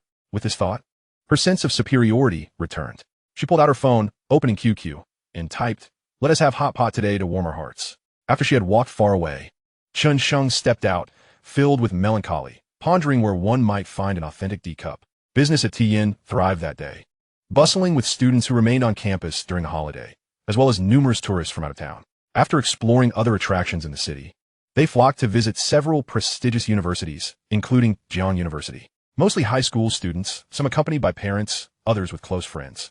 The bright decor and diverse offerings of Tian consistently captured their attention. Naturally, the location played a significant role as well. After a long day's work, Chen Sheng's feet were sore, yet he couldn't suppress the grin stretching from ear to ear. Today's milk tea sales reached an impressive 6. He estimated that this surge in revenue would continue for a couple more days. I'm so tired and hungry, Wu Meili slumped in her chair, her eyes sparkling with a plea for a late-night snack. Congratulations, you've entered the state of weight loss, Chen Sheng teased her, seeing no hope for a midnight snack. Wu Meili sighed and prepared to leave with Lu Qian, only to hear Chen Sheng add, reimbursement for snacks under 15. Yay! The two girls cheered as they dashed out, realizing that 15 yuan could even cover breakfast for the next day. Chen Sheng chuckled, thinking he wasn't really that tired after all. Perhaps they could cancel the late-night snack plans for tomorrow. He rushed to the workspace and squeezed a cup of kiwi juice, inserting a straw and handing it to his cherished confidant. Zhaoyu, drink this. And Kaiyu's face flushed, shyly taking the straw and sneaking a glance at Chen Sheng before quickly lowering her head. In a few days, let's buy a little electric scooter for you to ride back and forth to the shop. Chen Sheng noticed that Nkaiyu had been particularly cheerful all afternoon, though he couldn't pinpoint the reason. I want to buy it. It's a waste of money. Walking is fine. Nkaiyu shook her head. But afterward, I want to necessarily be at the shop every day. I wouldn't feel at ease with you walking such a distance at night. Chen Sheng had plans for expansion and needed to roll out his business by the end of the year. It was impossible to remain at the shop every day as he was now. Oh, and Kaiyu's face suddenly clouded over. What is wrong? Chen Sheng sensed that her expression was off. It's nothing, and Kaiyu mumbled, her voice barely audible. What are you thinking? Chen Sheng gently ruffled her hair, reassuring her. Once my company is up and running, you can join me, specifically to help me count the money, all right? And Kaiyu's eyes sparkled as she looked up at Chen Sheng. Nodding vigorously, okay, then get to work. Chen Sheng playfully pinched the girl's cheek, enjoying the smooth sensation. All right, and Kaiyu quickly counted the remaining change. Her cheeks flushed from where he had pinched her, her eyes gleaming with excitement. After securing everything and locking up, Chen Sheng wrapped an arm around the little girl's shoulders and escorted her back to the dormitory. In the following days, Tian experienced remarkably profitable daily earnings. However, as expected, once the National Day holiday concluded, the revenue promptly declined. Chen Sheng purchased a small electric scooter, thinking he would teach Nkaiyu to ride. To his surprise, she quickly mastered it, and even Wu Meili benefited from it. Riding was certainly much faster than walking, allowing them to visit the shop or the library whenever they had free time. Chen Sheng placed no demands on Nkaiu's attendance, simply asking her to help out in the evenings and on weekends. He specifically advised her to prioritize her studies, as her finance and accounting major would be of great importance to Chen Sheng's future endeavors. Finance must be comprised of trusted allies, the most loyal among confidants. Upon the resumption of duties in the public sector, Chen Sheng hastily made his way to the health department to secure the food hygiene license. He displayed it alongside the business license, ensuring there were no oversights during the health inspection, which finally allowed him to breathe a sigh of relief. Glancing at the time, He quickly proceeded to the entrepreneurial base at Jiangda University. Currently known as the Innovation and Practice Center, it will soon be rebranded as the Maker S Workshop. Arriving at a small office tucked away in the corner of the fourth floor, measuring no more than 5 or 6 square meters. He found it furnished with 2 desks and 4 computers, devoid of anything else. Inside sat a young man and woman. "Hello, I'm looking for Wei Yiming," Chen Sheng announced, gently knocking on the open door. The young man rose, his eyes flickering with uncertainty. "Hello, I am Wei Yiming. You must be Chen Sheng?" "Yes, indeed. I'm the one who arranged this meeting," Chen Sheng replied with a smile. "Is there somewhere we can talk?" Wei Yiming, seemingly jolted from a reverie, quickly responded, "Oh, yes, certainly. Follow me." The two made their way along the balcony corridor, turning into a small conference room. Once seated, Chen Sheng scrutinized Wei Yiming closely. He was of average height, with a square face, adorned with glasses and dressed in a checkered shirt. His hair appeared to have been neglected for some time, brushing against his ears, and he bore 2 large dark circles under his eyes. This was the creator of the campus beauty website Face Power. Chen Sheng had been keeping an eye on this site, which was free of advertisements and external site integrations. It was purely a platform for campus beauties like Chen Yao to gather support and enhance their reputations. The sole source of income likely stemmed from small donations to boost certain beauties' votes or contributions from students. Chen Sheng speculated that the website's operator was likely anxious and bewildered, and Wei Yiming's current demeanor confirmed this. Such a state would facilitate Chen Sheng's plans, provided that Wei Yiming from the computer science department possessed adequate skills. "Senior, I would like to request your assistance in creating a website," Chen Sheng stated directly. Chapter 55, Entrepreneurial Base. Personal, corporate, scale, e-commerce. Wei Yiming expressed concern that Chen Sheng might not grasp the concept of website. Many simply create a single element page at minimal cost, which is what he typically did as a side job, designing official sites for small to medium-sized enterprises. These usually consisted of just one web page outlining the company's details and products. "I desire a comprehensive media platform that encompasses social networking and news," Chen Sheng articulated. His ideal choice was a platform akin to Taoxiao. However, given the current Android version and the online environment, directly launching the Taoxiao app was impractical. Taoxiao was established in 2012 by a prominent figure, and having been reborn, Chen Sheng was determined to seize the opportunity. "Are you referring to a portal website similar to Sina? Perhaps including a blog?" Wei Yiming's eyes widened, as if he were gazing at a fool. "It's not as simple as just building a website. Sina has already launched its blogging section and is currently thriving, having absorbed a vast number of users due to substantial resource influx. Establishing such a website is time-consuming and costly, easily exceeding 100,000 yuan. Without resources, it would merely be a shell. No, it is entirely different from Sina. I seek a media network that embodies fairness and compatibility, where every user can freely publish content and become a part of the social network." Chen Sheng would never invest in a blog, as blogs are lead-oriented media. If you're not AV, you are relegated to merely commenting and viewing. Blogs by average users seldom gain traction, often referred to as grassroots blogs. A platform like Taoxiao, which allows for free content sharing and personal expression, enabling anyone to become a star, is the future mainstream. "I still don't quite understand your meaning," Wei Yiming confessed, his expression reflecting confusion. "To clarify, its core should be an algorithm-based, personalized experience that actively pushes content tailored to user preferences. If I want to see girls, then content featuring older women should be minimized or entirely omitted. If I wish to watch action films, recommendations for art films should decrease or be eliminated." Chen Sheng had perused Wei Yiming's basic information. He was a software engineer caught between graduation and preparing for further studies, likely to fade into anonymity as a regular engineer in some company in the future. Observing the first-year student eloquently articulate his vision, Wei Yiming's eyes brimmed with curiosity and astonishment. He understood algorithms, yet this idea was refreshingly novel and diverged significantly from prevailing websites. Setting aside feasibility, the thought itself was remarkably forward-thinking, albeit fraught with risk. He fell silent, contemplating, and, after a substantial pause of 5 minutes, finally spoke. "Are you suggesting the creation of an information-pushing engine that learns user browsing and search habits and attributes?" "Exactly. That is precisely what I desire. You are the expert. You certainly grasp what I am attempting to convey," Chen Sheng exclaimed, clapping his hands in approval, a smile of appreciation lighting his face. Clearly, he had found the right person, as Wei Yiming displayed a high level of expertise in algorithm engineering. He continued, "We can initially establish the portal website structure while refining the recommendation mechanism during the operation. This will require substantial funding, at least 100,000 yuan up front.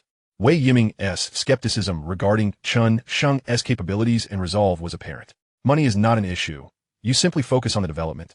And I will handle the subsequent expenses. Chen Sheng confidently waved his hand. Once the website structure is in place, the next step would be to strategize promotion to generate advertising revenue for ongoing development. Chen Sheng was confident that once the foundational prototype was created, promotion would not prove difficult, though it would likely necessitate investing some capital as bait. Furthermore, he did not intend to launch nationwide, as the associated costs would be unmanageable. Instead, he aimed to attract users from the university, thereby enticing businesses that rely on student demographics to invest in advertising. The two proceeded to discuss various ideas, with Chen Sheng outlining his initial expectations. Wei Yiming gradually became more assured. If Chen Sheng aimed to achieve everything in one go, it would be safe to assume he was being overly optimistic. Nevertheless, he could still develop the project and earn his rightful share. The ultimate fate of the website was not his concern. At that moment, Wei Yiming felt somewhat awestruck. This was merely a freshman, yet his thought processes seemed more advanced than those of his sophomore major peers. The team would be assembled by Wei Yiming, while Chen Sheng would promptly begin the company registration process, concurrently developing the project to save time. After exchanging contact details, Chen Sheng sought out the management committee of the entrepreneurial park. He intended to apply for residency there and rent an office, hoping to save on rent. As successful admission would come with preferential policies. You wish to create a portal website? Upon hearing Chen Sheng's intentions, Professor Zheng Xiao, the deputy director of the committee, furrowed her brow slightly. Professor Zheng, a full-time educator, aged 51 with elegantly styled permed hair, had retired from her position in academic administration the previous year and was now engaged in management work. Although she held the title of deputy director, the director was the party's secretary and was often too busy, leaving the specific tasks to the deputy director. Yes, Professor Zheng, here is my proposal. Along with other documentation regarding my entrepreneurial endeavors, Chen Sheng presented a folder of documents. He was determined to accomplish everything in one trip rather than make multiple visits. He had prepared a proposal days in advance, along with revenue reports and ownership proofs for his milk tea shop, to demonstrate that he was serious about his pursuits. Professor Zheng accepted the folder, opening it to examine its contents with keen focus. First-year students are typically discouraged from entrepreneurship, as it can hinder their foundational studies. She feared that the student before her was merely experiencing a moment of impulsive enthusiasm. Chen Sheng remained patient, quietly awaiting her response. After approximately half an hour, Professor Zheng finally finished reviewing the materials, clearly having done so with great care. Very innovative and thought-provoking, but the challenges of entering the market are substantial. Professor Zheng initially assumed that this freshman named Chen Sheng intended to create an e-commerce site, which would undoubtedly fail, as the e-commerce sector was virtually monopolized by a few giants unless vast financial resources were poured in. However, the concept of a free interactive social media type website bore a certain feasibility and likelihood of survival. Moreover, this student came exceptionally well prepared, even bringing along materials for opening a bubble tea shop, which astonished her greatly. While other freshmen still behaved like children, this one was already engaged in business, and quite profitably at that. From this perspective, he indeed demonstrated a clear entrepreneurial direction. She then inquired, running a media network is quite different from operating a bubble tea shop. Are you mentally prepared for the potential risks you may encounter in the future? Yes, Professor Zheng. He replied earnestly, I will diligently adhere to my plan and take responsibility for the outcomes, as this has all been carefully contemplated. Chen Sheng nodded affirmatively. Professor Zheng also gave a slight nod. The entrepreneurship park is precisely designed to encourage innovative ventures among you. Since you possess this ambition, it is certainly feasible. Chen Sheng felt a surge of joy. He had already learned that the entrepreneurship park's office was quite impressive, situated in a building with an elevator. The first year was rent-free, and the subsequent year offered half rent, along with the convenience of the business administration department handling registration procedures. However, Professor Zheng suddenly applied the brakes, causing Chen Sheng's heart to race. Chapter 56. I would like to ask a senior for a favor. Nevertheless, your studies may be affected. How do you plan to manage your schedule? This statement from Professor Zheng eased Chen Sheng's concerns. He had thought he might not be allowed to set up shop. Without hesitation, he responded, aside from necessary work for which I might need to take a leave. I will attend classes most of the time and will consult my instructors as needed. I assure you, I will not neglect my foundational courses in my freshman year. Please rest assured, Professor Zheng. Professor Zheng pondered for a moment before responding. Once your credits fall short, you should be aware of the consequences. It could hinder your personal growth and graduation, so you must discern what is of greater importance. You need not worry, Professor. I will certainly keep your advice in mind. Chen Sheng replied respectfully. He had done his homework on Professor Zheng. As long as his attitude remained correct, communication would be smooth, but any display of cleverness would certainly jeopardize his endeavors. Are you saying that the bubble tea shop will employ only part-time students? Professor Zheng shifted the topic back to the bubble tea shop, and Chen Sheng felt a surge of relief, realizing that there were no issues at hand. He replied earnestly, Indeed, while making a profit from the bubble tea shop is one aspect, it is also to provide opportunities for fellow students who aspire to be self-sufficient. Regarding the part-time wages you stated would be 1,500. Can you guarantee that can be fulfilled? I can assure you. I welcome school officials to visit the shop at any time to see for themselves. Chen Sheng was well aware that Professor Zheng from the management committee had considerable influence. Having served as the deputy director of the academic affairs office and currently teaching advanced information engineering at Jiang University, he was also a member of the university's work committee, with numerous other prestigious titles to his name. Well then, go ahead and select an office. Once you've made your choice, complete the necessary procedures. A look of satisfaction glimmered in Professor Zheng's eyes. This student spoke coherently and demonstrated a considerable degree of composure. Thank you, Professor, Chen Sheng said, promptly bowing in gratitude. He understood that the successful outcome was primarily due to having the bubble tea shop's reports in hand. The selection of the office was guided by a senior student in her third year named Tao Xiaoyan, who stood about 165 centimeters tall and whom Chen Sheng rated a solid 5 out of 10 in looks. Junior, is that bubble tea shop outside yours? Tao Xiaoyan asked while walking, her eyes filled with surprise. Surely your family must be affluent? Yes, senior. Then when I visit next time, you must give me a discount. No problem, senior, Chen Sheng readily agreed. They reached the 15th floor, where only 2 offices remained available. One was 50 square meters, and the other was 35 square meters. Without a moment's hesitation, Chen Sheng chose the larger 50 square meter office, fearing that the smaller one would be too cramped. It even came equipped with a desk, presumably left by previous seniors. The first year was rent-free, and from the second to the 4th year, it would be half price, with a charge of 55 yuan per square meter for management fees, which included cleaning costs, although water, electricity, and air conditioning would incur additional charges. Tao Xiaoyan was quite moved by this freshman who had commenced entrepreneurship so early. Many new students were still lost in the fantasies of romantic freedom. He was not only handsome and composed, but also seemed like an ideal partner. She couldn't help but wonder if he had a girlfriend. Senior, what are you thinking about? Chen Sheng waved his hand in front of the dazed Tao Xiaoyan. What is wrong with you? You aren't responding. Oh, I wasn't thinking about anything. I was just contemplating the paperwork we need to process. Tao Xiaoyan snapped back to reality, her face flushing as she realized her momentary lapse. I accept all the costs. Let us go and sign the contract, Chen Sheng reminded her. All right. After completing the paperwork and receiving the keys, Chen Sheng made his way to Wei Yiming's small office. Upon seeing the keys in his hand, Wei Yiming was left speechless. You've rented it already? The offices in the entrepreneurship park were notoriously difficult to acquire. He had taken half a month to secure his own. I'll transfer you 50,000. You'll be responsible for purchasing the equipment. But please keep all the invoices safe. Once the team is assembled, we'll meet. Since there were currently no financial personnel, Chen Sheng opted to transfer the funds directly to Wei Yiming, intending to follow the proper procedures once the company was registered and a public account was established. All right. Don't worry, Boss Chen, Wei Yiming replied, but he could hardly call him Junior after that. Just call me Chen Sheng or Chun. Boss sounds too cliched. Chen Sheng chuckled. Then I'll call you Chun, Wei Yiming mused, feeling a bit peculiar about addressing a freshman as such. There's one more thing. I'd like to ask for your help, Chen Sheng said mysteriously, leading Wei Yiming to the balcony outside. Feel free to ask. I will certainly help if I can. Wei Yiming sensed it might be a personal matter. There are 3 individuals on the campus beauty website. Could you take them down? They are acquaintances of mine and are not keen on being featured online. Chen Sheng smiled amiably. Which 3 are you referring to, Boss Chen? Wei Yiming felt somewhat troubled, as this could undermine his standing. Rest assured, they are not the kind to seek votes. Just remember the names. Yang Zhengxiu from Jiang University of Science and Technology, Shun Yanking from Jiang University, and the one with 0 votes. Please take them down. After all, it's inappropriate to have them featured without consent. Chen Sheng's gaze turned serious. Wei Yiming felt an inexplicable pressure and a hint of unease, realizing these 3 had indeed been photographed without permission. No problem, Boss Chen. I will delete them right away. These individuals were not particularly influential and merely served to enhance the website's popularity. The primary revenue came from those vying for reputation and attempting to elevate their status. Thank you. Once the team is established, I'll treat you to a meal, Chen Sheng said with satisfaction. The campus beauty website might still hold potential for future endeavors. It would be a waste not to utilize such a wealth of talent.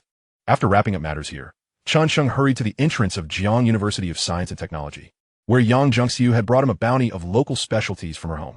Fortunately, it was October, otherwise they would have spoiled in the sun.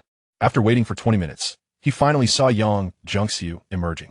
Her long, straight black hair cascaded over her shoulders, and she wore a white knitted top paired with a black slip dress, completing her look with white flats. Her long, slender legs moved gracefully, making her ensemble quite fashionable for 2010 and undeniably eye-catching. Yang Zhengxiu's initially aloof and charming face instantly lit up with a radiant smile upon spotting Chen Sheng. Today, her aura was imbued with a fresh and sweet charm, making Chen Sheng wish he could steal a kiss. Noticing her little brother lost in admiration, Yang Zhengxiu playfully shot him a sidelong glance, scrunching her cute nose. Chen Sheng swallowed hard. He could hardly contain himself and felt that a kiss was absolutely necessary. He jogged forward, taking the bag from Yang Zhengxiu's hands. "Sister, you've worked hard. Allow me to express my gratitude with a kiss." As he leaned in, a small hand pinched his lips into an O shape. Kiss? Not here with so many people around. The implication was that if no one were around, it would be acceptable to kiss, which made Chen Sheng inwardly chuckle, though his expression was one of feigned grievance.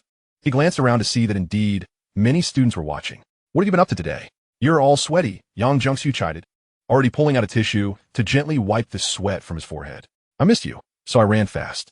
While the sentiment was genuine, the running part was a stretch. The entrepreneurship park was simply quite a distance away. "Do you think I believe that?" Yang Zhengxiu scoffed lightly. "Truly, it's been so many days since we last met. I've missed you dearly, sister." Upon catching sight of Sister Yang's delicate yet furious expression, Chen Sheng's heart surged with desire as he instinctively wrapped his arm around her slender waist. The sensation was exquisite, so soft and dainty. How could one achieve such perfection? It was simply remarkable. "Let go. There are so many people watching. Aren't you ashamed?" Yang Zhengxiu blushed, striking Chen Sheng lightly on the chest. Yet she made no attempt to pry his hand away. Chapter 57. You've pretended for thousands of times. "Sister, you are truly wonderful." Chen Sheng's heart blossomed with joy. Just as he was about to further gauge her response, he felt a sharp pain at his waist. "Ouch, that hurts. Be gentle," he pleaded. Though his hand around her waist remained firm, he would rather endure the pain than relinquish his hold. To the casual observer, it appeared as if they were embracing each other. Nearby, several students stood in stunned silence, for who did not recognize the renowned beauty of Jiang University? Even those who had never seen her in person had come across her photographs, and those who had never glimpsed her could easily discern that she was a stunningly beautiful woman. But who was this mysterious individual committing such audacious acts towards the campus belle? Immediately, some girls discreetly spread the news. Shock. They bore witness to Yang Zhengxiu in such a compromising position with a male companion. The boys, too, were abuzz with messages. "Mourn for yourselves, everyone. Yang Zhengxiu has been cornered." After a moment of struggling, Yang Zhengxiu, seeing her younger brother's stubbornness, yielded to the situation. Her face felt slightly flushed, her waist tingled, and her heart raced, especially with so many eyes upon them. Beyond that, she was fine. In 10 days, there will be a welcome party at Jiang University. "Will you come to watch me dance?" Yang Zhengxiu tilted her head slightly, fixing her gaze on Chen Sheng. Her crimson lips were tantalizingly close, a mix of shyness and anger, causing Chen Sheng to swallow hard. "Of course, I must attend. You should take me in early." He understood that Sister Yang was not merely asking. She was asserting, "Try not to come if you dare." Indeed, a satisfied expression graced Yang Zhengxiu's face. "Yes, I will inform you in advance." "Understood, sister." Chen Sheng had never considered sneaking in himself, for there were many labs at Jiang University that generally did not permit outsiders. Students could enter with ease, while Jiang University was comparatively more open. "All right, you may go now. I must head to the library shortly." Yang Zhengxiu's eyes revealed a fleeting reluctance. Chen Sheng recognized that his sister intended to prepare for graduate studies, thus he reluctantly set aside their meal plans. But there was still something he wished to accomplish. "Sister, may I?" He pouted playfully. "Are you out of your mind? What do you want?" Yang Zhengxiu shot him a sideways glance, then surveyed their surroundings. "Oh, I'll be on my way then." Chen Sheng's expression was one of dejection, grievance, sorrow, and pity. Nevertheless, he played his part to the fullest. Yang Zhengxiu rolled her eyes and scoffed. "Pretender. You've been acting for thousands of times since you were 3. "Really? Have I?" Chen Sheng faltered. It seemed that a kiss was out of the question. He silently lamented, contemplating when he could take Sister Yang for a bike ride by North Lake. Yet he heard Yang Zhengxiu softly say, "Hurry up." Her words were like a reprieve, igniting Chen Sheng's enthusiasm. He leaned down and planted a quick kiss on her tender left cheek. Smack! It was so soft, fragrant, and delightful. No, I must do the right side as well. Yang Zhengxiu's face flushed crimson, yet she did not resist. In fact, as Chen Sheng kissed her right cheek, she slightly puckered her lips in return. Chen Sheng, unable to contain himself, yearned to capture that rosy, plump mouth. A gentle hand immediately covered his lips. You naughty boy. What are you thinking? With so many people around. Chen Sheng felt an overwhelming sense of regret. They were so close, yet he had only settled for her cheek. Well, I'm off. Go ahead, but be careful on your way. Understood, sister. After walking a few dozen meters, he turned back to find Yang Zhengxiu still watching him. What more was there to say? Chen Sheng felt a surge of emotion and pouted, sending a playful kiss through the air. Yang Zhengxiu waved him off playfully before turning back to campus. 20 minutes later, Chen Sheng returned to his dormitory, a large bag in hand, ravenous. Inside was a hefty jar of pickled fish, along with pickled radishes and other small dishes, favorite to the people from Ling County, unmistakably prepared by Chen Sheng. The half-dried fish chunks were enveloped in spicy black bean sauce, promising a flavor explosion. However, they would likely be quite salty, characteristic of a spicy and savory profile that most could not handle. He took a piece, biting down with delight at the spiciness. His tongue danced as he maneuvered the fish bones in his mouth, mastering the art of not injuring himself, a true skill. With a snap of his jaws, he crushed the fish bones and swallowed them whole. Footsteps echoed as the other 3 members of his dormitory returned. What a delightful aroma. What is that? Fan Yu approached, sniffing inquisitively. He was tempted, but hesitated at the sight of the vibrant red chilies. It's not spicy. Give it a try, Chen Sheng encouraged, tilting his chin.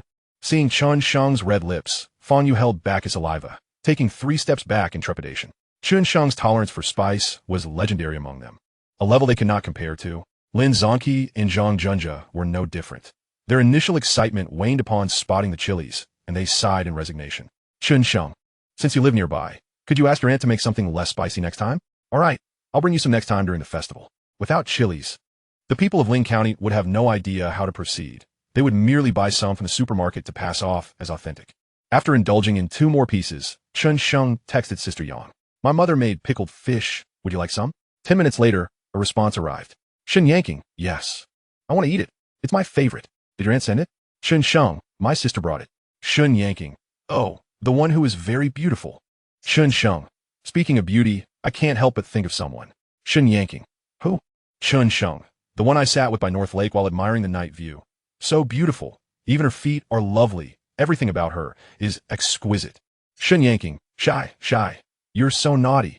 Don't do that next time. Chen Sheng chuckled inwardly. What do you mean by that? Describe it to me, otherwise. I want to know. Shen Yanking, just like that, shy. I'm ignoring you. Hurry and bring it to me. I want to eat. Chen Sheng, I'm on it. Wait for me. 20 minutes later, at the girls' dormitory of the law school, he met the campus belle. She wore a strappy denim dress paired with a cartoonish white knitted top. Coincidentally, it was quite similar to Sister Yang's attire, save for the style of the dress. Sister Yang exuded an air of charm mixed with sweetness, while the campus belle embodied pure, innocent sweetness. Shen Yanking jogged over, her face beaming with delight. I can smell the fragrance. Chen Sheng handed her the bag, and upon opening it, she gasped in surprise. Wow, pickled radishes too. These are my absolute favorites. Are there any of your favorites? Chen Sheng teased. Shen Yanking tilted her head, proudly declaring, I want to tell you. If you knew, you would definitely be smug. Though she said nothing, her words spoke volumes. This campus belle truly knew how to flirt. Chen Sheng's heart fluttered. They exchanged a few words, but Shen Yanking was busy with her studies, overwhelmed with classes, and had to make up for the days she had missed due to absence. Thus, she could not spend time with Chen Sheng. He understood that law studies demanded rigorous dedication, making it a challenging field, unlike his own, where he often skipped classes. To express her apologies, the campus belle shyly offered him 3 pecks on the cheek, filled with the scent of milk.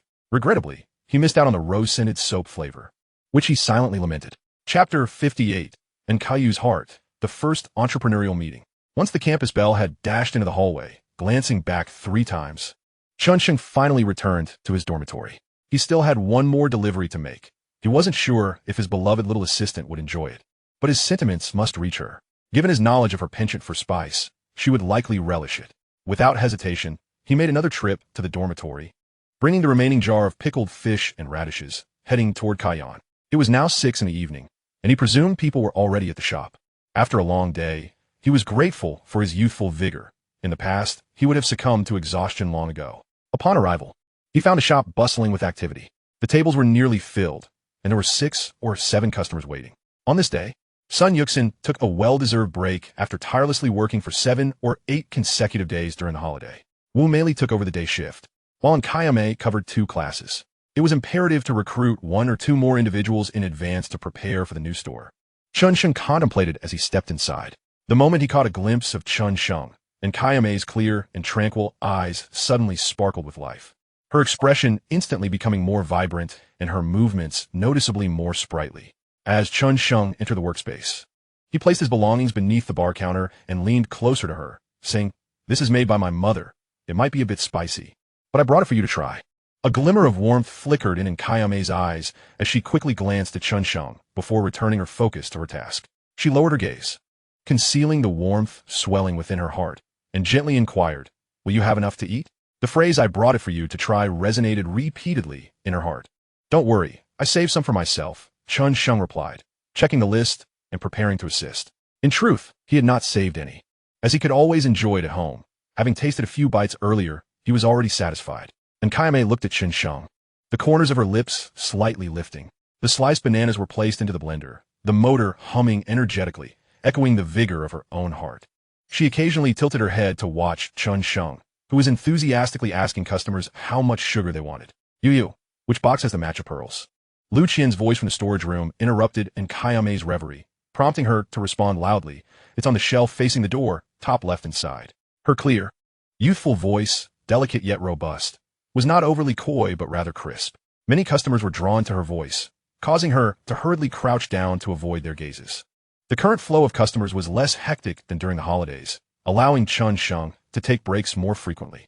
During this time, he stole glances at the young girl's attire, deciding he would take her shopping that weekend as the weather was turning chilly. In Jiang City, the temperature varied greatly, and after 9 in the evening, a long-sleeved shirt would be insufficient. If he did not take her shopping, she would likely endure the cold to save money. After counting the money and closing up for the night, Chen Sheng hopped onto his electric scooter and signaled for the young girl to join him. Despite being mentally prepared, Nkayame felt her cheeks flush slightly as she gently placed her left hand on Chen Sheng's shoulder and climbed aboard, situating herself between him and the box behind. "Hold on to me," Chen Sheng cautioned, fearing that the crowded path to school might cause her to fall off. "All right," and Kayame murmured softly, gripping the hem of Chen Sheng's shirt around his waist. The electric scooter weaved through the still bustling crowd. With the seat slightly tilted, Nkayame found herself sliding forward, often brushing against Chen Sheng's legs, which sparked a flurry of shyness within her. She subtly adjusted her posture, recalling how Wu Meili used to sit snugly beside her. She was aware of that intimate feeling. Occasionally, she felt an urge to lean closer. The broad back in front of her emanated a faint scent of sweat, slightly tangy, yet oddly comforting to Nkayame, providing her with a sense of security. Her hands, initially gripping only a small portion of the fabric, unconsciously tightened into a full grasp, her small fists resting naturally against Chen Sheng's waist. Few students rode electric scooters around campus. Most prefer bicycles. Chen Sheng skillfully maneuvered past the throngs of students, steadily heading toward the girls' dormitory of the accounting department. The speed of the electric scooter was brisk, and they quickly arrived at the dormitory. Nkayame dismounted, feeling a peculiar sense of loss, wondering why their journey had felt so fleeting compared to her usual trips with Meili. "I'm back," Chen Sheng said as he locked the scooter and cheerfully handed the keys to the young girl. "Okay," and Kayame nodded, the dim glow of the streetlights obscuring her reluctant gaze. She contemplated whether she should walk back in the future, as she used to, standing on the 6th-floor balcony, watching his figure until it vanished from sight. 2 days later, Wei Yiming called to inform Chen Sheng that the team had been assembled. Chen Sheng hurried to the entrepreneurial base on the 15th floor, room 1520. Inside, he found 4 computers already set up, and besides Wei Yiming, there were 3 others: a girl named Zhou Wen, who had been with Wei Yiming, a bespectacled young man named Lu Changhua, and a slightly plump, round-faced boy named Ma Chong. All were third-year students from the computer science department. Chen Sheng greeted each of them with a broad smile and shook hands before they settled down for their inaugural entrepreneurial meeting. The 2 young men exchanged astonished glances, realizing that the person before them bore no resemblance to a mere freshman. Had they not known his identity, they might have mistaken him for a seasoned professional. "Our company is in its infancy and cannot compare to the larger firms out there, but I believe in being straightforward. The base salary will align with the industry standard for entry-level positions at 5,000, with bonuses to be calculated separately. As the project leader, Wei Suezhang will receive an additional 1,000. I will gradually improve other benefits, but I can assure you that none of you will suffer in terms of compensation. I have but one requirement: develop the results I desire. It does not have to be perfect from the outset, but it must adhere to that direction. Chen Sheng had no intention of discussing technicalities in front of professionals, fearing it would be laughable. He focused instead on compensation and emphasized his expectations. He had no desire to delve into corporate culture. That was a matter for after success. His words left Wei Yiming and the others wide-eyed with surprise. According to their knowledge, graduates applying to major companies in the capital typically earned around 5,000, not exceeding that figure, especially without experience. Yet here they were, still in their third year, still studying, already offered such compensation. This revelation filled them with astonishment and delight. For a third-year student, 5,000 was already considered a substantial income, not to mention the bonuses. Rest assured, Chen Sheng, I've already held a brief meeting to clarify our primary focus. We will strive to deliver a satisfactory result to you as swiftly as possible, Wei Yiming replied, his excitement palpable, not merely due to the 6,000, but also because Chen Sheng had recognized him as a leader. Should the company flourish, his executive position would be secure. Just do your best. Haste makes waste. Remember to rest adequately, and if you need anything, let me know immediately. I'll handle the finances, Chen Sheng smiled. Oh, Chen Sheng, here are the invoices for the computer purchases. We assembled the computers ourselves, so the invoices are itemized. Wei Yiming quickly handed over a file bag from the table. All right, I won't interfere with your choices. As I said, I'll manage the finances, you focus on delivering results. Chen Sheng accepted the bag without opening it. He added, I will transfer an additional 50,000. Let me know if that isn't sufficient. Thank you for your trust, Chen Sheng. We indeed need more funds. I plan to purchase hardware servers instead of using cloud servers, which will incur substantial expenses, Wei Yiming stated, nervously gauging Chen Sheng's expression, but finding no hint of dissent. Not a problem. Make your own decisions. Chen Sheng waved his hand dismissively, appearing unconcerned. Just as Wei Yiming was about to say something further, Chen Sheng's phone rang, prompting him a pause. Upon checking, he found it was in Kayame's number. This girl rarely called without cause. Chapter 59, Disturbance. Chen Sheng apologized. Excuse me. I need to take this call, and hurried to the balcony. However, it was not in Kayame on the line. It was Wu Mei's anxious voice. Chen Sheng, come quickly. Someone is vandalizing the store, accusing us of having insects in our milk tea. The commotion on the line was punctuated by Kayame's angry shouts in her hometown dialect. Ensure your safety. I will be there shortly. Chen Sheng shouted into the phone. He quickly added, I have an urgent matter. You all stay safe. Before sprinting towards the elevator, Wei Yiming and the others exchanged puzzled glances, wondering what had transpired. Let's follow him and see what is going on. Zhou, you stay behind, Wei Yiming decided decisively. As they stepped outside, they discovered the elevator had stalled on the 5th floor, and Chen Sheng was nowhere to be found. Certainly, they must have rushed down the stairs in great haste. Wei Yiming quickly accompanied the two others in pursuit, hoping to offer assistance. As they descended, they only caught a glimpse of Chen Sheng's frantic figure. The three programmers, whose legs had long been unaccustomed to exertion, hastened after him. However, it wasn't long before they found themselves panting, the distance between them and Chen Sheng widening. Nevertheless, Wei Yiming surmised that something must have transpired with Cha Yin, so he was not overly concerned about losing sight of him. Along the way, students cast curious glances at the figure sprinting past. What could be happening? Was he chasing after a girlfriend? When Chen Sheng finally arrived, breathless, at Cha Yan's location, he was met with a chaotic scene at the entrance, where a crowd of students had gathered. The three buzz-cut men stood out most prominently, vociferously declaring, How dare you still have the audacity to argue? If you don't provide us with an explanation today, you may as well close up shop. Come on, if you have the guts, take a swing at me. We all saw her wielding a weapon. Scattered across the ground were remnants of items from the bar, along with a sprawl of spilled milk tea. As Chen Sheng maneuvered through the onlookers, he immediately spotted Nku, brandishing a fruit knife defiantly at the entrance. Wu Mei held a chair aloft, shouting threats, while Sun Yuxin clutched her forehead, and Kai Yu was hurling invectives at Chen Sheng, her meaning partially lost on him, but it seemed to convey a warning. Dare you come in and try? The previously delicate girl now bore a frostbitten visage, her eyes ablaze with fury. Upon seeing Chen Sheng, tears of grievance instantaneously welled in her eyes, and though her lips quivered, she steadfastly glared at the trio of men. Chen Sheng surveyed the overturned tables and approached Nku, gently grasping her hand that clutched the knife. Here, give me the knife. There's nothing to fear. I'm here, he murmured softly. Her tense grip loosened, and he took the knife, placing it on the bar. He then cupped her hands in his, inquiring tenderly, Let me see. Are your hands hurt? Upon hearing his warm words, Nkyu's lips quivered, and she could no longer contain her tears. Choking back sobs, she explained, they released bugs themselves. There can't possibly be bugs in the milk tea. I know. Just be obedient and stay inside, Chen Sheng urged, gently turning her stubborn shoulders so she would face away. I'm here. You and Meili go check on Yuxin's head. Be careful, and Caillou sniffled, her gaze laden with concern for him. I will. Don't worry, Chen Sheng reassured her before turning to son Yuxin, who was seated inside. Yuxin, you stay put. Meili and you will check your head. The police will be here shortly. Wu Meili and Nku hurried to assist son Yuxin, moving to a table further inside. Outside, the three buzzcut men continued their raucous tirade. So you're the owner, huh? The milk tea you sold us had bugs in it. What do you intend to do about it? A filthy establishment like yours should be shut down immediately. Judging by their accents, it was evident that they were local to Jiang City, their tones piercingly grating.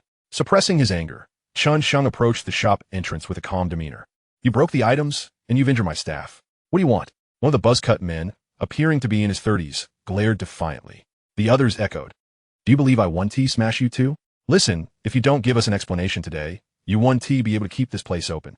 Though their expressions were fierce, they hesitated to confront Chen Sheng, who stood at an imposing height of nearly 6 feet. I will provide evidence to the police regarding whether there were bugs in the milk tea. If there were, I will compensate accordingly. If not, you will bear the consequences.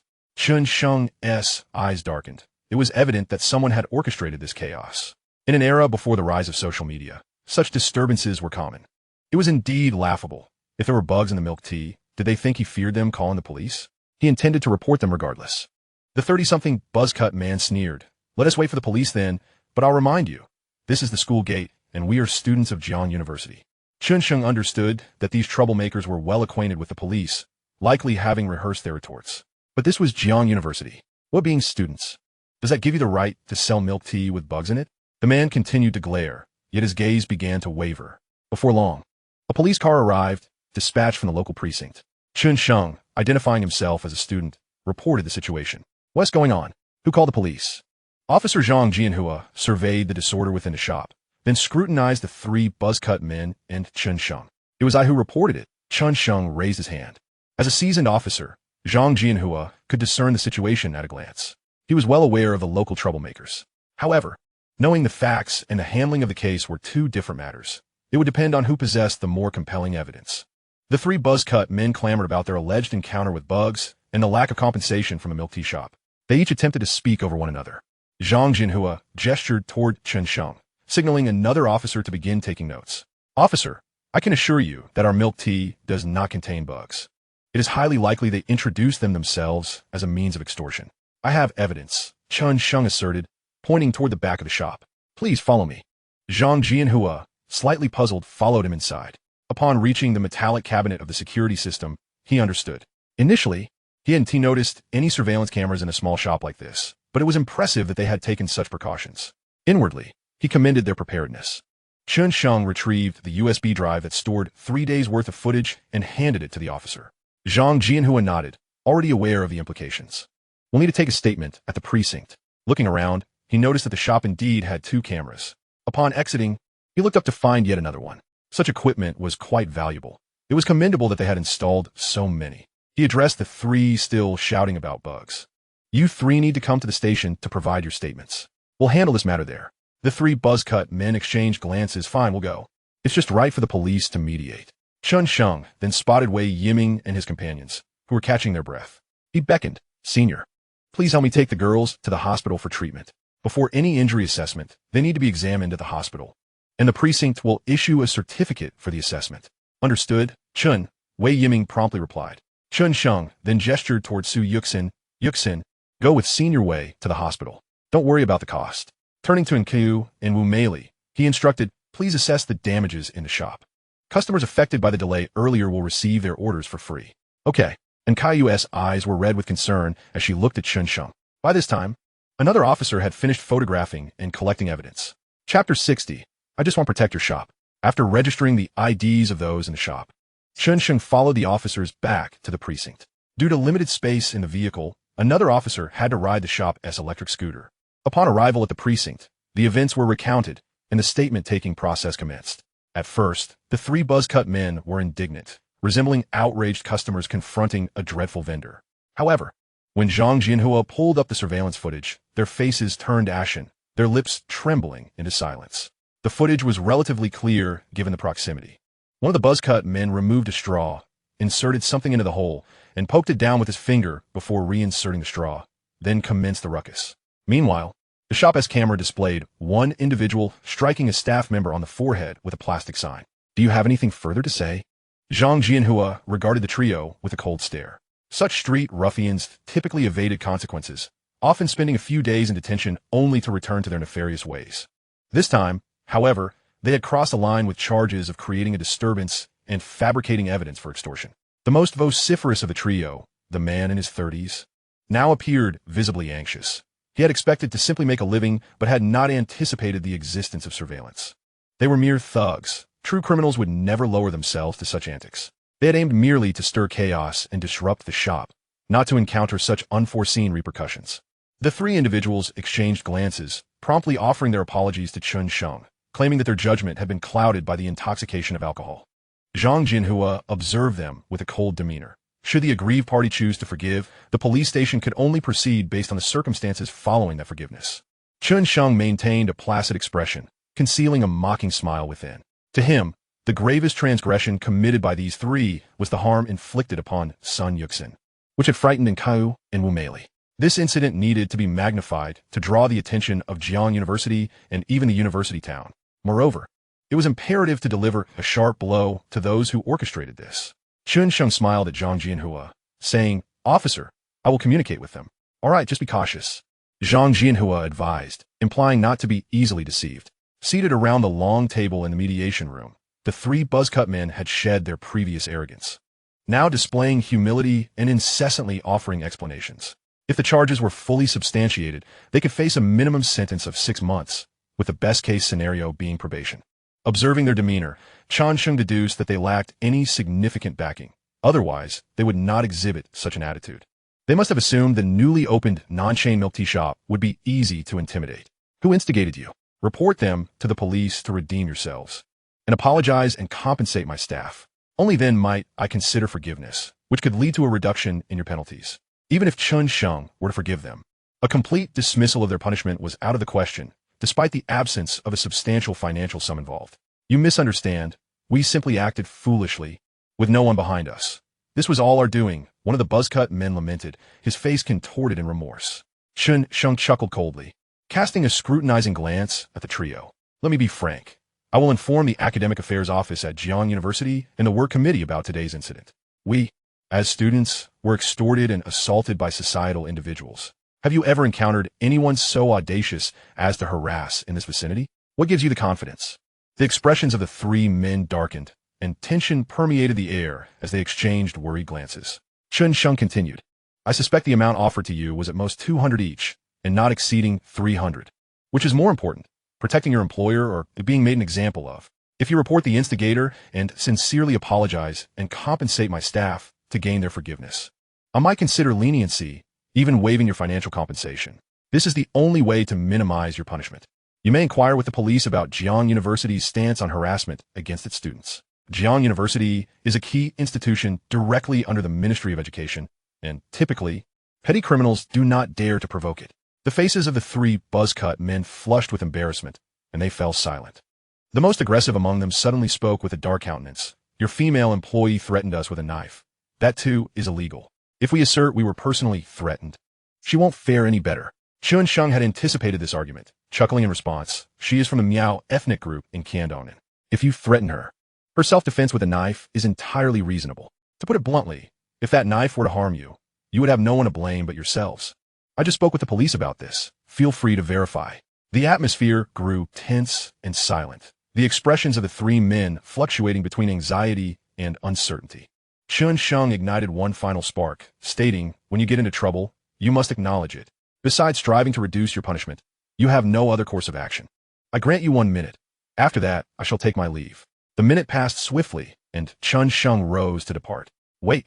The 30-year-old buzzcut man called out urgently. Are you certain that if we follow your instructions, you will issue a letter of forgiveness? I am certain, Chen Sheng replied, turning back to look earnestly at the three.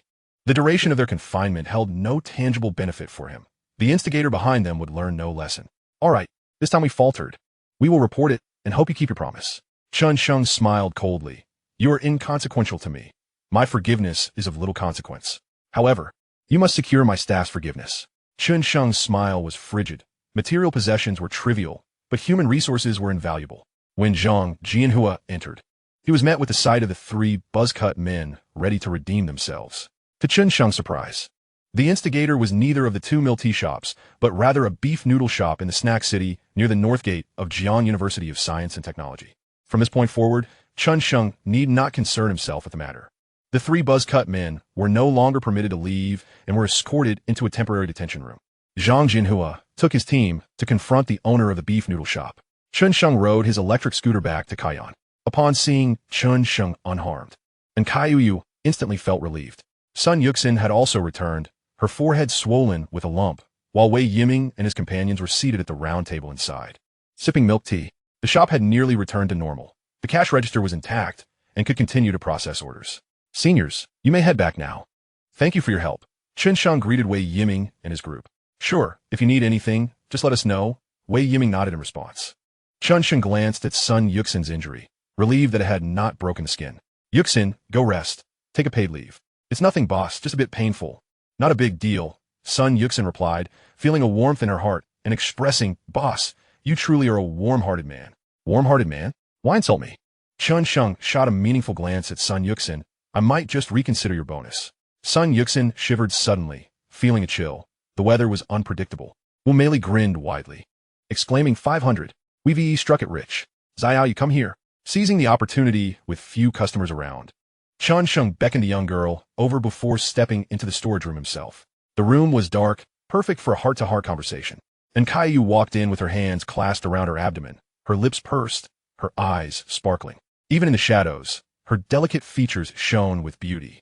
Remembering her earlier defiance against the buzzcut men, Chen Sheng felt a surge of warmth and tenderness. He gently stroked her head and softly spoke. In the face of such incidents, all you need to do is protect yourself. If something breaks, it breaks. That is inconsequential. Your safety is what truly matters, understand? As his gentle hand caressed her head, and in response to his caring words, Kaiyu could no longer hold back. Her lips trembled, and tears streamed down her cheeks as she sobbed. I just wanted to protect your shop. Her words struck Chen Sheng's heart deeply. Chapter 61. In broad daylight. A wave of warmth surged through Chen Sheng's heart. She was truly his trusted ally. How considerate she was. He instinctively pulled the young girl into an embrace. A hug was necessary, and Kaiyu showed no resistance, nestling her small face against Chen Sheng's shoulder and weeping softly. Chen Sheng tenderly stroked her silky black hair, gently patting her back. I know, you did a great job protecting it. I'm grateful to have you. Then, feeling a tightening around his waist, the young girl wrapped her arms tightly around him. Chen Sheng ceased stroking her head, one arm encircling her waist, the other cradling the back of her neck, pulling her close with a firm grip. He understood that this was a reaction stemming from her profound sense of insecurity. It was essential to provide a robust response. Otherwise, she might feel neglected and vulnerable. They remained closely intertwined, the scent of shampoo wafting into his nostrils. The sensation of her delicate form against him was astonishing, her curves particularly appealing. Chen Sheng bit his tongue, chastising himself for his thoughts. She was still crying, and yet his mind was wandering. A voice in his head admonished him. Shameless. Another voice, more composed, remarked, remain calm. It's a normal reaction. It's all right. With me here, there's nothing to fear. Chen Sheng continued to soothe her, radiating positivity. Yet in the next moment, he felt an unusual pressure beneath his chest. They were pressed too closely together, creating a strange sense of oppression. This was not right. Chen Sheng's mind began to race with speculation. Where was this pressure coming from? Typically, nothing seemed amiss. Could it be an illusion? A sudden realization struck him, and he bit his tongue again, chastising himself for his erratic thoughts. Was it appropriate? The voice in his head shouted, nonsense. The other voice remained calm. It's a natural response. And Kaiyu's sobs gradually subsided, becoming intermittent. Chen Sheng pressed his cheek against her head, suppressing the chaotic thoughts swirling in his mind, and simply held her in silence. After a considerable time, the sobbing ceased, and the sound of her sniffles faded away. When Chen Sheng lowered his gaze, he noticed the tear-streaked face of the little girl had taken on a delicate flush. Her long eyelashes fluttered gently. It was evident that she had finished crying, and Chen Sheng couldn't help but smile faintly. A good cry could indeed be a cathartic release of emotions. The little girl tilted her head to glance up at him, her reddened eyes sparkling with clarity. Chen Sheng withdrew his arm from around her waist and gently wiped away her tears. And Xiaoyu remained still, allowing his hand to brush against her face. Her gaze fixed intently upon him, unblinking. Her rosy cheeks were charmingly delicate, exuding an enchanting allure. Her slightly parted pink lips occasionally pressed together, releasing sweet breaths that wafted towards Chen Sheng, making his heart race uncontrollably as he noticed the sudden intensity in her gaze. And Xiaoyu felt a tightening in her chest and clutched Chen Sheng's shirt. She sensed that something might happen, and though fear crept in, she stubbornly tilted her face upward, willing to endure whatever may come. Witnessing the little girl's demeanor, Chen Sheng felt a surge of heat in his mind. What the predicament? What could he do if he couldn't resist any longer? In his mind, a playful little devil laughed uproariously, toppling the little angel. The little angel managed to regain composure and retaliated with a swift punch. The little devil sneered. Hypocrite, you only wish it were A, B, and not D, don't you? Chen Sheng steadied himself and gently caressed the tender skin of the little girl's cheek, suggesting that it was time to leave. As in Xiaoyu felt a wave of relief wash over her, an inexplicable sense of loss arose within her, and she softly replied, okay. Upon exiting the storage room, they were met with strange gazes from Wu Meili and Sun Yuxin. Chen Sheng coughed awkwardly, feeling a twinge of guilt, and Xiaoyu's face was flushed but no longer sorrowful, as if she had received a potent boost of encouragement. The broad daylight felt a bit inappropriate for their earlier closeness. Wu Meili was at a loss for words, wondering what they had been up to inside. Look at this girl. She has an expression that screams infatuation. In broad daylight, Chen Sheng gave Wu Meili a thumbs up, reveling in the brightness of the day. The latter looked utterly bewildered. Seizing the opportunity, Chen Sheng hopped onto his electric scooter and headed straight for the academic affairs office of the economics department. Upon reaching the 4th floor, he fortuitously spotted the office door ajar, revealing a poised and elegant lady in a trench coat seated at her desk. Though he did not know her, it was clear that no one dared to sit there unless they were the director. He politely knocked on the door and, upon receiving permission, entered to report the day's events comprehensively, particularly emphasizing his entrepreneurial endeavor to provide part-time job opportunities for students. He also mentioned that he had secured an office in the entrepreneurship park and had recruited upperclassmen to form a project team. Reporting any matter that could impact students' academic pursuits and entrepreneurial efforts to the academic affairs office was always prudent. Generally, one would approach the student council or notify their counselor first, but Chen Sheng believed that going straight to the top was the best course of action. Director Zhang Fengjun, aged 46, listened intently as the student recounted his story, her brow furrowing with concern. This was not due to skepticism, since the police had already been informed. The matter was serious. Typically, such issues would not reach her level, but now that the student was present, she carefully listened to his account. Understand, you should first focus on reassuring the part-time students, while we will coordinate with the police station to gather more information. Thank you, Professor Zhang. Chen Sheng replied respectfully before taking his leave. Zhang Fengjun began to ponder. This situation could escalate or diminish. On one hand, it could simply follow the police's usual procedures.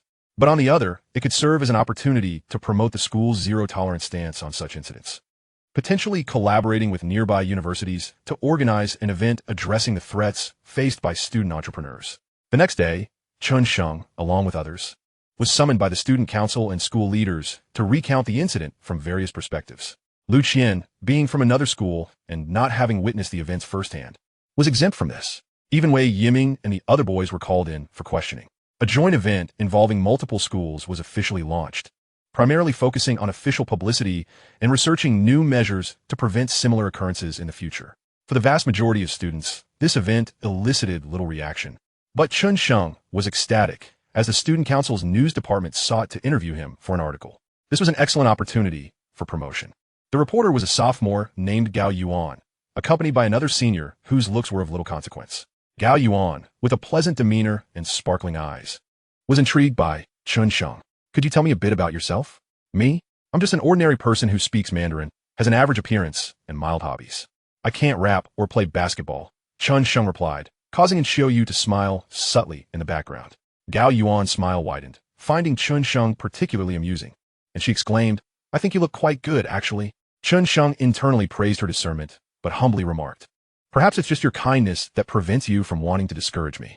And Xiao Yu, however, felt her lips tighten at his words. Gao Yuan chuckled, her eyes gleaming with intrigue. "You're quite interesting, Junior. I'm sure many girls like you."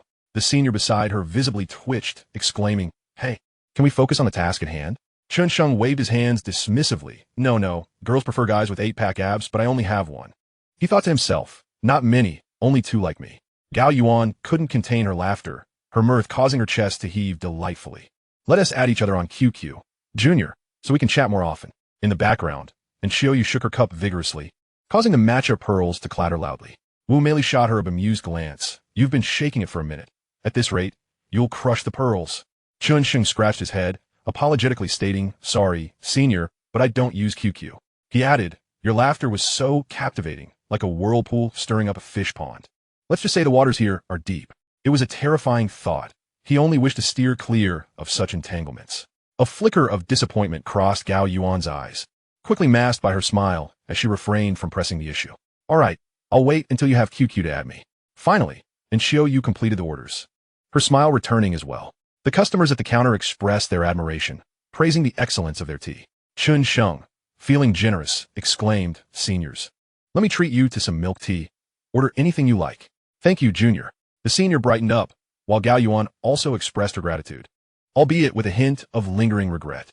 That afternoon, an article titled "Freshman Strives to Assist Others in Entrepreneurship, Daring to be a Pioneer" was published on the university's official website, devoid of photographs, but prominently featuring his name. The article highlighted not only his entrepreneurial ambitions and the provision of part-time opportunities, but also focused on the extortion he had faced from individuals in society. Subsequently, there was an extensive interview with the relevant leaders of Jiangda, who expressed their profound concern regarding the matter at hand. Such articles are typically perused only by a handful of ambitious students, as they garner little interest from the broader student body. Nevertheless, Chen Sheng deemed it worthwhile. At least he had gained a modicum of notoriety at Jiangda, and perhaps even at other institutions, rendering the act of skipping classes less likely to attract reprimand. Just days prior, some foundational course instructors had voiced their dissatisfaction, albeit out of genuine concern for Chen Sheng's ability to accumulate sufficient credits. Over the past few days, Chen Sheng had been diligently monitoring the situation surrounding the case. The proprietor of the beef noodle shop had already confessed to instigating the matter, which intriguingly stemmed from a desire to exploit the popularity of the tea shop. He planned to masquerade as a benefactor and deceive Chen Sheng into selling it to him at a reduced price. This situation could escalate significantly, depending on whether Chen Sheng chose to show leniency. Should he refuse to forgive, the minimum consequence could be a year's imprisonment, even in the absence of any financial damage. If financial losses were involved, the sentence could extend beyond 3 years, with substantial amounts rendering any potential forgiveness moot. Conversely, should he choose to forgive, the likely outcome would be a sentence of 3 to 6 months, possibly even probation, which would mean avoiding incarceration altogether. Officer Zhang Jinhua from the police station had called, and from his tactful expressions, it was evident that someone had interceded on Chen Sheng's behalf, hoping he would grant leniency. Chen Sheng offered a response, indicating he would consider the matter for a few days. He then clandestinely ventured to the North Gate campus of Huike University, where he visited the food court to inspect the beef noodle establishment. It occupied approximately 20 square meters, conveniently located as the third shop on the right upon entering. Boasting a prime position, just as others sought to exploit him, he too was keen on capitalizing on opportunities, as one must endure trials to savor the rewards. Saturday morning dawned overcast, the air slightly oppressive, marking the last gasps of summer. Chen Yao and a female student named Su Jingguan approached the tea shop. Both were newly appointed members of the External Relations Department, tasked with securing sponsorship for the upcoming orientation gala. Engaging a new student-run establishment was inherently more manageable than dealing with seasoned operators. Thus, the responsibility was entrusted to the duo. Initially, Chen Yao felt conflicted, concerned about her image, yet she yearned to leave a mark on her student council journey. However, she quickly regained her composure. The bets made by several male students were of no concern to her. Inside the shop, Chen Sheng was crafting new promotional offers. Jasmine milk tea was priced at 4 yuan, with the second cup being half off, and Xiao Yu was affixing new promotional materials. "One cannot drink the 90-degree tea. It risks choking," she remarked. "Welcome to Tea Yen. What would you like to try?" Sun Yuxin and Wu Meili chorused. "I'm looking for a boss." Chen Yao smiled. Without needing Wu Meili's reminder, Chen Sheng had already spotted her and approached, greeting her warmly. "Hello, fellow student." This was indeed a valued customer, a promising source of clientele. Chen Sheng, may we have a word? Chun Yao's gaze was tinged with complexity. How could the person before her be so adept at acting? Of course, please come in. Chen Sheng replied, his smile unwavering as he gestured for them to enter. The three settled at the round table closest to the entrance, where Chun Yao introduced Su Jingwan, a freshman from the Information Management College. Su Jingwan had been observing this student named Chen Sheng. He was rather handsome and possessed an inexplicable charm. His demeanor was calm, and his gaze was bright and profound, unlike that of typical boys his age. Most notably, he exuded elegance, not casting indiscriminate glances at the girls. Your presence elevates this humble establishment, but where are those previous students? I find myself missing them, Chen Sheng remarked sincerely, as if they had known each other for ages. He had deftly discerned that Su Jingwan likely fell between the B and C grades. Upon hearing this, Chen Yao's eyelid twitched slightly. Do you miss them? Perhaps you're longing for Chairman Mao? She maintained a light smile, pretending the matter bore no relevance to her. I was merely ordinary friends with them. Today, however, I have something important to discuss with you. Oh, what is this important matter? Chen Sheng feigned interest. It pertains to promoting Tian and would be mutually beneficial. Chen Yao articulated, slightly adjusting her script to make the approach more compelling for Chen Sheng. To speak plainly, I'm not the sharpest. Chen Sheng interjected, having already surmised their intent, likely related to the orientation gala at Jiangda. You're not dull. Chen Yao's expression faltered momentarily as she glanced at Su Jingwan, who promptly interjected, the orientation gala has been scheduled, yet we lack funding. Could you possibly provide a small sponsorship? How small? Chen Sheng began to calculate. The two girls exchanged glances, and Su Jingwan hesitantly proposed 3,000. If that is too much, 1,000 or 2,000 would suffice. I'll contribute 5,000, with an exhibition banner and a hanging sign, if that is acceptable. Chapter 63. Did he intend to take advantage of both? This was utterly unexpected. Chen Yao and Su Jingwan's faces lit up with surprise. Su Jingwan's eyes sparkled. Chen Sheng, are you serious? I never speak falsehoods. Chen Sheng replied with a Mona Lisa smile. Chen Yao experienced a surge of emotions. Indeed, he never lied, but he often twisted truths into fabrications. Yet, the joy far outweighed any discontent she felt, so she chose to overlook it. We'll also need to name a program, Chen Sheng added. That is certainly manageable. Chen Yao quickly responded, as she had already volunteered to participate in a dance program. Su Jingwan chimed in eagerly. Chen Yao's dance program was approved without issue. Chen Yao felt a tinge of pride. She would perform alongside her dance partners in front of all the new students, undoubtedly elevating her status. That is splendid. Then it shall be Chen Sheng's program. Chen Sheng replied nonchalantly, allowing for any program. After a moment's thought, he called out at Xiaoyu, could you fetch me some paper and a pen? The mere mention of her name brought a smile to Xiaoyu's face as she cheerfully responded, of course. She gracefully retrieved a notepad and pen from behind the counter, placing them on the table before Chen Sheng. Even Su Jingwan couldn't help but steal a few glances. How could someone so beautiful be working part-time at a tea shop? This girl's attire might have been rather plain, yet she radiated an undeniable glow. Chen Yao was also struck by her brilliance, instantly feeling an unparalleled sense of rivalry. This sensation was not born from jealousy towards a male, but rather stemmed from a natural competition among women. With a few swift strokes, Chen Sheng penned an elegant advertisement. Tian, each sip is a sweet delight. He tore off the paper and handed it over, smiling as he said, just add this line during the announcement. That is simple enough. Chen Yao replied after glancing at the note, which bore a rather hasty script. While the advertisement was indeed catchy, the handwriting was regrettably unrefined, prompting her to candidly remark, your handwriting is quite something, Chen Sheng. The advertisement is quite memorable. Let us settle on this. I wonder when the sponsorship funds will be available? Su Jingwan examined the note and agreed that the content was excellent, simple yet captivating. It could be arranged at any time. But does Chen Sheng wish to stop at 5,000? Wouldn't you want to astonish the External Relations Department with your public relations prowess? Chen Sheng once again revealed a Mona Lisa smile. The two girls exchanged puzzled glances, unsure of Chen Sheng's implication. Then, Chen Sheng continued, if you agree to one small condition, I could possibly increase the amount. A condition? Su Jingwan felt a pang of anxiety. What could he possibly want? Did he intend to impose certain unwelcome expectations? Moreover, his use of you suggested he might desire both of them. How utterly beastly. She had heard from upperclassmen that some sponsors were quite unscrupulous, attempting to take advantage during sponsorship negotiations. It appeared that this was indeed the case. She regarded Chen Sheng with a hint of disdain, thinking men, how predictable. However, Chen Yao harbored no such suspicions, based on recent interactions. It was clear he intended to propose something beneficial. She ventured to inquire, Chen Sheng, how much more could you offer? Su Jingwan's mind raced, no matter the amount. She could not acquiesce. She swiftly assessed Chen Sheng, concluding that accepting both was absolutely out of the question. He needed to demonstrate sincerity, earning her trust.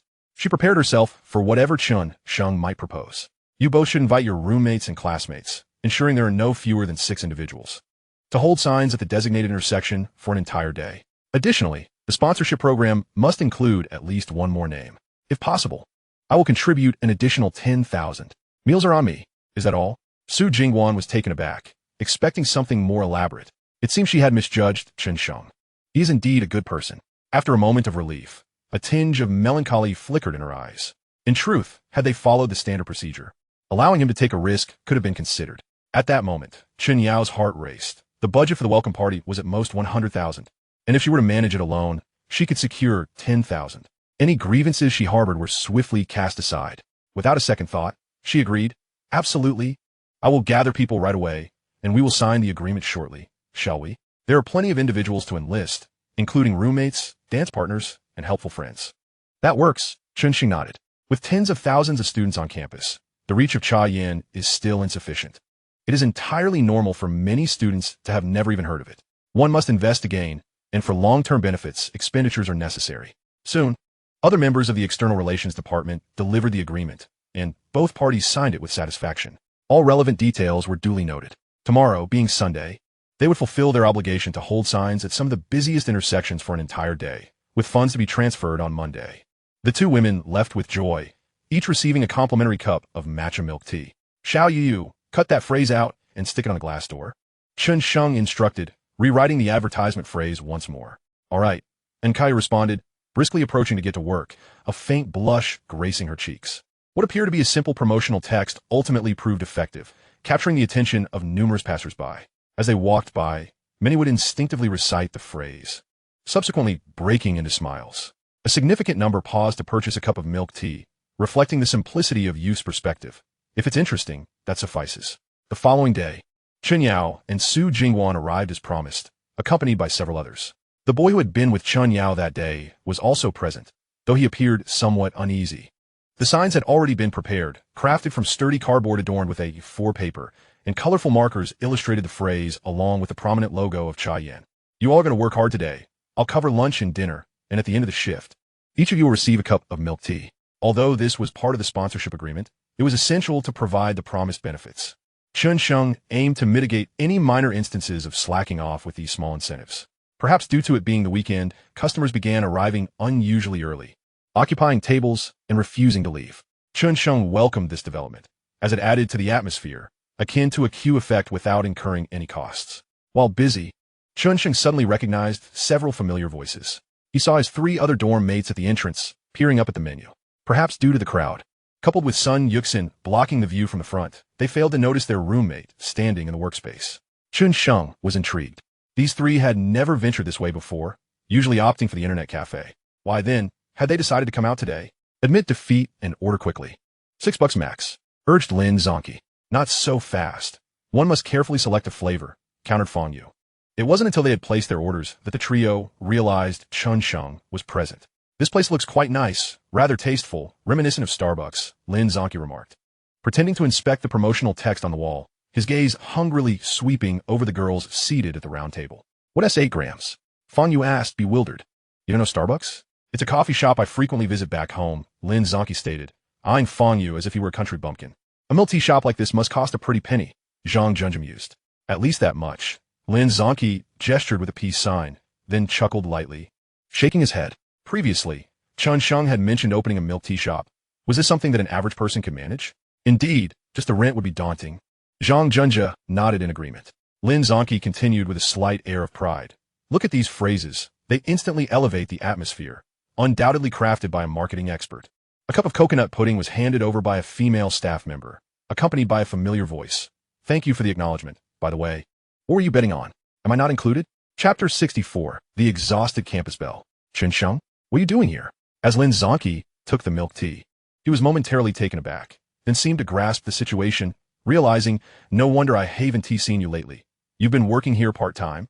Both Fang Yu and Zhang Junja were equally astonished, having not noticed the sole male staff member was Chen Sheng.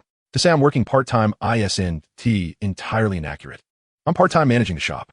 Chen Sheng chuckled. Fang Yu, coming to his senses, gestured in a circular motion. His expression somewhat incredulous. Are you saying this is your doing? Indeed, I mentioned I wanted to open a shop, and here it is. Chen Sheng shrugged, exuding an air of nonchalance. Lin Zonki rolled his eyes. You're just boasting. If you're working part-time, how did you take over the shop? To be honest, you wouldn't believe it. I can't help it.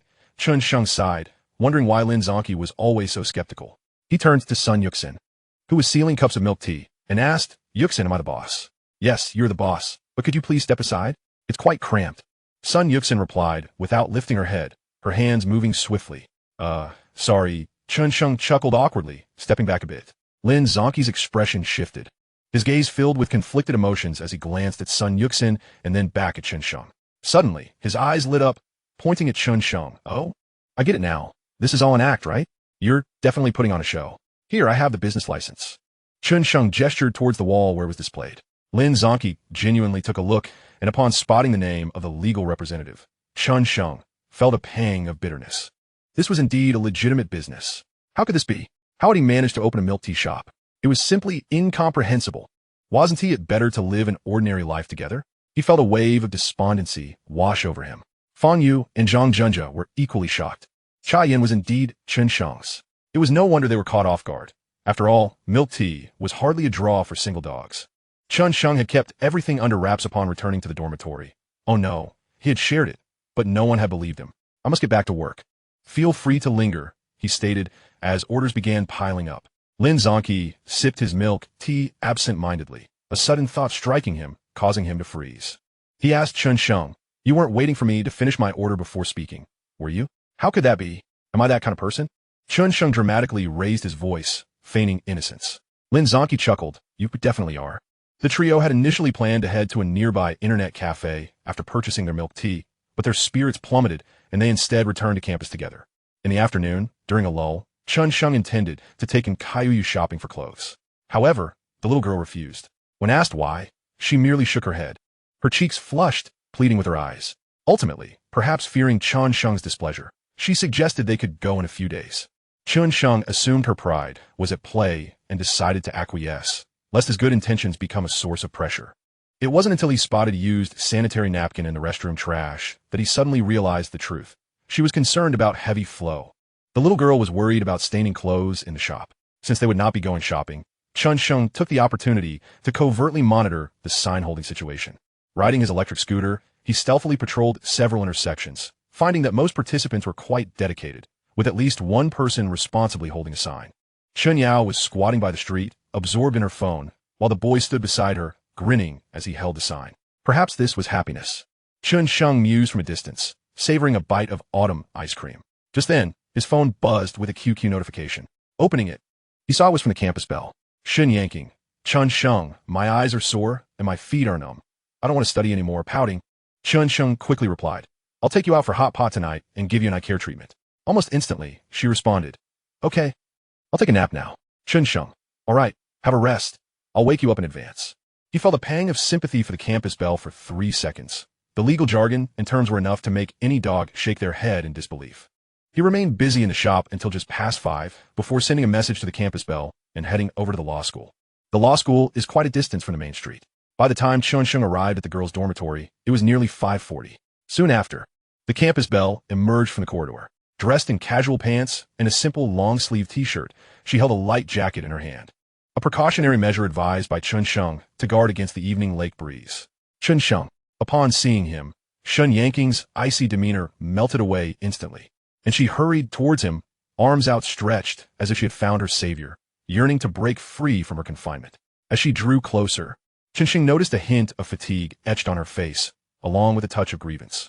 He took her delicate hand, offering reassurance. Let us talk as we walk. Okay, Shen Yanking replied, somewhat sullenly. Despite sensing her exhaustion, he guided her to a hot pot restaurant, knowing that indulging in hot pot is a wonderfully relaxing experience. As they made their way, she seemed to regain her spirits. Indeed, after savoring a few slices of lamb dipped into the flavorful broth, her demeanor brightened considerably. Chen Sheng refrained from inquiring about her troubles, guessing they might be related to family or academic pressures. Here, eat this, Chen Yanking offered, presenting a piece of well-cooked tripe, prepared with sauce, to Chen Sheng's lips. As he devoured it with gusto, slurping his chopsticks, her cheeks flushed a rosy hue, and she let out a playful huff. Clearly feeling much better, Chen Sheng chuckled and took a piece of tripe for himself, enthusiastically handing it to her while teasing. Would you like to slurp it too? I wouldn't. The campus belle's face turned crimson as she gently bit into the tripe. After a few chews, her chopsticks remained poised, and her fair neck quickly turned pink. With her long lashes fluttering shyly, she opened her mouth slightly to take a slurp, her gaze lowered, avoiding his eyes. This scene made Chen Sheng swallow hard, exclaiming, Campus belle, you are quite the flirt. With a mischievous grin, he pulled back his chopsticks and took a slurp himself. How can you be like this? Chen Yanking exclaimed, covering her face in embarrassment, her mind wandering to all sorts of peculiar thoughts. The meal left them both feeling warm and invigorated, a stark contrast to the approaching winter chill. After finishing, Chen Sheng had no intention of heading to Baihu, as the night breeze by the lake could be quite chilly, especially for someone weary. Instead, he led the campus belle to the Cherry Blossom Grove near the law school, a place known for its scattered couples, perfect for a little privacy. Once seated, Chen Yanking, with a playful innocence, said, Chen Sheng, I'm a bit tired today. I want you to hold me. What else could he say? He obliged, lifting her effortlessly into his arms, cradling her neck as if she were a child. Chen Yanking let out a soft, contented sigh, wrapping her arms tightly around his waist, her petite face nuzzling against his chest as she sought a more comfortable position. Feeling her genuine fatigue, Chen Sheng gently massaged her neck to help her relax. With her eyes closed, she made soft sounds of contentment, her expression one of utter bliss. After a while, she murmured, Chen Sheng, I don't want to become a civil servant. I don't even want to pursue further studies. Is your family hoping you'll enter politics? Chen Sheng inquired softly. Yes, they've been bringing it up since National Day, but I have no desire at all. Chen Yanking replied, her tone slightly melancholic. Is it your mother's wish? Chen Sheng probed, aware that she was looking for someone to listen. My mother, my uncle, and my second uncle all wish for me to enter politics. What about your father? He is more lenient, but unfortunately, his opinions don't hold much weight. Does your grandfather feel the same way? My grandfather is the most supportive of me. He says that a political career would be more secure, but ultimately, he lets me follow my own heart. After their conversation, Chen Sheng understood that her entire family was entrenched in the political realm. Her uncles were likely high officials, and her retired grandfather must have been someone of considerable stature. Even her cousins were involved in politics or pursuing advanced degrees, while some had ventured into business. They likely hoped their younger generation would support one another in the future. Chen Sheng refrained from delving deeper into their family's status, knowing it was inappropriate and not his concern. No matter their political or business standing, he was determined to cherish the moment he had with her. Leaning closer to the campus belle, he whispered, What is it that you truly wish to do? Feeling his breath, Chen Yanking's eyes fluttered open slightly to find his face mere inches away, causing her to shyly retreat into his embrace. In a muffled tone, she confessed, I want you to hold me every day. Huh? Chen Sheng feigned ignorance, inching closer. What do you want me to do every day? In that dim light, the nearby path lay a good 30 meters away, and though students occasionally passed by, they remained oblivious to the intimacy of the moment. The air was thick with anticipation as their breaths mingled, the sweet scent wafting up to Chen Sheng, igniting a thrill within him. Chen Yanking, frozen in place, knew that a slight turn of her head would bring their lips together. The world around them fell silent, with only the sound of their breathing filling the air. Chen Sheng's nose brushed against her cheek, causing her body to tremble slightly, her arms tightening around his waist. The dim light obscured everything, and he could hear her breaths quickening, accompanied by soft, pleasurable sounds. Her tender lips hovered just beneath his, and he was tantalizingly close to capturing them. Just then, she playfully chided, You naughty boy. Your hand. What is wrong with my hand? He feigned innocence. The softness of her skin was as smooth as jade, without a single blemish. However, the thrill of merely brushing against her cheek was far too mundane for Chen Sheng. Instead, he opted for a more strategic approach, diverting attention while subtly advancing. Though she voiced her discontent, she made no move to stop him. Her rosy lips parted slightly, clinging tightly to Chen Sheng. After a moment, he sensed something was off. Chen Yanking had grown unusually quiet, listening intently and glancing in the dim light. He noticed her eyes were gently closed, her breathing steady. Wait a minute, the campus belle has fallen asleep. Chen Sheng was taken aback, his earlier desires fading away, gazing down at the slumbering beauty in his arms. A wave of tenderness washed over him. Chen Yanking was truly wonderful, devoid of any princess syndrome, with a delightful personality that made one want to cherish her even more. Chen Sheng quickly shook off any wandering thoughts. He knew there was nothing he could do, nor should he. In light of her family's background, any actions would ultimately be futile. Promises held no weight in the face of life's uncertainties, and he lacked the courage to gamble everything. Chen Yanking was unlike anyone else. Who could predict what the future held? Thus, he resolved to live in the moment, allowing things to unfold naturally. He let his hands slide down, stealthily exploring the curve of her petite figure. Wow, soft, round, and utterly enchanting. No, this isn't right. He gauged the dimensions before pulling back. It felt pointless to touch someone while they were asleep. There was no thrill in it. At that moment, he was Chen Sheng, a man of principles. The cherry blossom grove was calm, with little wind. Wrapping Chen Yanking snugly in her jacket, he allowed his mind to wander. Occasionally, he noticed couples emerging from the grove, likely having just finished their rendezvous. He wondered if they had taken care of their litter. Chen Yanking slept soundly for nearly an hour. When she awoke, she kept her eyes closed, listening to the rhythmic beat of Chen Sheng's heart. A profound sense of relaxation enveloped her, as if all her worries had dissipated. This atmosphere was incredibly comforting, though his hand felt a bit mischievous. The gentle caress along her back was delightful. Chen Sheng, I want you to keep holding me like this forever. She pondered this in her heart, tightening her embrace and nuzzling her cheek against Chen Sheng's chest. Are you awake? Chen Sheng exhaled a sigh of relief. If he remained asleep any longer, his back would surely stiffen. The woods offered little comfort, devoid of any backing support. Chen Yanking shyly replied, uncertain whether he had taken advantage of her slumber to explore other regions. She did not rise, instead remaining nestled in Chen Sheng's embrace, gazing dreamily at his chin. Noticing her gaze, Chen Sheng looked down, his clear, bright eyes meeting hers, which were filled with contemplation. What is it?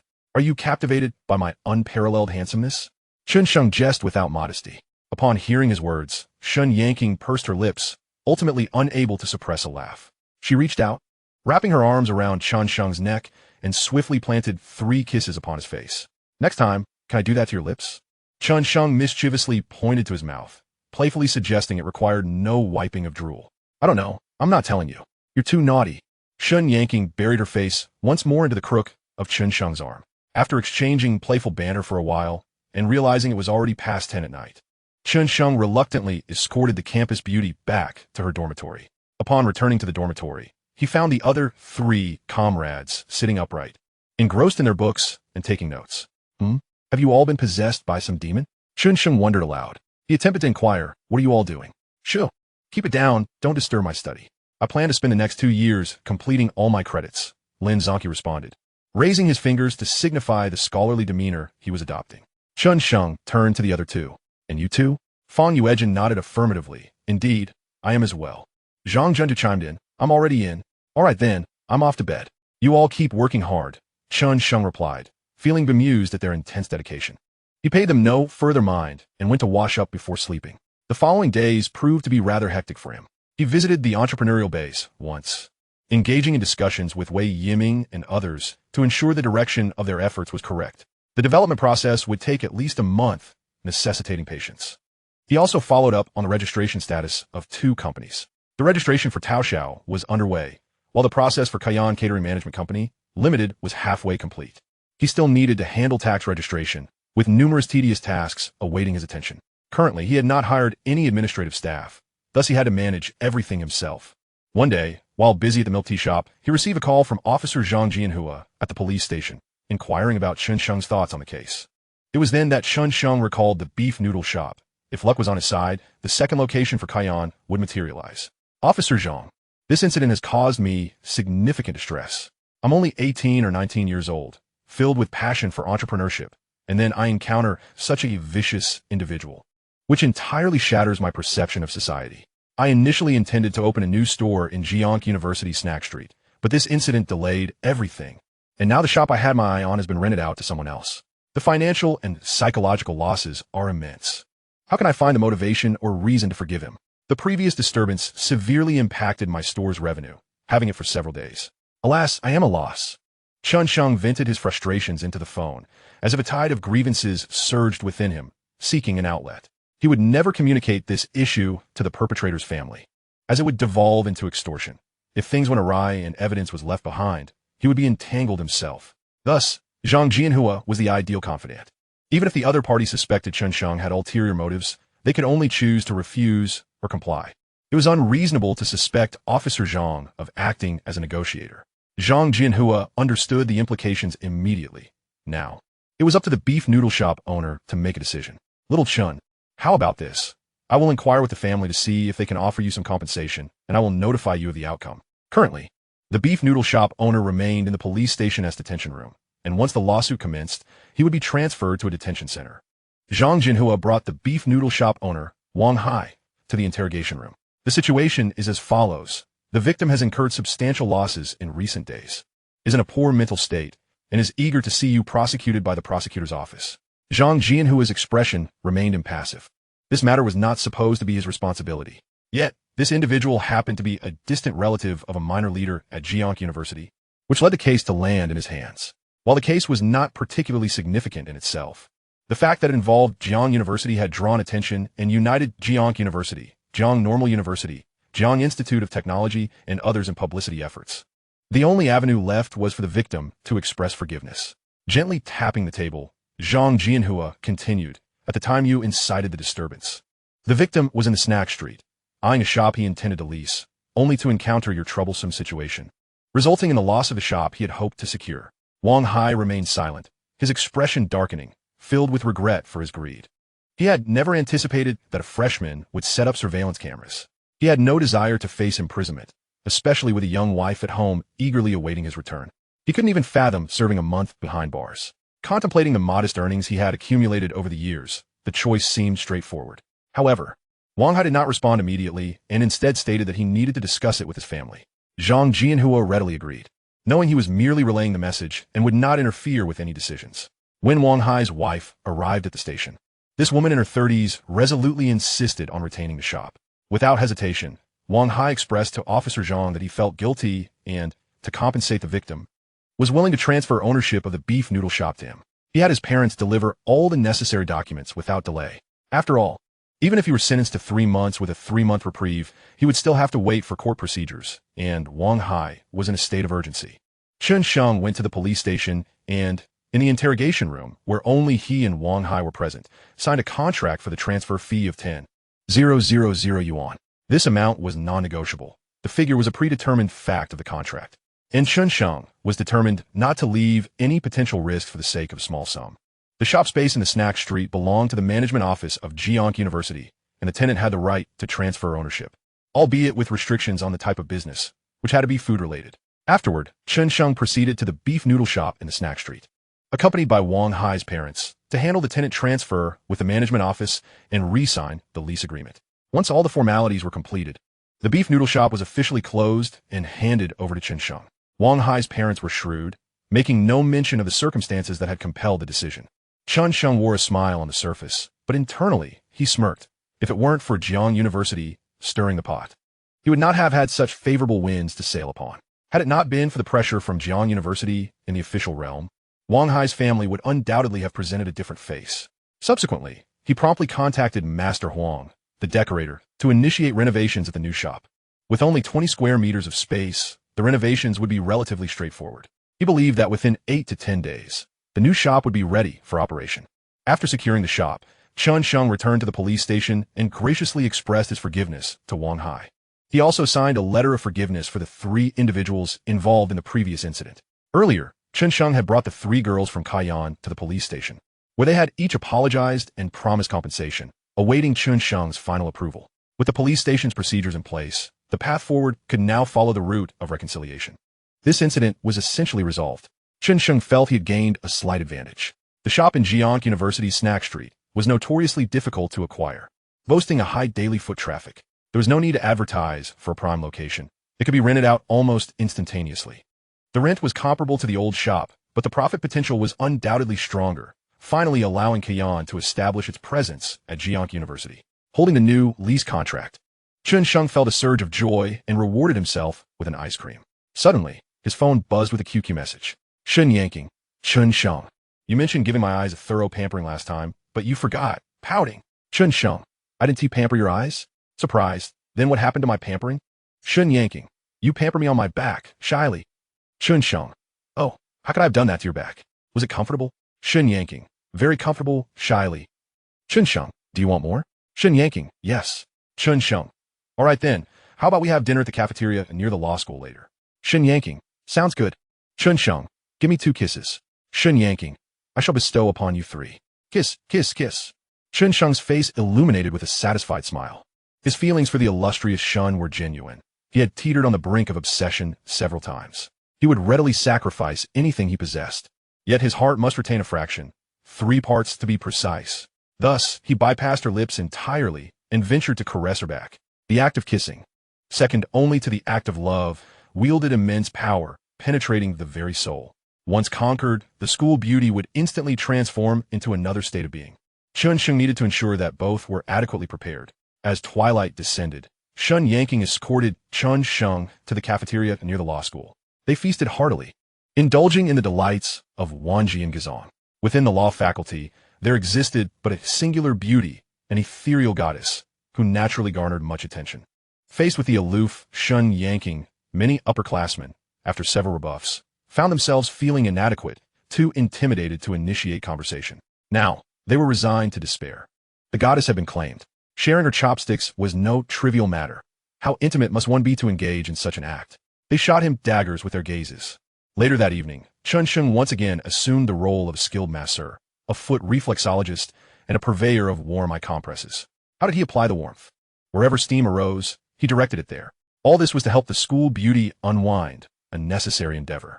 The charming Shun yanking soon drifted off to sleep once more. As a reward, Chen Sheng received 5 kisses upon his face. The following afternoon, at 5 o'clock, Chen Sheng arrived at Jiangku University, South Snack Street, to inspect the renovation progress. That evening was the university's welcome gala, where he was eager to witness Sister Yang's performance. He intended to pay close attention, for Sister Yang was likely to inquire about his thoughts on the show. Chapter 67. Backstage at the gala. The welcome gala at Jiangku University was set to commence at 7 o'clock in the stadium. To secure a prime position, Chen Sheng had slipped in early, masquerading as a volunteer. Amidst the bustling activity, who would bother to question his authenticity? Hey, Chen something. Go check the sound system in the back and make sure it won't get kicked, a junior called out. Sure, I'll head there now, Chen Sheng replied. Could I borrow your ID for a moment? Mine seems to have gone missing. Take it. The senior removed her badge and handed it to him. The backstage area, located beneath the bleachers, was guarded by 2 upperclassmen. Upon seeing his badge, they let him pass without inspection. The backstage was rather cramped but bustling with activity. People were applying makeup and engaging in casual conversation. Following the wires, he quickly located the socket in the corner, confirming it was in order before placing a stool over it for safety. Turning around, he spotted Sister Yang, standing with several girls, all donning matching white t-shirts that revealed a hint of their waists, paired with casual trousers. As if sensing his presence, Yang Jungsu glanced over. Their eyes met, and they both smiled. Yang Jungsu waved, prompting Chen Sheng to approach immediately. Sister, how did you get in? Yang Jungsu inquired softly as she leaned closer. By fair means. Chen Sheng proudly held up his badge. Lu Lanlin? Yang Jungsu seemed momentarily sidetracked. She squinted. You made a new friend so soon? No, I merely borrowed the badge. How else could I come to see my most beautiful sister? Chen Sheng chuckled. Oomph, such a silver tongue. Yang Jungsu playfully shot him a sideways glance, raising her hand as if to swat him. The slight hint of eyeshadow accentuated her enchanting gaze, stirring something within Chen Sheng. Jungsu, is this your brother? Nearby Tang Xin asked with curiosity. Your sister's brother looks like this?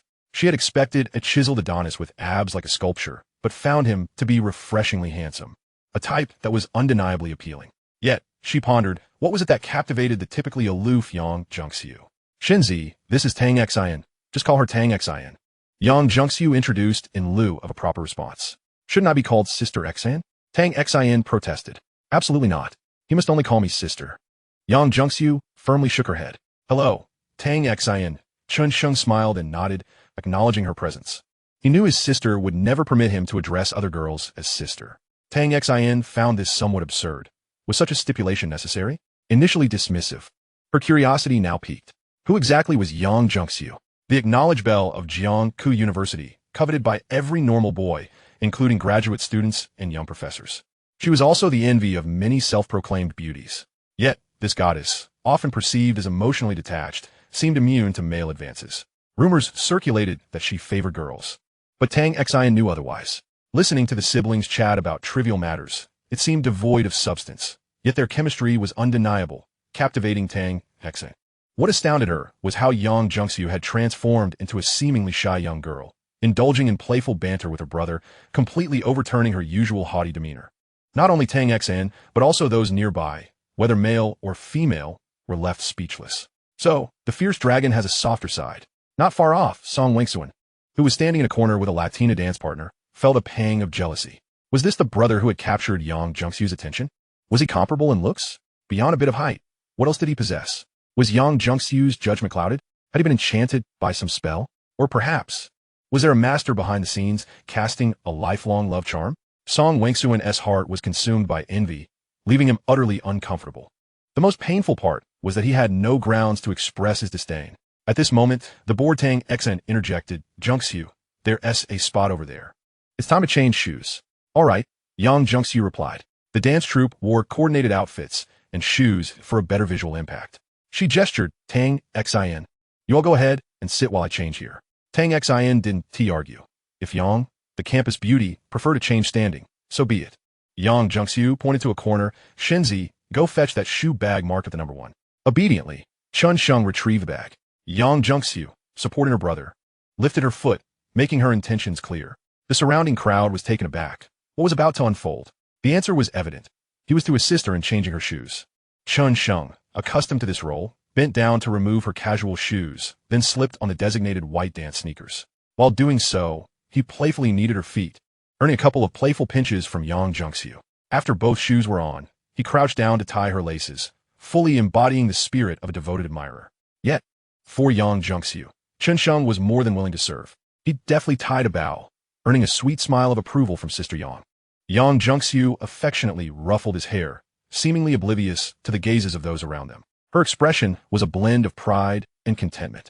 Meanwhile, Song Wangsuan stared in disbelief, his eyes wide. What kind of potion had this boy consumed? He wished to procure some for himself. Was this all? He could change shoes too. Suddenly, the meaning of showing off eluded him, and he found his previous charming smile somewhat ridiculous. Having tied the laces, Chen Sheng received Yang Junxiu's sweet smile in return. After exchanging a few more pleasantries with her, he stepped outside, needing to report back. The gala commenced as scheduled, with the elegantly attired host taking the stage, followed by speeches from the dignitaries. The 2010 performances lacked much intrigue, yet Chen Sheng applauded enthusiastically. He stood right beside the seats of the school leaders, and his enthusiastic support would often draw the attention of several officials. This young man truly stood out. He possessed a remarkable sense of the atmosphere. The performances continued to unfold, and the ambience remained quite lively. Aside from a minor mishap involving a couple dancing the Latin style, the event proceeded smoothly. Finally, it was time for Yang Junxiu to make her appearance. We now invite the jazz dance troupe from the Dance Society to present change. As Yang Junxiu led her team onto the stage, the audience erupted in fervent applause, screams, and whistles. With her alluring yet composed demeanor, a slender waist, and steps brimming with vitality and feminine charm, she captivated nearly every gaze in the room, regardless of gender. Freshmen, unfamiliar with her, began to inquire amongst themselves. As the music reached its conclusion, thunderous applause filled the venue. Chen Sheng was also clapping vigorously, but in the next moment his eyes narrowed, and he exclaimed, "What the heck? Big guts!" He swiftly snatched a flower from the bouquet at his feet and launched himself towards the stage like a rocket. Chapter 68. The Prince on the White Horse Loses His Foreleg. Li Ziwen had been planning this for a long time. Today, just as Yang Junxiu finished her performance, he intended to present her with roses and confess his feelings. He had meticulously prepared, sporting a particularly stylish, slicked-back hairstyle, smoothed to a glossy finish with hair wax. Clad in a white t-shirt, over which he wore a white shirt, white casual pants, and white sneakers, he also carried a guitar. After presenting the roses, he would perform a song, hoping to earn Yang Junxiu's acknowledgement amidst the crowd's gaze. He envisioned capturing the heart of the renowned dragon fairy, a beauty famed throughout the school, while also gaining her respect. Even if it meant disrupting the welcome party, he was unafraid. The school leaders would surely be moved by the atmosphere. This was his grand plan, a fantasy he had crafted in his mind. As he stood up and jogged toward Yang Junxiu, his roommates and a few friends erupted in cheers, screams, and whistles, which heightened his excitement. Many boys in the audience noticed this scene and regarded it with envious and bitter expressions. Meanwhile, some girls were filled with jealousy. After all, Li Ziwen was a coveted talent from a school of arts. Versatile and possessing a beautiful singing voice, he was known for serenading girls beneath their dormitory window, hitting every note perfectly. There were always some senior or junior students lamenting their unrequited feelings for him, as well as boys mourning the loss of their girlfriends to his charm. It was unclear how many girlfriends Li Ziwen had actually had, but it was certainly a considerable number. While some boys were envious and jealous, others felt disdain. Yet, with his talent and artistry, there was little they could do, for girls were easily swayed. The only time he had faced a setback was with Yang Junxiu, who had ignored him after he played until 11 at night, his guitar string having snapped. It appeared he was well prepared this time. As Li Ziwen approached the stage, the fervor in his eyes gradually transformed into sincerity. He had already begun to prepare for the tears he anticipated. Just then, a figure darted forward like a whirlwind, standing before Yang Junxiu and presenting her with a flower. The entire venue fell silent. There was no music, no screams, no whistles. Who was this audacious individual, approaching her with a mere flower? Did they not fear rejection? Such a paltry offering lacked sincerity. It was unknown which department this freshman hailed from, but their naivete was evident. The students' gazes shifted back and forth between Li Ziwen and the bold newcomer, eagerly anticipating a dramatic showdown. It was certain that this inexperienced challenger would face a grim fate. Such a lack of sincerity was unforgivable. The boys wore smiles, eager for the confrontation. The school leaders exchanged amused glances, some with curious expressions, yet none would chastise. Such was university life, where romance was one of the central themes. Among those seated in the stands were several young men and women, previously acquainted with Ling County, though now their number had increased to 4. They recognized Chen Sheng, watching with smiles, anticipating how the situation would unfold. How would Yang Junxiu choose between the prince on the white horse and the childhood sweetheart? As the faculty and students pondered, Yang Junxiu initially appeared taken aback, unable to comprehend the situation. In a fleeting moment, her peripheral vision caught sight of Li Ziwen not far off. His striking white attire was hard to miss. In an instant, she grasped her brother's intentions. Chen Sheng's eyes gleamed with a desire for battle, tinged with a hint of anxiety. What if his sister chose not to accept? If she refused, his pride would be left in tatters. The dance troupe, including Tang Xin and others, gazed at the scene with bemusement. In the next second, or rather, the next half-second, Yang Junxiu shot her brother a reproachful glance and accepted the somewhat crooked carnation. In a soft voice, she chided, "Do you think I would accept flowers from anyone else? I'll smack you." Though she spoke of smacking him, her eyes betrayed a deep-seated joy. Chen Sheng chuckled, his earlier anxiety evaporating. His sister was certainly supportive. He cheekily replied, "Sister, let's go home and fight, however you want." Lying down, sitting, oh my. Before he could finish his sentence, she grabbed a handful of flesh at his waist and twisted it fiercely. "Disgusting," Yang Junxiu exclaimed, blushing as she pinched him. Behind them, Tang Xin and the others exchanged glances, exasperated. Were they really getting affectionate on stage? The atmosphere in the venue grew oddly tense. Yang Junxiu was acting this way. Scattered shouts and whistles from onlookers began to emerge. Li Ziwen, frozen in place for a moment, turned pale, even more so than his outfit. He could instantly read Yang Junxiu's expression, one that revealed her heart was tethered to another. While he had encountered such feelings before, he had never witnessed that blend of admonishment and affection. Now, however, he found himself trapped. With so many eyes upon him, retreating would be an act of cowardice. Li Ziwen forced a smile, stepping forward with a gaze that reflected 4 parts infatuation, 5 parts sincerity, and 1 part determination. "Yang Junxiu, may I be granted a fair chance to compete?" Yang Junxiu replied, "No need." Chen Sheng added, "Dream on." Both spoke in unison, like twin thunderclaps striking Li Ziwen's heart. As a prominent figure from the Jiangsu University School of Arts, he was unaccustomed to such humiliation. Anguish welled within him, yet he passionately retorted, "I am currently single. Pursuing Yang Junxiu is my freedom. Is there something wrong with that? Isn't this a lack of decorum on your part? Let's go, Shenzi." Yang Junxiu gazed at Chen Sheng, offering him a sweet, alluring smile as she linked her arm with his. "All right, sister." Chen Sheng grinned, discreetly squeezing her smooth little hand. Neither paid any mind to the young man in white, making their way backstage. The venue fell into an eerie silence. Li Ziwen remained rooted to the spot.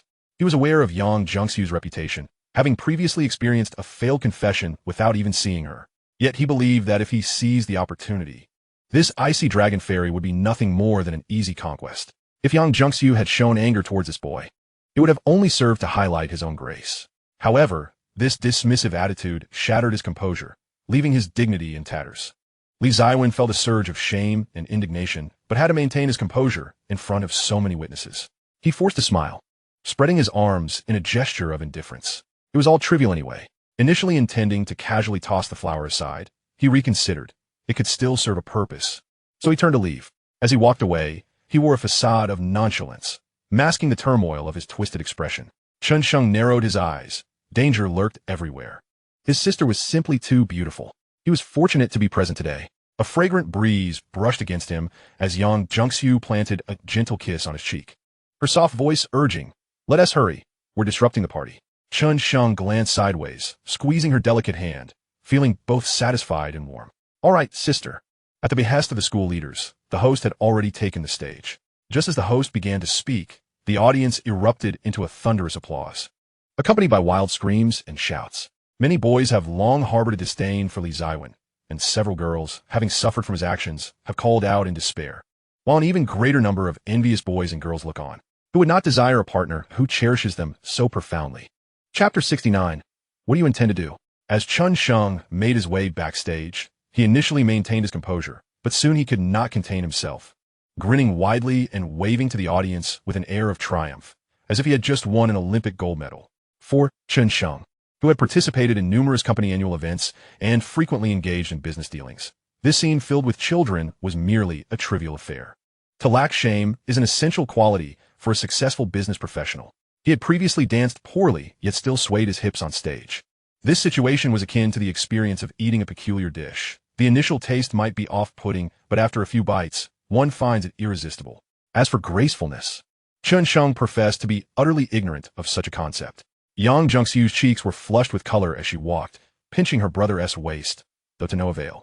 For he continued to show off unabashedly. Had Li Ziwen remained silent and withdrawn, she would not have uttered a single word.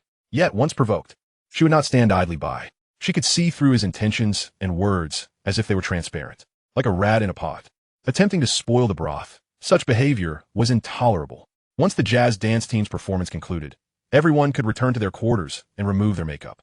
The two were so closely intertwined that Tang Xin could only roll her eyes before heading back to her dormitory.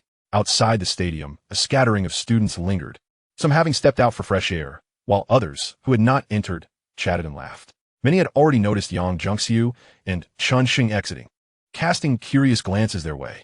Most of the second-year students recognized the stunning visage of the beautiful older sister, while the first-year students were simply captivated by her combination of beauty and figure.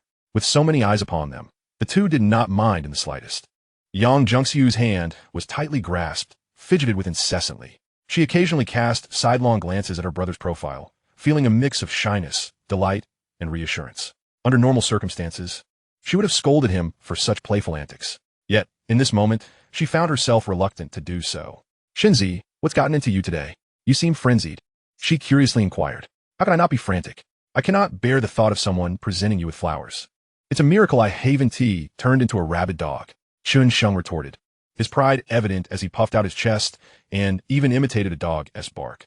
The unmistakable possessiveness on his face filled Yang Zhengxiu's heart to the brim. She shot him a reproachful glance. "How domineering of you. So, because no one sent flowers, you take pleasure in bullying your sister every day?" The moment those words escaped her lips, she realized the potential trouble they could cause and felt a surge of anxiety. As expected, Chen Sheng turned to face her, his gaze intense and almost predatory. A wave of heat surged through him, igniting the hormones within his body. It felt as though molten lava coursed through his veins. He swallowed hard, switching his grip to hold Yang Zhengxiu's delicate hand with his left, while his right arm encircled her slender waist. The soft touch of her skin became a catalyst, further stoking the flames of desire within him. As their bodies pressed closely together, a sudden pain in his waist jolted him back to reality. "You rascal, are you trying to kill me? What do you think you're doing? It's broad daylight with so many people around." Yang Zhengxiu chastised him in a hushed yet urgent tone, her anxiety palpable. She could discern the intentions behind her brother's gaze, and this was certainly not the place for such matters. Recognizing that she could not entirely blame him, she regretted her earlier words. This distraction brought Chen Sheng back to his senses. It wasn't that he intended to cause a scene, merely that he had become overly enthusiastic and immersed in the moment. The sensation was exhilarating. He lowered his gaze, noticing the ground, feeling a bit embarrassed as his view was partially obstructed.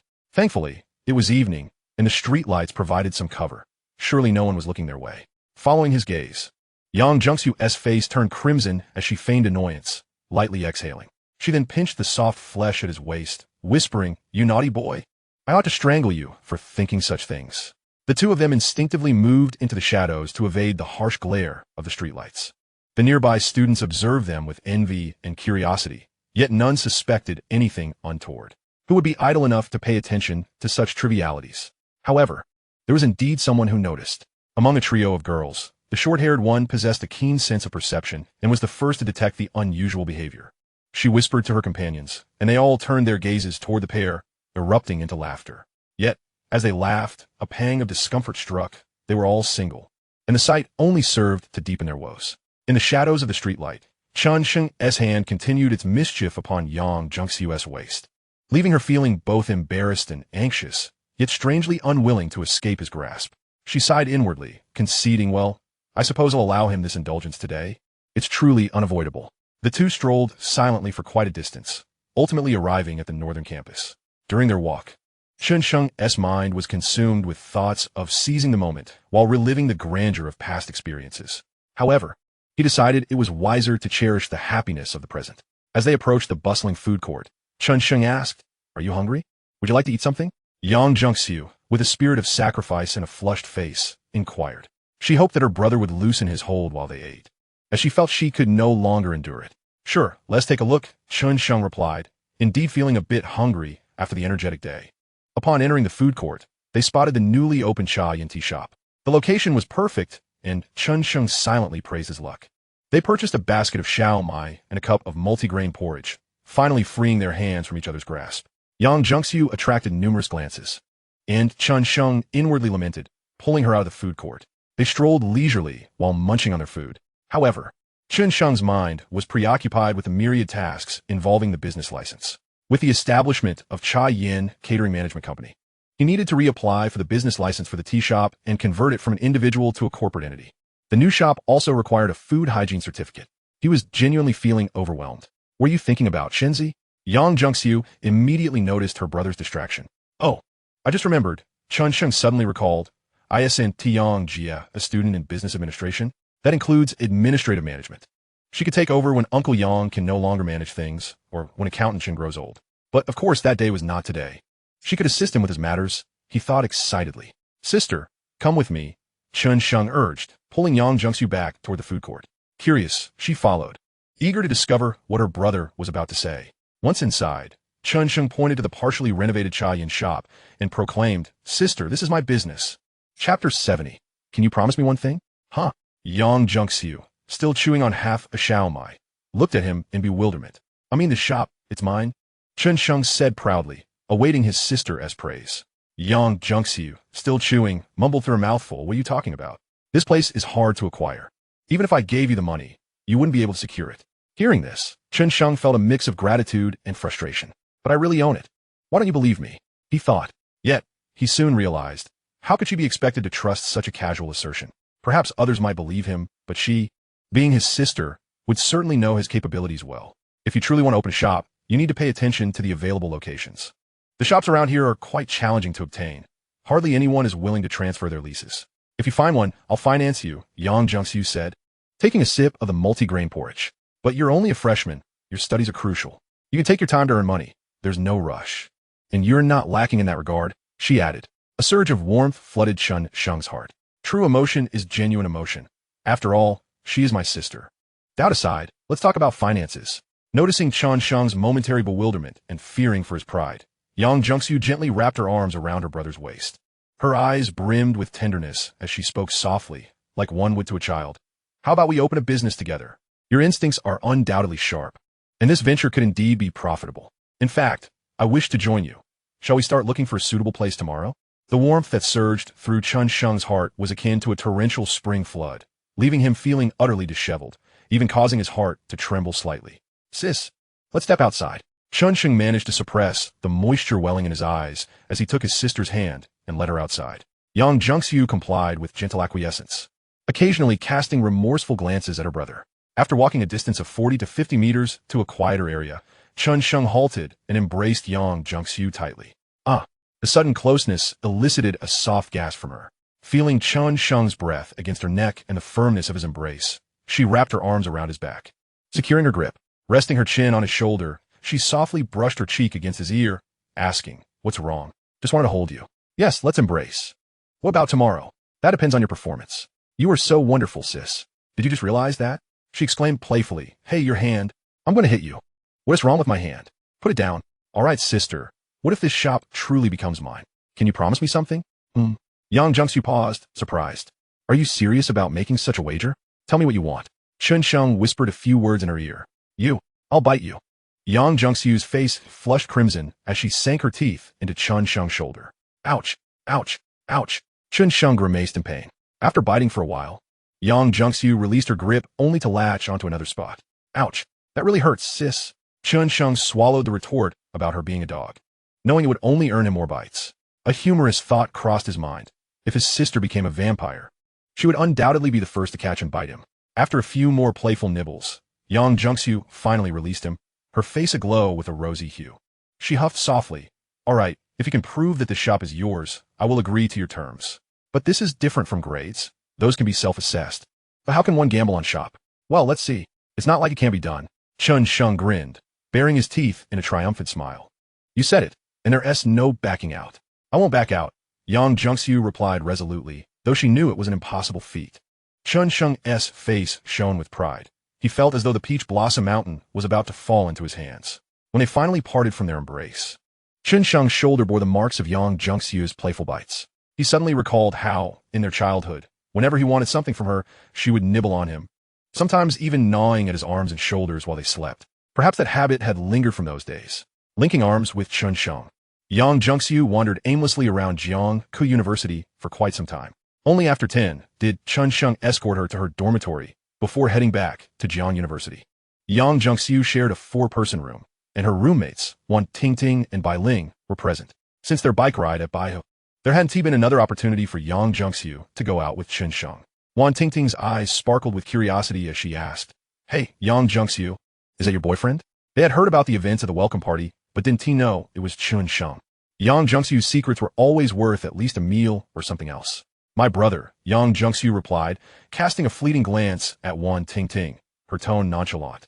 She had no other brother, boyfriend, or husband. Saying he was her brother was not incorrect. "Ah, your brother? The one from Baihu?" Bai Ling's eyes widened. She could barely remember what that brother looked like. "Of course, I have only one brother, and I will only ever have one brother." Yang Jungsu didn't even raise her eyelids. She knew her 2 roommates often traded gossip, but had no evidence to accuse them. "So it's your brother. We thought he was your boyfriend." Wan Tingting exclaimed, a look of realization dawning on her face, secretly pleased that this news could be sold once more. "Word is spreading that you've been snagged by a flower, ha." Bai Ling joked. "Hee hee." Yang Jungsu smiled without responding. As long as she was willing, as long as it was Chen Sheng, and as long as he possessed the courage and heart, it didn't matter if it was a crooked carnation or a blade of grass. That was of no consequence. She retrieved her pajamas and entered the bathroom.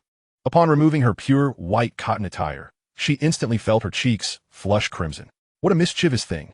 How infuriating. At Jiang University, when Chen Sheng returned to his dormitory, Fang Yu greeted him enthusiastically. "Chen Sheng, I need your help with something that only you can assist me with." "What is up? Speak." Chen Sheng was in good spirits and eager to help if he could. "It's not a big deal. I met this girl, and tomorrow evening, I'm taking her to Cheyenne," Fang Yu said, a hint of embarrassment creeping onto his otherwise pale face. "It's kind of disgusting. Come on, be normal." "I'm not that girl." Chen Sheng shielded his eyes, feeling overwhelmed. He understood Fang Yu's intentions. Was he hoping for a discount at Cheyenne? "See, only you, old Chen, understands my heart." Fang Yu clapped Chen Sheng on the shoulder, grinning broadly. "All right, I'll greet them tomorrow. Just say it's Fang Yu, and you'll get a free meal. But just this once." Fang Yu was elated. This was exactly what he wanted. "Lie on the bed." Lin Zonki sneered, "Huh? Free meal? Old Fang, you've been bought off. How much could you possibly spend?" "You don't understand. It's not about the money." Fang Yu replied with a mysterious smile, his pinky unconsciously probing his nostrils. "This is quite effective." Chen Sheng discreetly moved a bit farther away. "Effective? Fine. I'll join you tomorrow. I want to see for myself." Lin Zonki sprang up. "What do you think you're doing?" Fang Yu's face soured, snapping his fingers. "Why are you following me like a third wheel?" Under the lights, a minuscule black traced a delicate arc, causing Chen Sheng's eyes to narrow. Once he identified the landing point, he exhaled in relief. Suddenly, the sound of QQ notifications filled the air. Chen Sheng sat down at his desk and opened QQ to see a message from the quiet me. And show you, there were so many customers tonight. Chen Sheng chuckled and replied, "You've worked hard, you." She responded almost instantly, "Not hard at all. The money is in my hands. Are you coming to the shop tomorrow?" Chen Sheng instinctively typed, "What is wrong? Are you missing me?" But upon reflection, he felt it inappropriate, deleted it, and sent a more neutral response.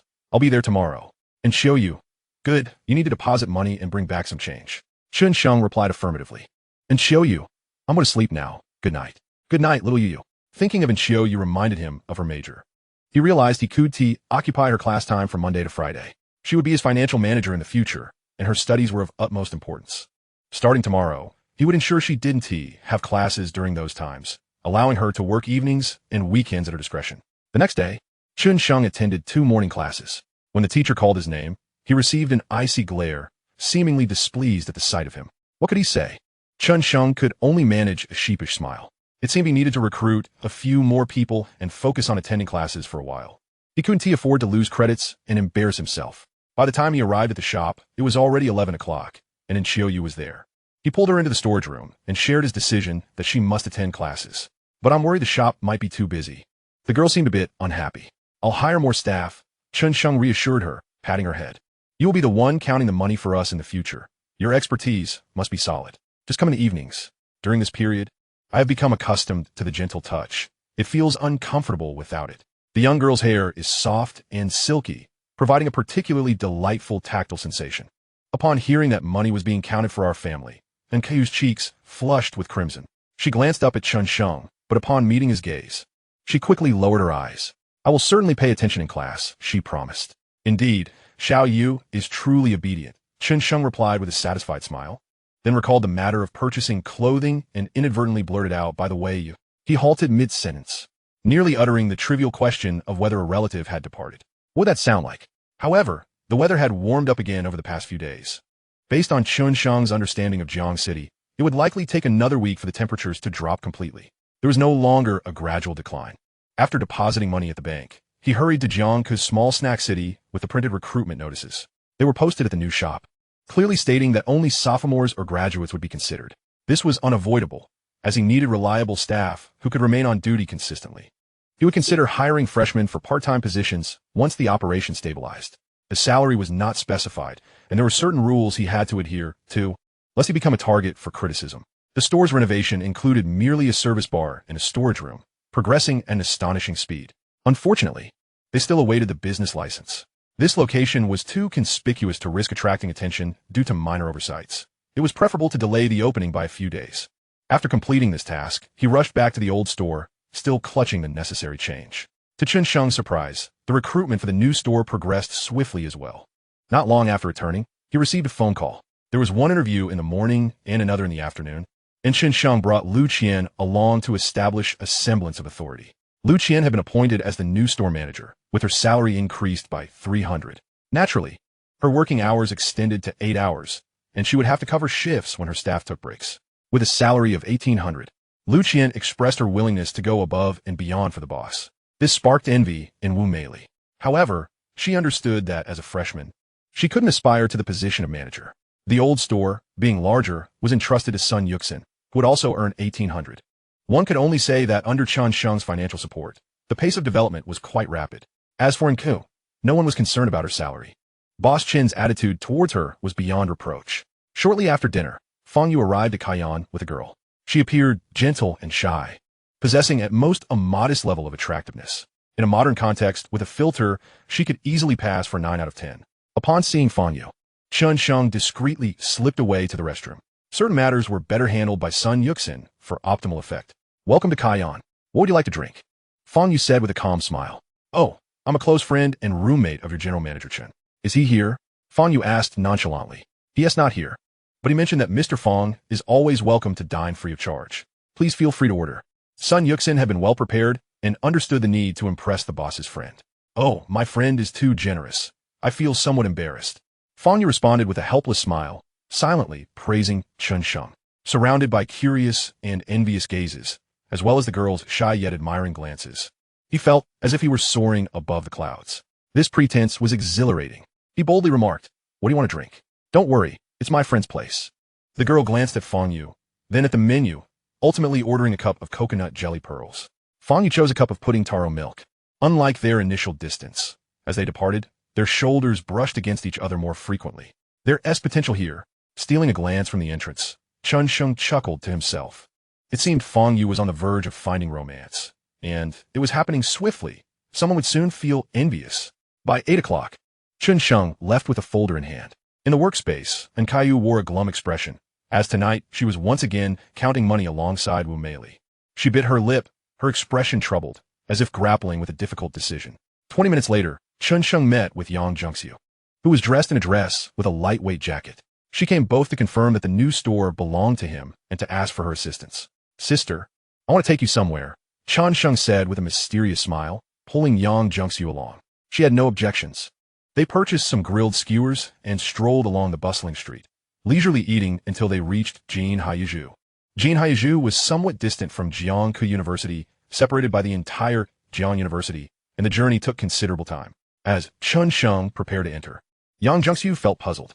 Shinzi, why are we going in there? Just follow me, Chen Sheng replied with a smile. Although she was confused, she accompanied her brother wherever he led. When Chen Sheng retrieved the key and unlocked the newly replaced door, Yang Zhengxiu was taken aback. When did her brother rent a place? What was the purpose of renting? Wasn't that wasteful? Upon entering, she exclaimed, wow, the renovation is decent, and it's a spacious 3-bedroom apartment. Shinzi, did you rent this? Yang Zhengxiu's expression began to show signs of annoyance. Why waste money on this? Besides, where did he get the funds to rent such a large place? Our godmother would never give him that much. I thought you were dating a wealthy woman. This is our home. I bought it. Chen Sheng said comfortably as he collapsed onto the sofa, tossing the folder onto the coffee table. The anticipated surprise did not materialize. Instead, he was met with Yang Zhengxiu's stern expression. Quickly explain what is going on. Yang Zhengxiu's demeanor shifted toward anger. This was not a good sign. Chen Sheng sensed that his pretense had failed, and he quickly sat up, feeling a bit wronged as he handed her the folder. I really bought it. You don't believe me at all. He realized that if it were Shun Yanking, she would undoubtedly be astonished. But with Yang Zhengxiu, it was different. She knew him too well and was both meticulous and rational, making it hard for her to believe.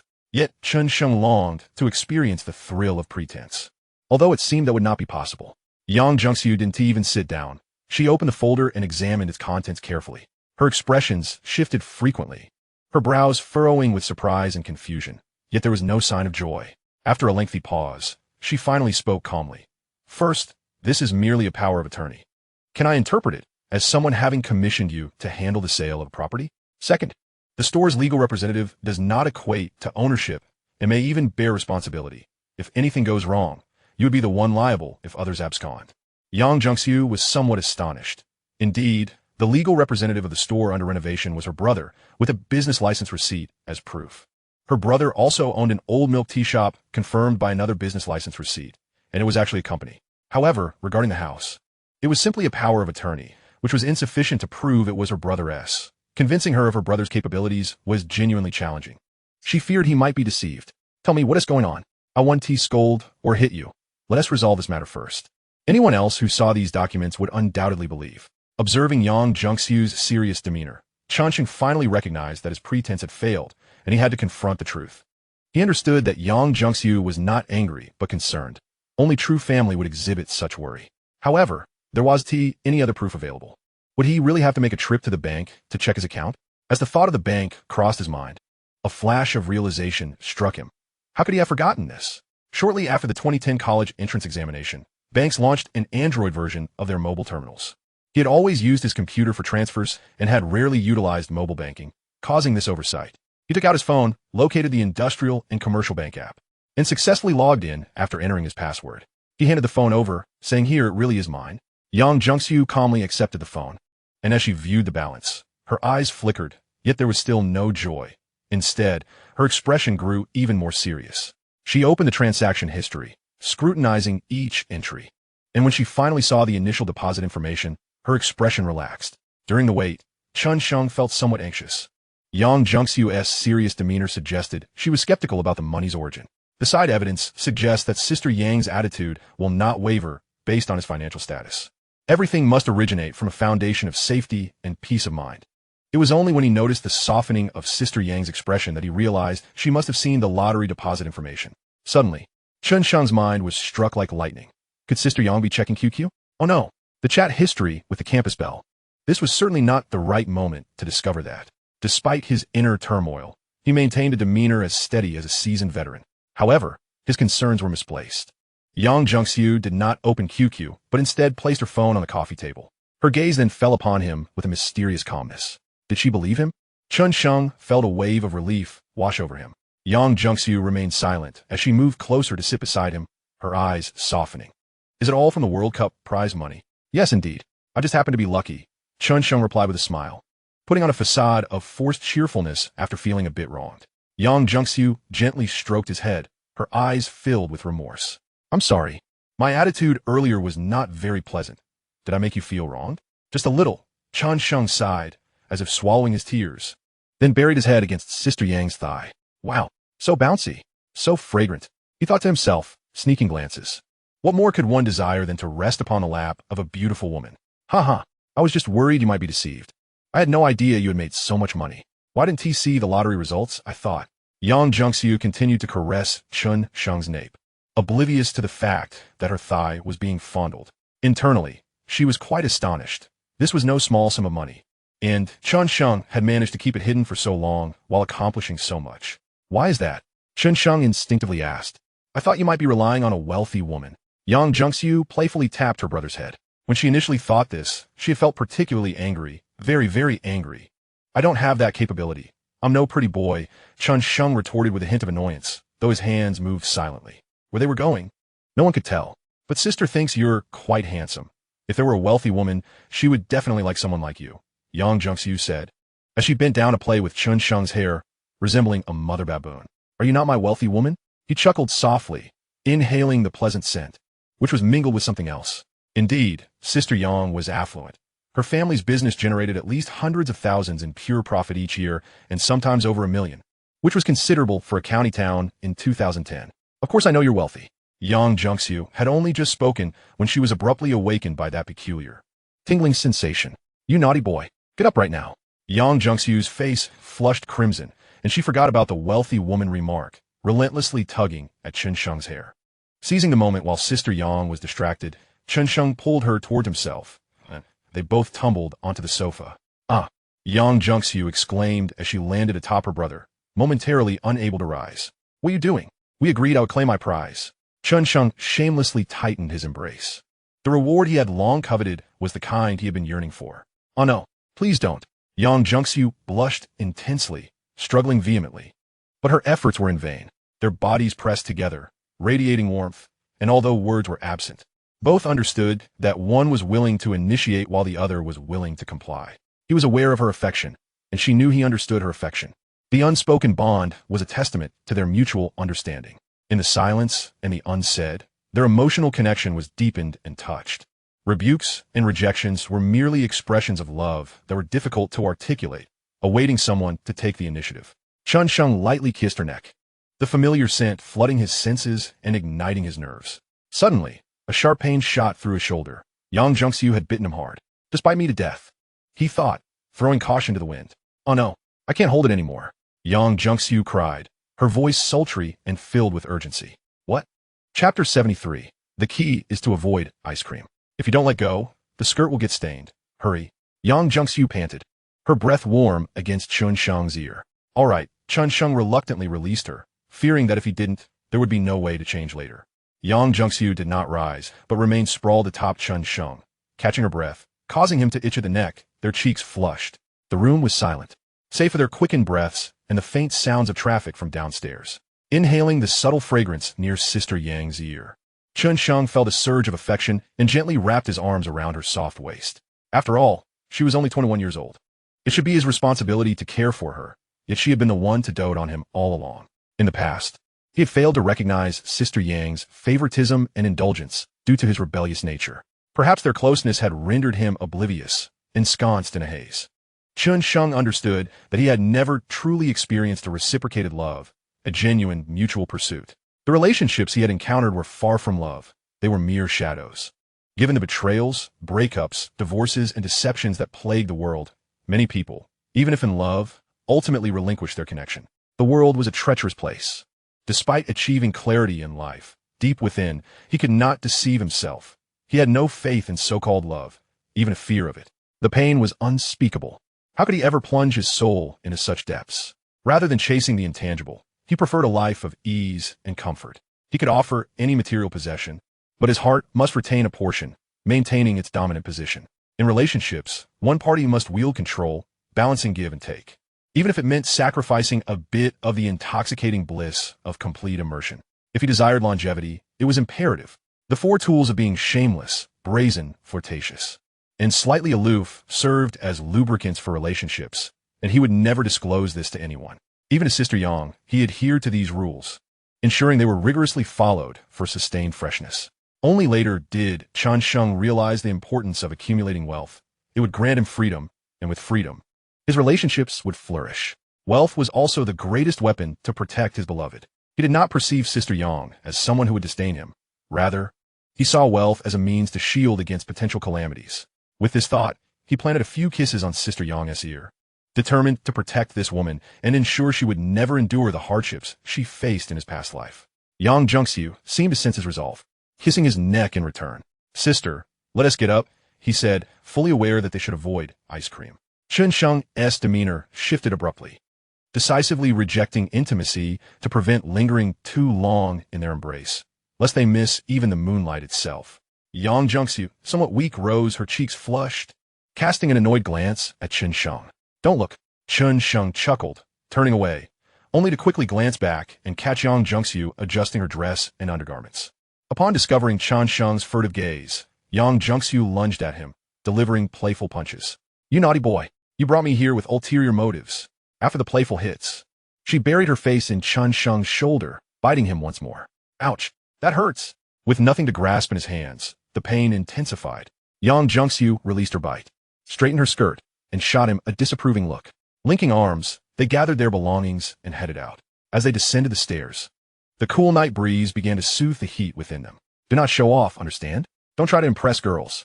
Avoid competing with classmates. Do not look down on those with lesser means just because you have money. Remain humble. Did you hear me? Yang Zhengxiu's mildly stern admonition warmed Chen Sheng's heart. "Rest assured, sister, I have always been quite low-key, haven't I?" "Yes, I know, but I'm just worried." "Fear not, sister." And one more crucial point. Steer clear of girls who dress ostentatiously and carry branded bags. This is imperative. Can you manage that? "I can. I will definitely succeed." As Yang Jie revisited old matters, Chen Sheng immediately responded with solemnity. Subsequently, he said, "Sister, I entrust these matters to you. You are far more proficient than I." Just leave it to me," she replied. The document folder was in Yang Zhengxiu's hands as she penned the letter of authorization, with all subsequent procedures to be handled by her. I want to even have to pay wages. Initially, as a junior, she needed to seek part-time work for experience, but having not pursued any opportunities, she decided to treat this as a job. "Sister, will you stop dancing jazz in the future?" Dancing was Yang Zhengxiu's passion, and although Chen Sheng had not intended to bring it up, he couldn't help but feel a twinge of concern. "I knew you couldn't hold back. I have already withdrawn from the dance troupe. That was my last performance." Yang Zhengxiu lightly twisted Chen Sheng's arm. "Now I am learning traditional Chinese dance. That should be acceptable, right? That is certainly permissible. In fact, jazz can also be included as long as it's something that is solely for my eyes." Chen Sheng thought to himself, feeling a bit hypocritical. He imagined her in various types of silk stockings and chuckled at the thought. "You, Yang Zhengxiu, only said half of it and then stopped. Your cheeks are burning. If the two of us were to dance alone then." Hearing this, a smirk crept onto Chen Sheng's lips as he thought he might have the upper hand. He feigned seriousness and shifted the topic, asking with a feigned concern, "Will the dance styles clash?" "Oh, you know about dance styles?" Yang Zhengxiu replied, somewhat surprised. "Of course, do not underestimate me. It won't be a problem. I'll start from scratch." "Sister, you can do the splits, right?" "Yes, why do you ask?" "Oh dear, that hurts." It was not until Chen Sheng escorted Yang Jie back to school that he returned to his dormitory at Jian University. Upon entering, he heard Lin Zhongqi's loud voice. "You, Lao Fong, are utterly inconsiderate. Though we do not share a bed, we are still roommates. You promised a life of freedom, yet now you are entangled in romance. How might I view you, my brother?" Regardless of Lin's words, Fong Yu merely sat there, a foolish grin plastered on his face, appearing lost in thought.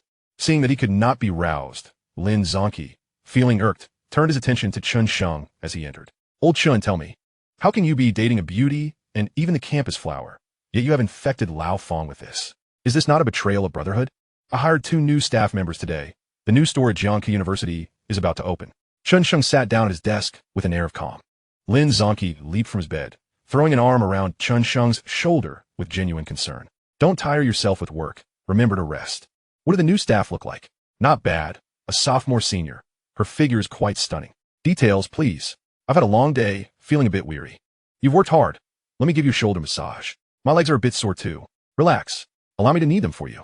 All right. Then I shall provide you with the details. Chen Sheng stretched out his legs, enjoying the moment as he prepared to elaborate. Just then, another figure appeared. Zhang Junja had teleported into the room. Old Chen, you've worked hard. Let me massage your right leg. Good.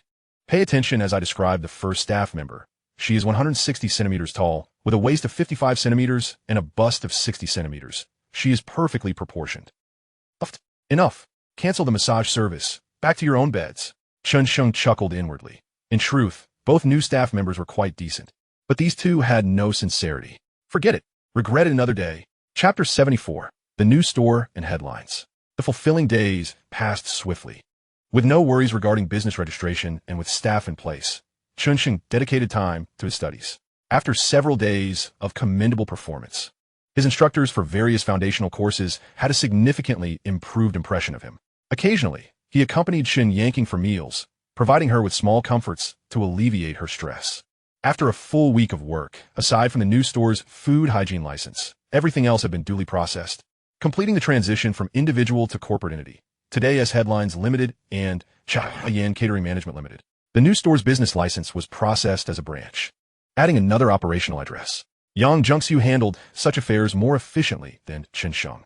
After the arrival of equipment and materials, on this day, the Chayan store at Jiangku University officially opened. Without the adornment of flower baskets, the bustling interior was a testament to its popularity. Lu Qian led 2 well-trained new staff members, with Chen Sheng also present to assist, primarily to monitor customer traffic. After a while, if the order volume increased, he would need to hire 2 additional staff for shifts. Yang Junxiu also arrived, sitting nearby with Chen Sheng to eat. Witnessing her brother open a new store felt somewhat surreal. She felt both satisfaction and contentment. After all, her brother was not yet 19 and was managing a business with considerable acumen, now even having several senior female students under his wing. She had promised Chen Sheng not to inform their family for the time being. Well, I must visit the old store soon, she mused. The line outside was long, a clear indication of its popularity, prompting Chen Sheng to rush inside to assist. It turned out that quite a number of students at Jiangke University were fans of Chayan upon discovering the presence of a branch in the snack city. They were elated. Coupled with the half-price promotion, many students dining in would order a drink to enjoy while they waited.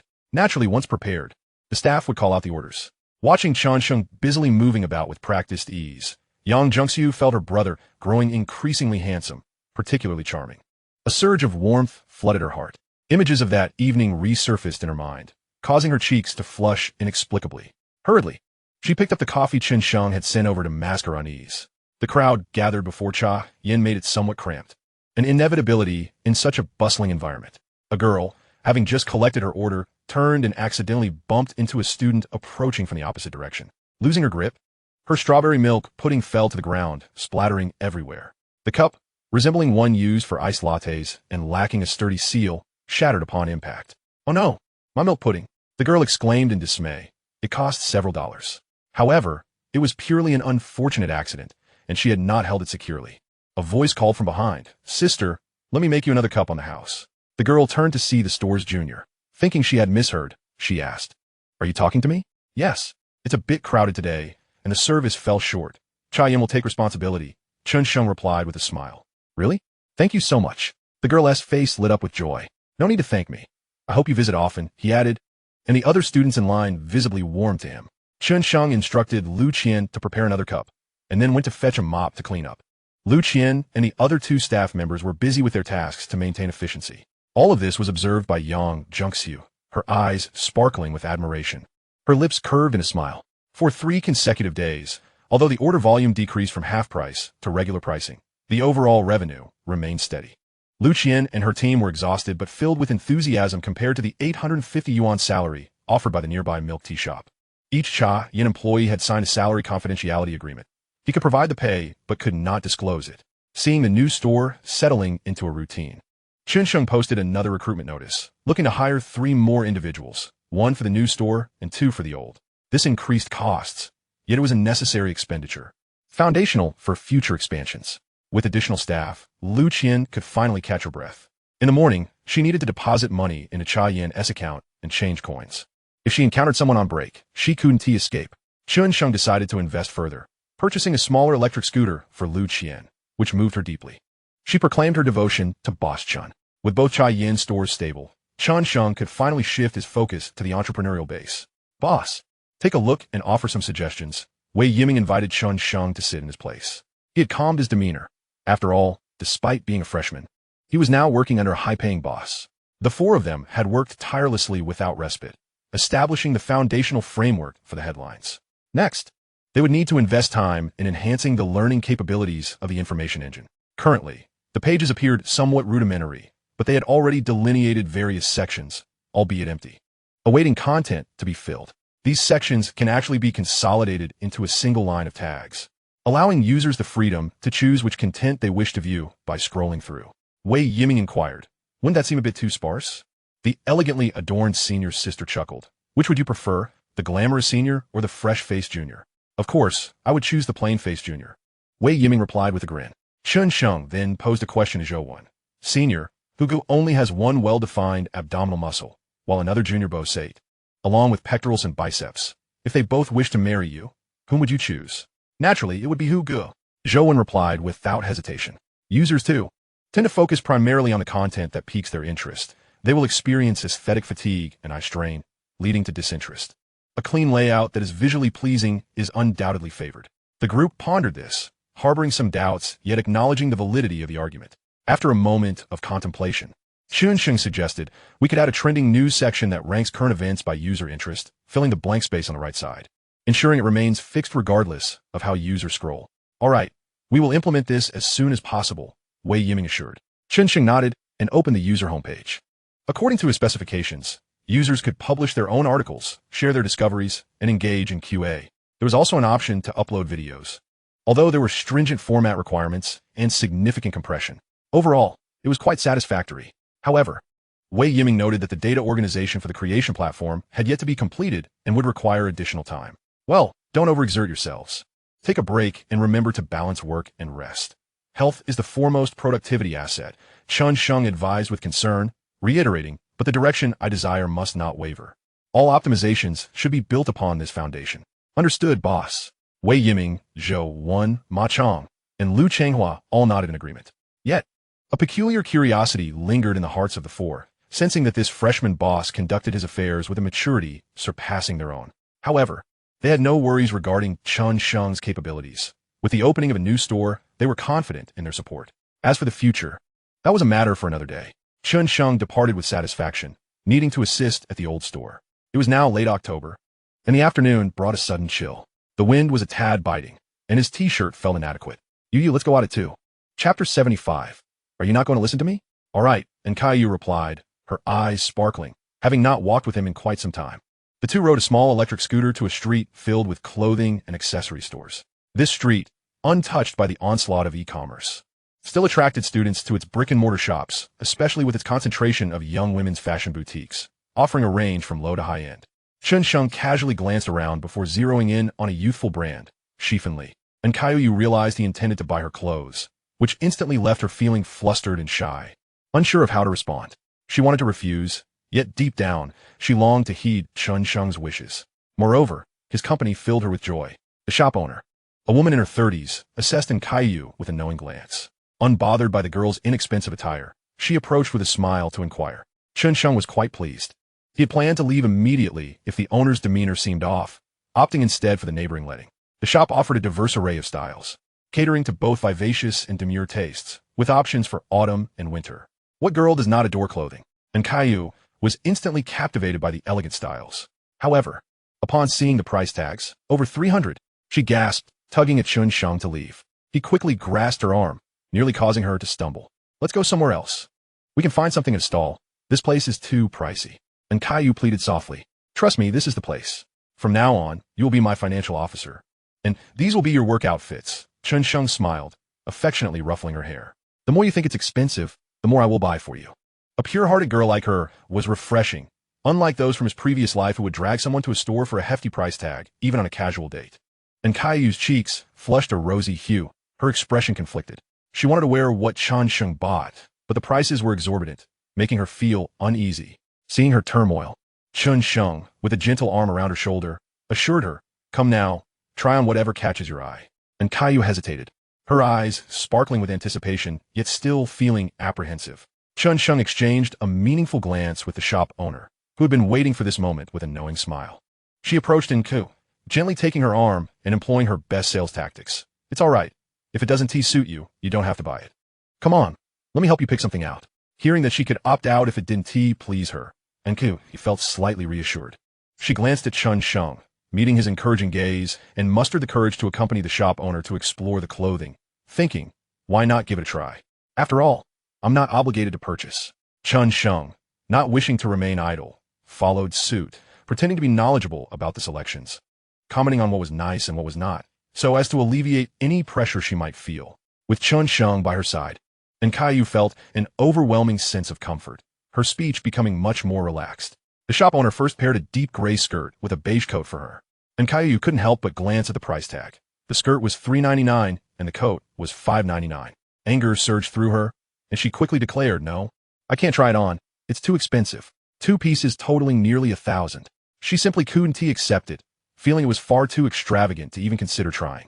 As she turned to leave, Chen Sheng caught her arm once more, speaking earnestly, "You get what you pay for. These are durable and can last you 10 years.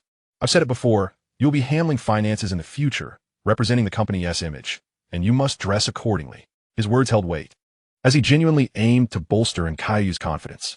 A financial officer is no trivial role. She must project authority. He had no intention of treating her merely as an accountant. In the future, she would be responsible for reimbursement and reconciliation across departments, and any hint of condescension would be unacceptable. She would eventually engage in financial planning, a position of significant importance, second only to the CEO, given Caillou's upbringing. Her self-assurance needed to be nurtured from this very moment. Chen Sheng's intentions had never been solely about purchasing clothing. He could have simply handed over money. Instead, he aimed to ensure she wore attire befitting her. Furthermore, these garments were relatively modest compared to high-end brands. Sensing Nku's pleading gaze and her continued reluctance, Chen Sheng firmly but gently pulled her back. "Are you not going to listen to me?" "I will," and Caillou responded without a second thought, her eyelashes fluttering as she glanced at Chen Sheng before lowering her head to fidget with her fingers. "All right, go try on those clothes. And you must buy them. No objections allowed." Chen Sheng wrapped his arms around her and guided her back to the rack, signaling to the shop owner. The owner observed the two with keen interest. With her years of experience, she could not quite discern the nature of their relationship. To call them a couple seemed slightly off, yet they shared a closeness that suggested otherwise. With Chen Sheng emphasizing the necessity for appropriate attire, and speaking so earnestly, and Caillou felt a newfound sense of security, convinced that his reasoning must hold merit. Thus, she calmed herself and took the 2 outfits into the fitting room. "Wait a moment. I'll check things out first," Chen Sheng said before stepping into the fitting room to inspect it thoroughly. The shop owner raised an eyebrow at his cautiousness, but said nothing, thinking it rather excessive. And Caillou, unaware of his intentions, patiently waited. After confirming the fitting room was satisfactory, Chen Sheng allowed Caillou to enter. In a world overflowing with videos that left him apprehensive, he felt it necessary to be cautious. And Caillou stepped into the fitting room, closed the door, and slowly began to undress before the mirror, biting her lip as she wrestled with her inner turmoil. After a moment's hesitation, she finally exhaled gently and untied the binding fabric that restrained her. The scene laid bare before her was one she scarcely dared to scrutinize, enveloped in a profound sense of shame. The environment in which she had been nurtured for so long instilled in her the belief that such grand displays were inappropriate, immoral, and utterly disgraceful. Thus, she bore the weight of immense psychological pressure. Yet, that man persistently cast glances at other girls, which unsettled her heart. Was he truly so enamored by such sights? She too possessed that allure, and hers was even more magnificent. Draped in a pure cotton dress, she admired its beauty, as well as her own reflection in the mirror. And Xiaoyu gazed vacantly at her image, rendered speechless. It was her first time donning such a lovely garment. Indeed, the very first in her life. However, the neckline strained against her form, revealing a generous expanse of delicate skin. Even with her mind steeled, She could not help but feel her face flush and her heart race with trepidation. If he were to see her, would he be captivated or repulsed? Would he continue to steal glances at other girls in the future? She resolved to keep her neckline concealed from prying eyes, yet in that moment. Meanwhile, Chen Sheng, engaged in casual conversation with the married shop owner outside, was suddenly drawn to a timid voice emanating from the fitting room. Could you come here for a moment? Presuming she had finished changing, he approached the fitting room. As he turned the corner, his initial reaction was one of astonishment. Absolutely stunning. A girl should wear such dresses. Yet, the next instant he stood frozen, as if struck by a divine bolt of lightning. His senses overwhelmed, confusion clouded his mind, and his hormones surged, as if a deluge coursed through his veins. Oh no, you're bleeding. Despite her embarrassment and unease at revealing herself. Upon witnessing the crimson streaks flowing from Chen Sheng's nostrils, Xiaoyu felt a surge of urgency. Without a moment's hesitation, she rummaged through her discarded jeans for a tissue. She hurriedly approached him to staunch the flow of blood. Oh dear, it's getting worse, she exclaimed, pressing the tissue against his nostrils. Lift your head. Chen Sheng, dazed, complied, his mind a cacophony of thoughts. What a disaster. So much blood.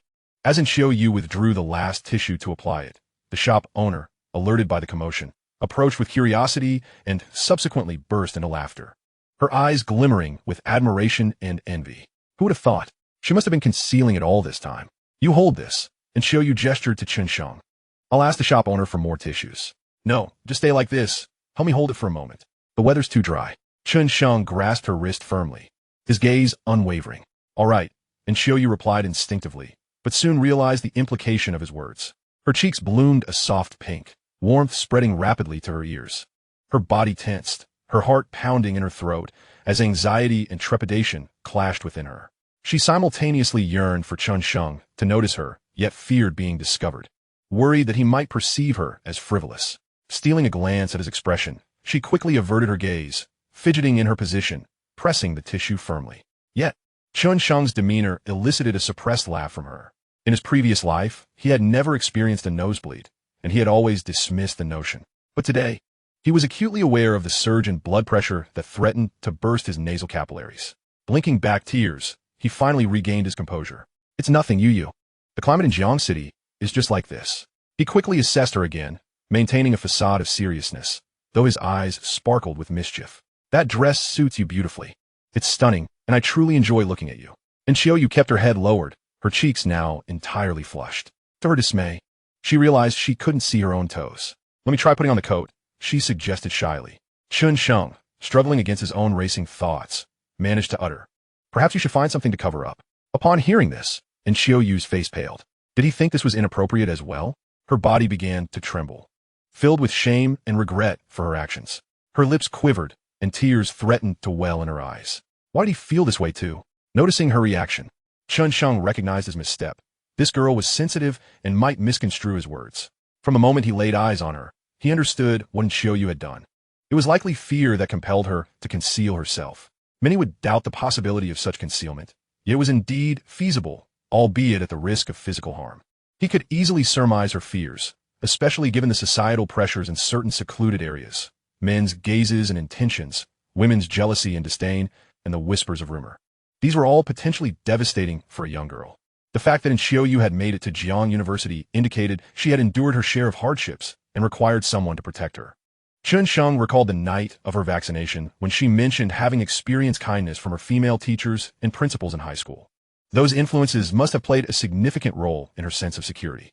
Chen Sheng offered a gentle smile, his eyes betraying unmasked affection as he wrapped his arm around her slender waist and leaned closer to whisper in her ear, "What I mean is, could you perhaps only show yourself to me?" From disappointment and despair to a flicker of hope, Xiaoyu felt as though she had ridden a roller coaster. He did not think it was inappropriate. Rather, he desired exclusivity. Her heart unfurled at this realization, though her lips still retained a pout, trembling slightly from the residual feeling of grievance. Witnessing her reaction, Chen Sheng felt a surge of tenderness and gently ruffled her hair, pulling her into an embrace. Xiaoyu nestled against him, wrapping her arms around his waist, her face pressed against his chest as she let out quiet sobs. The moment had unearthed pain long buried in her heart, and tears flowed freely. It was my fault for not expressing myself properly, he murmured softly, caressing the nape of her neck. Even amidst the pressure, his earlier impulse had miraculously subsided, leaving only a sense of protectiveness. The hands that encircled his waist tightened, and her sobs grew slightly louder. They remained in that quiet embrace for a time, and eventually, Xiao Yu's tears ceased. After a while, however, Chen Sheng's mischievous intentions stirred again. He leaned in closer to her ear, softly reiterating, "You haven't answered me. Will you only show yourself to me?" "Yes." And Xiao Yu's response was barely a whisper, akin to the flutter of a mosquito's wings. In the stillness of the fitting room, it was scarcely audible. This affirmation ignited a fervor within Chen Sheng, and he leaned closer to her ear. "What I mean is from now on, only for me, forever." The sudden brush against her earlobe sent a jolt through Xiao Yu. She tightened her grip around him, her voice as soft and delicate as a kitten's. "Machem." In that moment, all her worries and sorrows dissipated, replaced by a profound sense of safety and warmth. She cast aside her shyness, reveling in the comfort of no longer being afraid. Just then, the shop owner's voice interrupted. "Handsome, this isn't allowed here." "Wasn't allowed." Chen Sheng's expression darkened, his displeasure evident. "Can we not conduct ourselves here?" "Shop owner, you're quite lewd." And Xiao Yu, startled by the interruption, hastily released Chen Sheng. As they emerged from the fitting room, Chen Sheng declared, "I'll take both of these." "All right," the shop owner replied cheerfully. The young proprietress beamed with delight, having just intentionally provided a reminder to prevent any untoward incidents from occurring. The youthful exuberance of boys and girls alike can be quite unpredictable. As thoughts whirled in her mind, she began to promote, "Handsome, you can actually wear a bandeau underneath. Not only does it provide coverage, but it also protects the bust. Opt for a wireless, natural style for your lingerie. When it's inconvenient, just layer with loose clothing on top. In summer, it can even compress a size. And in autumn and winter, it's practically unnoticeable." Chapter 77. She triumphed. Chen Sheng felt a surge of joy. The advice from a professional was truly timely. "All right then, could you assist me in coordinating? I want it all." "Of course." The proprietress was ecstatic, as even the lingerie shop 3 stores down belonged to her. Chen Sheng continued, "Additionally, considering the current weather, I'll need 3 sets of long sleeves and pants, 3 skirts, and 2 coats. I'll also need the layering pants to go with the skirts, and shoes. Let us bundle it all up, consider a discount for me. I'll be back for winter." And Xiao Yu panicked at the thought of needing so many clothes. "I can't wear that many." "You must, it's cold. And clothes take ages to dry." Chen Sheng insisted, feeling it was his duty to care for her natural D-cup. As he spoke, he stole a glance. D-cups are not uncommon, but it depends on the wearer. Seeing them on another woman might evoke mere curiosity, but in the case of a young girl, Chen Sheng was determined to cherish her. All right, handsome, you've got yourself a deal." The proprietress began placing calls, unconcerned with the young girl's feelings. Eager to seize the opportunity while this customer was enthusiastic. "Ew, check if I still have a nosebleed." Chen Sheng mischievously leaned in, pretending to allow the girl to inspect his nose, all the while casting furtive glances. "So pale, so large. This is simply extraordinary." And Xiao Yu, fully aware of Chen Sheng's intentions, pretended to cooperate in examining his nose, feeling a rush of embarrassment yet delight. She couldn't help but wonder if he would glance at other girls. She yearned to ask but found the words stuck in her throat. For over 10 minutes, after several nose inspections, the proprietress finally gathered the clothes for Xiao Yu to try. Each outfit received Chen Sheng's enthusiastic evaluations, his eyes sparkling with mischief, illuminating the fitting room without the need for lights. His fervent energy suggested he might even assist her in changing clothes. Yet, facing such a warm-hearted rogue, Xiao Yu felt increasingly at ease. From his gaze, she discerned many things. It was admiring, affectionate, yet respectful, refraining from crossing boundaries when he could have. This respect was significant to her, for what she truly desired was for Chen Sheng to enjoy the sight of her. She even felt a sense of pride and satisfaction. If he asks glancing at other girls, then I want to show him. The autumn wool sweater suited Xiao Yu splendidly. Its design was lovely and comfortably loose, pairing well with skirts or jeans. However, it had to be a mid-length style, as her waist and hip curves were pronounced, resembling a crescent moon. The black layering pants, akin to modern leggings, were ideal for dresses. After trying everything on and swapping out 2 sets, she finally made her selections. Thankfully, the shop had a POS system.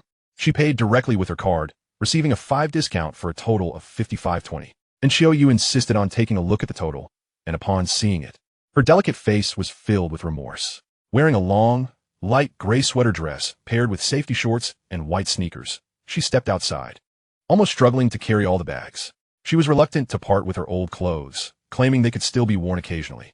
As soon as she stepped out, Xiao Yu felt a wave of anxiety. This was her first time experimenting with unfamiliar attire, revealing her calves, leaving her feeling particularly uneasy. Yet, she undeniably attracted attention wherever she went. The young girl, with her delicate features and graceful figure, was strikingly noticeable in her ensemble. Despite still possessing a hint of youthful innocence, her elegant demeanor was evident. With several bags resting on her small electric scooter, and Xiaoyu managed to carry a few more as they returned to Chayan. Not only did the customers in the shop take notice, but Wu Meili and Sun Yuxin were utterly flabbergasted, and Xiaoyu appeared transformed. Though she remained bashful, resembling a startled fawn, her entire aura was fundamentally different. That bashful yet timid expression, what had Chen Sheng done to her? Yet, she walked normally, with a heart brimming with joy, and Xiaoyu immersed herself in her work. Even more delighted that Chen Sheng had indeed stopped sneaking glances at other girls. His mischievous gaze was entirely focused on her. The exhilaration of victory filled her heart. She had won. After closing, Chen Sheng accompanied in Xiaoyu in counting the money, then kindly rode his scooter to escort the young girl back to her dormitory. The modest speed of 20 kilometers per hour felt akin to crawling. Chen Sheng shamelessly explained, "There are many students on the road. We must proceed slowly." After several bounces from the soft seat, Chen Sheng felt in Xiaoyu's forehead pressing against his back. This girl really, her forehead is too hard. It hurts my back. Will I ever recover? In the back seat, and Xiaoyu pressed her lips tightly together. Her cheeks flushed from a peculiar sensation. He was doing it on purpose. When they finally arrived at the girls' dormitory, Chen Sheng turned and left without lingering. It was a hard and fast rule. Even a most natural D-cup must yield to such laws. Upon reaching the 6th floor, just as before, and Xiaoyu spotted Chen Sheng's silhouette in the distance. Once she entered the dormitory, Wu Meili and Feng Qianshu rushed over. Wu Meili snatched the bag from Xiaoyu's hand, while Feng Qianshu admired the long sweater dress she wore, repeatedly praising its beautiful design. The other 3 roommates quickly gathered around, touching in Xiaoyu's outfit before inspecting the contents of the bag. Wow, it's from Li. Quite impressive. So much. My goodness, how much did this cost? Several thousand. At least. Why are you still holding on to these old clothes? Wu Meili queried, rummaging through the bag containing the old garments. They're still wearable. I'll discard them when they're ruined, and Xiaoyu replied, placing the bag on her bed, truly reluctant to part with them, as they could still be useful in the dormitory or for lounging. With a look of envy, Feng Qianshu remarked, "You truly splurged. Several thousand, and you just went for it. Students from wealthy families certainly wear better, but it's not the same." Hearing Feng Qianshu's words, and Xiaoyu felt another pang of regret. Honestly, even a few dozen was quite sufficient. Back in the dormitory, Chen Sheng was too excited to sleep, nearly indulging himself in the bathroom. After some contemplation, he decided to hold off. He wouldn't waste anything. After a shower, he opened his computer to check the rise in housing prices. Feng Yu was on his bed, engaged in a lengthy phone call, seemingly in the throes of romance. Though it was uncertain whether he had shared any kisses, Lin Zonqi was flipping through his phone, occasionally glancing at Feng Yu with a disdainful snort. Zhang Junjia was busy talking to his family. Chen Sheng briefly browsed online, particularly looking at the transaction prices in the second-hand housing market. Jinhe residence had reached 7,200 per square meter. This was the transaction price for the month. If Chen Sheng sold now, he would at least pocket over 200,000. However, as he didn't currently need the money, he decided to hold on to it. The location was excellent. Just as he was about to examine the posted prices further, Lin Zonqi suddenly let out an exuberant yell, jumping off the bed. The other 3 were startled. Shoo! Feng Yu raised a finger, releasing a long, forceful breath. Then, he spoke into the phone in an exceptionally gentle bass voice. "I apologize. My roommate was bitten by a dog and startled you, didn't he?" Lin Zonqi dashed off the bed, rushing to Chen Sheng, brandishing his phone screen and exclaiming, Look, Lin Yi, when I don't make a sound, I astonish the world." Chapter 78. Enrollment Expansion. When will you come to Chai Yin for coffee? Chen Sheng, too, was curious and stole a glance. The messages on QQ included casual inquiries like, "What are you doing? Have you eaten?" The response from the other party came after a half-hour delay. With the message, "I'm here, eating." Lin Zonqi's last message read, "If I confess to you, would you accept?" The girl, known as Hong Chun Yu and I, replied, "I would." It seems that Lin, the second-generation heir, is about to find love. Chen Sheng was genuinely astonished. However, he felt as though he had encountered a similar scenario before. Yay, yay, yay. Lin Zonqi gritted his teeth, fiercely shaking his fist. His fierce countenance was imbued with the disdain of a king towards the masses. Zhang Junjia, sensing that something had transpired, turned pale as though the world were ending. "Who?" Lin Zonqi exhaled a breath of frustration, preparing to reply to the girl. However, upon viewing the interface, he was momentarily stunned. Chen Sheng leaned over to take a look, only to see Hong Chen, you and I had sent another message. I'll delete you. Haha, the senior sister is rather amusing, always joking around. I was merely jesting as well. Lin Zonki managed a couple of forced chuckles. He typed, actually, I was just joking. Don't take it to heart. Yet upon clicking send, a notification popped up. Failed to send. Please add the other party as a friend first. Chen Sheng quietly leaned back in his chair, returning to his real estate listings. He couldn't bear to dwell on his despondent roommate, donning a clown mask. He ought to show him some leniency. No wonder it felt familiar. The anecdotes of over a decade later were drawn from real life. Closing the housing listings. Chen Sheng accessed the external Mitgox exchange using a legitimate VPN. He did not check his wallet, but merely browsed the current market prices. The price had surged to 30 cents, whereas in his previous life, it was merely around 12 to 15 cents at this time. This increase was largely due to Chen Sheng's substantial investments back then. During this period, trading volumes had dwindled. Otherwise, prices would have continued to soar. However, such significant purchases were essential, taking advantage of the moment when Bitcoin's value went unnoticed to reap a considerable profit. Chen Sheng did not intend to make a fortune in one go. He planned to gradually release shares, aiming to exit the exchange by the end of 2012 or early 2013. Mitgox, located in Japan, will be breached in early 2014. In later years, the individual holding the largest amount of Bitcoin, known as Nakamoto Satoshi, was of Japanese-American descent. No one knew the true identity of this individual, whether male or female. Holding the world's largest stash of 1 million coins, they lived unscathed, never having their account hacked or having sold a single coin. Some speculated that Nakamoto Satoshi was not a single person, but rather an organization. Chen Sheng dared to purchase several 100,000 coins, merely because the price was still in the cents range. Should it rise to dozens of dollars while he maintained this volume, his account would be at risk. At the moment, with the price at only 30 cents, it wasn't worth liquidating, nor would anyone be envious. He would have to wait.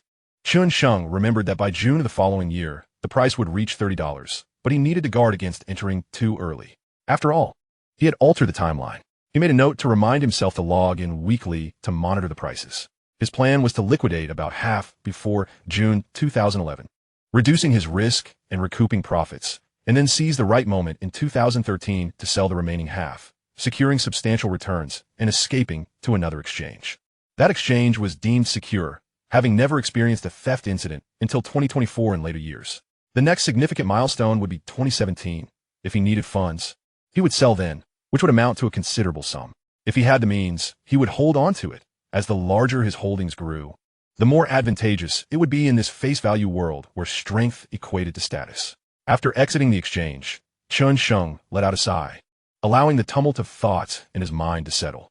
By early November, the minimum temperature had dropped to around 7 or 8 degrees, making it rare to see bare legs on campus. The couples dating in the cherry blossom grove and on the playground had also diminished significantly.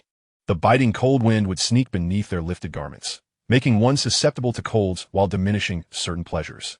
However, the small inns on campus were thriving. Taking the campus beauty outdoors was no longer appropriate. Chen Sheng contemplated inviting her to the Jinhaiyuzhu. Without much thought, he simply wished to enjoy the night view together on the balcony. He staggered over to the entrepreneurial base. Mr. Chen, please take a look. Does this creative platform meet your expectations?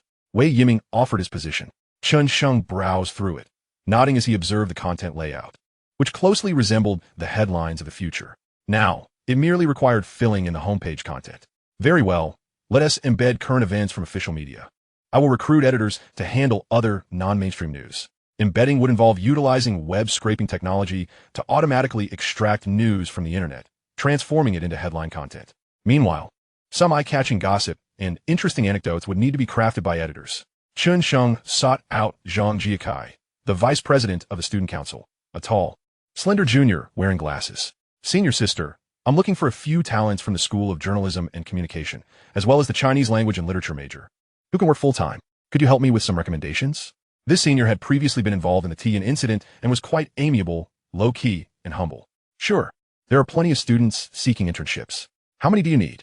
Zhang Jiakai readily agreed, recognizing it as a favorable opportunity for her as well to return a favor. She had a certain understanding of the freshman, mainly concerning his entrepreneurial endeavors. Most importantly, obtaining approval from the management committee for rent in just one day indicated that the director had recognized him. Let us start with 5 for now. Chen Sheng smiled. Next time you come to Tian, I'll treat you to coffee. In a 50 square meter office, We can also establish an editorial department.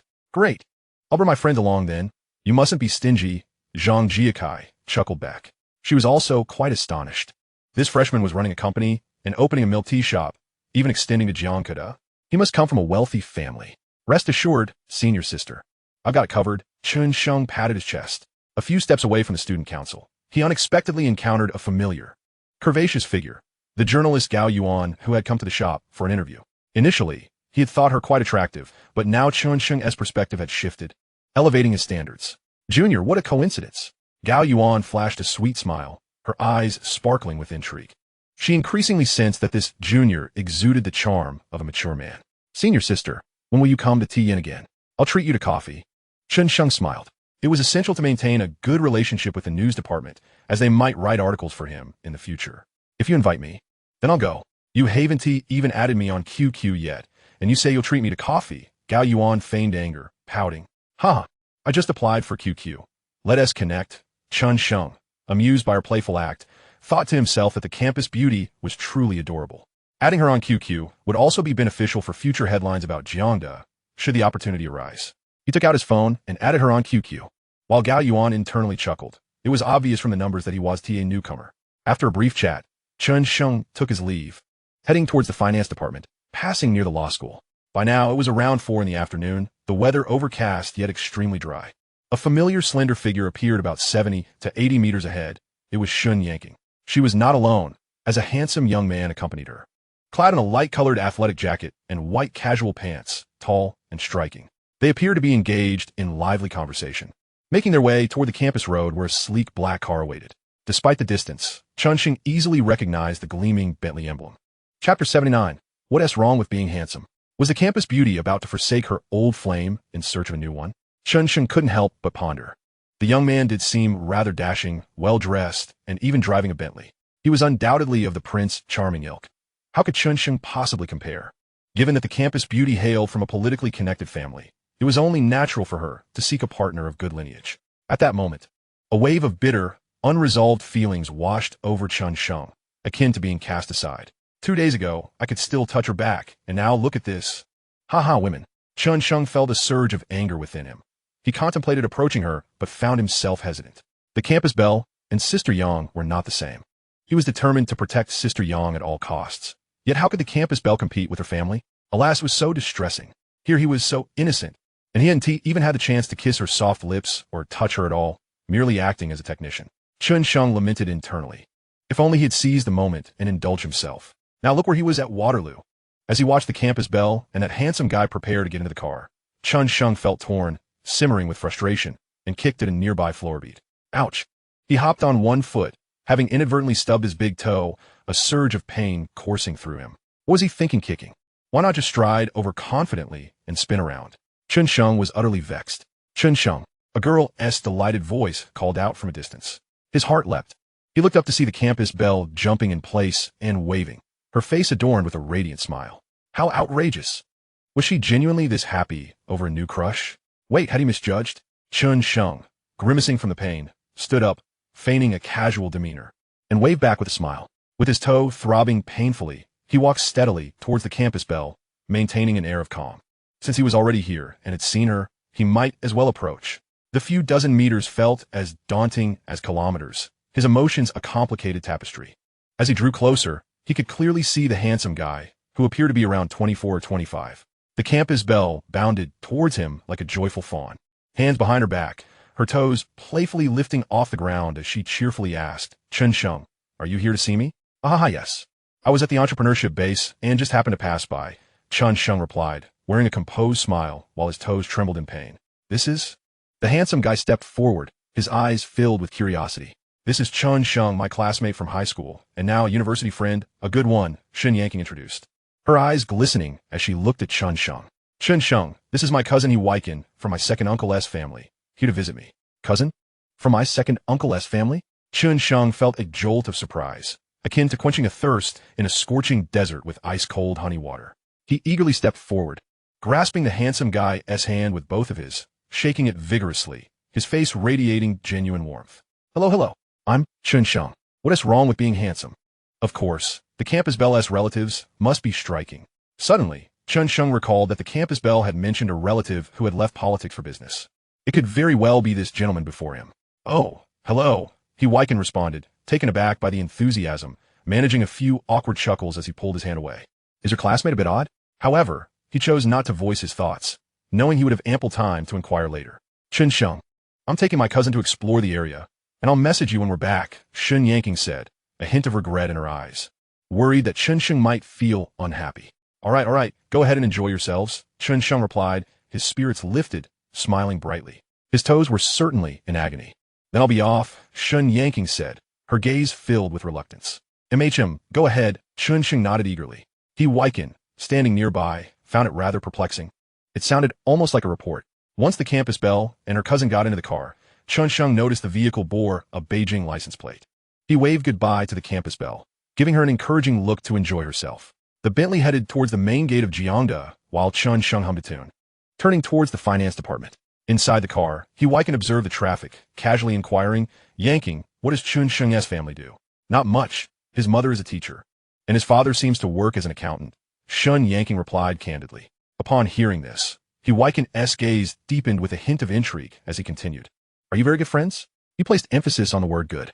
"Yes, indeed." Shun Yanking's cheeks flushed slightly. "To what extent?" He Wyken pressed, determined to delve deeper.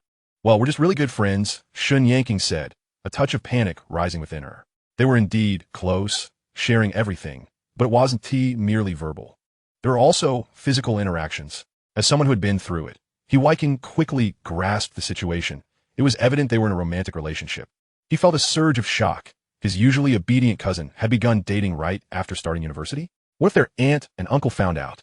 She was the only child in the Shun family, and her parents had high hopes for her. This could potentially impact her studies. If her academics faltered, her future paths would become considerably more challenging. He Wyken sighed inwardly. After a moment of silence, he couldn't help but advise, "Yanking, you should focus more on your studies. Law is a great stepping stone, and Jiangda has excellent mentors. Pursuing a doctorate would pave the way for a bright future." Before he could finish, Shun Yanking interrupted him. "And what about you? Why aren't you pursuing a doctorate? Your uncle had everything arranged for you." He didn't go. A hint of dissatisfaction flickered in her eyes. "Well, what is your excuse? You started dating in your freshman year and often skipped classes. Yet you dare lecture me? Are you still my best cousin?" Shun Yanking pouted, turning to gaze out the window. "Wait, what?" He Wyken was taken aback. What was happening? Yanking was actually standing up for herself now. She had never been like this before, always obedient and compliant. Reflecting on his own behavior, he felt a bit embarrassed. Chuckling defensively, "I just lack the talent, right? Aunt said you have a keen insight into law. I do have a bit of interest in it. After all, I've been exposed to it since childhood," which sparked some curiosity, Shin Yanking admitted, accustomed to following her mother's path. "If you're interested, you shouldn't waste it." He Wyken thought he had struck a chord and continued, "In a field you're passionate about, the more you advance, the more you will realize how much time you wasted on meaningless pursuits. Don't you feel the same?" Shun Yanking turned to face her cousin, her gaze profound, and slowly replied, "So, your freedom to roam about now is because you've realized this?" He Wyken was momentarily at a loss for words, feeling a twinge of guilt under her gaze. He was even more astonished by how much Yanking had changed. She had never spoken like this before. Chapter 80. Is she really planning to subsidize him? Yanking, his family is quite ordinary. Do you think he can handle the pressure? He Wyken sought another weak point. A scenario that was all too common. He asked my old classmate and a very good friend. What pressure does he need to bear? Shin Yanking's gaze flickered momentarily, her words betraying her true feelings. It was not acceptable to admit it openly. If her mother found out, there would be a family inquisition unless she blinked, pondering, if he truly had to bear it. Then, cousin, could you lend me some money? I'll let him start his own business by his sophomore year. What? He Wyken's eyes widened in disbelief. Oh my gosh, you're actually planning to subsidize him. If Aunt found out, she would likely be infuriated. Seeing her cousin's silence, Shun Yanking displayed her displeasure. Just tell me whether you'll lend me the money or not. I'll lend. He Wyken was utterly baffled. You've changed so much, Shun Yanking. He was left speechless. What on earth had transpired? He was, after all, a high-ranking handsome guy and had never encountered such a situation before. Fine, I'll lend it, but let us just play along for now. Maybe they'll break up in a bit anyway. It's already rare for them to finish 4 years of college together, let alone what lies ahead. If it truly continues, what is a mere 100,000 or so for starting a business? I haven't changed. I've always been myself, Shun Yanking replied coolly, her bright eyes fixed ahead. I simply feel that I'm not suited for a political career. Every time I think of it, the pressure overwhelms me. He Weiken remained silent, for he too was burdened by similar thoughts. Yet, his cousin was the only daughter of the Shun family, and both the family and his aunt had expectations. Ultimately, the He family also had needs. Indeed, they required her marriage. A girl of ethereal beauty, intellect, and noble lineage held immense significance. However, such sentiments were not to be voiced. He sighed inwardly, realizing the complexity of the situation lay heavy upon him. Cousin, you understand, don't you? Chen Sheng cast a glance at He Weiken. I will undoubtedly support your own choices. He Weiken uttered a disingenuous affirmation. He could comprehend his own feelings. But could her uncles, cousins, and parents do the same? Thank you. If even you cannot understand me, I shall disembark, Chen Sheng threatened with a radiant smile. What nonsense! How could I possibly not understand you? We are the best of siblings. He Weiken internally scoffed, questioning what Chen Sheng had done to provoke such behavior from his cousin, who now resorted to threats against her own older cousin. Nonetheless, he recognized that these were merely Chen Sheng's personal reflections. This cousin was exceptionally astute, her thoughts sharp. Yet, in their everyday interactions, they had treated her like a child, overlooking certain remarkable traits she possessed. You are my best older cousin. Just remember not to mention this to your aunt. Chen Sheng beamed sweetly. He Weiken's lips pursed like a deflated cloth, understood. His heart ached. How rapidly she had transformed. Once the two had shared a delightful bond. Now, she was so forward, plotting to prize money from him. What a predicament he found himself in. Gazing out of the car window, Chen Sheng's thoughts drifted to an unknown place, her cheeks tinged with a delicate blush. Had she perhaps dozed off a few times, allowing him to take liberties? Perhaps she should feign sleep next time. The ominous clouds overhead had finally dispersed, and the autumn sun began to cast its warm glow. The 5 members of the editorial team would not gather until 2 days later. In that time, Chen Sheng had equipped the office with all necessary apparatuses, utilizing connections forged by Wei Yiming to deliver them directly to the door. Chen Sheng met with the 5 in the public meeting room of the entrepreneurial hub. 3 young women and 2 young men, 1 sophomore girl and 4 juniors, were present. All 5 harbored a mix of curiosity and skepticism, for their boss appeared remarkably youthful. Had it not been for the student council's endorsement, it would have been hard to believe he had initiated a company in his freshman year. Greetings, I am Chen Sheng. Please introduce yourselves and share your interests and perspectives, he said with a smile. He aimed to gauge the students' cognitive responsiveness, hoping they wouldn't turn amusing anecdotes into formal reports. I shall go first. Hello, Mr. Chen, a long-haired junior from the School of Journalism and Communication, stood up. My name is Hu Fifei. She had a delicate yet composed appearance, adorned with a touch of makeup. With a wealth of part-time experiences, she had served as the deputy head of the student council's news department and submitted articles to magazines, though she had yet to engage in formal work in the field of communication. As each took their turn to introduce themselves, only the slightly shy sophomore girl lacked experience, though she managed to articulate herself adequately. Hu Fifei stood out as the most impressive, her thoughts agile and assertive. This meeting serves both as an introduction and a task briefing. Chen Sheng surveyed the group before adding with a gentle smile. I appreciate candor. The base salary is $1,800, with additional bonuses. A well-crafted news piece garners a significant readership, thus elevating the bonuses accordingly. The group displayed expressions of surprise. A base salary of $1,800 was commendable. Graduates from journalism faced fierce competition, and with a stroke of luck, one might secure a position as an editor for a website or magazine, earning a similar salary. Yet the bonuses were crucial. My requirement is simple. The news must be engaging, and the headlines captivating enough to seize immediate attention. Mr. Chen, I have a question. Hu Fifei raised her hand. Please go ahead. Is it permissible to edit misleading headlines, or even fabricate stories, provided they attract attention? Remove the word if, a young man interjected. How do we maintain interest, or if the content fails to align, how do we address the ensuing negative reactions? That is an excellent inquiry. Chen Sheng nodded, smiling. Let me illustrate. I point to the sky and say, look, a UFO. Wouldn't you be curious enough to gaze upwards? The group nodded, acknowledging the curiosity that would naturally arise.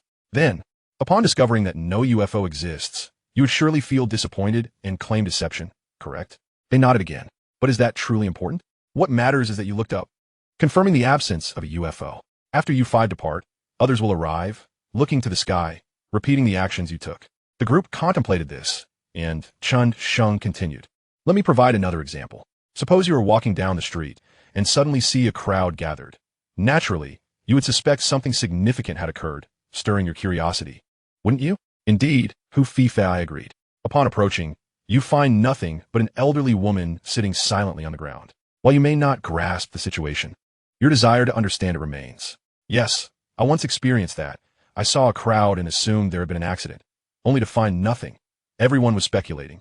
And I waited in vain to decipher the mystery, a young man recounted.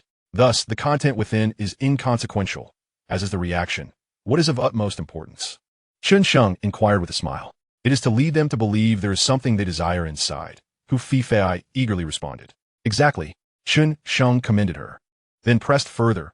What incantation must you chant to create that belief? The title.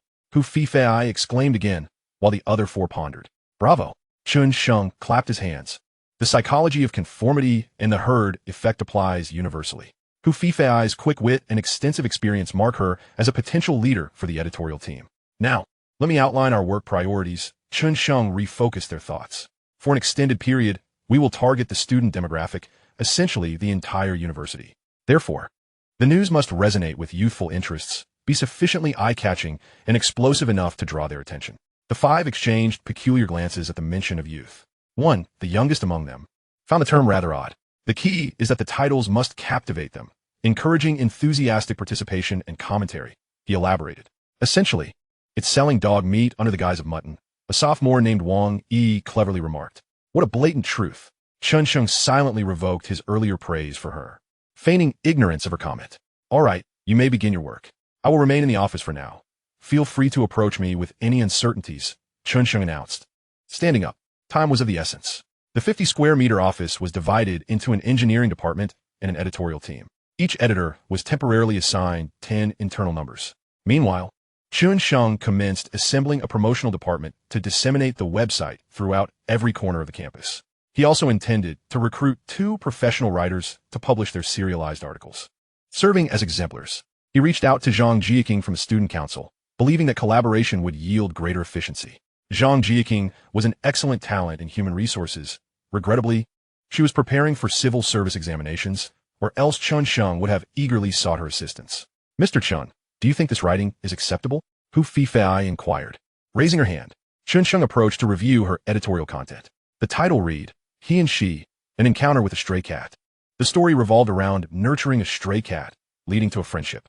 The title lacks sufficient allure. Chen Sheng shook his head, while Hu Fifei was quick to respond. She remained influenced by her current environment, lacking the bold innovation he sought. Hu Fifei's expression revealed a hint of defiance. But my classmates all adore such romantic content. I know several who feel this way. You simply do not understand them well enough. Chen Sheng shook his head, saying, Come now. Let me craft something for you to see. Hu Fifei moved aside, eager to witness what a freshman like Chen could compose. Chen Sheng deleted the title and began to write. Shocking. A man and a woman engaging in such activities in the woods. The shock article style only gained popularity in 2017. It is still quite novel and can undoubtedly lure, or rather, attract a multitude of users. After completing his piece, rather than addressing the astonished Hu Fifei, he beckoned to Wei Yiming, Senior. Come take a look at this. Curious, Wei Yiming approached, and Chen Sheng inquired, Senior. Does this title pique your interest? Shocking. A man and a woman. A fleeting spark of inexplicable excitement crossed Wei Yiming's face. He feigned modesty, replying, Well, perhaps just a little. Since it's just a little, I'll one-tea reveal the content to you. Chen Sheng teased. Oh, don't be hasty. I am interested. Let me see. Wei Yiming quickly interjected, his impatience evident. Before you look, take another glance at this title. Does it intrigue you? Chen Sheng typed out Hu Fifei's title in the blank space. Not particularly interested. It seems rather dull. Wei Yiming shook his head, clearly disinterested. Hu Fifei's face flushed slightly. Had society truly become so vulgar? Was the concept of serendipity no longer appealing? All right, I shall show it to you, Chen Sheng said, a mischievous smile spreading across his face as he opened the edited story. Wei Yiming eagerly perused it, initially excited. But his expression gradually morphed into one of confusion and dissatisfaction. Wait, where's the content? What content? Chen Sheng feigned ignorance. You know, that man and woman sort of thing? Wei Yiming whispered, feeling a sense of being deceived. Hu Fifei's face turned crimson.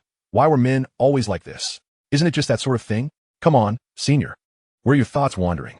Chen Sheng looked at him disdainfully. Goodness, Wei Yiming exclaimed, as if awakening from a dream, angrily returning to his position. Chen Sheng cast a knowing glance at Hu Fifei. Now, do you understand?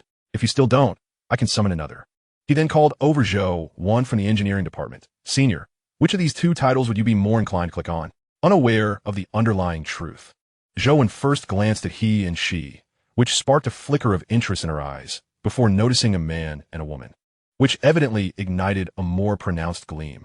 After a moment's hesitation, she reluctantly pointed to he and she, yet her gaze kept drifting toward a man and a woman. Then I shall delete this article, but would you like to take a look at this one first, Senior? Chen Sheng subtly hovered the cursor over a man and a woman. Zhou hesitated for a second before conceding. All right, I can take a look. It's better for comparison. Upon opening the article, she read for a while, her expression clearly displaying disappointment. It's rather mediocre. Shall we not look at the other piece then? No need. Wei Yiming chuckled from the side. Hu Fei's face fell, as if she had not anticipated the world to be this way. How about this? Why don't you both propose titles that you think would garner more clicks? Let us see which format attracts more attention, Chen Sheng suggested, noticing her reluctance. All right, Hu Fei agreed, feeling somewhat reassured. She refused to believe that romance was not true love. I have one more request regarding the story, Chen Sheng said, a peculiar smile gracing his face. Go on, she prompted. For instance, in a story where a stray cat brings two people together, the conclusion should also involve the stray cat leading to their separation. What? Why? A separation would render it imperfect, she protested. It is precisely through regret, missed opportunities, and farewells that the most indelible marks are left behind. Chen Sheng smiled. Conflict is the finest means to heighten interest. Crafting a tale of strife between a couple will exponentially increase engagement. Have you not seen how, in later years, the short stories on platforms like Zhu become increasingly popular through their dramatic twists, with readers clamoring for more? The supervisor still required training. One must observe if they can respond promptly, lest they need to seek out more capable individuals. Throughout the afternoon, 7 or 8 promotional staff were interviewed, all third-year students of decent quality, some of whom were quite affable. One particular third-year female student stood out, embodying the quintessential social butterfly. Upon hearing Chen Sheng's offer compensation and travel reimbursements, she was overjoyed. They were in desperate need of internship experience, and if such favorable conditions were offered, it felt like a stroke of good fortune. Furthermore, being part of a startup, should it succeed, they would reap significant future benefits as pioneers. Both companies were lacking administrative personnel, and Chen Sheng decided on Sister Yang as the unequivocal choice. With the increase in staff, administrative duties needed to commence. Sister Yang would recruit 1 or 2 more individuals. She could occasionally come into the office, with remote work also being a possibility. Subsequently, matters such as Social Security would require attention. Administrative and financial departments are essential for any company. The finance personnel needed to be on board promptly. By around 5 in the afternoon, Chen Sheng planned to visit the tea shop. Suddenly, his phone buzzed incessantly. It was from the campus bell. Ching Ching Zicken. Chen Sheng. I walked so much with my cousin today, my feet are sore. Chen Sheng thought it best to arrive a bit later and assist during the peak hours. At the shop, only Sun Yuxin was present with 2 new staff members. Wu Meili was resting for the evening, wanting to catch up on missed classes. He replied, "Is 8 o'clock all right? I'm heading to the library to catch up on some studies." Ching Ching Zicken quickly responded with a voice message. "No, I want." Her melodious, lingering tone stirred something deep within Chen Sheng, causing his heart to race. The thought of her delicate, charming face and her fair, jade-like feet consumed his mind. "All right, let us go. Time to fulfill my noble duty." Shen Yanqing mentioned she would soon return to campus and arranged to meet Chen Sheng at the law school cafeteria. Feeling hungry, he decided to wait there. One cannot take up a post on an empty stomach. Upon arriving at the law school cafeteria, he found only half the tables occupied. He chose a somewhat vacant spot and busied himself with his phone while waiting. After about 10 minutes, as he was browsing promotional messages on Alipay, the atmosphere in the cafeteria suddenly grew noisy. Listening closely, he discerned a heated argument. The girl's voice grew progressively louder. "What is so interesting about this? Why have I ever demanded to see your phone? Why must you look at mine? You simply do not trust me." The escalating commotion caught Chen Sheng's attention. A girl approximately 5 feet 6 inches tall stood up from her seat, tightly clutching her phone behind her back. Her hair, slightly curled at the ends, framed her figure clad in a khaki trench coat, which accentuated her graceful silhouette. She was flanked by 2 other girls. The boy she was glaring at sat with his back to Chen Sheng, standing just over 5 feet 7, dressed in a rather conventional manner. 2 other boys were seated alongside him, forming a 3-on-3 dynamic. The boy's tone carried a hint of indignation and stubbornness. "I can show you mine. I just believe that if we're together, we should be honest with each other. What is the harm in taking a look? If you trust me, it shouldn't matter whether you see it or not. Then why insist on checking?" The boy struggled for words, his gaze filled with turmoil. Ultimately, he managed to retort, "What is the big deal about glancing? Unless you have something on your phone that I shouldn't TC. You're merely speculating that I have other boys on QQ. You're simply paranoid. You lack even the most basic trust. To put it bluntly, you're just insecure." The girl, taking an offensive stance, began to lose her composure, her voice resonating throughout the cafeteria, shaking the very air around them. "Moreover, what does it matter if I engage in conversation with other boys? Is chatting forbidden? Being in a relationship with you feels like being confined, stripping me of my freedom to socialize." Like many others, Chen Sheng found it impossible to calmly browse the news, forced instead to bear witness to the unfolding drama. Such scenes are commonplace in later times and hardly surprising. The boy, ensnared by suspicion and insecurity, quickly found himself at a disadvantage. Look at this. He is filled with doubt and lacks confidence. Yet if he turns away, he cannot bear the thought of it. He fell silent, his expression a tumult of turmoil. Which boy would wish to be deemed lacking in confidence by his girlfriend, especially in front of so many onlookers? Perhaps it was the girl's fierce demeanor that provoked him, as he struggled with his expression before suddenly exclaiming, "I just feel that you are being flirtatious with other boys. If you aren't T, then show me your phone. If they're S nothing, then we'll do as you say." This counterattack left the girl momentarily speechless. And after 2 seconds of silence, she erupted. "Lise Haikyong, what have you ever done for me besides suspecting me? Nothing at all, since you distrust me so much. Let's break up. Other girls show their phones to their boyfriends. Why can't you? The moment I mention breaking up, you become defensive." The boy, quick-wit, seized upon her vulnerability and retorted. Chen Sheng understood that regardless of whether they exchanged phones or not, their breakup had become inevitable. Continuing would only lead to endless arguments. "I must have been blind to have met someone like you." The girl tore off her mask, her words laced with aggression. "I was blind too. How did I end up with you? Who was it that said I was handsome, that they liked me for who I am?" Huh. The boy's dignity was cornered, forcing him to retaliate with scorn. What should have been a minor disagreement had spiraled into mutual destruction.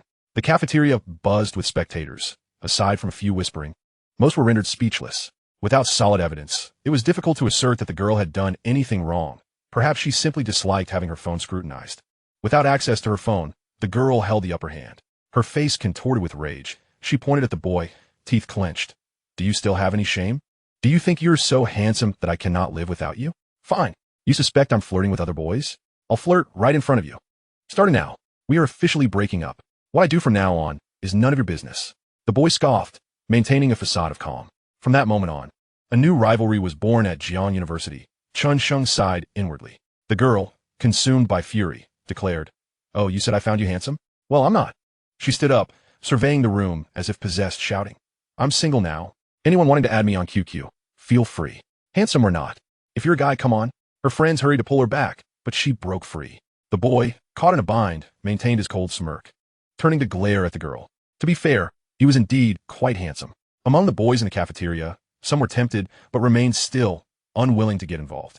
Seeing no response, the girl's face turned dark and she declared, "If no one is adding me, then I will. I'll settle for someone ordinary. Not handsome at all." Her friends urged her again to stop, but their pleas fell on deaf ears as they lowered their heads in silence. "That guy with glasses. How about adding him on QQ?" She strode directly to a bespectacled boy. The boy, taken aback, hesitated, feeling embarrassed, and awkwardly mumbled, "Never mind." Clearly, this only provoked the girl further. She scanned the room coldly before her gaze landed on Chen Sheng, who was sitting alone in a corner. This was bad. Chen Sheng thought to himself, "Please don't come over." Yet, she approached him, tossing her hair back and flashing a rebellious smile. "Junior, let us add each other on QQ." Chen Sheng was at a loss for words, thinking, what the hell? Am I really that ordinary, not handsome at all? What is your vision? 3 campus beauties have called me handsome. Have you cleaned your eyes? Is this not an insult? He forced out a particularly awkward smile. "I'm sorry, senior, but I want to be adding you on QQ." Perhaps sensing Chen Sheng's solitude, the girl sat down next to him. A faint scent of perfume wafted through the air. Her tone softened. "Junior, just add me. I'm single now. If you ask me out, I'll go anywhere with you, no matter what you want to do. In the entire cafeteria, who could be more handsome? If not him, then who?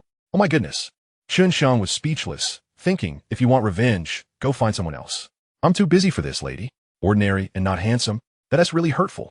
The boys nearby looked ready to explode. Students in the cafeteria were keenly interested, awaiting Chen Sheng's response. If he agreed, tonight would surely ignite a firestorm. The girl boldly opened her QQ app, displaying her QQ number, and sweetly said, "Junior, add me. Tonight, I'll go out with you." Just then, A crisp yet icy voice rang out. At who? Going out with whom? The entire room fell silent, all eyes drawn to the source. Chapter 83. He said no.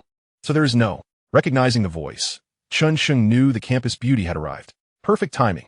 Your number 88 technician was deemed ordinary and not handsome by someone else. Just when he was feeling wronged, he turned to see the campus beauty had indeed changed her outfit. She wore a long orange sweatshirt adorned with a cartoon bear. The hem reaching her thighs, paired with a white mid-length pleated skirt, white sneakers, and knee-high white socks. The vibrant orange, coupled with fresh white, made the already stunning campus beauty radiate brilliance. Her long legs, accentuated by the white socks, appeared tender and flawless, causing Chen Sheng to gulp as he stood. Her expression was cool, her gaze indifferent as she regarded the girl. Many in the cafeteria recognized this flower of the law school. Such ethereal grace was unmatched in the entire school. Yet, this girl from the non-law school evidently did not recognize her. Jealousy filled her eyes, possessing beauty like Chen Yanking. It was difficult not to face hostility from other women. In a moment of competitive spirit, the girl smirked. He is going to add me on QQ and ask me out. I haven tea. Don't spread falsehoods. Everyone saw me sitting here quietly, saying nothing. I'm a victim, okay? And I'm actually quite handsome, right? Chen Sheng waved his hands, stepping back 3 paces towards the campus beauty, emphasizing his own looks. He said no, so there is no. Chen Yanking's gaze remained tranquil as she stepped forward, gently linking her arm with Chen Sheng's. He doesn't need to, and I think he is very handsome. To me, there is no man more handsome than him. The earlier girl's insistence on adding QQ had only lasted about a minute. Chen Yanking had just approached the cafeteria's exterior and heard everything clearly. The voice was loud enough that it was impossible not to hear. Hearing the campus beauty's words nearly brought tears to Chen Sheng's eyes. What great taste. Only the campus beauty truly recognizes my worth. Oh no, there are 2 others. He stifled his excitement, ensuring not to reveal any smugness. He had to appear composed. It was essential to project an air of indifference, as if beauty were nothing but a passing cloud, insignificant in its fleeting nature. The cafeteria was eerily quiet, students staring in disbelief, mouths agape in shock. Though they found his self-praise amusing, they could not laugh. After the initial shock came an overwhelming wave of envy and admiration, mingled with incredulity. What misdeeds must this guy have committed in a past life to face such a fierce backlash? He is a model for our generation. Not even sure if he has classes. Swiftly scanning the surroundings, Chen Sheng silently reveled in the moment. The girl's face paled, her mind racing for a rebuttal, but she simply could not find the words. The ethereal aura she exuded was unmistakable. Anyone with functioning eyesight would recognize that hard-headedness would lead to self-humiliation. The boy, having relinquished his animosity towards Chen Sheng, felt he was no longer in a position to oppose him. His gaze towards the girl brimmed with the satisfaction of revenge fulfilled. The frustrated girl eventually redirected her fury towards her ex-boyfriend, casting a venomous glare before turning on her heel and striding out of the cafeteria, closely followed by her 2 companions. The boy's eyes flickered with inner turmoil, but under the urging of his friends, he ultimately chased after them. Chen Sheng, I'm hungry, Chen Yanking said, her previously frosty demeanor melting away as she gazed at him with an almost pitiful expression. All right, let us go get some food. Chen Sheng replied cheerfully, giving a gentle squeeze to the school beauty's small hand. The 2 of them approached the serving window, seemingly oblivious to their surroundings. The pace of dining in the cafeteria noticeably slowed. The school beauty had become an object of admiration and envy. Both boys and girls stole glances at her. The girls looked on with a mix of envy and admiration, while the boys were less significant in the equation. As for one individual, he was met only with jealousy and curiosity. Perhaps he possessed some unknown talent or greatness. A few subtly flirtatious girls cast furtive glances towards the sword-casting pavilion. Chen Sheng was enjoying his meal when he suddenly felt a chill beneath him. He shifted in discomfort, bewildered by the sensation. Today, my cousin and I took the ferry, and then I watched Chen Yanking animatedly recount their journey. And then? Chen Sheng asked with a smile, feeding her a slice of lotus root. Then we went to the old building of CCI. There were so many people, Chen Yanking replied, finishing the lotus slice. Noticing that the chopsticks had not been removed, she quickly understood. Her cheeks flushed a rosy hue as she took the chopsticks into her mouth. The very chopsticks she had just used were then playfully sent into Chen Sheng's mouth, who wore a mischievous grin, feeling the weight of many stares. Chen Yanking lowered her head, her heart racing like a startled deer. Ah, there are so many people, and he is doing this. She thought, is he really longing for a kiss? What should I do? I've never kissed anyone. Will it be awkward? The students around them, covertly observing, were all taken aback. Is this really the flower of the law school? Regardless of gender, they maintained an indifferent facade while internally cursing. What a pair of shameless lovers. Are we even allowed to enjoy our meal? During this dinner, some savored their food with delight, while others found it hard to swallow.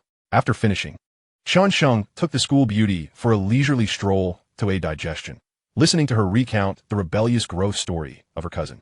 As they walked, they arrived at the entrance of Jin Haiyazhu. Chen Sheng, where is this? Shen Yanking inquired curiously, following him inside despite her question. This is our home for now, Chen Sheng replied with a mysterious smile. Our home? Shen Yanking asked, a hint of confusion in her expression, though her cheeks bloomed with color. Following Chen Sheng into Building C, she watched as he produced a key to unlock room 2201. Upon entering, she found the apartment quite pleasant and airy. This is our home. I bought it, Chen Sheng added, a touch of pride evident in his tone. What did you buy this? Shen Yanking's mouth fell open in surprise. She wanted to ask how much it cost and how he managed to acquire it, but thought better of it. Not long ago. Remember when I took you all to buy the World Cup? Chen Sheng explained as he guided her around. I remember, she replied instinctively, then paused, realization dawning. How much did you win? The thought of her and her friends profiting alongside him made her even more curious. A couple of million. I fortuitously bought this house at a low price, and I've also started 2 companies just getting off the ground. After touring the kitchen, he led Shen Yanking to the master bedroom, where he had replaced the mattress and bedding with new ones. It's just for resting, definitely not for any mischievous activities. He clarified regarding his assets, feeling it was best to either say nothing or share everything. Shen Yanking's face was alight with astonishment. 2 companies? No wonder he seems busy sometimes. As Chen Sheng settled onto the sofa, recounting his ventures, Shen Yanking's eyes sparkled with delight. She didn't care about the specifics of the companies or the money. It was the fact that he shared this with her that brought her joy. She cherished this feeling. Moreover, knowing he was wealthy yet not extravagant in his spending filled her with both reassurance and admiration, leading to a sense of enchantment. It was rare to find someone who had wealth yet lived modestly. Even her cousin was known for his lavishness, and others were no different. Initially, she had considered borrowing money from her cousin to help Chen Sheng start his venture. Now it seemed unnecessary. As she listened, Shen Yanking felt a newfound clarity. Why should she worry when things were going well? What kind of wealth did one need to be considered capable? Did one need to be a powerful official to be significant? Suddenly, she realized how remarkable Chen Sheng was, his profile strikingly handsome. Yet, doubts crept in. Was he also drawn to other girls? What if others pursued him? Should she kiss him? Chapter 84. Awakened, yet unaware. Shen Yanking's mind was a whirlwind, full of thoughts about companies and money, all secondary to her preoccupation with kissing him. How to initiate it, how long it should last. Chen Sheng, having laid everything bare, caught sight of the admiration on Shen Yanking's face, tinged with a hint of inner conflict. He felt immensely pleased, maintaining a calm exterior while inwardly reveling in his success. Is my fortune stunning her? We may not be 2nd or 3rd generation rich, but we're a generation even more remarkable. Chen Sheng, Shen Yanking gently and sweetly called, my feet are swollen and sore. The way she summoned him sent a jolt through him. Her charm had evidently grown. All right, come here, he replied, battling his inner desires. The little inner voice whispered in glee, while another part of him felt overwhelmed, weakly protesting. No, slow cooking is the way to go. Okay, Shen Yanking said, her eyes glistening with emotion. She glanced at the lighting and then out to the balcony.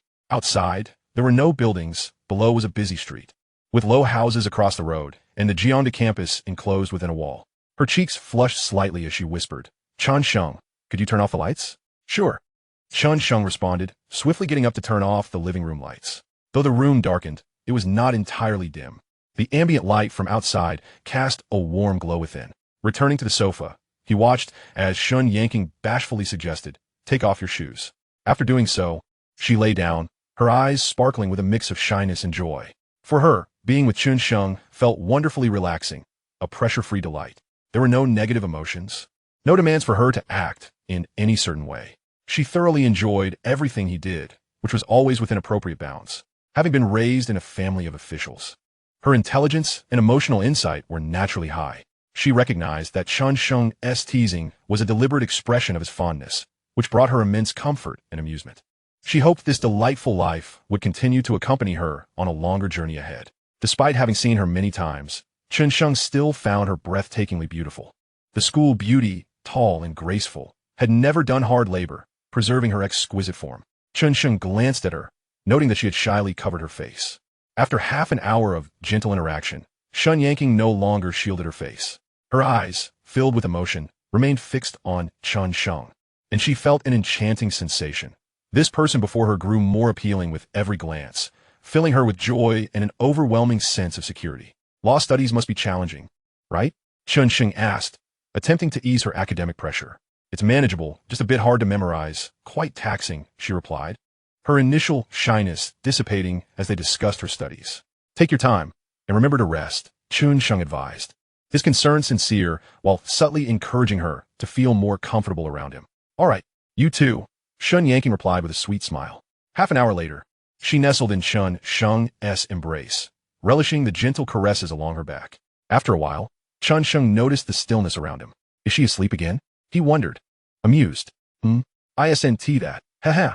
He playfully pinched the ear of the campus bell, intentionally exhaling softly to see if she was still asleep. Suddenly, the person in his arms trembled, startling Chen Sheng. He lowered his gaze to find the campus bell's eyelashes resting gently, utterly still. She seemed to be in a deep slumber. Only then did he feel reassured and continued his actions. The person nestled deeper into his embrace, burying her head in the crook of Chen Sheng's arm. He paused, listening intently to her breathing, which appeared steady. She was indeed still asleep. Based on past experience, he estimated she would sleep for at least another hour. Relaxing, he observed the sleeping Shun Yanking, whose eyelashes fluttered, brows slightly furrowed, occasionally biting her lower lip or parting her lips slightly. Why did he find this so endearing? Not to mention his hand. Shun Yanking felt a wave of embarrassment wash over her, yet she could only feign sleep. Fortunately, his hand did not venture into sensitive territories, but the peculiar sensations were undeniable. Why was that? After a while, the strange feelings intensified, and she could no longer contain herself, her mouth opening involuntarily as she bit down on her white teeth, expressing an expression of apparent agony. Finally, she could no longer pretend to sleep and tightly hugged Chen Sheng, trembling as she called out, Chen Sheng. Chen Sheng held the person in his arms closer. Could she feel his presence, even in her dreams, or had she awakened long ago? But did it truly matter? Not in the slightest. Chen Sheng chuckled inwardly. Whether she was awake or not, it was just perfect. Minutes later, he sensed that she had truly fallen asleep this time. He retrieved his jacket, draping it over the campus bell's feet. The living room was enveloped in tranquility. He gently caressed her back, lost in thought as he gazed out towards the distant balcony, the warmth in his heart gradually dissipating. The campus bell was wonderful, but the timing was not yet right. Matters of the heart do not solely hinge on joy. If there were no concern for the future, one could indulge at any moment. However, with a girl of her temperament, he had to exercise restraint. Each step must be meticulously taken. Blanching, marinating, caramelizing, stir-frying, and stewing.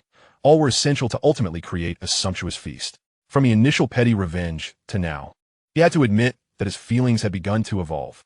The more he felt this way, the more he had to endure. His ambitions were grand, demanding great fortitude to achieve. Listening to the sounds of traffic below, Chen Sheng contemplated his upcoming tasks. Tomorrow, he was scheduled to train the promotion department on how to expand to other universities. He also needed to expedite the integration of Alipay with Cha Yin, as it wouldn't be long before their ground promotions would commence. His focus would soon shift entirely to Tao Xiao. Time passed in a warm and serene manner. Almost an hour later, Chen Sheng inadvertently glanced down, finding the campus bell gazing at him with her bright, almond-shaped eyes wide open. Why had she awoken? Realizing she had been caught, Shun Yanking quickly buried her face into the crook of Chen Sheng's arm. Chen Sheng playfully spanked her bottom, asking, "Why didn't you tell me you were awake?" "I won't. You're too bad. I won't talk to you anymore," Shun Yanking said sulkily. "What did I do wrong?" Chen Sheng leaned closer to her ear, feigning innocence. Shun Yanking squirmed, kicking her feet. "If I won't tell you, you're just bad." Chen Sheng adjusted the awkwardly positioned campus bell, helping her return to a comfortable lying position, gently stroking her hair. A sudden surge of tenderness filled his heart. A girl as endearing as the campus belle was truly not suited for a political career, as it would undoubtedly bring her distress. He spoke softly. "Why don't you consider becoming our legal advisor instead? You should pursue a career as a civil servant." The legal department was inevitable, and having the campus belle at its core would be ideal. However, the difference in status between being an official and a legal advisor was vast. She might find it hard to relinquish the benefits and power associated with the former. Chen Sheng was not entirely confident. Suddenly, Shun Yanking sprang up. wrapping her arms around Chen Sheng's neck. All right. I want to be your legal advisor. I refuse to be a civil servant, but you mustn't make me work overtime. Chen Yanking pouted, shaking her head, her eyes sparkling with delight. Her cherry-like lips were so close, and the sweet scent of her breath made Chen Sheng feel an irresistible urge. Is that a promise? Chen Sheng asked, slightly surprised. No overtime, and you can enjoy your freedom during work hours. He secretly thought, no overtime, but there would be a work report at night. Well, reporting during the daytime is fine too. But I must remind you, you need to think carefully. Being our legal advisor is a lifelong commitment. The campus belle suddenly turned over, kneeling atop Chen Sheng and wrapping her arms around his neck. Then, tilting her chin like a child, she cheerfully declared, I made up my mind. I want to do it. All right, then I shall rely on you in the future. Chen Sheng felt a surge of emotion as he tenderly stroked her dark hair. That saves me from hiring a legal director. Yes, I will specialize in civil and commercial law, and then I will pursue a doctorate to show you. Wow, wouldn't that make our family have a PhD in law? Of course, but pursuing a doctorate can be quite exhausting, right? Not at all. It can be taken slowly. Well then, future PhD in law, please call me Chenzo. No, then what should I be called? Brother Chen. That's not good. Then what do you want to hear? I want to hear you call me Chen Sheng. He whispered teasingly against the campus belle's ear. Why are you like this? You're so naughty. Chen Yanking's face flushed crimson, her body reacting with a little bounce. The campus belle squirmed for a while, and when Chen Sheng thought it was impossible to achieve, she suddenly leaned close to his ear and whispered, after calling. I felt so embarrassed I'd bury my face in his neck, twisting her body. You're really naughty? Why do you have to make me do this? That utterance sent waves of exhilaration through Chen Sheng, a sensation that could circle the globe 2.5 times. To the unseen old friend, my apologies for the intrusion, but I must confess I shall return. Chen Sheng suddenly felt something was amiss, pausing for a few seconds. He tightened his embrace, saying, yes, just like that. Just like what? Just like this. What do you mean? Oh no. Yes. You rascal. After some playful torment, Chen Sheng managed to suppress the distractions in his mind. He considered it an exercise in endurance, maximizing his positive energy. Chen Yanking seemed somewhat fatigued, resting on Chen Sheng for a while before regaining her composure. The two remained embraced, leaving Jean Haiyuzhu only after 10 o'clock. By the time Chen Yanking reached her dormitory balcony, she could only catch a glimpse of Chen Sheng's retreating figure. He leaving again, without waiting for me. She gazed longingly until his silhouette vanished. Once inside her dorm, she hurriedly responded to Yin Zixuan's greeting before grabbing her sleepwear and heading to the shower. The following day, in the public meeting room of the entrepreneurial base, the meeting needed to be swift as other startup companies were waiting to use the space. 8 promotion staff members sat by the table, equipped with pens and notebooks, listening attentively while taking notes during the training session led by the first-year boss. Now, let us familiarize ourselves with our product. Our website is called today as Taoxiao, a platform centered on compatibility, coexistence, autonomy, personal creation, and personalized reading. Everyone can freely showcase themselves, boast, craft their own legends, gain followers, earn money, become internet celebrities, and even attract advertisements. Chen Sheng explained Taoxiao's advantages in a manner that was as straightforward as possible, then proceeded to discuss promotional strategies. Each pair would be responsible for one university, directly approaching student unions, posting promotional articles on campus BBS forums, and hiring students to set up stalls on campus. The stalls would primarily be located at dormitory entrances and other student gathering spots, with temporary hiring authority granted to them. Their first product presentation would involve these temporary personnel. Whether they performed well would depend on their capabilities. Furthermore, the stall formats could be diverse. They could set up physical stalls or adopt a stealthy approach to infiltrate the customer base. Inform the student council that personnel salaries are set at 40 yuan for an 8-hour workday, and I will arrange for the funds to be available this afternoon. In 2022, the hourly wage for on-campus work-study positions was approximately 10 yuan, and back in 2010, it was considered commendable for Chen Sheng to offer 5 yuan per hour. The key point is that the work is relatively easy and merely requires some bravado. Chen Sheng has thoroughly dissected both physical and covert stalls, implanting these concepts into the employees' minds. While they're operating their stalls, you will also have an important task to supervise, record work conditions, and evaluate exemplary performers.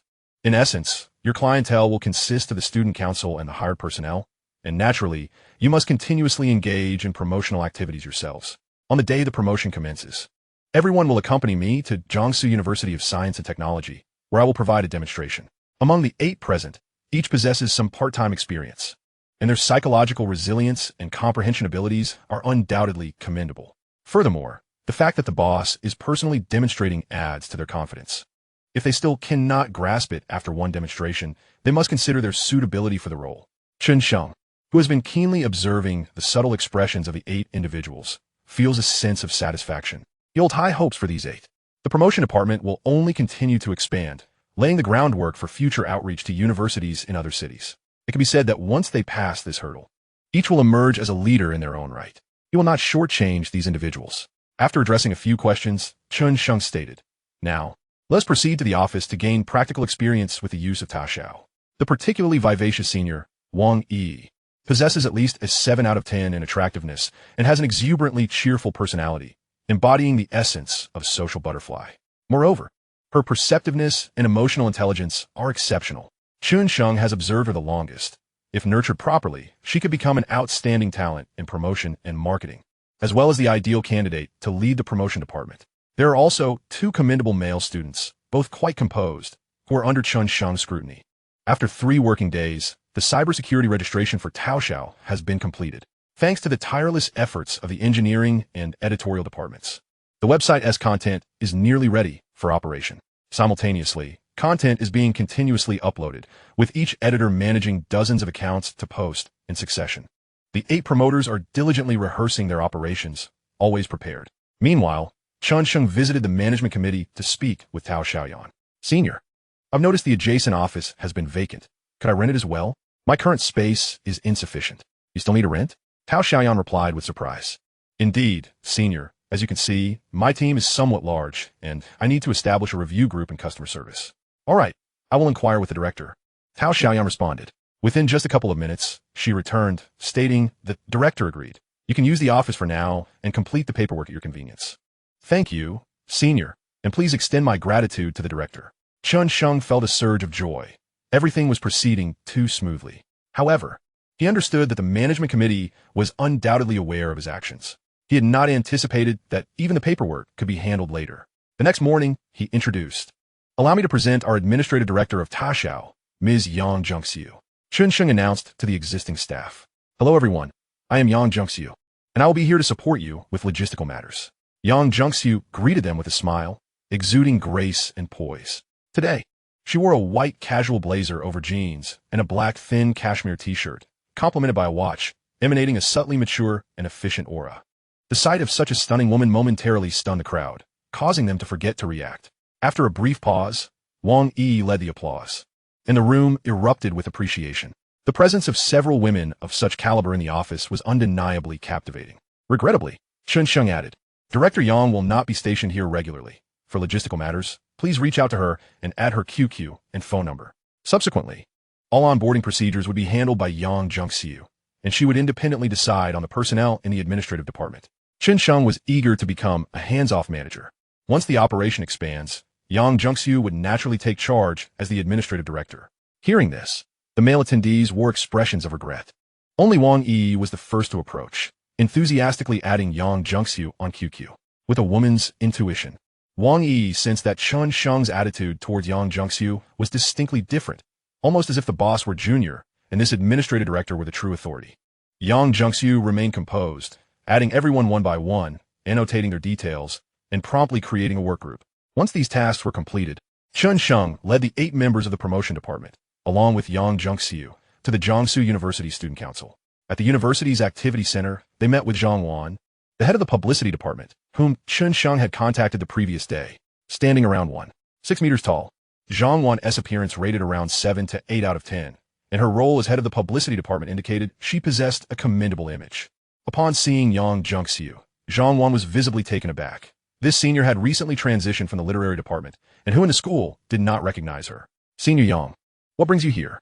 Yang Zhengxiu smiled and greeted her. "This is my brother, and I am his administrative director." "Brother?" Zhang Wan glanced at Chen Sheng, her expression a mixture of curiosity and peculiarity. "So, this is the younger brother who had previously tried to outshine his sister." This story had long circulated throughout the school, with rumors of Li Ziwen being quite upset. The members of the promotion department exchanged looks of realization. After a brief exchange of pleasantries, they all took their seats. After Chen Sheng briefly introduced the company's products, he directly addressed the matter at hand. "Senior, I hope to publish a promotional article on the school forum and official website and place advertisements around the campus. Regarding the expenses, please provide a figure." It is customary for promotion efforts to entail advertising fees, albeit not substantial, especially considering it was 2010. These advertising fees are one of the main sources of funding for student organizations. Zhang Wan glanced at Yang Zhengxiu, who smiled and replied, "Junior, charge whatever you deem appropriate." Zhang Wan immediately understood. While Yang Zhengxiu may appear aloof, she interacted with others very gracefully. "Chun, if we set up for a week, it will be 2,000 yuan. Senior, does that sound acceptable? I want to bring anyone in. All 20 promoters will be recruited directly from Jiangsu University. On an 8-hour workday with a daily salary of 40 yuan, paid immediately. Would 500 yuan suffice? 500? Zhang Wan began to deliberate. This type of promotion essentially does not consume resources and provides 20 part-time opportunities, which can be seen as a contribution from the student council. Additionally, it enhances her own resume. All right, but the fee cannot be less than 800. Deal. Both parties promptly signed an agreement. Chen Sheng retained 1 male and 1 female student, intending to assign Wang Yi to the most distant school for initial outreach. After offering a few words of advice to the two, he departed. Yang Zhengxiu, however, did not follow. As a part of her own business, she was also half a promoter. She intended to be involved in the strategy for Jiangsu University. The publicity department quickly gathered the students in need of part-time work. Yang Zhengxiu and the 2 members of the promotion department conducted training for the 20 individuals in a small conference room. The former led by example, sharing her own usage experiences. With a senior like Yang Zhengxiu among them, the 20 participants felt much more at ease. They collectively abandoned physical promotion, dispersing throughout the campus while simultaneously disseminating information in their group chat. On the playground, one thin male student exclaimed, "Wow, Yang Zhengxiu has a homepage on a website. And there are photos. Where? What?" Several boys nearby were instantly captivated. "Who wouldn't want to see Yang Zhengxiu? My roommate mentioned a website called Taoxiao. He just registered. And the system recommended girls from our school." The boy excitedly waved his QQ chat interface. "Is that real? Or just a prank?" One boy, skeptical, approached to check his phone. "There are photos. It can't be fake." The lean boy showcased the chat interface, revealing a screenshot. As the boy zoomed in on the image, he saw Yang Zhengxiu's personal profile along with her photograph. "Wow, it's real. Which website is this?"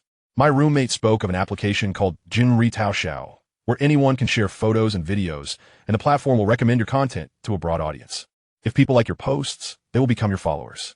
My roommate mentioned that one could even earn money from it. Isn't that akin to blogging? No. It's different. A blog won't promote your articles unless you're a big name. Who would pay attention to you? A few boys lounging on the playground nearby also joined the conversation. "Where's Yang Zhengxiu? Go to Jinri Taoxiao. I'll head back to the dorm to check it out online." The slender boy seemed impatient. The others watched him leave, somewhat skeptical. Can one really make money by posting photos and videos? I don't know. Let us give it a try. I'm curious to see if Yang Zhengxiu has truly registered. What was it called again? Jinri Taoxiao, right? After the slender boy walked a short distance from the playground, he greeted a girl by the roadside. She then proceeded to the playground, heading towards a group of chatting classmates, while he took a detour towards the badminton court. Replaying the story, using Yang Zhengxiu as a focal point always garnered a certain level of attention, even from girls. Who doesn't know that Yang Zhengxiu is exceptionally proud? She hasn't even registered for Weibo, yet she is interested in this Taoxiao thing? In the boys' dormitory, someone had already logged into Jinri Taoxiao. After all, registering is free. Why not give a shot? To his surprise, upon entering the homepage, he noticed a tag labeled "People You May Know." Beneath it, a list of names appeared. To his astonishment, there was indeed Yang Zhengxiu, her profile picture showcasing a side profile. Excited, he clicked to explore further, and indeed it was her. There are also 2 posts, photos from the jazz dance team, as rehearsal. Just as he contemplated following her, he noticed she already had 365 fans. The top of the page indicated that the current view was set to recommended. There were several news articles. Shockingly, in the woods of Jiang University of Science and Technology, a man and a woman were caught in a compromising situation. The boy smirked, clicking on it. A minute later, he exclaimed in disbelief, "What a scam. Just taking photos. And they're sensationalizing it." Many others in the comments echoed his sentiments, and the view count had reached an astonishing 3,000. He didn't hold back, unleashing a barrage of insults. He then spotted another article titled, "This summer, he met her in the cafeteria." After hesitating briefly, he ultimately chose not to click on it. The next moment, another title flashed before him. "That night, my sister-in-law entered my room alone." After a moment's hesitation, a mischievous smile crept onto his lips. Chapter 87, A Gathering of School Beauties. "Damn, with my pants down, this is what I get to see? Why doesn't that 2-year-old sister-in-law just embarrass you?" The boy was furious. unleashing a tirade in the comments section. After a while, he noticed a repost, and his eyes brightened. He redirected it to his own profile, just borrowing it for a moment. Soon, he found himself captivated by other content. Gradually, he discovered that the platform consistently recommended content tailored to his interests, including some authors who posted alluring photos. Judging by the profile picture, one seemed to be a school beauty from Jiang Normal University, invigorating his spirits. After browsing her enticing photos several times, he decided to follow her and send a private message. "Hello, I'm also a photography enthusiast." After sending that message, he quickly updated his bio to reflect his passion for photography, posting several of his own photos on his profile. The content creation platform was user-friendly, and he quickly became adept at navigating it within minutes. By the end of the day, Jiang University of Science and Technology had the highest number of registered users. Chen Sheng understood this was to be expected, given Yang Jia's influence. The total registration count soared to 10,000. Is that a lot? Not really. The total number of college students in the area was in the hundreds of thousands. In room 1520 of the entrepreneurship building, Wei Yiming and Lu Changhua were monitoring data closely. Zhou Wen and Ma Chong continued optimizing the Taoxiao backend. A few editors, while updating their works, exchanged knowing smiles, occasionally slapping their thighs in amusement. One boy, with a pained expression, lamented, "This guy is confessing to me. I feel like throwing up. What should I do?" "Just tell him you need to focus on your studies," Hu Fifei casually suggested. She felt somewhat downcast, as her titles garnered far fewer clicks compared to sensational headlines, receiving only a handful of comments. It seemed that Bosch was right. However, she had conceived another idea. After finishing work that evening, she intended to register another account under a pseudonym to write the short stories she longed to express. She was unwilling to leave her romantic aspirations unvoiced. That night, Chen Yao from the finance department as dormitory received a message from Zhou Wen, one of the creators of the school beauty website, inviting her to participate in an advertisement for Jinri Taoxiao. All she had to do was register an account, take some photos, and post a daily photo along with her mood for a week, earning 500 yuan in the process. Initially, she was reluctant, unsure of what this company entailed. Zhou Wen assured her that after taking the photos, there would be no further obligations. Simply posting daily would suffice. Moreover, the photo shoots would take place at Baihu, which seemed straightforward. After considering it, she realized it was an easy gig for decent pay. 500 yuan could buy a nice dress. How could she pass up such an opportunity? Thus, Chen Yao consented. The following morning at 9 o'clock, the entrepreneurship base was alive with spring colors, with about 20 beautiful girls gathered. Some reclusive boys in the offices above eagerly peered out the windows. Chen Yao arrived with Chao Ying and her usual male companions. She noticed many were school beauties from other universities, most accompanied by their protectors. To her surprise, Zhou Riyun and Suzumo were also present. The two familiar faces quickly grouped together. Shortly after, Zhou Wen emerged from the building with a boy. Upon seeing him, Chen Yao, Zhou Riyun, and two others were momentarily stunned. Silence fell as Zhou Wen introduced, "Everyone, this is Mr. Chen, our CEO at Jinri Taoxiao. Please give him a warm welcome." The applause was sparse and disjointed, the school beauties gazing at Chen Sheng in astonishment. "CEO?" Why hadn't they heard of this wealthy, second-generation heir? Their eyes sparkled with intrigue. Among them, however, a girl from Jiang University of Science and Technology wore a puzzled expression, as if she had seen him somewhere before. "Hello everyone, I'm Chen Sheng. I believe you're all aware of the work involved. The shooting location will be at Weibo Co., with meals and milk tea provided." Chen Sheng surveyed the girls before him, noting they all had decent figures, certainly eye-catching. Their outfits were meticulously prepared, saving on wardrobe rental expenses. When he spotted Zhou Ruyun, he remained composed. Everything felt fleeting. For him, she was merely a model here to work. He informed them, today an initial payment of 300 yuan will be made, with the remaining 200 paid upon completion of the required tasks. If there are no objections, we can proceed to sign the agreement. The school beauties exchanged glances, finding little to dispute. A company in Jiang University's entrepreneurship base wouldn't dare to play tricks. Chen Yao and Zhou Riyun exchanged looks of astonishment. They had not realized that besides a milk tea shop, Chen Sheng also ran a company. However, Chen Yao seemed to recall overhearing conversations about it while leaving the library. Yet, she had never been particularly interested in such matters, so she hadn't paid much attention. Who would have thought it was Chen Sheng? At that moment, Chen Yao felt an overwhelming sense of regret for her earlier demeanor in the cafeteria.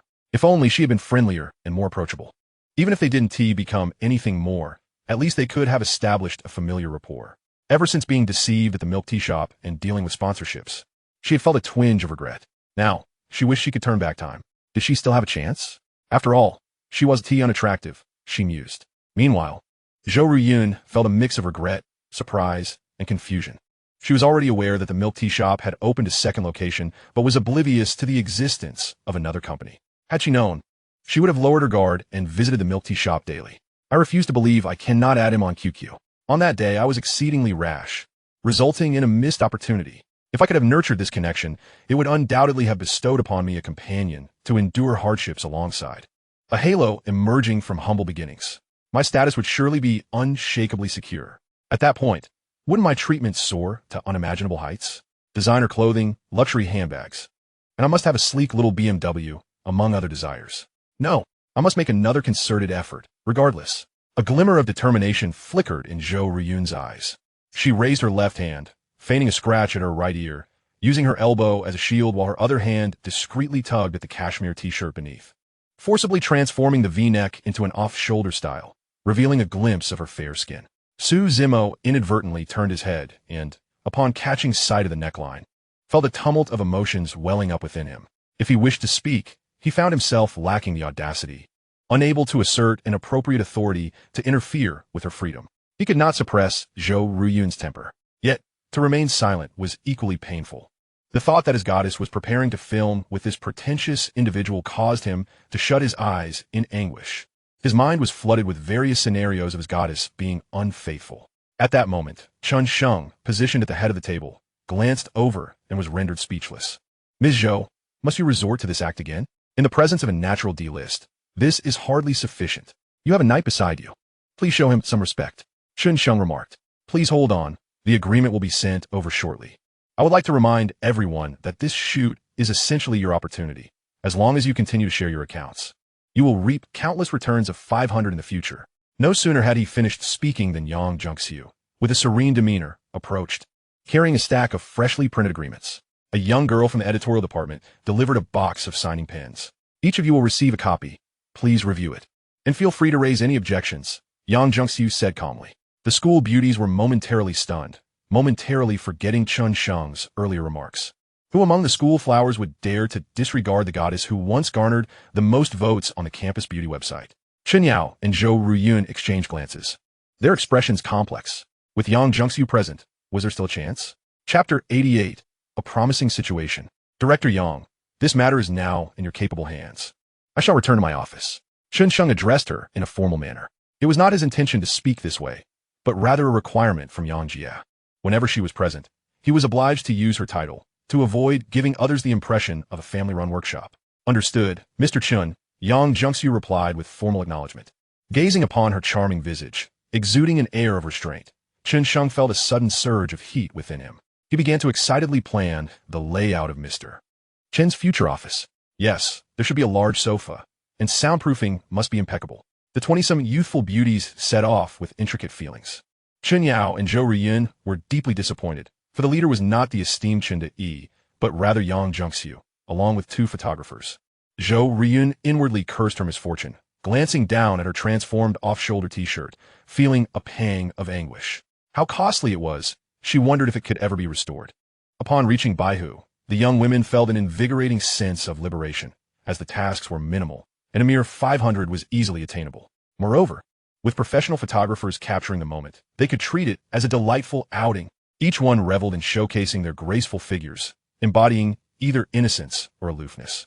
As the lake breeze tousled their hair, it danced playfully, occasionally brushing against their faces, a delightful veil. The enchanting beauty of the group attracted countless gazes from the surroundings. Long had the men, too timid to approach women for 3 years, feigned the demeanor of seasoned wolves, howling from afar. Yet, their woeful cries bore the unmistakable trace of a long-standing lament over unfulfilled desires. With the participation of various campus beauties and the harmonious collaboration of the promotional department's efforts at the schools, the registration of users on the trending platform surged rapidly. When a melancholic male student from Jiangong University posed with an air of brooding, the intentional amplification of his post led to an exponential increase in likes and followers. The students, upon realizing this, were filled with excitement. This was not like Weibo. Ordinary individuals truly had the chance to become stars, even if only to a minuscule degree. The key was attracting the attention of women. Hadn't that male student from Jiangong gained nearly 1,000 female followers? Consequently, An array of posed photographs emerged like mushrooms after rain. A male student named Liu Beiyang from Jiangnan University noticed that ever since he clicked on a title reading, The Unspoken Years with a Neighboring Aunt, he began receiving similar recommendations. While the narrative did not meet his expectations, the accompanying images were enticing, which delighted him greatly. Meanwhile, a nursing student from Jiang Medical University, Luo Suiying, discovered that the platform consistently recommended her preferred entertainment gossip, such as Superboy.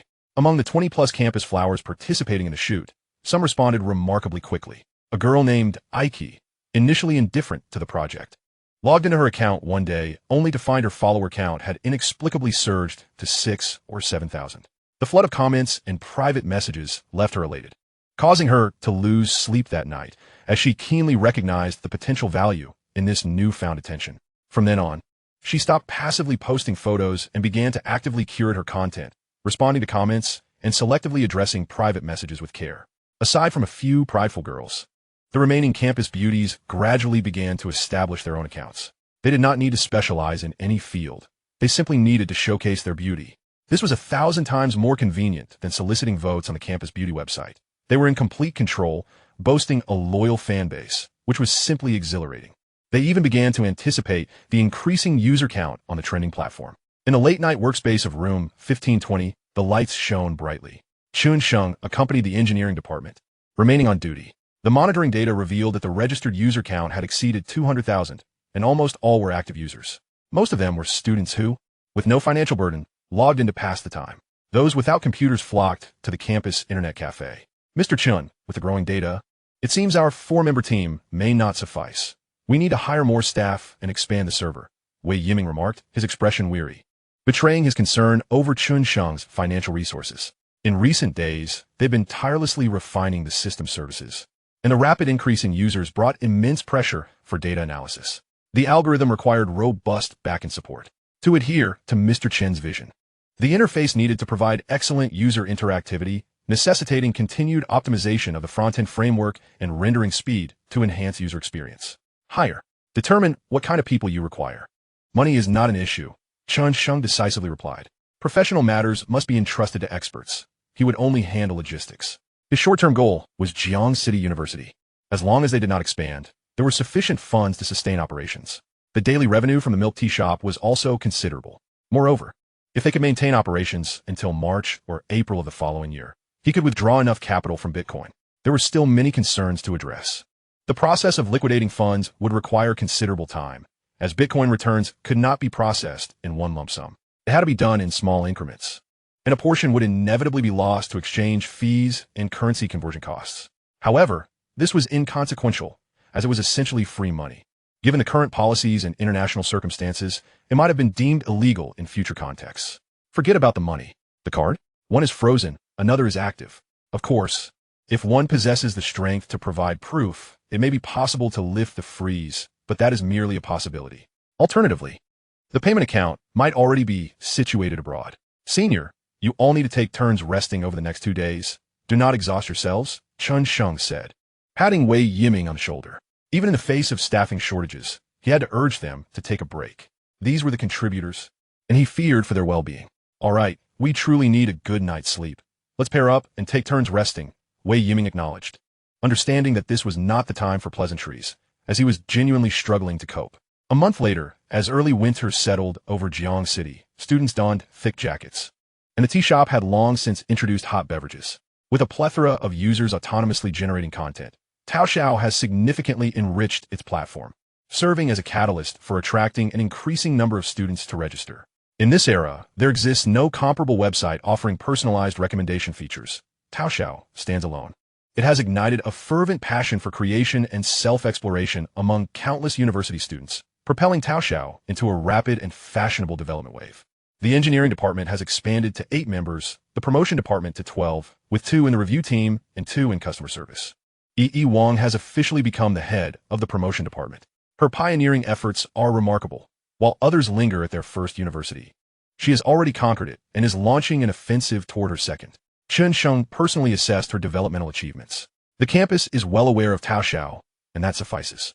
One late night, after analyzing backend data with the engineering team, Chen Sheng returned to the dormitory. Upon entering, He found Lin Zhongqi striking poses while Zhang Junja snapped photos. As Chen Sheng walked in, Lin Zhongqi leaped up, extending his arms mid-air with a broad smile. Mr. Chen is off work. You've worked hard. He vigorously shook Chen Sheng's hand. What is up? Chen Sheng feigned ignorance. Nothing much, just here to welcome you. Come sit. Lin Zhongqi hospitably pulled out a chair. If there's something, just speak up. Mr. Chen, look at my followers, barely over 200. As your dorm mate, you must feel embarrassed, right? No worries. I've never looked down on you. Can you offer some internal recommendations to help my brother gain some fame? Lin Zhongqi lamented, tears in his eyes. His acting skills on full display. What isn't it for me? Chen Sheng provocatively inquired. How about I relinquish the title of the most handsome in room 305 to you? Looks are but a fleeting concern for me. After several suggestions of little substance, Chen Sheng remained unmoved. As dorm mates, an internal recommendation is not out of the question, but it must possess uniqueness. After pondering, Chen Sheng proposed. I'll give you an idea. Please enlighten me, Mr. Chen. Ditch your idol persona and turn your approach upside down. Chen Sheng revealed a cryptic smile. This guy has a penchant for taking handsome photos and posting profound musings, yet he falls short of true charm. Huh? What do you mean by upside down? Contrast. That's what captures attention. Lin Zhongqi seemed perplexed, yet slightly enlightened. Once you grasp it, you'll succeed. Lin Zhongqi fell into contemplation. In the dormitory, he was the sole one fervently aspiring to be an internet celebrity, dismissing even the status of second-generation elite. Zhang Junja preferred watching to photographing, while Fan Yu was too engrossed in romance to participate. As Chen Sheng's base, Jiang University naturally conducted the most in-depth promotion. As the primary salesperson, wherever he went, he would exclaim, wow, this senior has such long legs. Today's Tao Xiao is truly fascinating, reminiscent of the countless job-seeking repetitions in the elevator, which also served a promotional purpose. As Tao Xiao ingrained itself in the student body, most would log in whenever they had a moment. Yet, one person remained oblivious, Chen Sheng's finance assistant. Without a computer and reluctant to visit internet cafes, Chen Sheng contemplated bringing Caillou out from her current role. The personnel wages, reimbursements, and procurement expenses of both companies urgently required someone competent. While an accountant could be hired for bookkeeping, the cashier must be in queue. The following morning at 10:30, at the Chai Yin Old Store, Caillou arrived early to assist on this weekend. As she busily worked, she heard Sun Yuxin leading the greeting, "Welcome to Chai Yin. What would you like to drink?" And Caillou followed suit, only to lift her gaze and be struck by the sight of an exceptionally beautiful girl. Her features were undoubtedly the finest among the women she had encountered. Dressed elegantly and composed, her eyes sparkling with vitality. "I'd like a vanilla latte, please," Yang Jungxiu smiled, having come to casually check out the place and familiarize herself with the staff. "Certainly, please wait a moment," Sun Yuxin replied. Coffee preparation typically fell to Nke, as she was most adept at brewing freshly ground coffee. As Yang Jungxiu wandered further into the shop, she surveyed the decor, the arrangements, and the soft articles adorning the walls. With each glance, her admiration for her brother grew, accompanied by a sense of joy. She casually chose a round table to sit, her eyes sweeping over the workspace. Initially, she assessed the first few employees, then her gaze landed on the girl who had just turned away. Beautiful, full of spirit, quietly elegant, and tall too, she mused, noticing the girl's figure seemed more robust than her own. Is there such a stunning girl working in my brother's shop? Yang Jungxiu squinted slightly, then relaxed. She quickly deduced that there was no intimate connection. Her judgment was instinctive. First, in terms of image, her dorm mates often discussed girls, occasionally mentioning who had lost their virginity. For instance, if a girl's eyebrows followed the arch of her brow, she was presumed to be pure. If they grew in the opposite direction or were straight, that was not the case. Similarly, glossy hair indicated purity, while the opposite suggested otherwise. Furthermore, the natural blush on the cheeks and the clarity of the pupils, devoid of stories, were telltale signs. Although Yang Jungxiu did not partake in such discussions, she had once heard about a team member's poor condition and secretly researched online. Except for the first criterion, which was not always accurate on its own, the others combined offered a definitive picture. She was acutely aware of her own situation. Her eyebrows were indeed aligned, and the space between them was quite close, commonly referred to as not dispersed. Second, her reasoning suggested that if there were any intimacy, it likely wouldn't be displayed in a tea shop. Noticing that someone was observing her, Caillou looked up, and their eyes met. For some inexplicable reason, Caillou felt a sense of familiarity emanating from this beautiful sister. It was a strange sensation.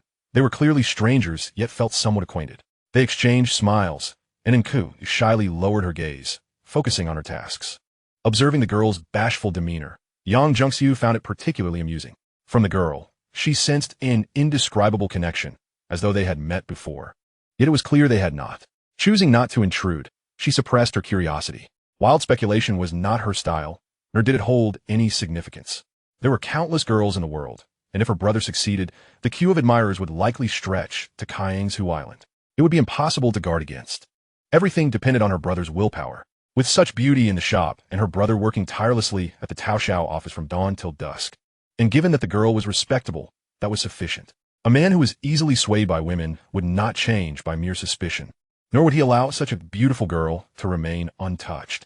Such is human nature, Yang Jungxiu reflected. It seemed that in order to prevent her foolish brother from being easily enchanted, she must bolster his willpower through rigorous exercise. Once the coffee was ready, she would take it with her. As she received the coffee, they exchanged another glance, smiling at one another. At 4 in the afternoon, upon seeing Chen Sheng, and Caillou's calm eyes suddenly sparkled. It had been many days since they last met. Although they chatted on QQ, nothing compared to the warmth of face-to-face interaction. Yet, she knew Chen Sheng was busy, fully aware of the demands of Taoxiao. With several tables of customers needing attention, she could only offer Chen Sheng a faint smile. Her expression light, but her eyes brimming with joy. After all, as a girl, feeling such longing for him was too obvious to be openly expressed. Chen Sheng, too, refrained from interrupting. There was plenty of time. Tonight, he would accompany the little one back to the dormitory, before they could exchange words. The sound of Chen Sheng's arrival echoed at the shop entrance. As Chen Sheng turned around, he was taken aback to see Zhou Ruyun had arrived. What a coincidence! She appeared just as he stepped through the door. It was as if she was still clinging to her ulterior motives. Dream on if she thought she could reel him in again. It was evident that Zhou Ruyun had put considerable effort into her appearance today, her dress paired with a coat. Her legs bare, adorned with black knee-high boots. Even the biting December wind could not deter her from revealing her alluring curves. Hello, may I ask who you are? Chen Sheng feigned forgetfulness. How could you forget, classmate Chen? I've visited your shop twice and even helped take photographs for your company. Zhou Ruyun replied with a charming smile, her former arrogance seemingly dissipated. In the studio, Caillou snatched the shaker from Wu Meili's hands, shaking it vigorously. Wu Meili exclaimed, "What on earth?" Chapter 90. You can't compete with a classmate wielding a trident, can you? Chen Sheng exclaimed with a knowing smile. Oh, I remember now. The Spartan 800 warriors incident. How could I forget? Chen Sheng's expression shifted from oblivion to a wistful longing. It has been ages since I've seen those valiant warriors. I truly miss them. Zhou Ruyun, though unfamiliar with the specifics of the Spartan 800 warriors, grasped the significance of the number 800. Though she hadn't contributed a single cent, she felt utterly deceived. But did it truly matter? It didn't concern her. With a delicate laugh, she remarked, classmate Chen, you are quite the character. They were caught in your web. And if they are to be called warriors, then you are undoubtedly a formidable hero. Chen Sheng was perplexed. Her words seemed to carry an undertone he couldn't decipher. One might easily mistake it for some grand display of affection. This young woman, still only 19, was already adept in the arts of manipulation, a true prodigy in the realm of social maneuvering. In later years, she would have 2 marriages under her belt, transforming into a prominent online celebrity. Meanwhile, Enkiu continued to shake the shaker, her face clearly displaying her displeasure. She was indeed attractive, yet her demeanor left much to be desired, unlike the amiable older sister from the morning. Yu, can you please help me? It's time to serve the dishes. Wu Meili implored, repeatedly reaching out without success. Oh right. And Caillou finally snapped back to reality, sheepishly returning the milk tea to Wu Meili. She then picked up a fruit knife to slice some oranges in preparation for the hot beverages. Whether they are warriors or heroes, they cannot match a classmate wielding a trident. Chen Sheng chuckled mysteriously. A trident? Zhou Ruyun's expression turned bewildered. What does that even mean? However, she dismissed the confusion with a smile, gazing intently at Chen Sheng. Classmate Chen, may I add you on QQ now? Her eyes sparkled with admiration and appreciation. After speaking, she clasped her hands behind her back, biting her lower lip, exuding an air of vulnerability that seemed to beckon. Yet, Chen Sheng merely scoffed internally. The true distinction between genuine shyness and feigned coyness was often imperceptible to the untrained eye, and many could easily fall into the trap. Nevertheless, no amount of pretense could mask the underlying coldness rooted in her ambition. It was as if she concealed another persona, one that held a trident, watching the performance with a calculated calmness. Once one mistakenly believed she was drawn to them, they would find themselves ensnared, only to hear her preference for gentlemen echo in their ears. Thus, they would find themselves dangling precariously on the tightrope of gentlemanly decorum. It must be said that certain qualities were purely innate, just as some social butterflies effortlessly wielded their charms, gliding through the company of men with grace. However, it was unnecessary to resort to harsh words when dealing with guests, as that would only lower one's stature and provide fodder for gossip. Perhaps it would be better not to exchange QQ. Chen Sheng was about to voice his thoughts when a sudden gasp from Q interrupted him. "Did you cut your hand, Yu?" Wu Meili exclaimed anxiously. With unwavering confidence, Zhou Riyun observed as Chen Sheng dashed behind the bar in an instant. She was left stunned, barely able to maintain her composure. "Let me see if you cut your hand." Chen Sheng quickly knelt before Nku, noticing the blood oozing from her fingertip. "Here, I need a tissue." Wu Meili handed a pack over. Chen Sheng took one, folded it, and pressed it against the wound to staunch the bleeding. "Once it stops, we'll rinse it and then apply a bandage," he instructed gently. "All right," Nku replied softly, her gaze lifting to meet his concerned expression, which flooded her heart with warmth. She felt a pang of jealousy at the thought of Zhou Ruyun adding Chen Sheng on QQ. Yet she was at a loss on how to prevent it. In a moment of distraction, she accidentally cut her finger. After a moment of pressure, Chen Sheng cautiously lifted the stained tissue, revealing a 1 centimeter long scratch that had ceased bleeding. "Come, let us rinse it." He guided her to the sink, and the two staff members at the back stepped aside, having long since realized their boss's special regard for Nku. Once her finger was rinsed, Chen Sheng gently dried it with a tissue before applying a bandage, one that the shop always kept on hand. Meanwhile, Zhou Ruyun, feeling a bit out of place, did not leave, but instead settled at a round table, ordering a milk tea. As a skilled hunter, patience was essential when the target was worthy. However, when she caught sight of Nku turning around, her heart sank with an ominous premonition. The last time she had visited, she had seen that girl, but then she had dressed rather simply. Although her face had potential, it hadn't stood out at all. Now, however, it was a different story. The right outfit accentuated the girl's beauty, a purity that Zhou Ruyun could only envy. Especially the way her chest seemed to radiate confidence. As a fellow proud woman, she recognized that kind of allure at a glance. If she were to shed her clothes, the effect would surely be even more explosive. She felt dwarfed in comparison. All the emotions she had carefully cultivated suddenly felt diminished, leaving her with less confidence. "Yu, do you feel any better? Why don't you take a break?"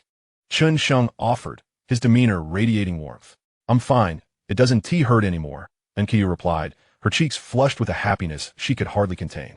What brought her even more joy was that his attention was solely on her, oblivious to anything outside.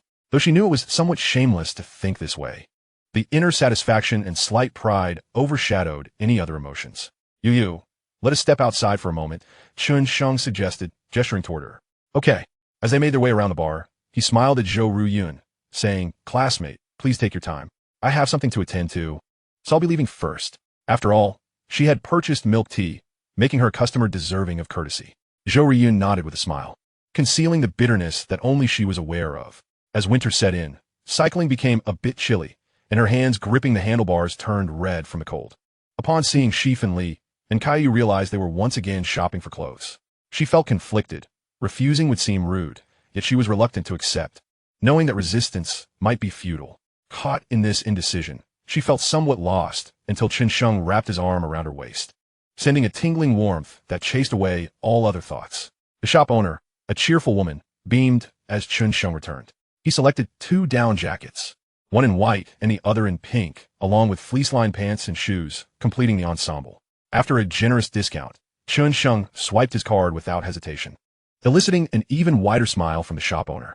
For Caillou, Chen Sheng felt it was necessary to show preferential treatment. Beyond his fondness for her natural charm, he wanted to ensure her financial well-being. As for Sister Yang, she was already well off and had even treated Chen Sheng to clothes.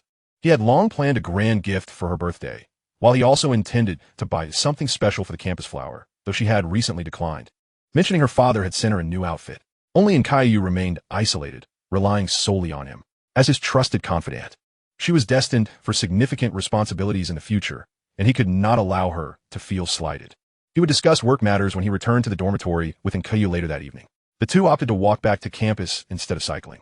"Yu, from now on, you may visit the milk tea shop whenever you wish, primarily responsible for the financial duties. There is no requirement for you to be present at the shop. You will simply oversee salary disbursements, reimburse expenses, and manage procurement payments." Chen Sheng wrapped his arm around the slender waist of the young girl, his hand meandering a bit too freely. Chapter 91. Your ears must be cold. Let me warm them for you. I am somewhat concerned, fearing I might not perform adequately. And Xiaoyu's cheeks flushed crimson, yet she felt an overwhelming sense of security. Do not worry, I am here for you. If you have any uncertainties, feel free to ask me.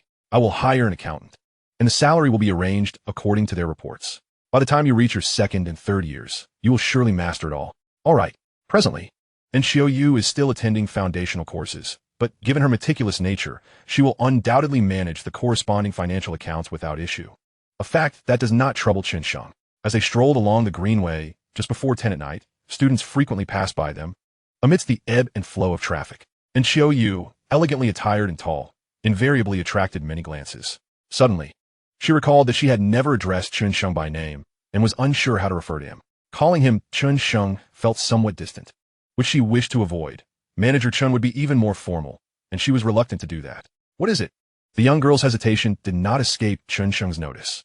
Upon hearing Chen, he understood the dilemma.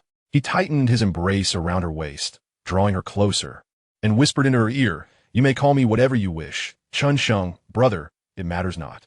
Unlike the school beauty, he would not allow this girl, who lost her father at a young age, to use such a term. That would be hurtful, not playful. As for Sister Yang, she could call him Shenzi, Xiao Chen Sheng, or even call him a rascal. Accustomed to being closely held by Chen Sheng, and Xiao, you no longer felt the initial shyness. Instead, finding a sense of comfort in his embrace. A slight dizziness washed over her. Observing the rosy hue of her cheeks, Chen Sheng felt a thrill within. Leaning closer to her ear, he teasingly probed, "Is it displeasing to call me brother?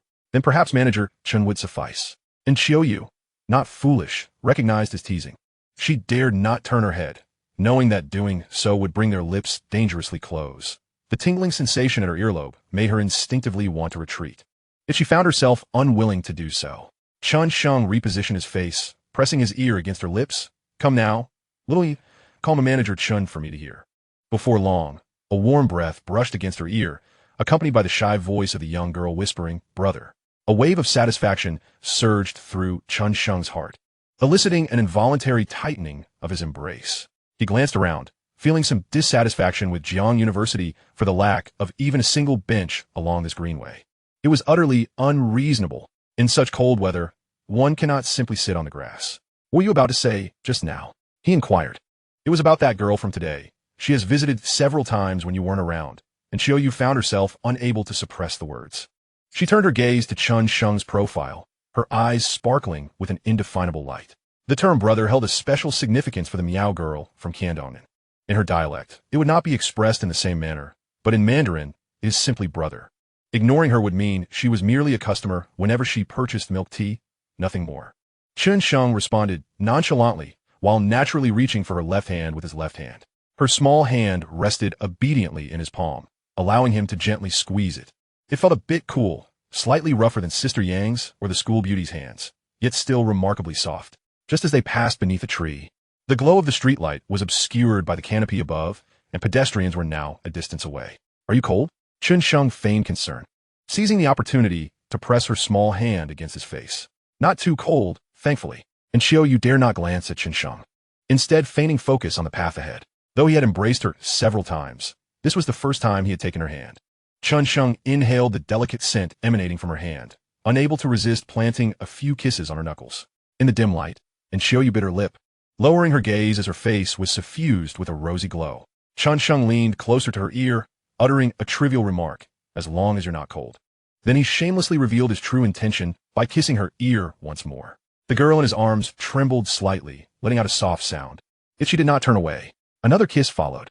It is a bit chilly. I must warm you up." Sweet and soft, Chen Sheng found himself somewhat entranced. Indeed, soon I shall kiss those lovely lips." The playful thoughts mingled in his mind. "Shameless, release those lips," retorted the other voice.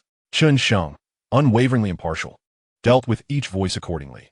While ear kisses were permissible, kisses on the lips were off limits, as they would disrupt his grand ambitions. And Xiaoyu, with her eyes half open, felt her heart racing, her entire being softening, her ears tingling yet comfortable. As she noticed people approaching from the opposite direction, she felt embarrassed yet was reluctant to push him away. The comfort stemmed from affection. What she cherished most was the sense of security that such intimacy brought, a warmth that foretold a promising future. Fortunately, Chen Sheng finally ceased his kisses, and Xiaoyu lowered her gaze, striving to steady her breath. Experiencing such affectionate and continuous contact for the first time, she felt utterly dazed, her mind swirling with countless thoughts.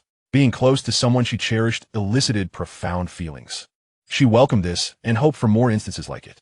She yearned for a life filled with warmth and care, lasting for eternity.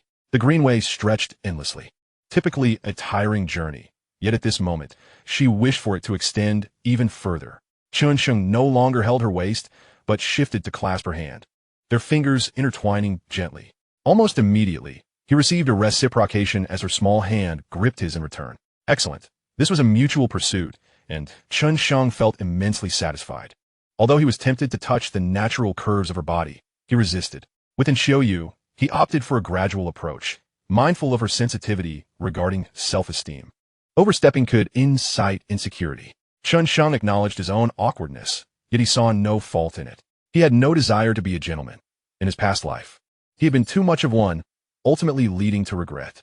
After becoming hardened and composed, he had observed many gentlemen similar to his former self, none of whom ended well.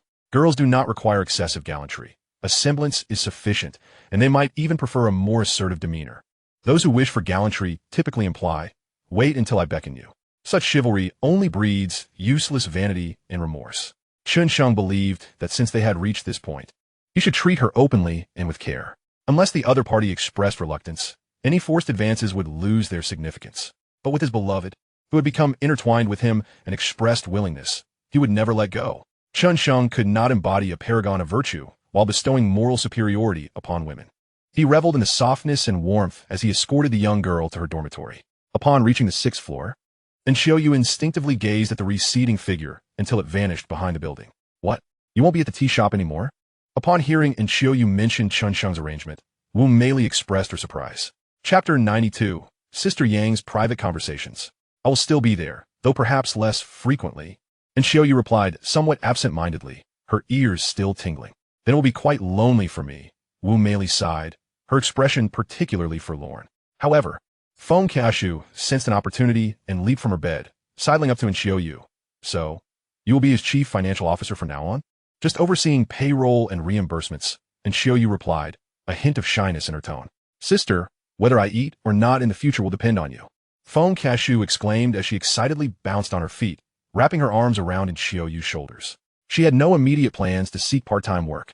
Her focus was on mastering her studies to secure a suitable job later. With Xiaoyu as a connection, could she possibly fear finding good employment? Hadn't she noticed how both of these individuals earned salaries exceeding the norm? Wu Meili suddenly realized that she too was studying finance. And it wasn't as if she had solely been involved in the milk tea business. Her brother-in-law had already established 2 companies, and perhaps there would be more in the future. They would undoubtedly require several financial professionals. Grasping onto Enku, she felt assured that things would not turn out poorly. The other 3 roommates had gone out with their boyfriends, leaving the trio to converse without reservations, delving into discussions about how Enkayu's work should be approached. The following morning, Chen Sheng escorted Enkayu to the 15th floor of the entrepreneurial hub. A sense of trepidation washed over her as they descended the stairs, and she observed Enkayu's anxious demeanor directed at Chen Sheng. Do not fear. They're very kind, and there are several senior sisters here. Chen Sheng reassured her. All right. Enkayu mustered her courage and nodded. If Chen Sheng said they were good people, then they must be. From today onwards, you will serve as the finance officer for Taoxiao Network and Kaiyan. They will be relying on you, Chen Sheng said with a smile. Gulme, let us ascend and begin counting money for our family in a different manner. The mention of our family caused Enkayu's heart to skip a beat, inexplicably filling her with a sense of relief, and she responded affirmatively.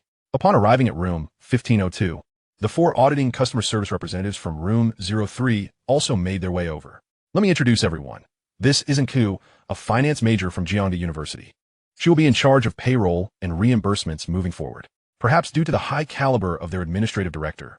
The presence of the beautiful finance officer did not leave the others dumbfounded, yet they were still somewhat taken aback. Was Chen Sheng a collector of beauties? The news about administrative director Yang Zhengxiu being Chen Sheng's sister had already circulated, and now there was an equally stunning finance officer added to the mix. Where on earth did Chen Sheng find her? Hello everyone, my name is Enkayu. Facing such a scene for the first time, Enkayu felt as though her heart was racing. Thankfully, with Chen Sheng by her side, she felt a little less inclined to flee. The office erupted into warm applause. Wang Yi, who remained in the office as a training promoter, eagerly approached her. Come sit with me, junior sister. Today, the editorial department has a male colleague absent due to his stomachache, so you can sit here and work on the training materials. Chen Sheng silently commended Wang Yi. She was undoubtedly a talent that needed to be utilized. As one of the earliest employees of the company, Wei Yiming promptly stood up to introduce himself. Followed by Zhou Wen, and one by one, others made their introductions. The gentle warmth and enthusiasm of everyone calmed Nku's nerves, allowing her to gradually relax. Meanwhile, Chen Sheng took out his phone and sent a message to his sister. Before adding Nkayu to the company's group chat, this matter needed to be addressed first. Sister, I found a finance officer for the company. She is a finance major for my milk tea shop. When you have time, I will introduce her to you.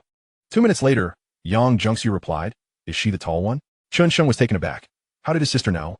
Had she met her? Yes, sister. She is the tallest one, a Miao ethnic girl from Candonan. Her father passed away early, and her mother remarried. She has an exceptionally good character. He had no intention of hiding it, but rather wanted to clarify Nkayu's background. Knowing his sister was a kind-hearted person who would be more understanding the clearer he was. Of course, he had his own ulterior motives. Once this step was accomplished, the future would be bright. Yang Jungsu responded, All right, I understand. At Jiangsu University, while on her way to class, Yang Jungsu glanced at the message on her phone, her eyes revealing a deep contemplation. She believed her brother's words. There was no need to conceal such matters. Unfortunately, as she specialized in corporate strategy, organization, marketing, and intelligence management, she had never delved into finance. The original plan was for old Yang to retire, allowing her younger adoptive father to assist for at least another decade. Then, her brother would study finance to replace the retiring adoptive father. However, her brother's sudden change of heart, striving for success, allowed him to chart his own course. Feeling satisfied with her brother's explanation, Yang Jungsu felt a warmth in her heart. It was clear she held a significant place in his life. After a moment's thought, she sent a message to Chen Sheng. Shenzi, I am heading to class, and afterward, I will go to the library. Please log into my QQ and send her the employee information file from my email. It contains employee details and bank account information. All right, sister. Soon. Chen Sheng received the QQ password, Y2C0318. He had known this password for a long time, but had never logged in before. Today, he had brought a notebook intending to give it to Nkyle. He took the notebook to a small conference room and logged into Yang Jungsu's QQ. In the email folder, he found the employee information file and sent it to Nkyu's email. He intended to log out of QQ directly, but caught sight of the star icon indicating an album in the space. He recalled there was a locked album. Could it contain private photos? Curiosity surged within him, and he ultimately clicked on it. Upon opening it, he was taken aback.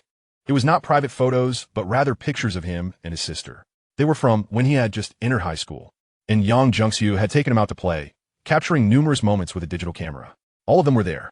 In the photos, Yang Jungsu appeared youthful, resting her head on his shoulder, smiling radiantly. It wasn't until he had viewed all the pictures that Chen Sheng quietly closed the album, feeling a myriad of emotions wash over him. He had printed a few of these photos back then, displaying them in his room, and he was surprised to find they had been preserved. He then opened the Say section, which was public and typically visible. He casually scrolled down, but soon stumbled upon a special, private entry dated October 25th. Shinzi took me to the house he bought. I was shocked. He touched me and even kissed me. I was very angry, but also incredibly happy. I bit him, and my mood instantly brightened. Chen Sheng felt a bit embarrassed. She had recorded this too? Biting you was delightful, yet it pained me. Scrolling further down, he found more mundane entries about dance team affairs. Then another private entry appeared. I accompanied Shinzi to Baihu for a bike ride. His hands were not behaving, and I was furious but also very happy. His possessiveness is overwhelming. He claims he wants to take care of me. I wasn't angry at all, just exceptionally happy. Chen Sheng was stunned. Sister, you remember everything. As he continued scrolling, he encountered a series of everyday entries until he reached the third one. It was still during the summer vacation, dated on the night of the graduation banquet. Shinzi scored 630 points. I was elated, but he mischievously touched my backside. I was angry, but incredibly happy. Chen Sheng's face flushed. It turned out all the entries were records of his misdeeds. He kept scrolling, but did not find any more private entries. After several months of records, he finally found one. Shinzi hardly replies to me anymore and doesn't respond to my messages. I feel very sad and want to cry. He has grown up and no longer needs me. Crying. Chapter 93. Nkayu's Intuition. Chen Sheng felt a pang in his heart, his eyes growing misty. It was entirely his fault for being so oblivious. Being too intimate and kind had caused him to neglect her. He pushed back 6 months further. Shinzi hardly replies to me. Maybe it's due to academic pressure. I call him to wake up, but he doesn't listen. He won't let me bite him. and I feel very down. He even forgot about our movie plans. As time passed, the entries became increasingly joyful, and Chen Sheng silently continued to scroll through. Adoptive parents went to visit relatives. Last night, I slept with Shenzi. He has grown up and can no longer sleep with me. I bit him until I fell asleep. It was wonderful. Chen Sheng recalled that moment, leaving faint bite marks everywhere. Shenzi performed exceptionally well. I rewarded him with an ice cream every day. It was delightful. I wanted to bite him even more. I felt quite unwell. A female classmate gave Shenzi a love letter. I was very unhappy and didn't want to sleep with him, but we still ended up sleeping together. I nibbled on the flesh of his shoulder. It felt so good. I must be sick. Chen Sheng remembered that female classmate. But at that time, he had no concept of gender. Why would he care about a love letter? After graduation, she had disappeared from his life. However, dear Sister Yang, how can you even remember this? Tonight, I slept beside Shenzi, and I bit his shoulder. He exclaimed in pain, which brought me immense joy, relieving me of my academic pressures. Perhaps I'm somewhat unwell. Again, I bit his arm, and when he ran, I challenged him, saying, "Dare you run?" He retaliated by biting me back, which was exhilarating. He questioned why I kept biting him, to which I replied, "Who told you to insist on eating before sleeping?" I was utterly embarrassed and resolved to bite him again tomorrow. Chen Sheng felt a flush of embarrassment, realizing that Sister Yang even recalled events from that time. This was the final message. After reading it, he logged off QQ and deleted his login information, sitting silently, his heart a tumult of emotions. He remembered Sister Yang's suicide in his past life, at a moment when he was fervently devoted to being a sycophant. During that period, he cared for nothing, not even returning home during vacations. It was only upon hearing the news of Sister Yang's death that he ceased his fervor, falling into a prolonged state of despair, even shedding tears. Could it be that his neglect contributed to her fate? In his previous life, did Sister Yang's space contain other intimate posts? Had he not seen those, he would have remained oblivious to her special feelings and quirks towards him, mistaking them for mere affection rather than something deeper. "Chen Sheng, where are you?" came the voice of Wang Yi from outside. "Here, coming right away." Chen Sheng inhaled deeply and exhaled forcefully. He resolved that he must take some time to console Sister Yang and accompany her to a movie, while also having a heartfelt conversation. Exiting the conference room, he spotted Wang Yi waiting for him, who softly informed him, "And Xue Mei is looking for you. She seemed quite anxious when she noticed you were absent." "Thank you. I'll go check on her." Observing Chen Sheng's hurried departure, a flicker of curiosity crossed Wang Yi's eyes. It was hard for her to comprehend such an intense reaction from Xue Mei after merely not seeing him for around 10 minutes. Were she in the same situation, she would not have been so affected. In room 1502, upon seeing Chen Sheng, Enkidu felt an immediate sense of relief, her anxiousness dissipating. She couldn't pinpoint the reason for her agitation. She knew she was at school and that Chen Sheng would return soon. Yet, an inexplicable unease overwhelmed her, as if she were on the verge of suffocating. "You, come here." Chen Sheng beckoned with a smile, suppressing his earlier emotions. "Okay," Enkidu replied, eagerly jogging towards him. He led her to room 1503, where she took a seat. He instructed her on how to log into the company accounts and handed her the financial seal, informing her that employee information was in her QQ email. The current transactions were minimal, providing her ample time to familiarize herself. Calculating salaries was not complicated, save for the editorial department, which required more attention. Chen Sheng granted Enkidu an internal management account with elevated permissions to facilitate the tracking of news click rates. Enkidu grasped these responsibilities swiftly, much like her ability to recall the storage data of tea brands, which greatly relieved Chen Sheng. Since there was no designated finance office, Enkidu wouldn't need to be in the office full-time. They agreed on Tuesday afternoon for reconciliations and reimbursements. She could work half a day at the company, making her the most leisurely employee. This was intentional on Chen Sheng's part, allowing her time to focus on her studies for a more significant future contribution. Subsequently, he added Enkidu to the company QQ group. As they descended the stairs, Enkidu began to feel more at ease in the pleasant atmosphere, enjoying the camaraderie of Chen Sheng and their amiable colleagues, while keeping herself busy, which made her feel fulfilled. The initial feelings of confusion and helplessness she experienced upon arriving at Jiangda had long since dissipated. Yet, for reasons unknown, an undercurrent of unease lingered within her. While walking back to the dormitory along the greenway, Enkidu glanced at Chen Sheng, her eyes reflecting confusion and concern. "Do you have something on your mind?" she perceptively inquired, sensing something was amiss with him. No, I was just contemplating company matters," Chen Sheng replied, jolted from his reverie, forcing a smile. He was still preoccupied with thoughts of Sister Yang and the guilt stemming from his previous neglect. "Oh, Enkyu lowered her gaze, a hint of disappointment in her eyes. Sensing his reticence, the disquiet in her heart intensified, an inexplicable pressure that made it hard to breathe. After walking silently for a while, Chen Sheng suddenly felt something was off. It was Enkyu who seemed different. Turning to her, he noticed her complexion had paled, devoid of color. He halted her by gently grasping her hand. "What is wrong, you? "In nothing," Enkyu replied, biting her lip, her gaze lost and unfocused. Her intuition told her that Chen Sheng had changed after disappearing for 10 minutes. It felt as if the bond between them was fraying, causing her distress, leaving her breathless. "Are you tired? Let us find a place to sit for a while." Despite his preoccupation with Sister Yang's situation, Chen Sheng's concern for Enkyu remained unwavering. He led her to a nearby bench by the floor beat. It was evident that Enkyu had grown heavy-hearted, as if something weighed upon her steps. "What is going on?" Chen Sheng wondered, puzzled. They settled on the bench, and Enkyu kept her head bowed, silent. "Little Yu, have I said something wrong?" Chen Sheng held her hand, gently shaking it. She remained mute, and from Chen Sheng's perspective, he could see tears cascading down her cheeks. "Oh dear, what is wrong?" he inquired, cupping her face and gently turning it towards him. Her countenance was streaked with tears, her eyes devoid of light, as if she had lost her spirit. Chen Sheng was bewildered. Nothing seemed to warrant such distress. Wiping the tears from her face, he softly urged, "Please tell me, have you been wronged upstairs? Who has hurt you? I will have them dismissed immediately." "No, Enkyu choked, shaking her head, the intense unease still gripping her. She trusted her instincts, recalling how, at 15 or 16, she had sensed someone watching her. In reality, someone had indeed tried to accost her on the street, but her heightened vigilance had made her flee before they could approach. It was from that moment she had decided to stay on campus. Now, similarly, she sensed that Chen Sheng was about to leave her. "Really? I feel that something is amiss." Chen Sheng leaned closer to her, tenderly wiping away the continuous tears with his thumb. His gentle tone made Enkyu unable to hold back any longer. She pouted and collapsed against his shoulder, sobbing softly. Are you going to leave me?" Chen Sheng's body stiffened at her words. Chapter 94. The Spring Breeze and Rain. He was indeed contemplating how to ensure Enkyu's well-being and that of Sister Yang. The guilt he felt towards Sister Yang was gnawing at him. But how did this little girl discern his thoughts? Her cries were heart-wrenching, prompting him to embrace her and gently pat her back. "There is nothing to worry about. Where did you get such an idea?" Yet, he was momentarily oblivious to how his demeanor and words had changed, and Enkyu immediately sensed the difference. A wave of sorrow and despair surged within her, a pain akin to being cut by a knife, realizing that he truly intended to leave her. It felt as if a window opening in the darkness had suddenly slammed shut. Everything that lay ahead seemed devoid of meaning.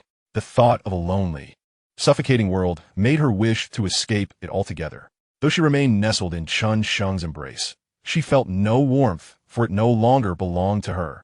She did not comprehend what was happening, but the instinct of her soul could not be mistaken.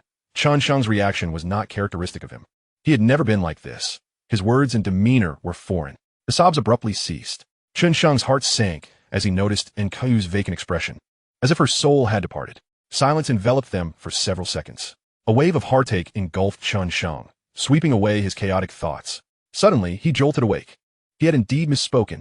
The person in his embrace possessed an exceptionally sensitive awareness, an unwavering pride, and an astute intellect. She must have sensed something amiss. He had been muddled. Just like in the dynamics between men and women, any deviation in the other party is often perceived through words, expressions, and even an intuitive connection. There exists a degree of mutual awareness, contingent solely on one's willingness to deceive oneself. What was happening to him? Was he truly being so melodramatic? In his mind, a little voice thundered. "Are you not satisfied? Do you think your actions are so noble?" Another voice reprimanded him coldly. "Shameless wretch. The seeds you sow must yield good fruit. Otherwise, what difference is there between today, as Enkyu, and yesterday, as Yang Junxiu? Causing harm is wicked. Should the consequences be dire, you shall face them 300-fold. The dual voices of reason and reproach united in a rare moment of solidarity, hurling their invectives in the realm of his soul, measured in mere milliseconds. Chen Sheng kicked the two voices aside, declaring, "Silence. I have my own opinions." In truth, he had merely entertained a thought, slightly swayed. Now, faced with the girl's tears and her listless demeanor, he dared not indulge in further self-pity. After all, time had transformed him. He was no longer the same man he had once been, but rather one who had endured countless tribulations. Upholding his ideals was his path to survival. Having reached this juncture, he understood that it was fate's design. He must accept it with equanimity. Any superfluous actions would only bring unnecessary distress and inflict further harm. He resolved to return to the time before Yang Zhengxiu's incident, to cherish her, care for her, and love her dearly. He would give her whatever she desired, and if she wished to nibble, so be it. The girl was one he had pulled from the depths. One misstep could see her cast back into darkness. Shen Yanqing, once a well-behaved girl, had become this tearful creature because of him. Was she suddenly changed again? Thus, he must follow destiny's course and embrace a life of happiness. At that moment, Chen Sheng cast aside all detrimental thoughts. With a firm resolution, he aimed to embody a benevolent gentleman. In a fleeting thought, mere seconds passed in reality, while the girl still rested on his shoulder. He lifted her up and cradled her in his arms, and Caillou remained motionless, her eyelashes fluttering slightly. For reasons unknown, she felt a sudden lightness in her heart. Yet, she still chose to ignore Chen Sheng. Little Yu, are you no longer sad? I was indeed preoccupied with work and unintentionally conveyed some emotions to you. I apologize. Chen Sheng shamelessly fabricated an excuse. He planted 3 quick kisses on her cheek, producing crisp smacking sounds. I'm a bit salty. Fortunately, the vicinity of the entrepreneurship base was sparsely populated with students, open and tranquil. Yet, some onlookers had taken notice. For men and a woman casually strolled by from several meters away, 8 eyes fixated on them with a hint of disapproval. Who are they? Engaging in such antics in broad daylight? Have they no shame? This is utterly indecent and disrupts the serenity for the singles. Chen Sheng glanced up, then nonchalantly lowered his gaze back to the girl. And Caillou still remained silent, her eyes half open, her lashes occasionally moving. Still ignoring me, are we? Then I shall continue. Chen Sheng grinned mischievously as he leaned closer, puckering his lips to capture her cheek. A clear smacking sound echoed. So tender, so fragrant. This was precisely the flavor he craved.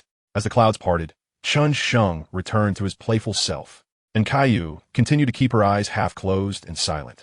Yet a blush had begun to return to her cheeks. Seeing no one intervening, Chen Sheng swallowed hard and leaned down to kiss her soft, delicate face. Smack! That rosy, plump little mouth was right before him, and he longed to nibble on it. But not yet. He understood his sister Yang. If the lips were off limits, surely the eyes and nose would suffice. Chen Sheng disregarded everything else, including the prying eyes in the distance. Kisses fell like raindrops. Mama. Initially, and Caillou managed to feign indifference, but after 7 or 8 kisses, she buried her head in Chen Sheng's shoulder, her neck flushed. This was the first time Chen Sheng had been so audaciously affectionate in broad daylight, with others still around. Could he not wait until they were alone? And Caillou's eyelashes fluttered as her mood brightened, dispelling the heavy sadness and despair that had once suffocated her. She felt a complete release, sensing even more care emanating from Chen Sheng than before. This was the essence of love. Observing the girl regain her bashful demeanor, Chen Sheng felt a wave of relief. As long as her spirit lifted, it signified that her heart was at peace. The girl nestled in his arms felt substantial, as if she possessed the legendary capacity to bear children.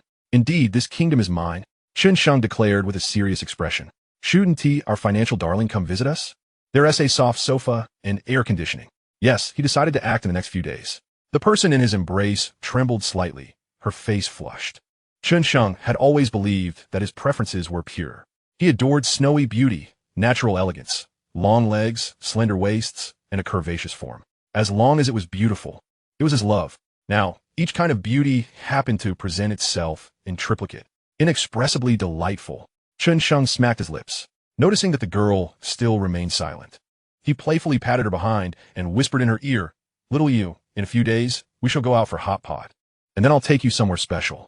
After a couple of seconds, he saw Anko's cherry-red lips move slightly, emitting a soft, youthful voice. Okay. He could sense her gentle breath, sweet with the fragrance of fruit candy.